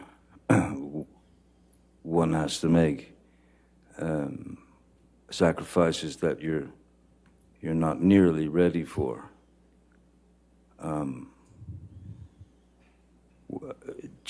simply when you check into when you go to a town or you go on a press tour or something and you're staying in a hotel, people stay in hotels all the time. I stay in the hotel. We've found that it's just a lot easier if I stay put in a hotel and not kind of, again, especially if it's with the kids or something, I don't want them to, I've never wanted them to see me as a novelty. I just wanted to be dad, you know. Now, they're well aware of a lot, and they're well aware of pretty much everything. But no, you know, when you get recognized wherever you go, the basic truth is it's pretty simple. People are generally kind and curious, and if they've grown up with you in their living room, from a television series or from various films that they've seen, there's nothing menacing about being recognized. Sometimes there can be. Sometimes people can get weird, but we've found that it's just it's better all around if I stay in my hotel room and don't go out to too many restaurants or anything, because it generally causes a bit of a hubbub. If you go to a restaurant, someone calls the paparazzi, and you go in for a meal, and you come out, and there's 30 guys out there. It can be a little overwhelming. It's not something. I think I said it before. It's not something that it's not something that I've ever gotten used to, and it's something that I hope I never get used to. Because I don't think of myself in those terms.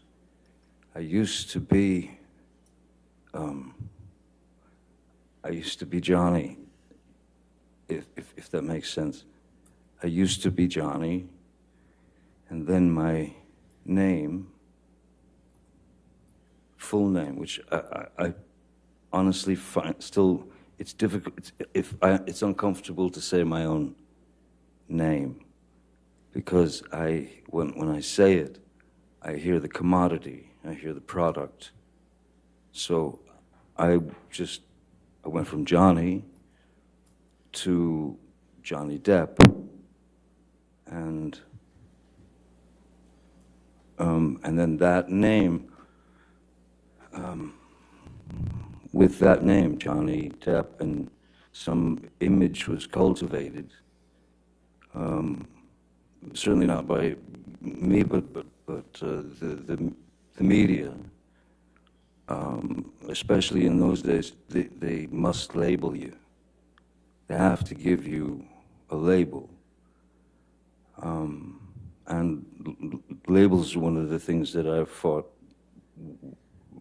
vigorously with regard to my work.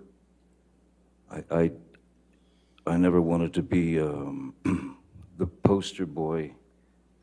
I never wanted to be the.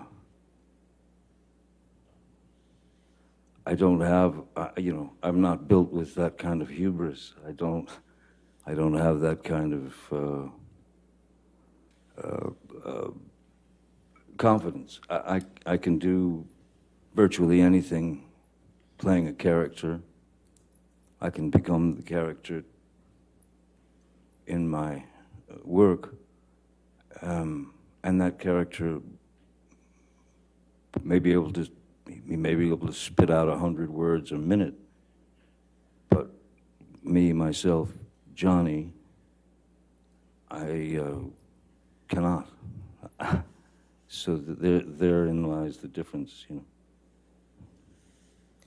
Mr. Depp, other than acting, what other artistic pursuits do you have that may be a little less known to the general public? Well, I've remained a musician. I've been a musician.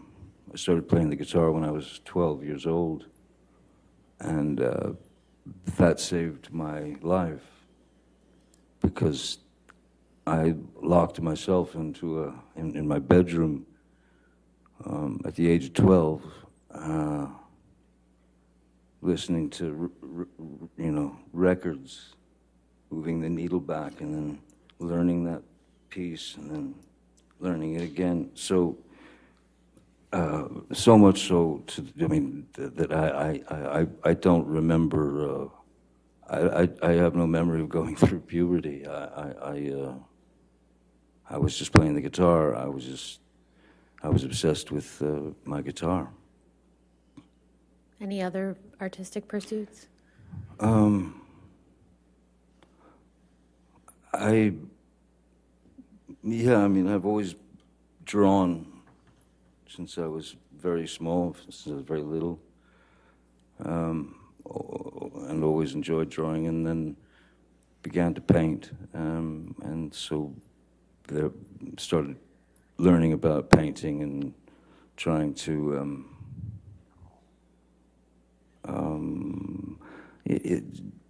I suppose different ways of expressing oneself, different ways to release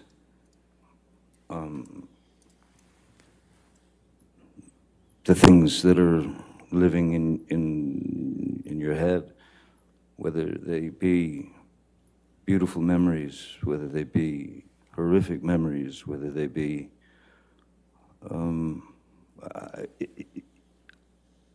I have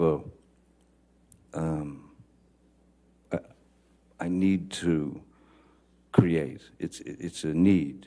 It's a.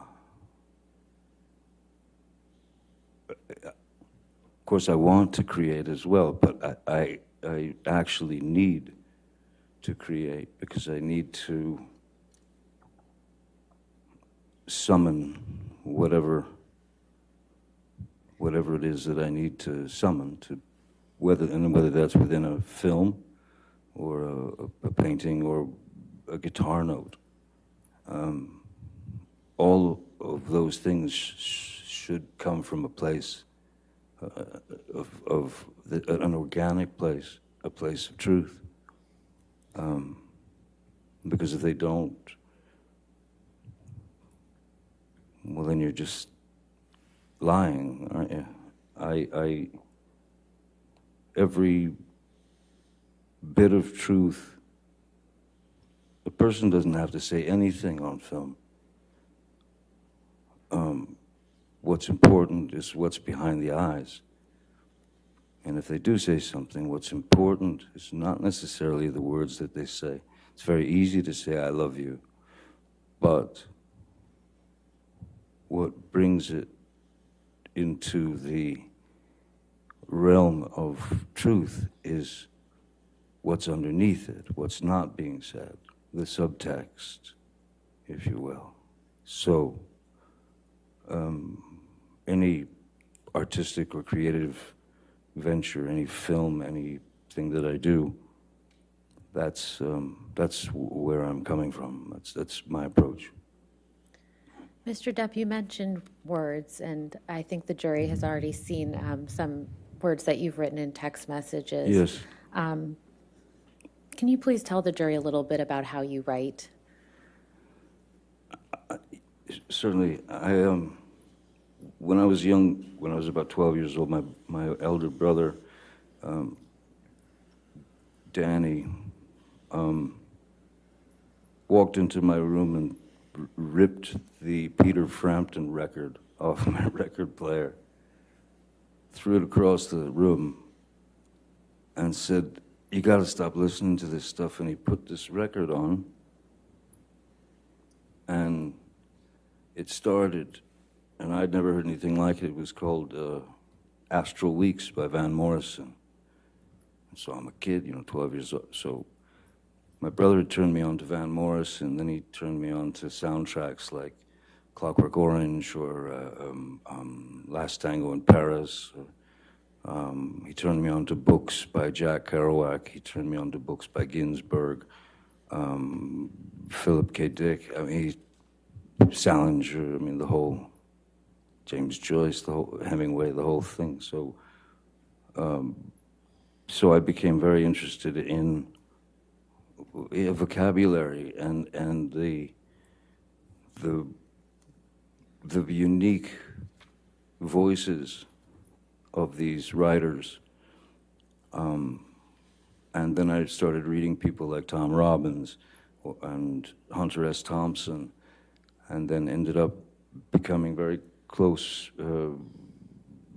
friends with Hunter Thompson for the last 10, 12 years of his life. And Hunter's writing, of course, because of the amount of time I spent with him, it has influenced my writing greatly.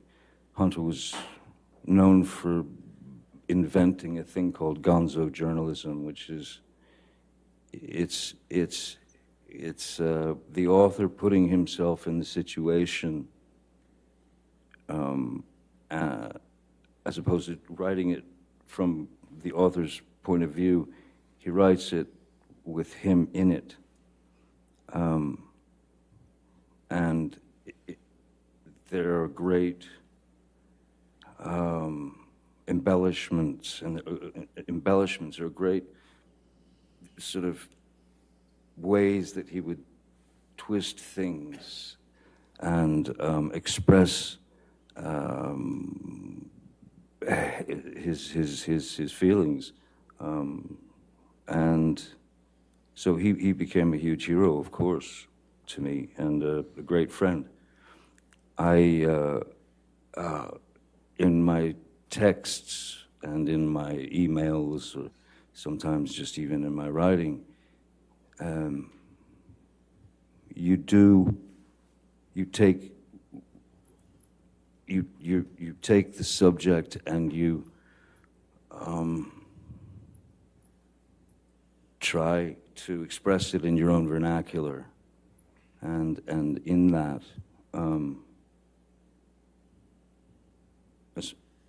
for example, with the text messages that I apologize that everyone's had to experience, I am ashamed of some of the references made. I'm embarrassed that at the time, the heat of the moment, the heat of the pain that I was feeling, went to dark places. There is no, if you're writing, there is no set place that you have to stay in. You can travel, and sometimes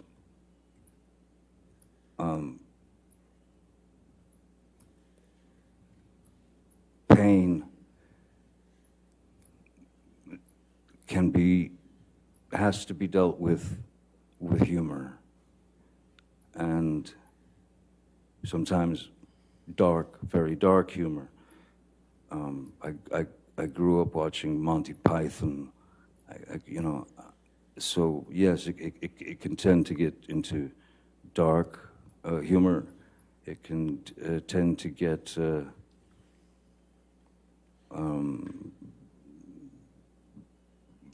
words are used that for emphasis,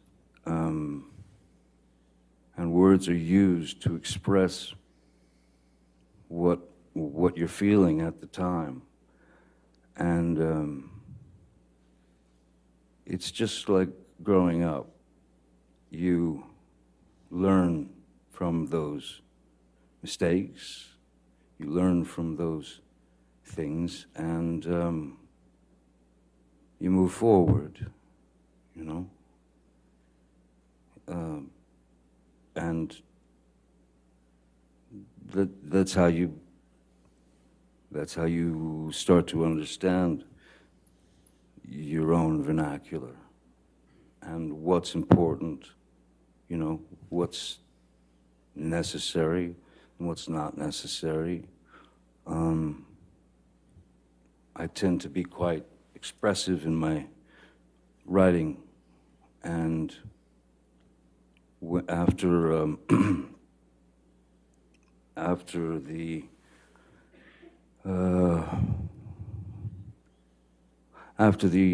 unfortunate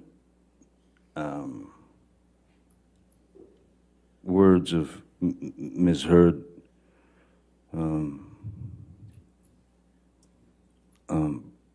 made their way into my heart and my head. Those are two very opposing things. So you're trying to find the best way to express something to a friend. Sometimes you're exaggerating, you know, something that you've done, just to make it sound, just to make him understand that, you know, I'm on planet question mark here. I don't know what's going on, but I know I'm in this situation, and I know that it cannot continue.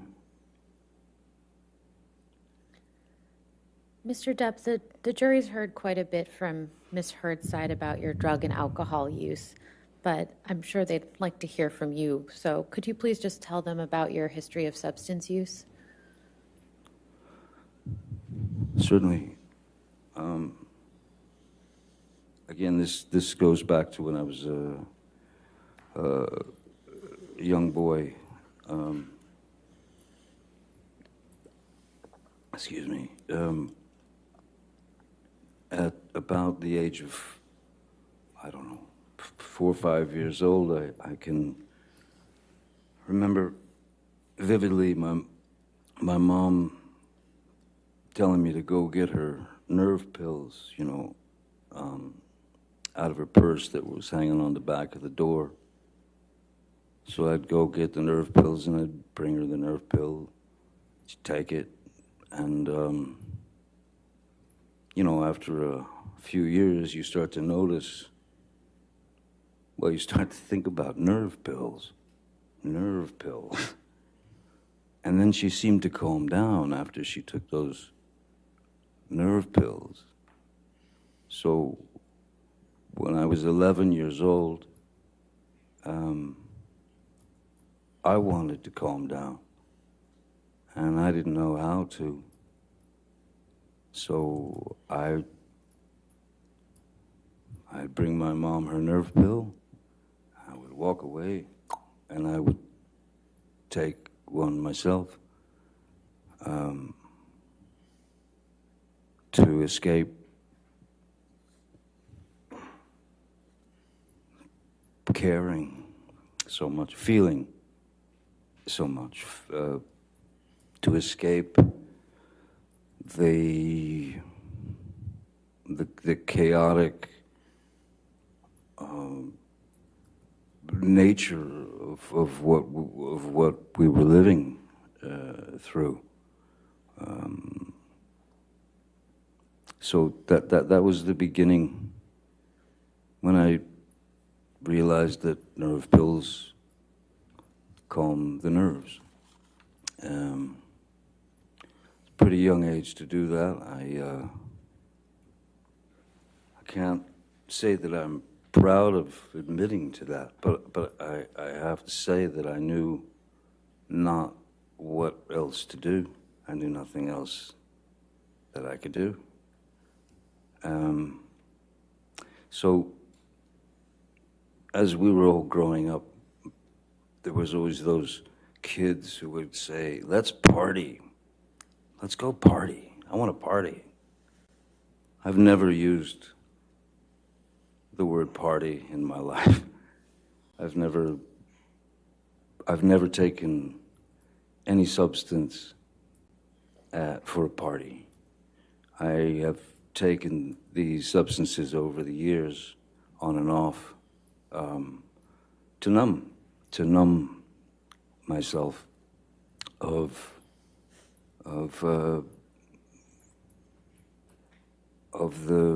the ghosts, the wraiths that were still with me, and from my youth. So I needed, they were everything. It was just self-medication. One of those get me out of here moments, and you know, where you want to escape from is your own brain, your own head. How often have you used substances throughout your life? Having started with my mother's nerve pills at 11, of course, you know, that's around the age that you're introduced to marijuana, you're introduced to, and also depending on where you're living and who you're associating with, and who's around the neighborhood. I wasn't shy to try a substance to see if the effect of it would maybe even take a bit more of the edge off. So I started at 11, and I mean, I even mentioned this in an interview in TV Guide, if anyone remembers TV Guide, in 1989, where I was asked by the journalist why.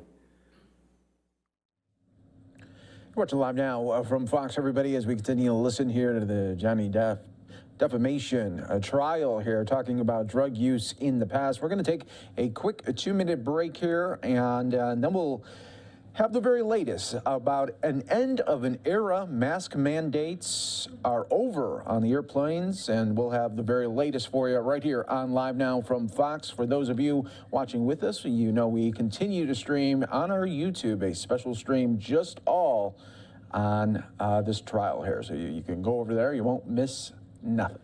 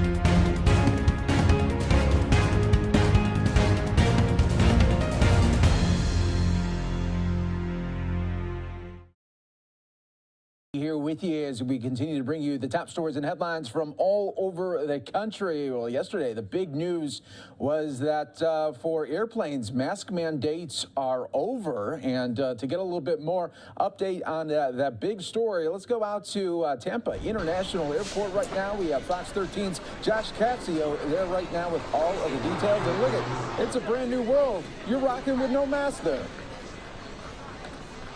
Yeah, read my unmasked lips. Masks are now optional here at Tampa International Airport and quite frankly at airports across the country right now because of that ruling here in Tampa. Now, if we take a look around, you can see most folks walking around right now, they are going unmasked, although we do see a few people continuing to wear them. And we really heard from both sides of the aisle today. There are folks celebrating the fact they no longer have to wear the masks while traveling. Others still want to keep them on just to be safe, to have that extra layer of protection. Now, to be clear, masks are not only optional in the airport, they're optional on most major airlines as well as other major travel hubs, places like bus stations, train stations, you get it. This, of course, is thanks to the ruling in federal court here in Tampa yesterday, which struck down the Biden administration's federal mask mandate for public travel. The TSA said in part that due to yesterday's court ruling, they will no longer enforce mask wearing while on transportation or inside of transportation hubs. Of course, masks are still recommended, but again, in most cases, they are no longer required. Here's what some travelers told us today. Really happy. I don't like wearing a mask. It's super uncomfortable. I'm fully vaccinated and boosted, and so I don't feel like I'm a danger to anybody. Masks can be like, a pain sometimes, but it's important to also not only think about yourself, but think about others. Now, the Biden administration is said to be reviewing that ruling and deciding on the next steps. It is possible they appealed the decision. We'll, of course, wait and see on that. I can tell you, several folks we spoke with, they're hoping this ending of the mask mandate for travel is really one of the final nails in the coffin, so to speak, for this pandemic lifestyle that we've all been living for the better part of the last 2 years. And speaking of return to normalcy, both Uber and Lyft, they have also lifted their mask mandate as well, so a bit more freedom there as well. Back to you. Yeah, Josh, things are starting to look like coming back to pre-2020. So we appreciate the update right there for us on Live Now from Fox. Thanks so much. Yeah.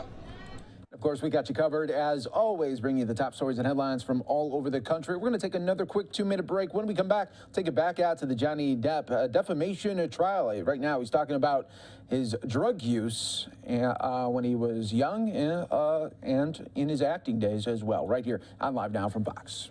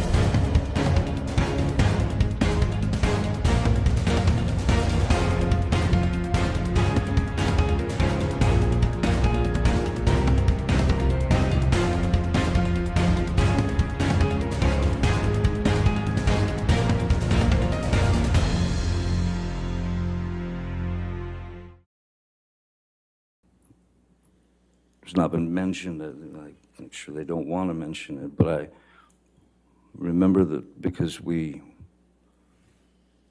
I was with Ms. Heard and her friends, and we were all drinking wine, and I smoking marijuana, they used to tease me because of what they said was a ludicrous tolerance,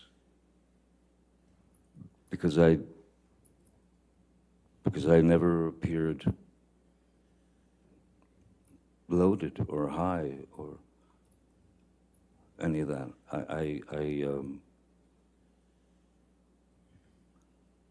Even if I felt a little spinny, no one would have ever known. Mr. Depp, is there any substance that you've ever been addicted to? Yes. And what is that? Roxycodone, or Roxycontin, which is it's an opiate. It's I think oxycodone has the opiate and then some pain, like paracetamol or something, and then the Roxys are just the opiate, as far as I remember. And when I was working on Pirates 4, and there was a scene in which I had to grab this large gold and red, stately gilt chair, pick it up and throw it, chuck it out this big giant window. And so I did it, and as I swung around to throw the chair out the window, I felt this immediate electricity from the bottom of my spine down my left leg, and it was like an electricity that burned. So I had obviously it was sciatica, so I had obviously pinched something, done something. So I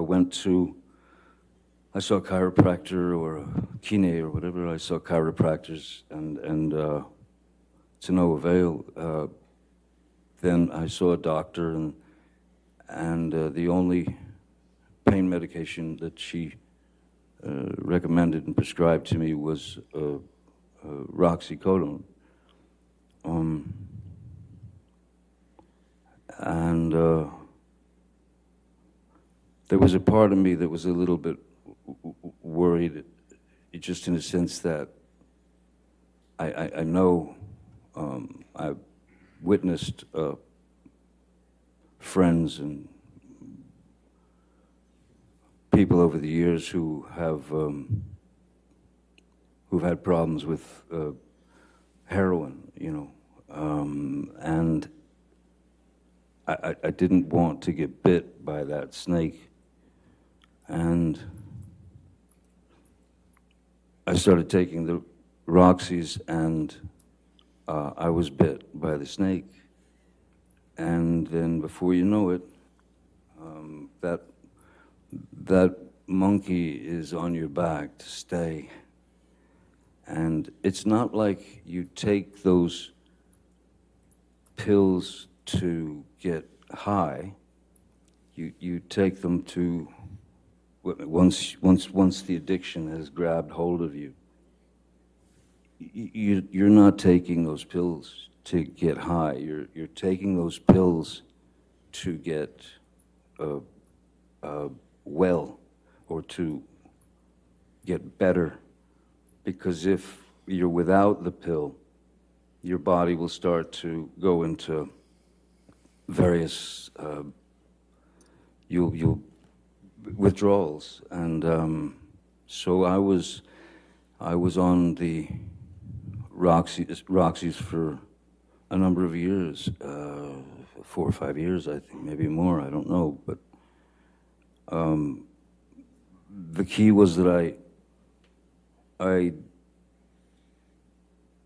if you take 2, you will be what they call on the knot. You will be that. You will just drop into sleep.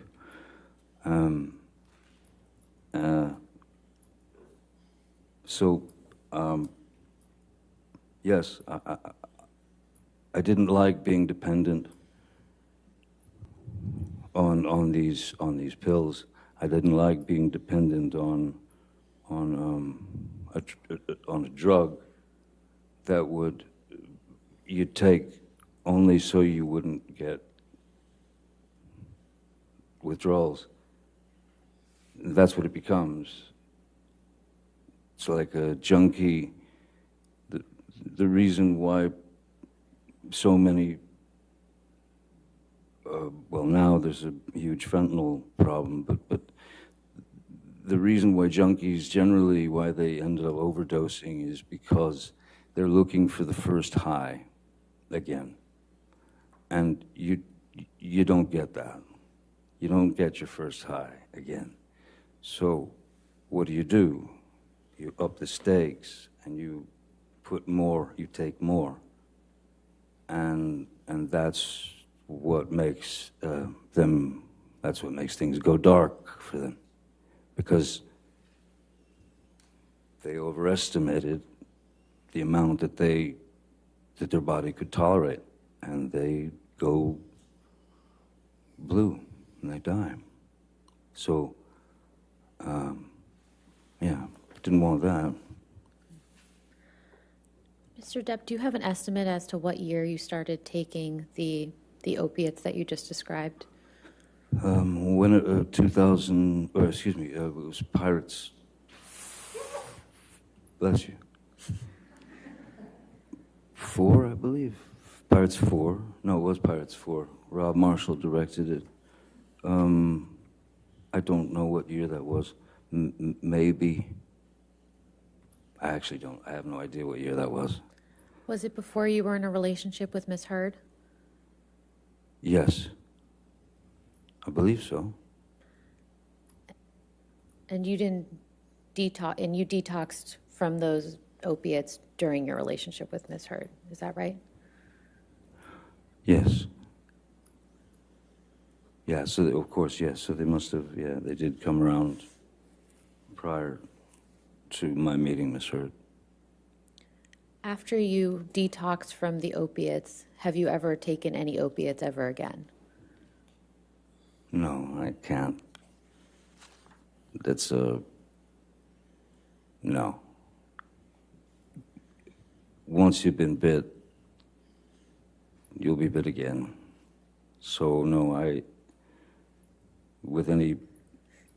even with my finger, I think that there was like Motrin 800, but no opiates. No, I have not taken an opiate since, and I won't unless I plan on going through the hell of the pure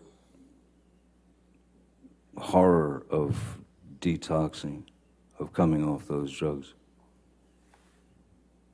No.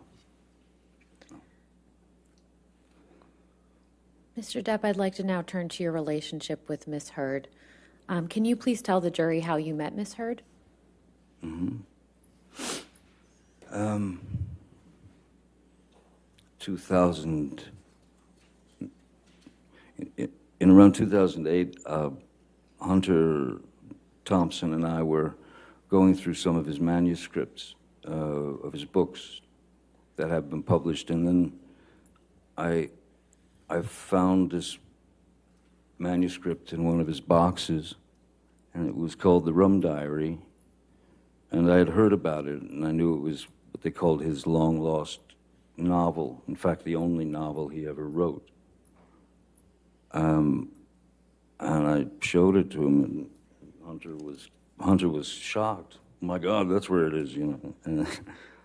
And so he said, read me some. So I started reading this to him, and he said, this is a movie, you know. We must produce this together. And, you know, he got all excited about the idea of doing that. So we went right into it. And we started to set up meetings to get money, financing to develop the project. And we finally ended up getting the money to develop the project and to make the film. Hunter, from his own dilemmas in his life, committed suicide, but having had long talks with him, I knew every angle of the book, but I knew every angle of the film that he wanted, which was going to be a bit different than the book. And Bruce Robinson, who was a great writer-director, directed a film called With Nail and I and How to Get Ahead in Advertising, was the one director that Hunter and I talked about. And so I went to Bruce, who was a friend of mine, and I ripped him out of retirement because he never wanted to direct another film again. I pulled him out of retirement after 27 years, and he agreed to write the screenplay and direct the film. And we proceeded. During the auditioning process, Bruce was, before that, Hunter had very specific ideas of what these characters should be. Bruce had been auditioning girls or women for the role of Chenault in the film, and there were this sort of starlets that were up and coming, or there were some that were well known and things of that nature. But you know, one of the things that Hunter was very against was stunt casting. That is to say, put a bunch of very famous people in a movie and we'll let them go, and then hope for the money in the end. So Bruce had asked me. He said he had been auditioning this one particular actress named Amber Heard. He said that he'd auditioned her 5 times. And he was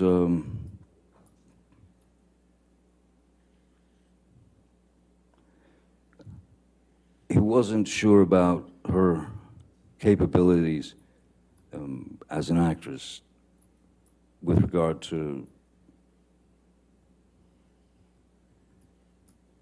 the film and the character and taking direction and that sort of thing. So he asked me if I would read with her for the film, and I had already met a number of actresses and things, and so what I said to Mr. Robinson is, I said, Bruce, I don't. If you've auditioned her 5 times, you've seen the best and the worst, I suppose. So me putting her, this girl in an uncomfortable situation, you know, saying, "Hey, all right, let's read this." I think it's a far better idea that we just meet so that I can see how she behaves, see how she reacts, because that's really all it is: reaction, behavior. And you don't have to push anything else, you know. So they made an appointment. She came to my office. I took one look at her and I thought, yeah, that's That's the Chenault that Hunter wants. That's the one. I thought, yeah, she could definitely kill me. That's what Hunter wants. And so we spoke, and she was sweet as pie, pleasant, again, you know, intelligent, literate, very good taste. And I felt like if she, what I felt and what I told Bruce was, look, when you put someone in a situation that they're obviously going to feel under pressure, it's not the best way to really know what they're capable of. And I made suggestions such as, and which I ended up making to Ms. Heard. I made suggestions of films that might give her some insight into what we were looking for in terms of the film, which is to say, I gave her films like To Have and Have Not, and things of that nature, because I wanted to. There was something very important that I felt she needed to know about stillness, as opposed to, you know, going broad or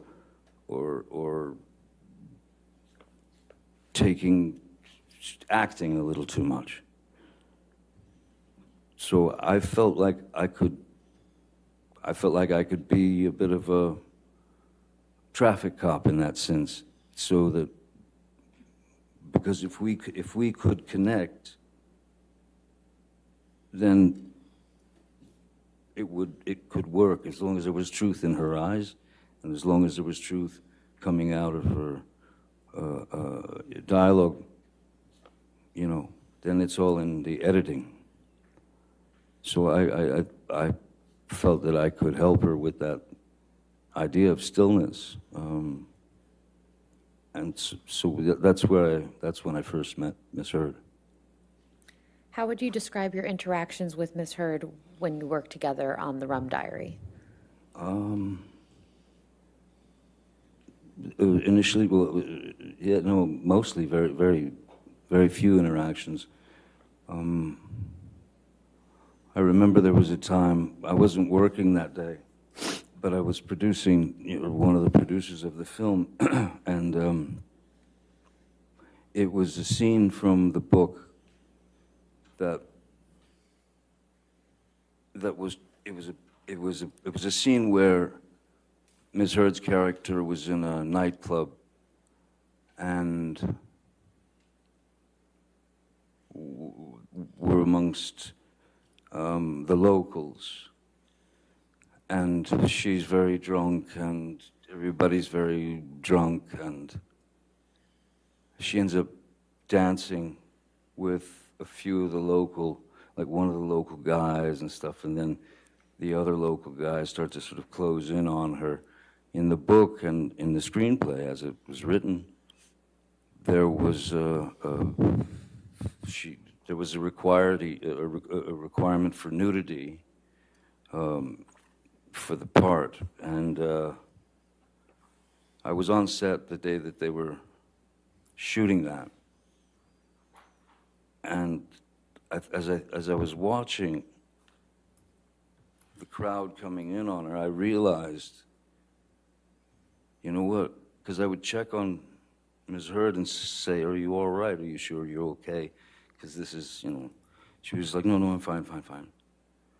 But I realized that with the crowd surging in towards her, that we wouldn't have to do the nudity, because if she took her shirt off and she had a red bra on and a skirt, then if she had a red bra in her hand, when the crowd surged in on her, all she had to do was lift the red bra up out of the crowd and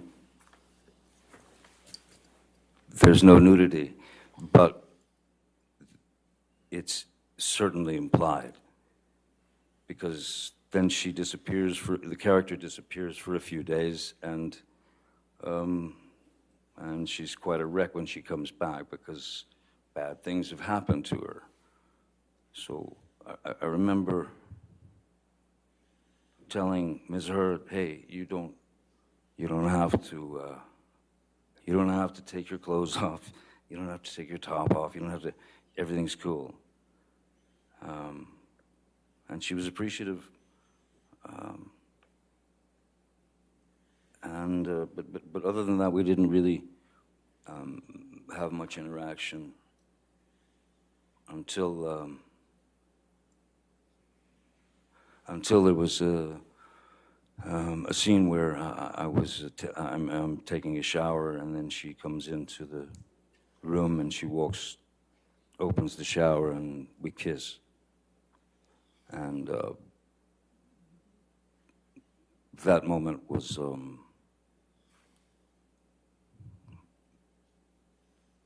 it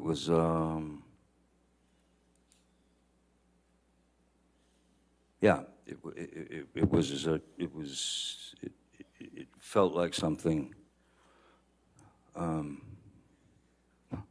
It felt like something that I shouldn't be feeling, because she had her wife, and even though it was a scene, and she had her wife, and I had Vanessa and kitties, and yeah. When would you say your romantic relationship with Miss Heard actually began, if not in that moment? Well, I think there was something in the kiss in the shower that was very...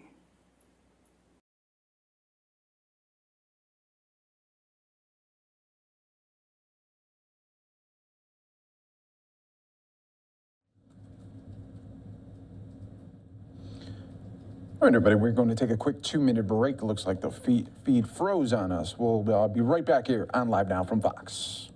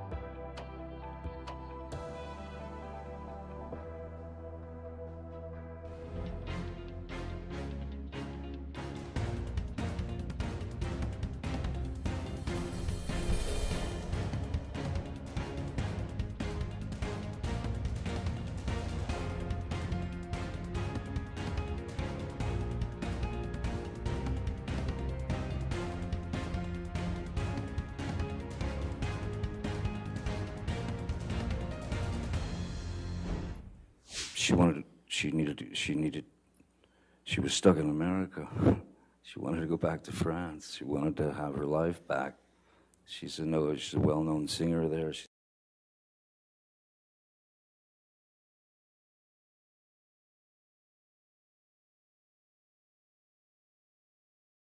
In her creative world, and that's a frustration that I wouldn't wish upon anybody.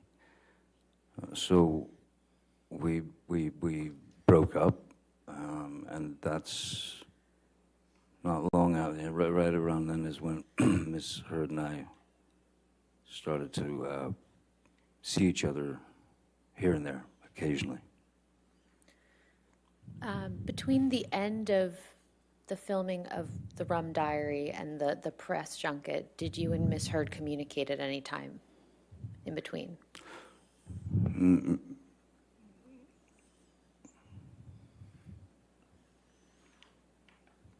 I don't remember. I remember that there was a white dress that she really was infatuated with, that she really loved this dress that she wore in the film. And so I went to Colleen Atwood, the costume designer, and to Bruce, and I said, do you think we can snag this white dress and send it to Amber, you know, after she'd wrapped? Because she loved the thing.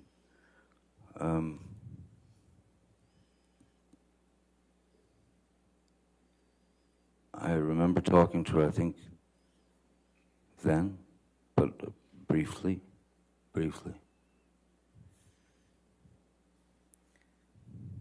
What did you like about Miss Heard when you first started your romantic relationship? She seemed to be the she seemed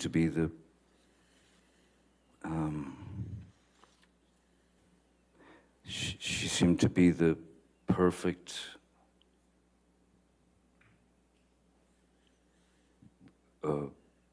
partner in a sense in my head and for me, because she, as I said, she seemed to be very knowledgeable about old obscure blues music that I listened to and really liked. She was literate. She was sweet, funny, nice, all those things, you know. And she was, and from the beginning of our relationship at that time, for a good year and a half, she was wonderful, and then things just started to change, or things started to reveal themselves. That's, I think, is a better way to put it. You mentioned earlier in your testimony that Miss Heard would take off your boots when you would get home from work. What other types of behaviors did you observe in Miss Heard early in the relationship?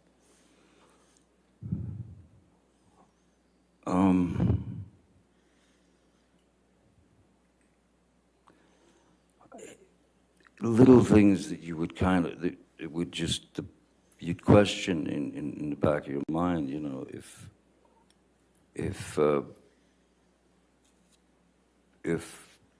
she wanted to go to bed, I'd say, oh, well, I can't sleep, you know, right now. And rather than go and just lay in a bed and stare at the ceiling, I would say, I'll just watch, I'll be out here watching TV or hanging out. And that was just not acceptable. Just not acceptable. It would stir up some rather unusual reactions from her. I didn't understand why I, as a 50-something-year-old man, was not allowed to go to sleep when I wanted to, as opposed to when she wanted to. It started out with little things like that. And again, they just, they just, I suppose like anything, if they're allowed to continue, then they are allowed to grow. They're allowed to blossom into whatever they're going to become. What were you and Miss Heard's nicknames for each other? I called her Slim, Why is that? I called her Slim because of the film that I had given her to watch, in terms of stillness, was Lauren Bacall and Humphrey Bogart. And I called her Slim, and she called me Steve, which was Lauren Bacall's and Humphrey Bogart's nicknames for each other in the film. That was their names in the film. And it wasn't lost on me the fact that there was an age difference, and that my God, when Humphrey Bogart and Lauren Bacall, that's when they met on that film. He was 45 years old and she was 19, and they stayed together until, well, for many years, until Bogart passed away. So, yeah, there was a kind of a joke, not joke, but just,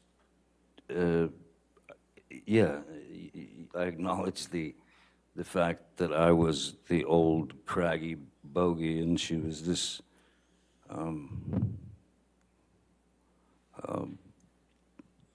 beautiful creature, just this stunning creature. When did you first meet Miss Heard's parents? I first met Miss Heard's parents when they had come out to Los Angeles, I believe, and yeah, and I feel like that I met them. I think they came to my place, to my studio, and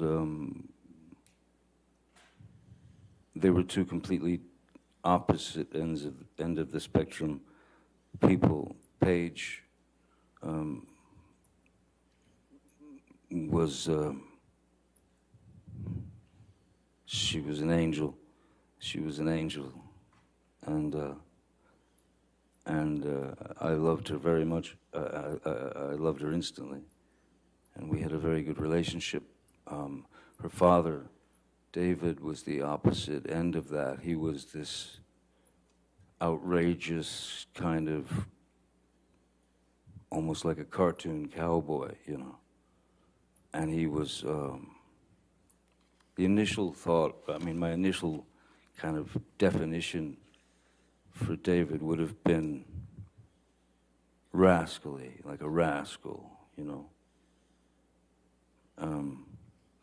But I loved, I mean, I grew to love them both very much, as well as her sister Whitney. And yes, it felt like I had been welcomed into some sort of family.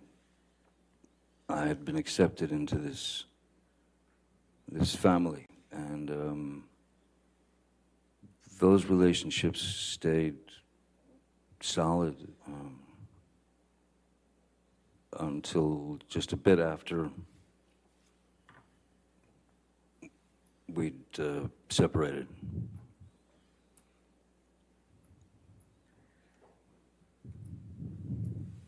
How often did you spend time with Miss Heard's parents during your relationship with Miss Heard? Quite a lot. Whether I used to have a boat, and we would take her parents, her family, and we'd go sail the boat and, you know, drop anchor at the island, and we would spend a week, 2 weeks, whatever, on the boat, on the island. Also, they would come to Los Angeles quite a bit. We also would go to Austin here and there to see them, visit them. Every year we would, on their anniversary, I had a friend of mine who had a restaurant in Austin, like a very good restaurant in Austin, and I'd call him up and basically set it up so that every year on their anniversary they could just go there, and they'd be taken care of, and there would be no bill, so they could just celebrate. And I think one of the things we did was, yes, we would try to order them car so that they could drink. No, I was very fond of them, very fond of them. Now, you mentioned Miss Heard's sister, Whitney. When did you first meet Whitney? I don't remember exactly when I met Whitney the first time, but I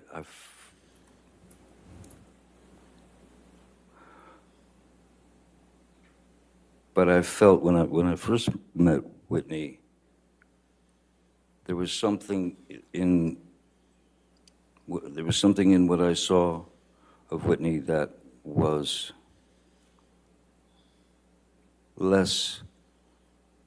much less confident than Amber, much more revealing of insecurities. Objection, Your Honor, just foundation. What he saw in Whitney. I think if you could answer the question. Okay. You want to ask the question again? That's fine. We can move on. Okay, that's fine. How would you describe your relationship with Whitney?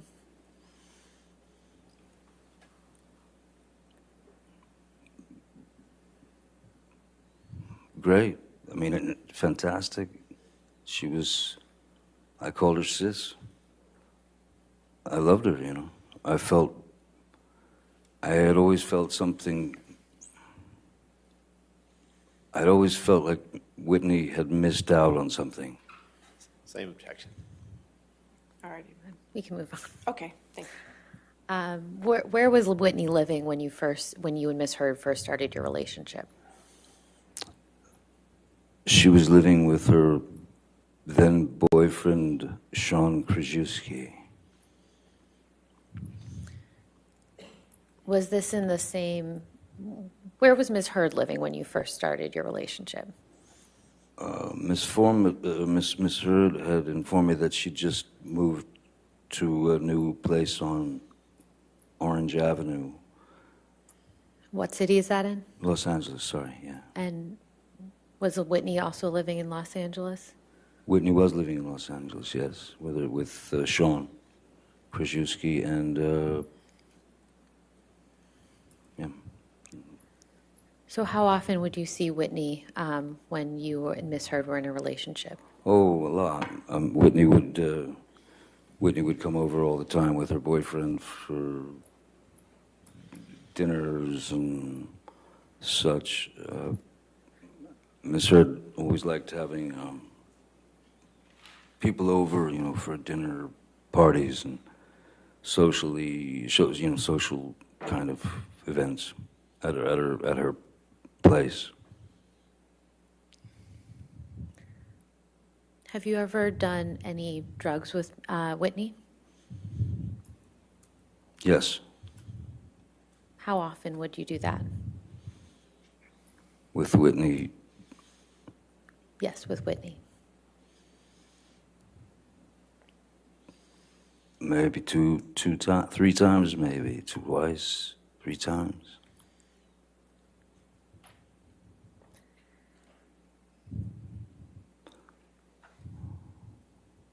Did there come a time when Whitney moved into the penthouses that you owned at the Eastern Columbia building?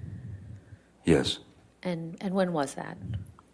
I don't remember exactly when it was, but I do remember that it was after Rocky Pennington and yes, I believe Josh Drew was there already as well. Whitney, I can't remember why she needed a place, but she needed a place, so we gave her penthouse 4 live in. And how long did she live there for?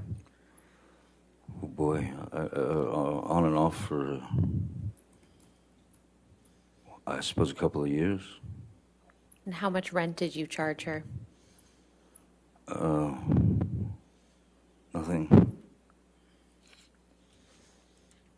Now, you said you did drugs a couple times with Whitney. What drugs were you doing with Whitney?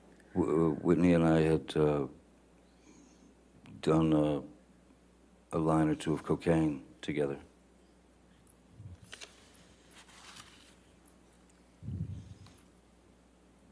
When did you start getting introduced to Miss Heard's friends after you started your relationship with her?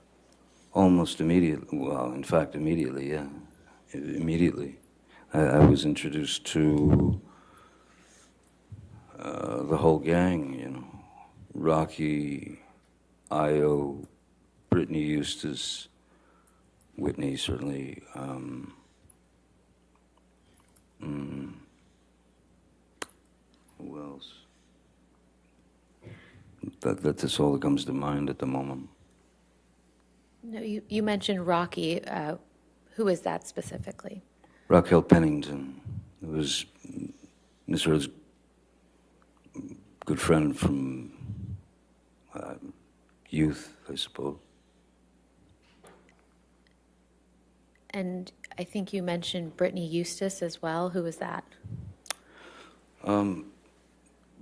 Brittany Eustace was just one of the gals, you know. She was one of the gals, and she was quite bubbly and funny and real sweet girl, southern girl. I haven't seen her in. I think that something went sideways between Brittany Eustace and the girls because she suddenly just disappeared from the group. And when was that? We were probably a year and a half or maybe 2 years into the relationship, 3 years maybe. And I believe you mentioned someone named Io. Who is that? Io Tillett Wright was a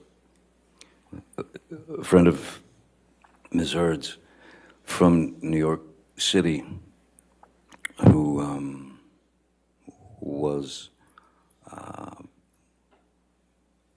who had identified as she was born a female, if that's the right terminology these days, born a female, but she was she had chosen at a very young age she had decided that she was a male, and she identified as a male. And Io seemed to be, again, she was very intelligent, very literate, kind of a go-get-em kind of activist type. And she was writing a book, I remember. She was writing a book, Io, or he was writing a book, rather. And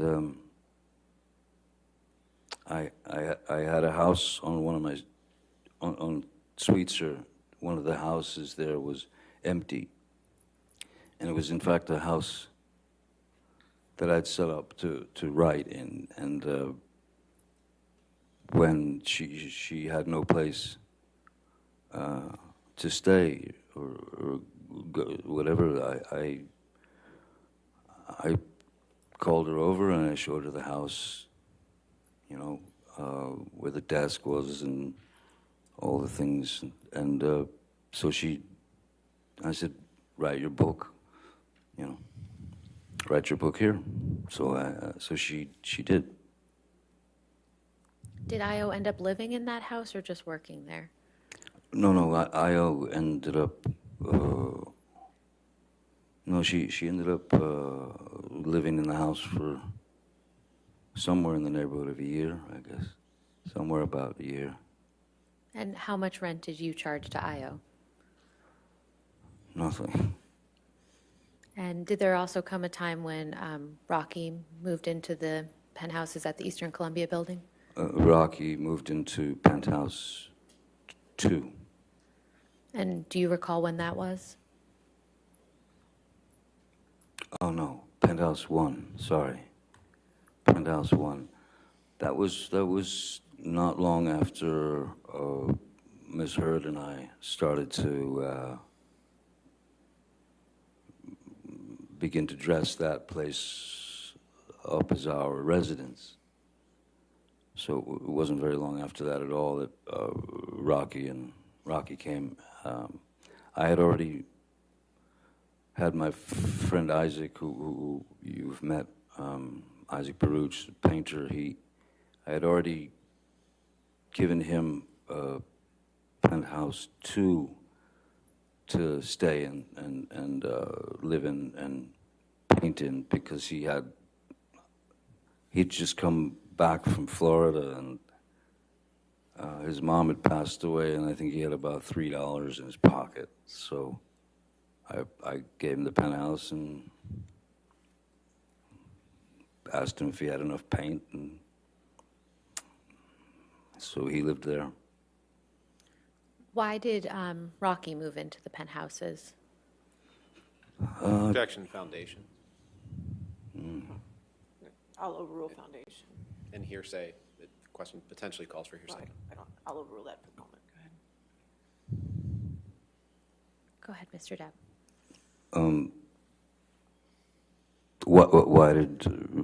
Sorry, what was it again? Why did Rocky end up moving into the penthouses? She ended up moving into the penthouses.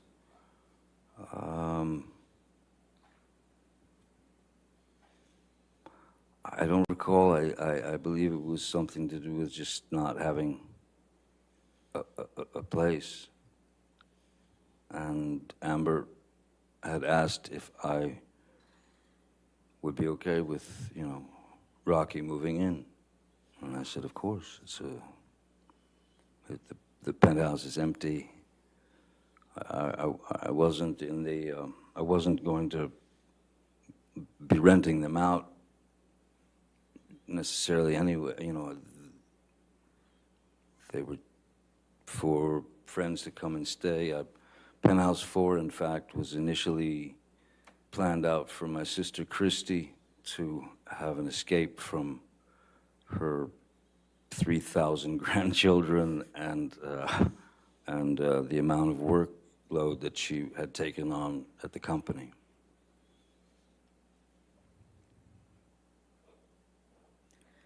How long did Miss Pennington end up staying in the penthouses?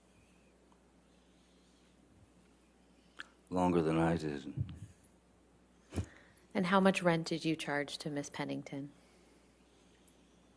Nothing. Did anyone live with Miss Pennington in the penthouses? Yes, her fiance or boyfriend and fiance Josh Drew. And then at a certain point, I learned that there was another female living there. I wasn't sure who that was. I didn't know who that was. There were 2 bedrooms, and so she had invited a friend to move in.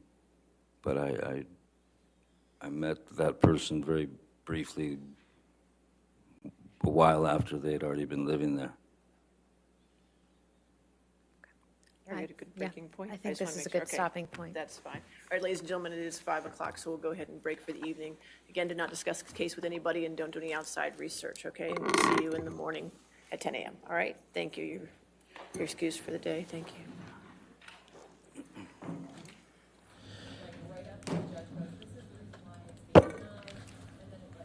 And we will have Johnny Depp on the stand tomorrow. You can see they are taking the evening off there, as it is now 5 o'clock out on the East Coast. You're watching Live Now from Fox, everybody. Of course, we will have coverage for you tomorrow as well, right here on Live Now from Fox. Let's take a quick 2-minute break here while we get to other top stories of the day.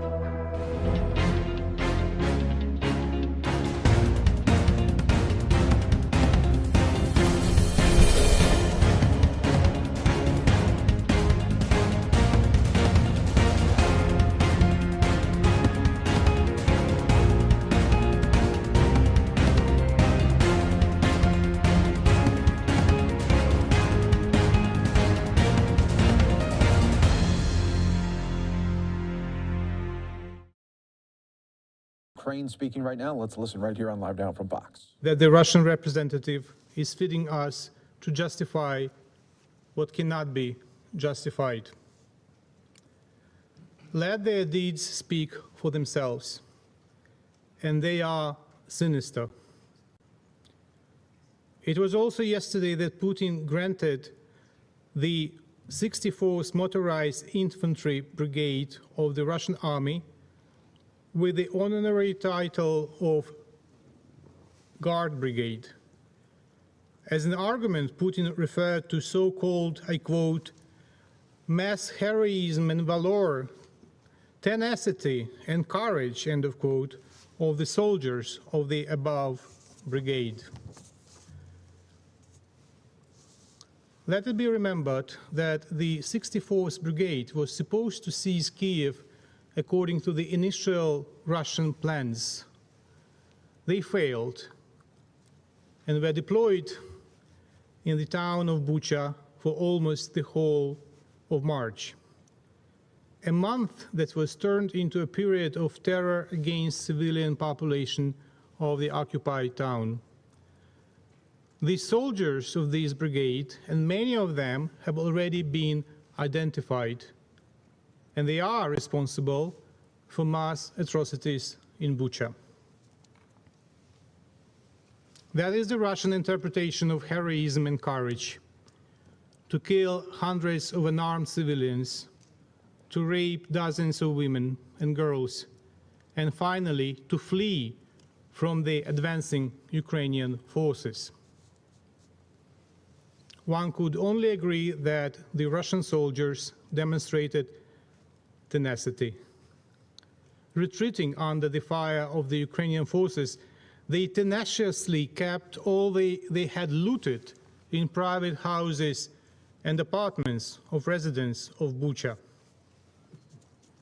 Russians left behind their munitions to pack their vehicles with stolen computers, TV sets, mobile phones, clothes, carpets, washers, and even toilets.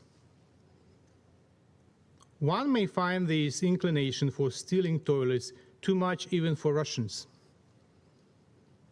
However, it should be remembered that about a quarter of Russian households still do not have access to indoor plumbing. In rural Russia, the sanitation facilities record is even worse and reaches almost 2/3 of households. Madam President, as we are meeting now, the battle for Ukrainian Donbas is unfolding.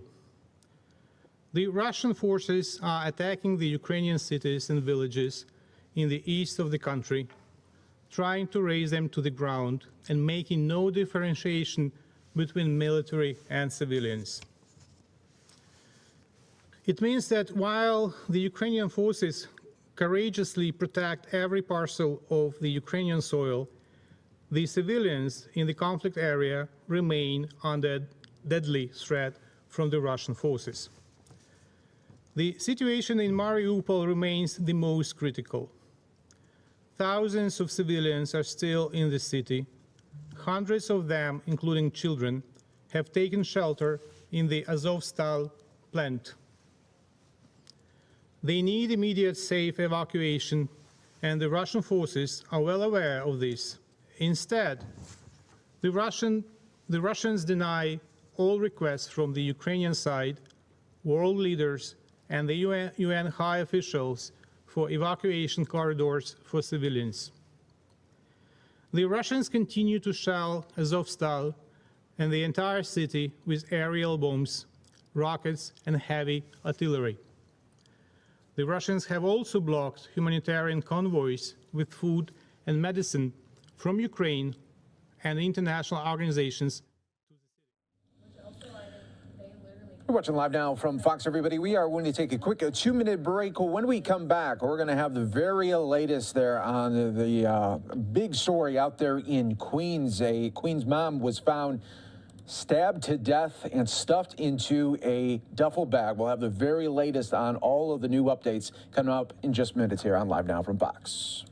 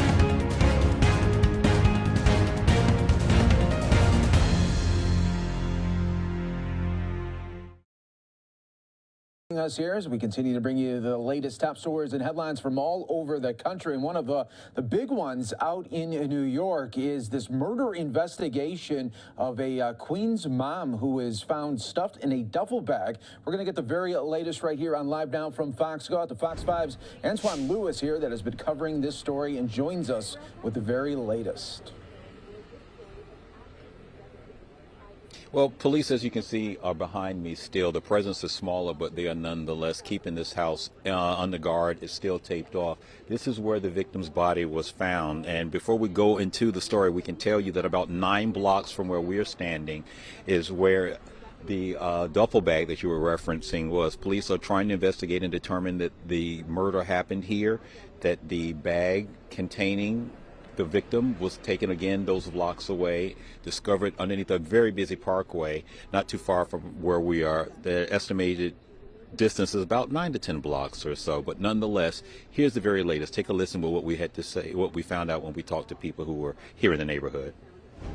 The makeshift memorial in front of Orsolia Gall's home continues to grow. As a woman, I just think the violent death that she endured is a scary thing for a woman in the city.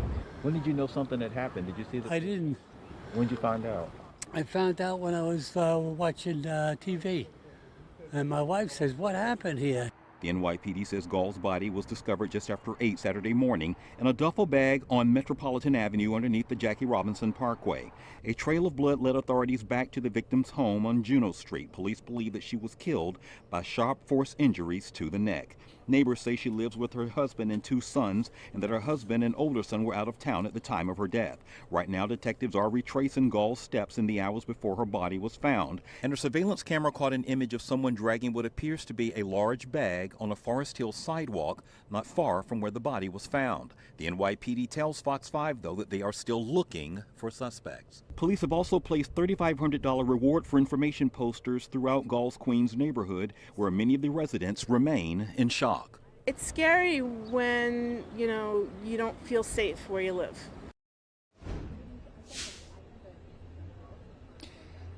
And Mike, that pretty much is the sentiment of those that we spoke with out here. The motive, if you will, in this case, police have not released that. Again, they're still looking for a suspect in the case. As far as that picture that's going around, the one that we showed you in the story that was in black and white, again, police are still trying to figure out if there is any connection to this story or not, but it was supposedly captured by one of the Nest cams, in front of someone's home. So again, all of that, as well as retracing the steps of where Ms. Gall was on Friday night. There are reports they're looking into that says that she was at Lincoln Center, which is on the Upper West Side, if you're familiar with the New York Manhattan landscape, and that possibly may have gone out to a bar. But again, these are just all things that are being investigated in and certainly not corroborated at this particular time. Antoine, what do we know of the reports there that the husband may have received some threatening messages on his phone just right after this murder? Well, there are other outlets reporting that. We ourselves did not get that confirmed, but just to explain a little bit what you're saying, one of the outlets is reporting that her husband, who was, from what we're hearing, was out of town on a college scouting trip with his son, the older son, that he supposedly told the authorities that he had received a threatening text message at some point. And again, a couple of other outlets had gathered that information somehow. When we tried to get it confirmed on our end, we could not do so, which is why we didn't report it. So I don't have a positive answer to corroborate that, but that is one of the theories, one of the many questions surrounding the mystery that's going on with this house behind me. Yeah, very, very disturbing story there, and we'll be waiting for more updates there, and we know that you guys will be tracking it all down. We appreciate it right here on Live Now from Fox. All right, stay safe. You too. As we continue to bring you the very latest, let's continue to listen right now to the UN Security Council still going on. Ukraine representative speaking now. 8 attempts by the Ukrainian authorities to arrange humanitarian corridors for civilians from Mariupol and Volnovakha was successful due to the unwillingness of Russia. Dear colleagues, since January, we have held more than a dozen meetings on the Russian aggression against Ukraine. We all value our time, so let me ask you, how do our meetings influence those who occupy a seat that the Charter still allocates to another already defunct entity? How many meetings of the Security Council will be held with the same result without changing Russia's role in the Council? Colleagues, it appears that these meetings do not affect much either the security situation on the front line or the humanitarian situation in Ukraine. I do not underestimate the commitment of our partners to help Ukraine at the bilateral level. However, what is the role of the Security Council in this regard? The organ that failed to prevent the war and is still failing due to the Russian actions to stop it now. Unfortunately, in this chamber, we continue to listen to the subjects of a future war trial and make statements before them. For what reason? Are you ready to relegate the role of the Security Council in addressing the war security crisis on the European continent since the Second World War to discussions only? I strongly urge the Security Council to seriously address the issue of how to solve the problem of Russia's dubious presence in this chamber that impedes the Council's effectiveness in exercising its primary responsibility to maintain international peace and security. Why has this organ no influence on Russia's war against Ukraine? The answer is obvious, because the Security Council continues to pretend that Russia is a full and legitimate permanent member. I see no meaningful change in the role for the Security Council if an answer is not found soon.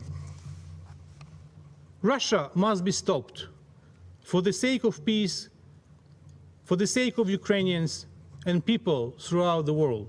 I thank you.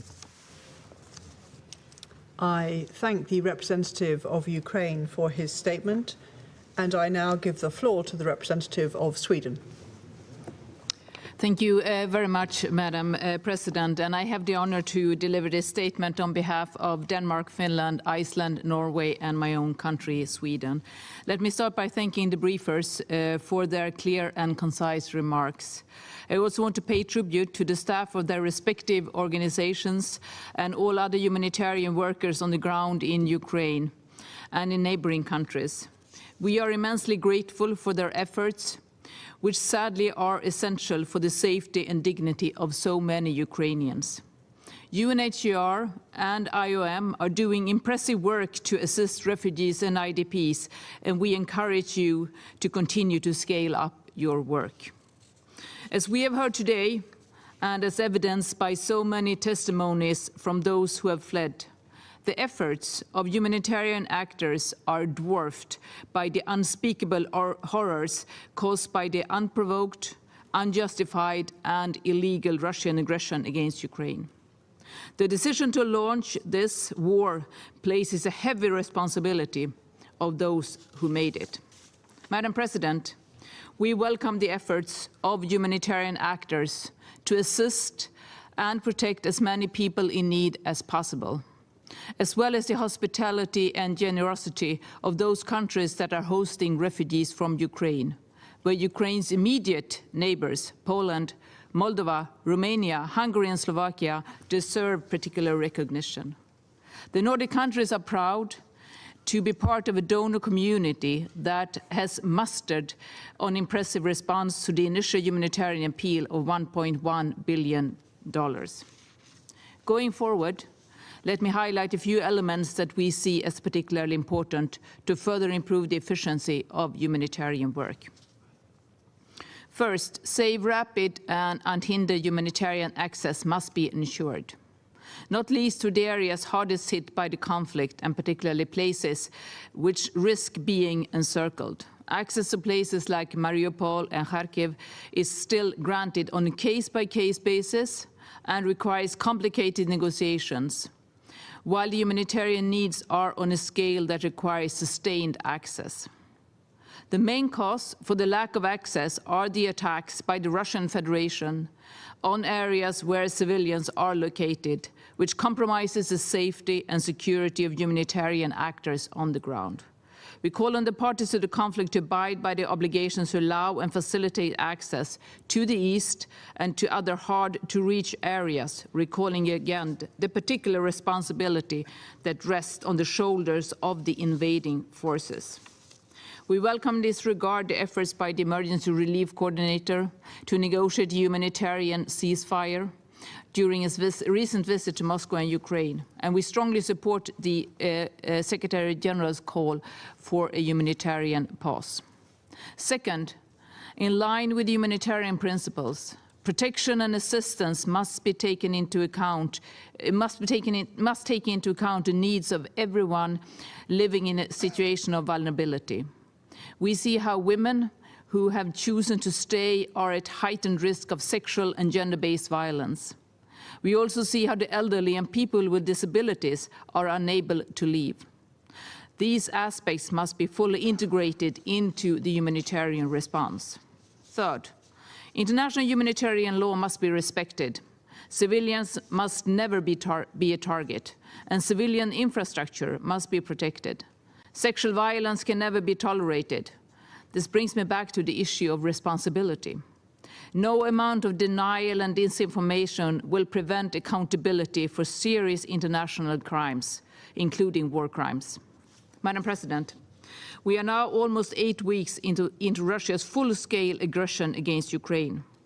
During that time, we have witnessed horrific atrocities that have ended, ruined, or disrupted the lives of millions. But we have also seen the international community coming together in solidarity with Ukraine. And most importantly, we have been deeply impressed by the incredible resilience of the Ukrainian people. In conclusion, we recall the 2 resolutions from the emergency special session of the General Assembly, as well as the order by the International Court of Justice issued on 16 March this year. All of them include a clear call on Russia to stop this war. But let us be candid. No UN resolution or court orders are necessary in this regard. It is obvious to everyone what the right course of action is. This aggression should never have been launched in the first place, and it must end now. It is never too late to make the right choice. And with that, I thank you so much. I thank the representative of Sweden for her statement, and I now give the floor to the representative of Italy. Madam President, we are thankful to the permanent mission of the United Kingdom for organizing this meeting, and to all the briefers for their insightful remarks. First and foremost, let me take this opportunity to reiterate Italy's firm condemnation of the unjustified and unprovoked aggression by the Russian Federation against Ukraine, and our full support to Ukraine and its people. We are deeply concerned by the repeated attacks on civilians, including women and children, and by the testimonies and reports of war crimes, grave breaches of international humanitarian law, and serious violations of international human rights law perpetrated by the Russian armed forces. As the horrifying images we have been seeing in the last month confirmed, human displacement is the inevitable reaction to the scourge of war and the search for the safety of civilians. As it has been mentioned, 7.1 million people are indeed internally displaced, and there are over 4.5 million refugees. Even though these numbers are already shocking, they are continuing to grow as we speak. Refugees are a priority that requires an international and coordinated approach. Hence, we welcome the efforts of IOM, UNHCR, and the other UN agencies on the ground in order to try to alleviate this unbearable human suffering. We provided a contribution of 20 million euros to the UN flash appeal and 6 million euros to the Red Cross.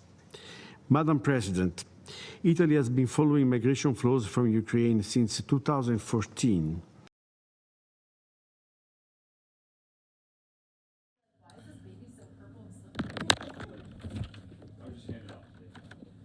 All right, as you can see there, we lost that part of the stream. Let's take a quick 2-minute break right here on Live Now from Fox.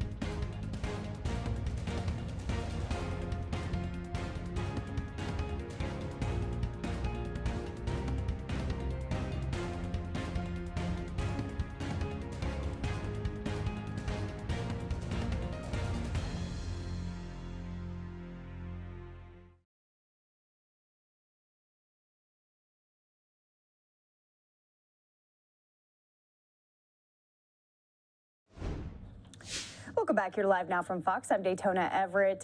We have given you continuing coverage of the Johnny Depp Amber Heard defamation trial. It continued into the second week today, day 2 of the second week here, and Johnny Depp himself taking the stand. Fox's William Lajeunesse brings us the latest. Actor Johnny Depp took the stand in a Virginia courthouse Tuesday in the high-profile libel trial against ex-wife Amber Heard. The Pirates of the Caribbean star went into detail describing tumultuous events during their 2-year marriage. Never did I myself reach the point of striking Miss Heard in any way, nor have I ever struck any woman in my life. The actor's libel suit against Heard stems from a 2018 op-ed in the Washington Post. In the piece, Heard describes herself as being a survivor of domestic violence, though she doesn't mention Depp by name in the article. Depp's lawyers say the piece was obviously about him and filed a lawsuit in the months after the article was released. Depp is seeking $50 million, saying Heard's claims of domestic violence have destroyed his career and reputation. It's not only exposing for myself, it's exposing for my family, it's exposing for Miss Heard. Earlier in the day, Keenan Wyatt, a sound engineer who worked with Depp for more than 2 decades, testified in court. Wyatt said he interacted with Heard and Depp on several occasions, but claims he never had reason to believe Depp was physically abusive. I've never seen him be violent towards anybody. Heard has filed a countersuit seeking $100 million in damages, saying the actor's legal team smeared and branded her a liar. The trial is expected to last several weeks. In Los Angeles, William Lajeunesse, Fox News. So as you heard right there, there's sound technician also talking about the marriage. He testified today. We'll listen into a portion of that, and then we're going to bring on Fox 5's Katie Barlow, legal analyst with Fox 5 in D.C., who's been watching the trial all day today, to break down what the big points were and what we can be looking forward to through the rest of the week. Take a listen. I'll allow it this time. I did not know it was in the contract. Next question. Okay, let's go take a look real quick. I'm gonna flip over to 855.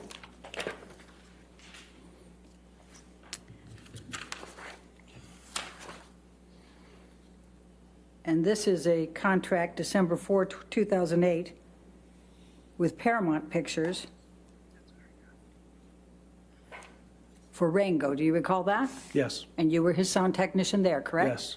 And if we turn to page 12, which is the second one, if you look down there, your name is right there. You're designated as sound technician, correct? Do you see that? Yes. All right, and then let's flip to the next page. And that has $3,500 per week, correct? Lack of foundation. Do you remember getting $3,500 a week? I get whatever the weekly rate is for the union position that I'm doing. I don't know, at this time, I don't recall what the rate was. I don't know if that's what I got or not, but I got what the union set as my minimum rate. Okay, and again, you didn't know that Mr. Depp negotiated this into his contract? No. Okay, and then if we go down a little bit further here, it has you round trip, coach class transportation. You see that? Yes. And then it has hotel accommodations and per diem on the same basis as the crew of the picture on this one, correct? Yes, but we were in, Rango was in Los Angeles, so none of that would have taken place. So Yeah. it was a lot easier. Then let's jump to Plaintiff's Exhibit 842. And this is Pirates of the Caribbean, July 2014. This would be for 5, right? Your Honor, lack of foundation. These are contracts to which Mr. Wyatt was not a party. Your Honor, it's not offered to prove the truth of the contract. It's And what is it offered for? what's all right. Well, let me ask it this way: for Pirates 5, you were in what was your hotel accommodations? I was staying in a condominium that the rest of the crew was staying in. Okay, and how much were you getting paid on Pirates 5? Whatever the union minimum was for my job. Do you have any idea what it was? No, I don't recall. Okay. I'd have to look it up. And were you aware that your compensation and benefits were in Mr. Depp's Pirates contract? No, I did not. All right. Now, let's go to Pirates 5 in particular. I think you testified that Mr. Depp was he occasionally late a lot to the set? I don't recall. I mean, he was late, yes. There were days he didn't show up at all, weren't there? Could have been, I don't recall. And there were days that he didn't show up for 6-7 hours, correct? Yes. Okay. And in fact, he wasn't showing up before Amber ever got to Australia, isn't that correct? I don't know that. Do you recall him going on a binge with Marilyn Manson for a few days? Objection, lack of foundation. Do you don't recall that? I'm sorry, do you recall? No, I don't recall. You don't recall one way or the other, or you just... No, I didn't visit Johnny when we were in Australia, so I don't know. Okay, so you He don't had a know- house, I had a condominium in town. So you don't know what was causing Johnny to be late or whether he was taking a lot of alcohol and drugs? No. Is that fair to say? Yes. Okay. And you said that you observed Johnny Depp talking with Sean Bailey after he came back. And let's go to that. You said there was a 2 to 3 week delay. In fact, it was closer to 5 to 6 weeks, wasn't it? I don't recall what it was. It's pretty significant when the entire crew has to stop for that period of time. isn't it? Objection to Ms. Rederhoff's testimony. All right, I'll sustain the objection and ask the question. It's pretty significant, isn't it, when there's a delay? It's significant. I don't think the film completely shut down for all of that. They continued to shoot what they could. How many of the crew members were impacted by Johnny not being able to be there after he cut off after the finger was cut off? Well, there was the crew, some of the crew, I'm sure, still kept working and filming other scenes without Johnny's character in it. Do you know how many were impacted? No, I don't. Do you know how much Disney was impacted? No, I don't. Okay, so now you say when he came back, he collaborated with Sean Bailey, right? Yes. And they were talking about how they were going to get together on something, right? Yes. Did Johnny do anything with Sean Bailey for the rest of 2015? I don't know about that year, but I know that they talked about collaborating and doing something. Sean and Johnny had worked out Johnny working at... Mr. White, if you can just answer my question. Your Honor, may the witness please? No. She asked the question. I He asked, should be able... did he collaborate in 2015? Your Honor, may he be allowed to please finish his let him finish answer? the question. Answer. Sorry. Go ahead. Johnny and Sean put together Johnny dressing up as Captain Jack and addressing the crowd at the Pirates of the Caribbean ride. Your Honor, I'm going to move to strike and ask that to be stricken. That is not responsive to my question. Your Honor, she asked him the question. That's not the question she asked him. You want to ask your question again, please? Yes. Did Mr. Bailey collaborate on any projects with Mr. Depp in 2015 after Pirates 5? The one I just said, the project of, that was a promotional project for Was it Pirates a film? of the Caribbean. Was it filmed? Yeah. I think it was videotaped or filmed, yes. Was it a feature film that Disney No, it wasn't made a money feature on? film. No, all right. All right, so we've been listening into testimony of the sound technician for Johnny Depp on one of his movies. They're continuing coverage of this trial between Johnny Depp and his ex-wife, Amber Heard. Depp suing Heard over an op-ed piece that she wrote in the Washington Post alleging she was the victim of domestic abuse. She didn't name Depp directly. Depp, though, taking the stand today. During his testimony, he denied ever striking Heard or any woman and said that he was standing up for himself, in part for his children. Fox 5's Katie Barlow joining us live now with more. And Katie, this is interesting testimony and continuous denial from Depp here on the stand today, telling his part of the story. Anything out that particularly stuck out to you in his testimony, as this is what we've all been waiting for? Well, I mean, what stood out is he is clearly saying that his ex-wife, Amber Heard, is lying. So this is immediately a case of he said, she said, and those 7 jurors in that room and the 4 alternates are going to have to decide who they believe is telling the truth. He took the stand and said he never hit a woman, he never hit anyone. He called her allegations diabolical when he was referring to the effect that they had on his family and him. So he is coming out of the gate swinging, so to speak, saying these allegations are untrue. And now it's going to be up to the jury to decide, you know, if they believe him in his story of events. And right now he's going through questions from his attorneys. They're walking him through what's called a direct examination. They have likely prepared these questions. They practiced these questions. They've worked on his answers and what they sound like. But what comes next is Heard's attorneys will then get a chance to ask him questions about everything that he has talked about during the direct examination, and sometimes outside information if it has to do with whether he's being truthful or not. And so that's when really we'll get to see how he appears, what kind of answers he has when he gets pressed by Heard's lawyers. And that's when the jury will get a chance to see and to further analyze whether they in fact find him to be truthful. And we'll also hear from Heard later on in the trial. So it's not just his side from his mouth that we'll hear. Right. That'll be interesting to hear her point of view on all of this. I found it interesting today, though, Katie, Depp talking about the first time that he met Amber and kind of a softer version of himself before everything went wrong, saying that she felt too good to be true. You know, why do you think that he stood up on the stand there and, you know, made these comments about her being quite nice? Well, I suspect that they are the truth and that that's how he felt about her when they first met. Of course, they chose to get married. They chose to share their lives together. And so it's only natural that they fell in love, that there were moments of joy and love and kindness between the two of them. And, you know, I would also suspect that his lawyers, in walking him through the story that he needs to tell about his side and his perspective, that's part of the story. And so that goes to his credibility, his truthfulness, his building a relationship with the jurors as he's telling them, you know, his side of what happened. So I suspect he delved into that because that's part of the story of the two of them and because it's true.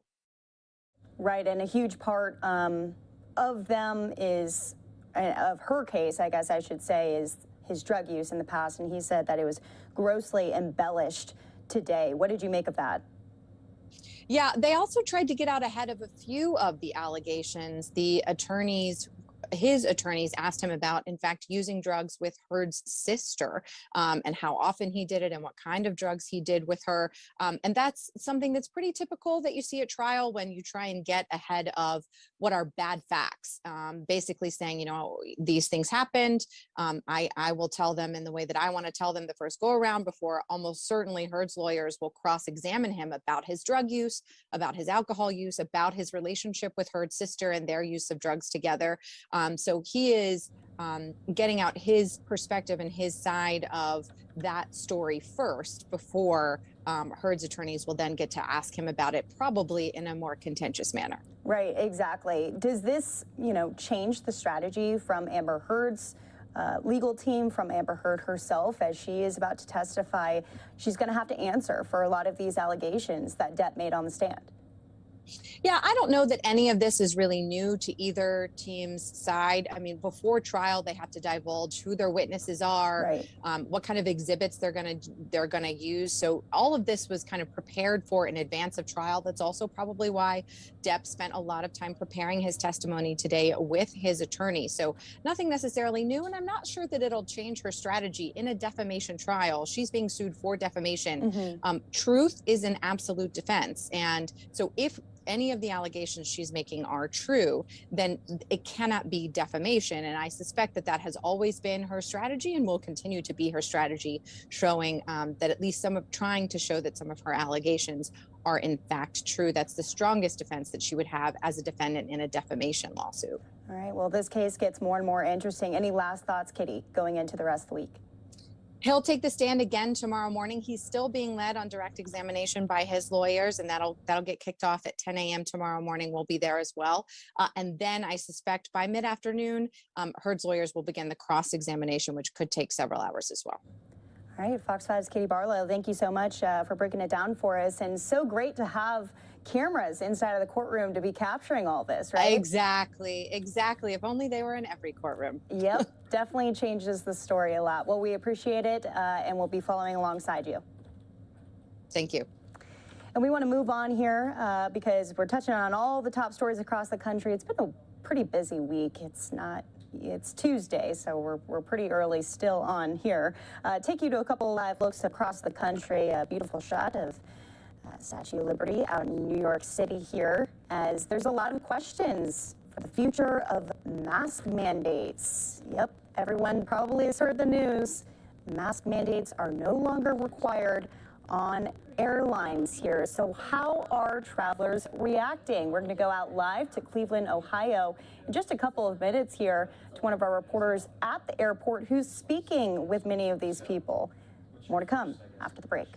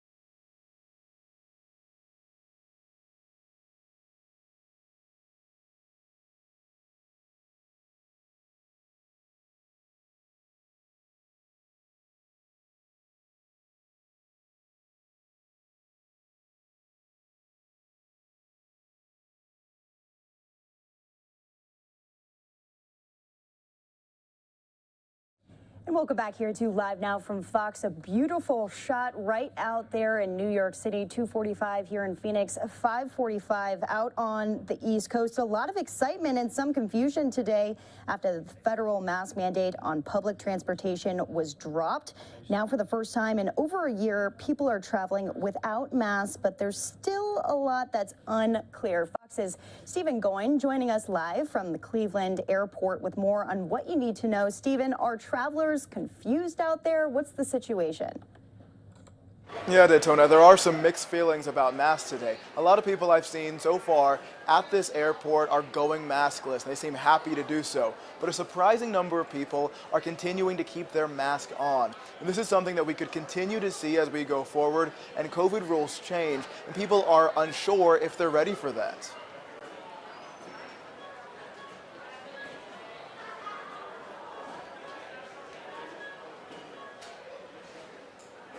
For you to pack a mask in case you land at an airport where they are enforcing. Also, and this is very important if you're traveling on an international flight, the airline may be required to observe the rules of the destination country. So that's some advice from an industry expert there. That's after a federal judge in Florida struck down Biden's federal mask mandate after 14 months. That was overnight. Now masks are no longer required on any major airline or most trains and buses and rideshare apps as well, like Uber and Lyft. Mask rules, however, are varying by different cities and different transportation hubs. Airports in places like New York City and Chicago, they are still requiring masks. Now, Monday night's decision comes just a few weeks after health officials decided that they wanted to extend the mask mandate beyond May 3rd. So it's important to remember that some people are going to be wearing their mask still to try to stay safe. The CDC does still recommend masks, even though the mandate is no longer in place. So far, there's been no legal challenge to the mask mandate, so this could be our new normal for now. So people will need to, though, continue checking their local guidance to make sure they're following rules locally, and then, of course, when they travel as well. Daytona. Well, we've only heard tidbits from the Biden administration about this. We know that Press Secretary Jen Psaki was asked about it in her briefing yesterday, even though the change was made just hours before that. So she really had nothing to say. Are we hearing anything more from the Biden administration about this possible pushback? So yesterday in that press conference with Jen Psaki, the Biden administration expressed their frustration at this ruling, but so far we have not seen any legal challenges to this ruling so far. So I think there is some frustration and some not so good feeling about what happened, but no, so far we haven't seen anything kind of counteracting this ruling. All right, well, definitely two different positions on this. Some people really excited that they no longer have to wear those masks on flights. Others maybe not so excited. So this is the situation for now. Always could change. We appreciate Fox's Stephen going live for us in Cleveland, Ohio. We'll talk to you soon. And we want to keep it moving here as we're getting some breaking news in, as there's some cows on the street. Trying to get some more information for you on this location. We are just getting in here. Okay, so this is a cattle hauler, and there's some cattle that are loose on eastbound lanes in Joliet. This is a semi-truck that was overturned. So again, in Illinois, these cattle are now on the loose here. And I think that they're just trying to keep them safe. They're sectioning off this part of the interstate so that no drivers have to deal with this. Our chopper just getting to the scene here.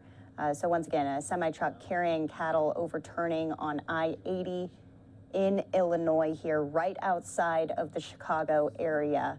So this is definitely a interesting story to be bringing to you, not one that we see every single day. We see a lot of overturned semi-trucks causing some, backups, traffic backups, but not always cattle that are causing those here. So we'll try to get some more information for you. Luckily, it seems like everything is good to go. They're all safe here. They're probably going to have some sort of emergency vehicle come and pick them up and take them off to the location that they were headed to here.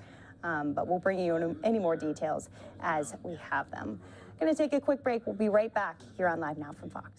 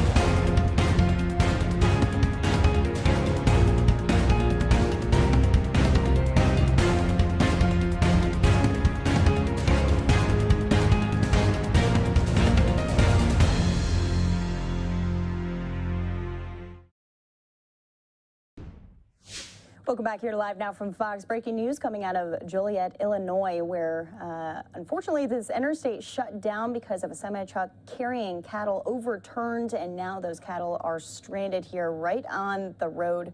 They're having to divert some of the traffic here. Major backups on the street. Why the truck overturned, we're not quite sure, but this right outside of the Chicago area. Looks like everything is under control for now, and they're kind of keeping those cattle in a safe place, all surrounded so that they can't get away here. But as our shot goes out, we're going to go into some of the other stories of the day, news of the day. We were just checking in with one of our reporters in Cleveland, Ohio, talking about mask mandates. Still no official word from President Biden really about this. He was asked on the tarmac about it as he made his trip to New Hampshire here. And he said, if you want to wear a mask, continue to wear a mask. The White House really urging people to continue to do that as COVID cases are still around here. But a lot of travelers excited to not have to do that any longer. A beautiful shot out in New York City, as well as we head into the top of the hour, 3 o'clock here in Phoenix, 6 o'clock out on the East Coast. We've been mostly in the defamation trial of Johnny Depp and his ex-wife, Amber Heard, which means we haven't touched on some of the other top stories, including the Pentagon briefing with Press Secretary John Kirby. We're going to hop into that in full for you here on Live Now. Spanish contributions to NATO's eastern flank and Spanish security assistance that's been provided to Ukraine. He also noted that Allied support is making a difference in terms of the battlefield progress for the Ukrainians and who continue to fight courageously to defend their country. And of course, the leaders agreed to stay in touch, and we'll have a fuller readout later. I also want to note, scheduling-wise, the Secretary will be welcoming his Polish counterpart here at the building tomorrow for a bilateral meeting, of course, focused on Ukraine, and then again on Thursday with his Czech counterpart here in the building for another bilat discussion, again, focused very much so not only on our relationships with these individual countries, but of course what's going on in Ukraine, and obviously we'll provide you readout information of those. Okay, with that, we'll go to questions. Bob. Thank Thank you, John. I just wonder if you could give any update on the status of the plans for training in Europe for Ukrainians on the howitzers and radars and some of the other items from this latest package. And also, I know you're just getting started on that latest package, but is there room, in Secretary Zos's mind, is there room to expand even further the kinds of assistance that could be given to Ukraine that would be suitable for this new offensive that the Russians are conducting in the Donbas? So a couple of thoughts there. I don't have any updates for you on the training, on the howitzer training. There is a plan in place, and we're beginning to execute that plan to get that training done. Again, it will be for a fairly limited amount of Ukrainian trainers that will then go in and train their colleagues. It'll be outside the country, but right now we're just not in a position where we can sort of detail a lot of this. But the plan's in place, and we expect to be able to get that training accomplished very, very soon, in a matter of days. And again, I think we'll be able to have more to talk about a little bit later in the week on that. And as for what's in the drawdown package, I think you saw we detailed all the items that are going into that, and we're focused right now on sourcing those items. On the howitzers specifically, I think that you'll see them move very, very soon. I don't have any shipments to speak to today, but I think you'll see them move very, very soon, as well as the ammunition that goes with them.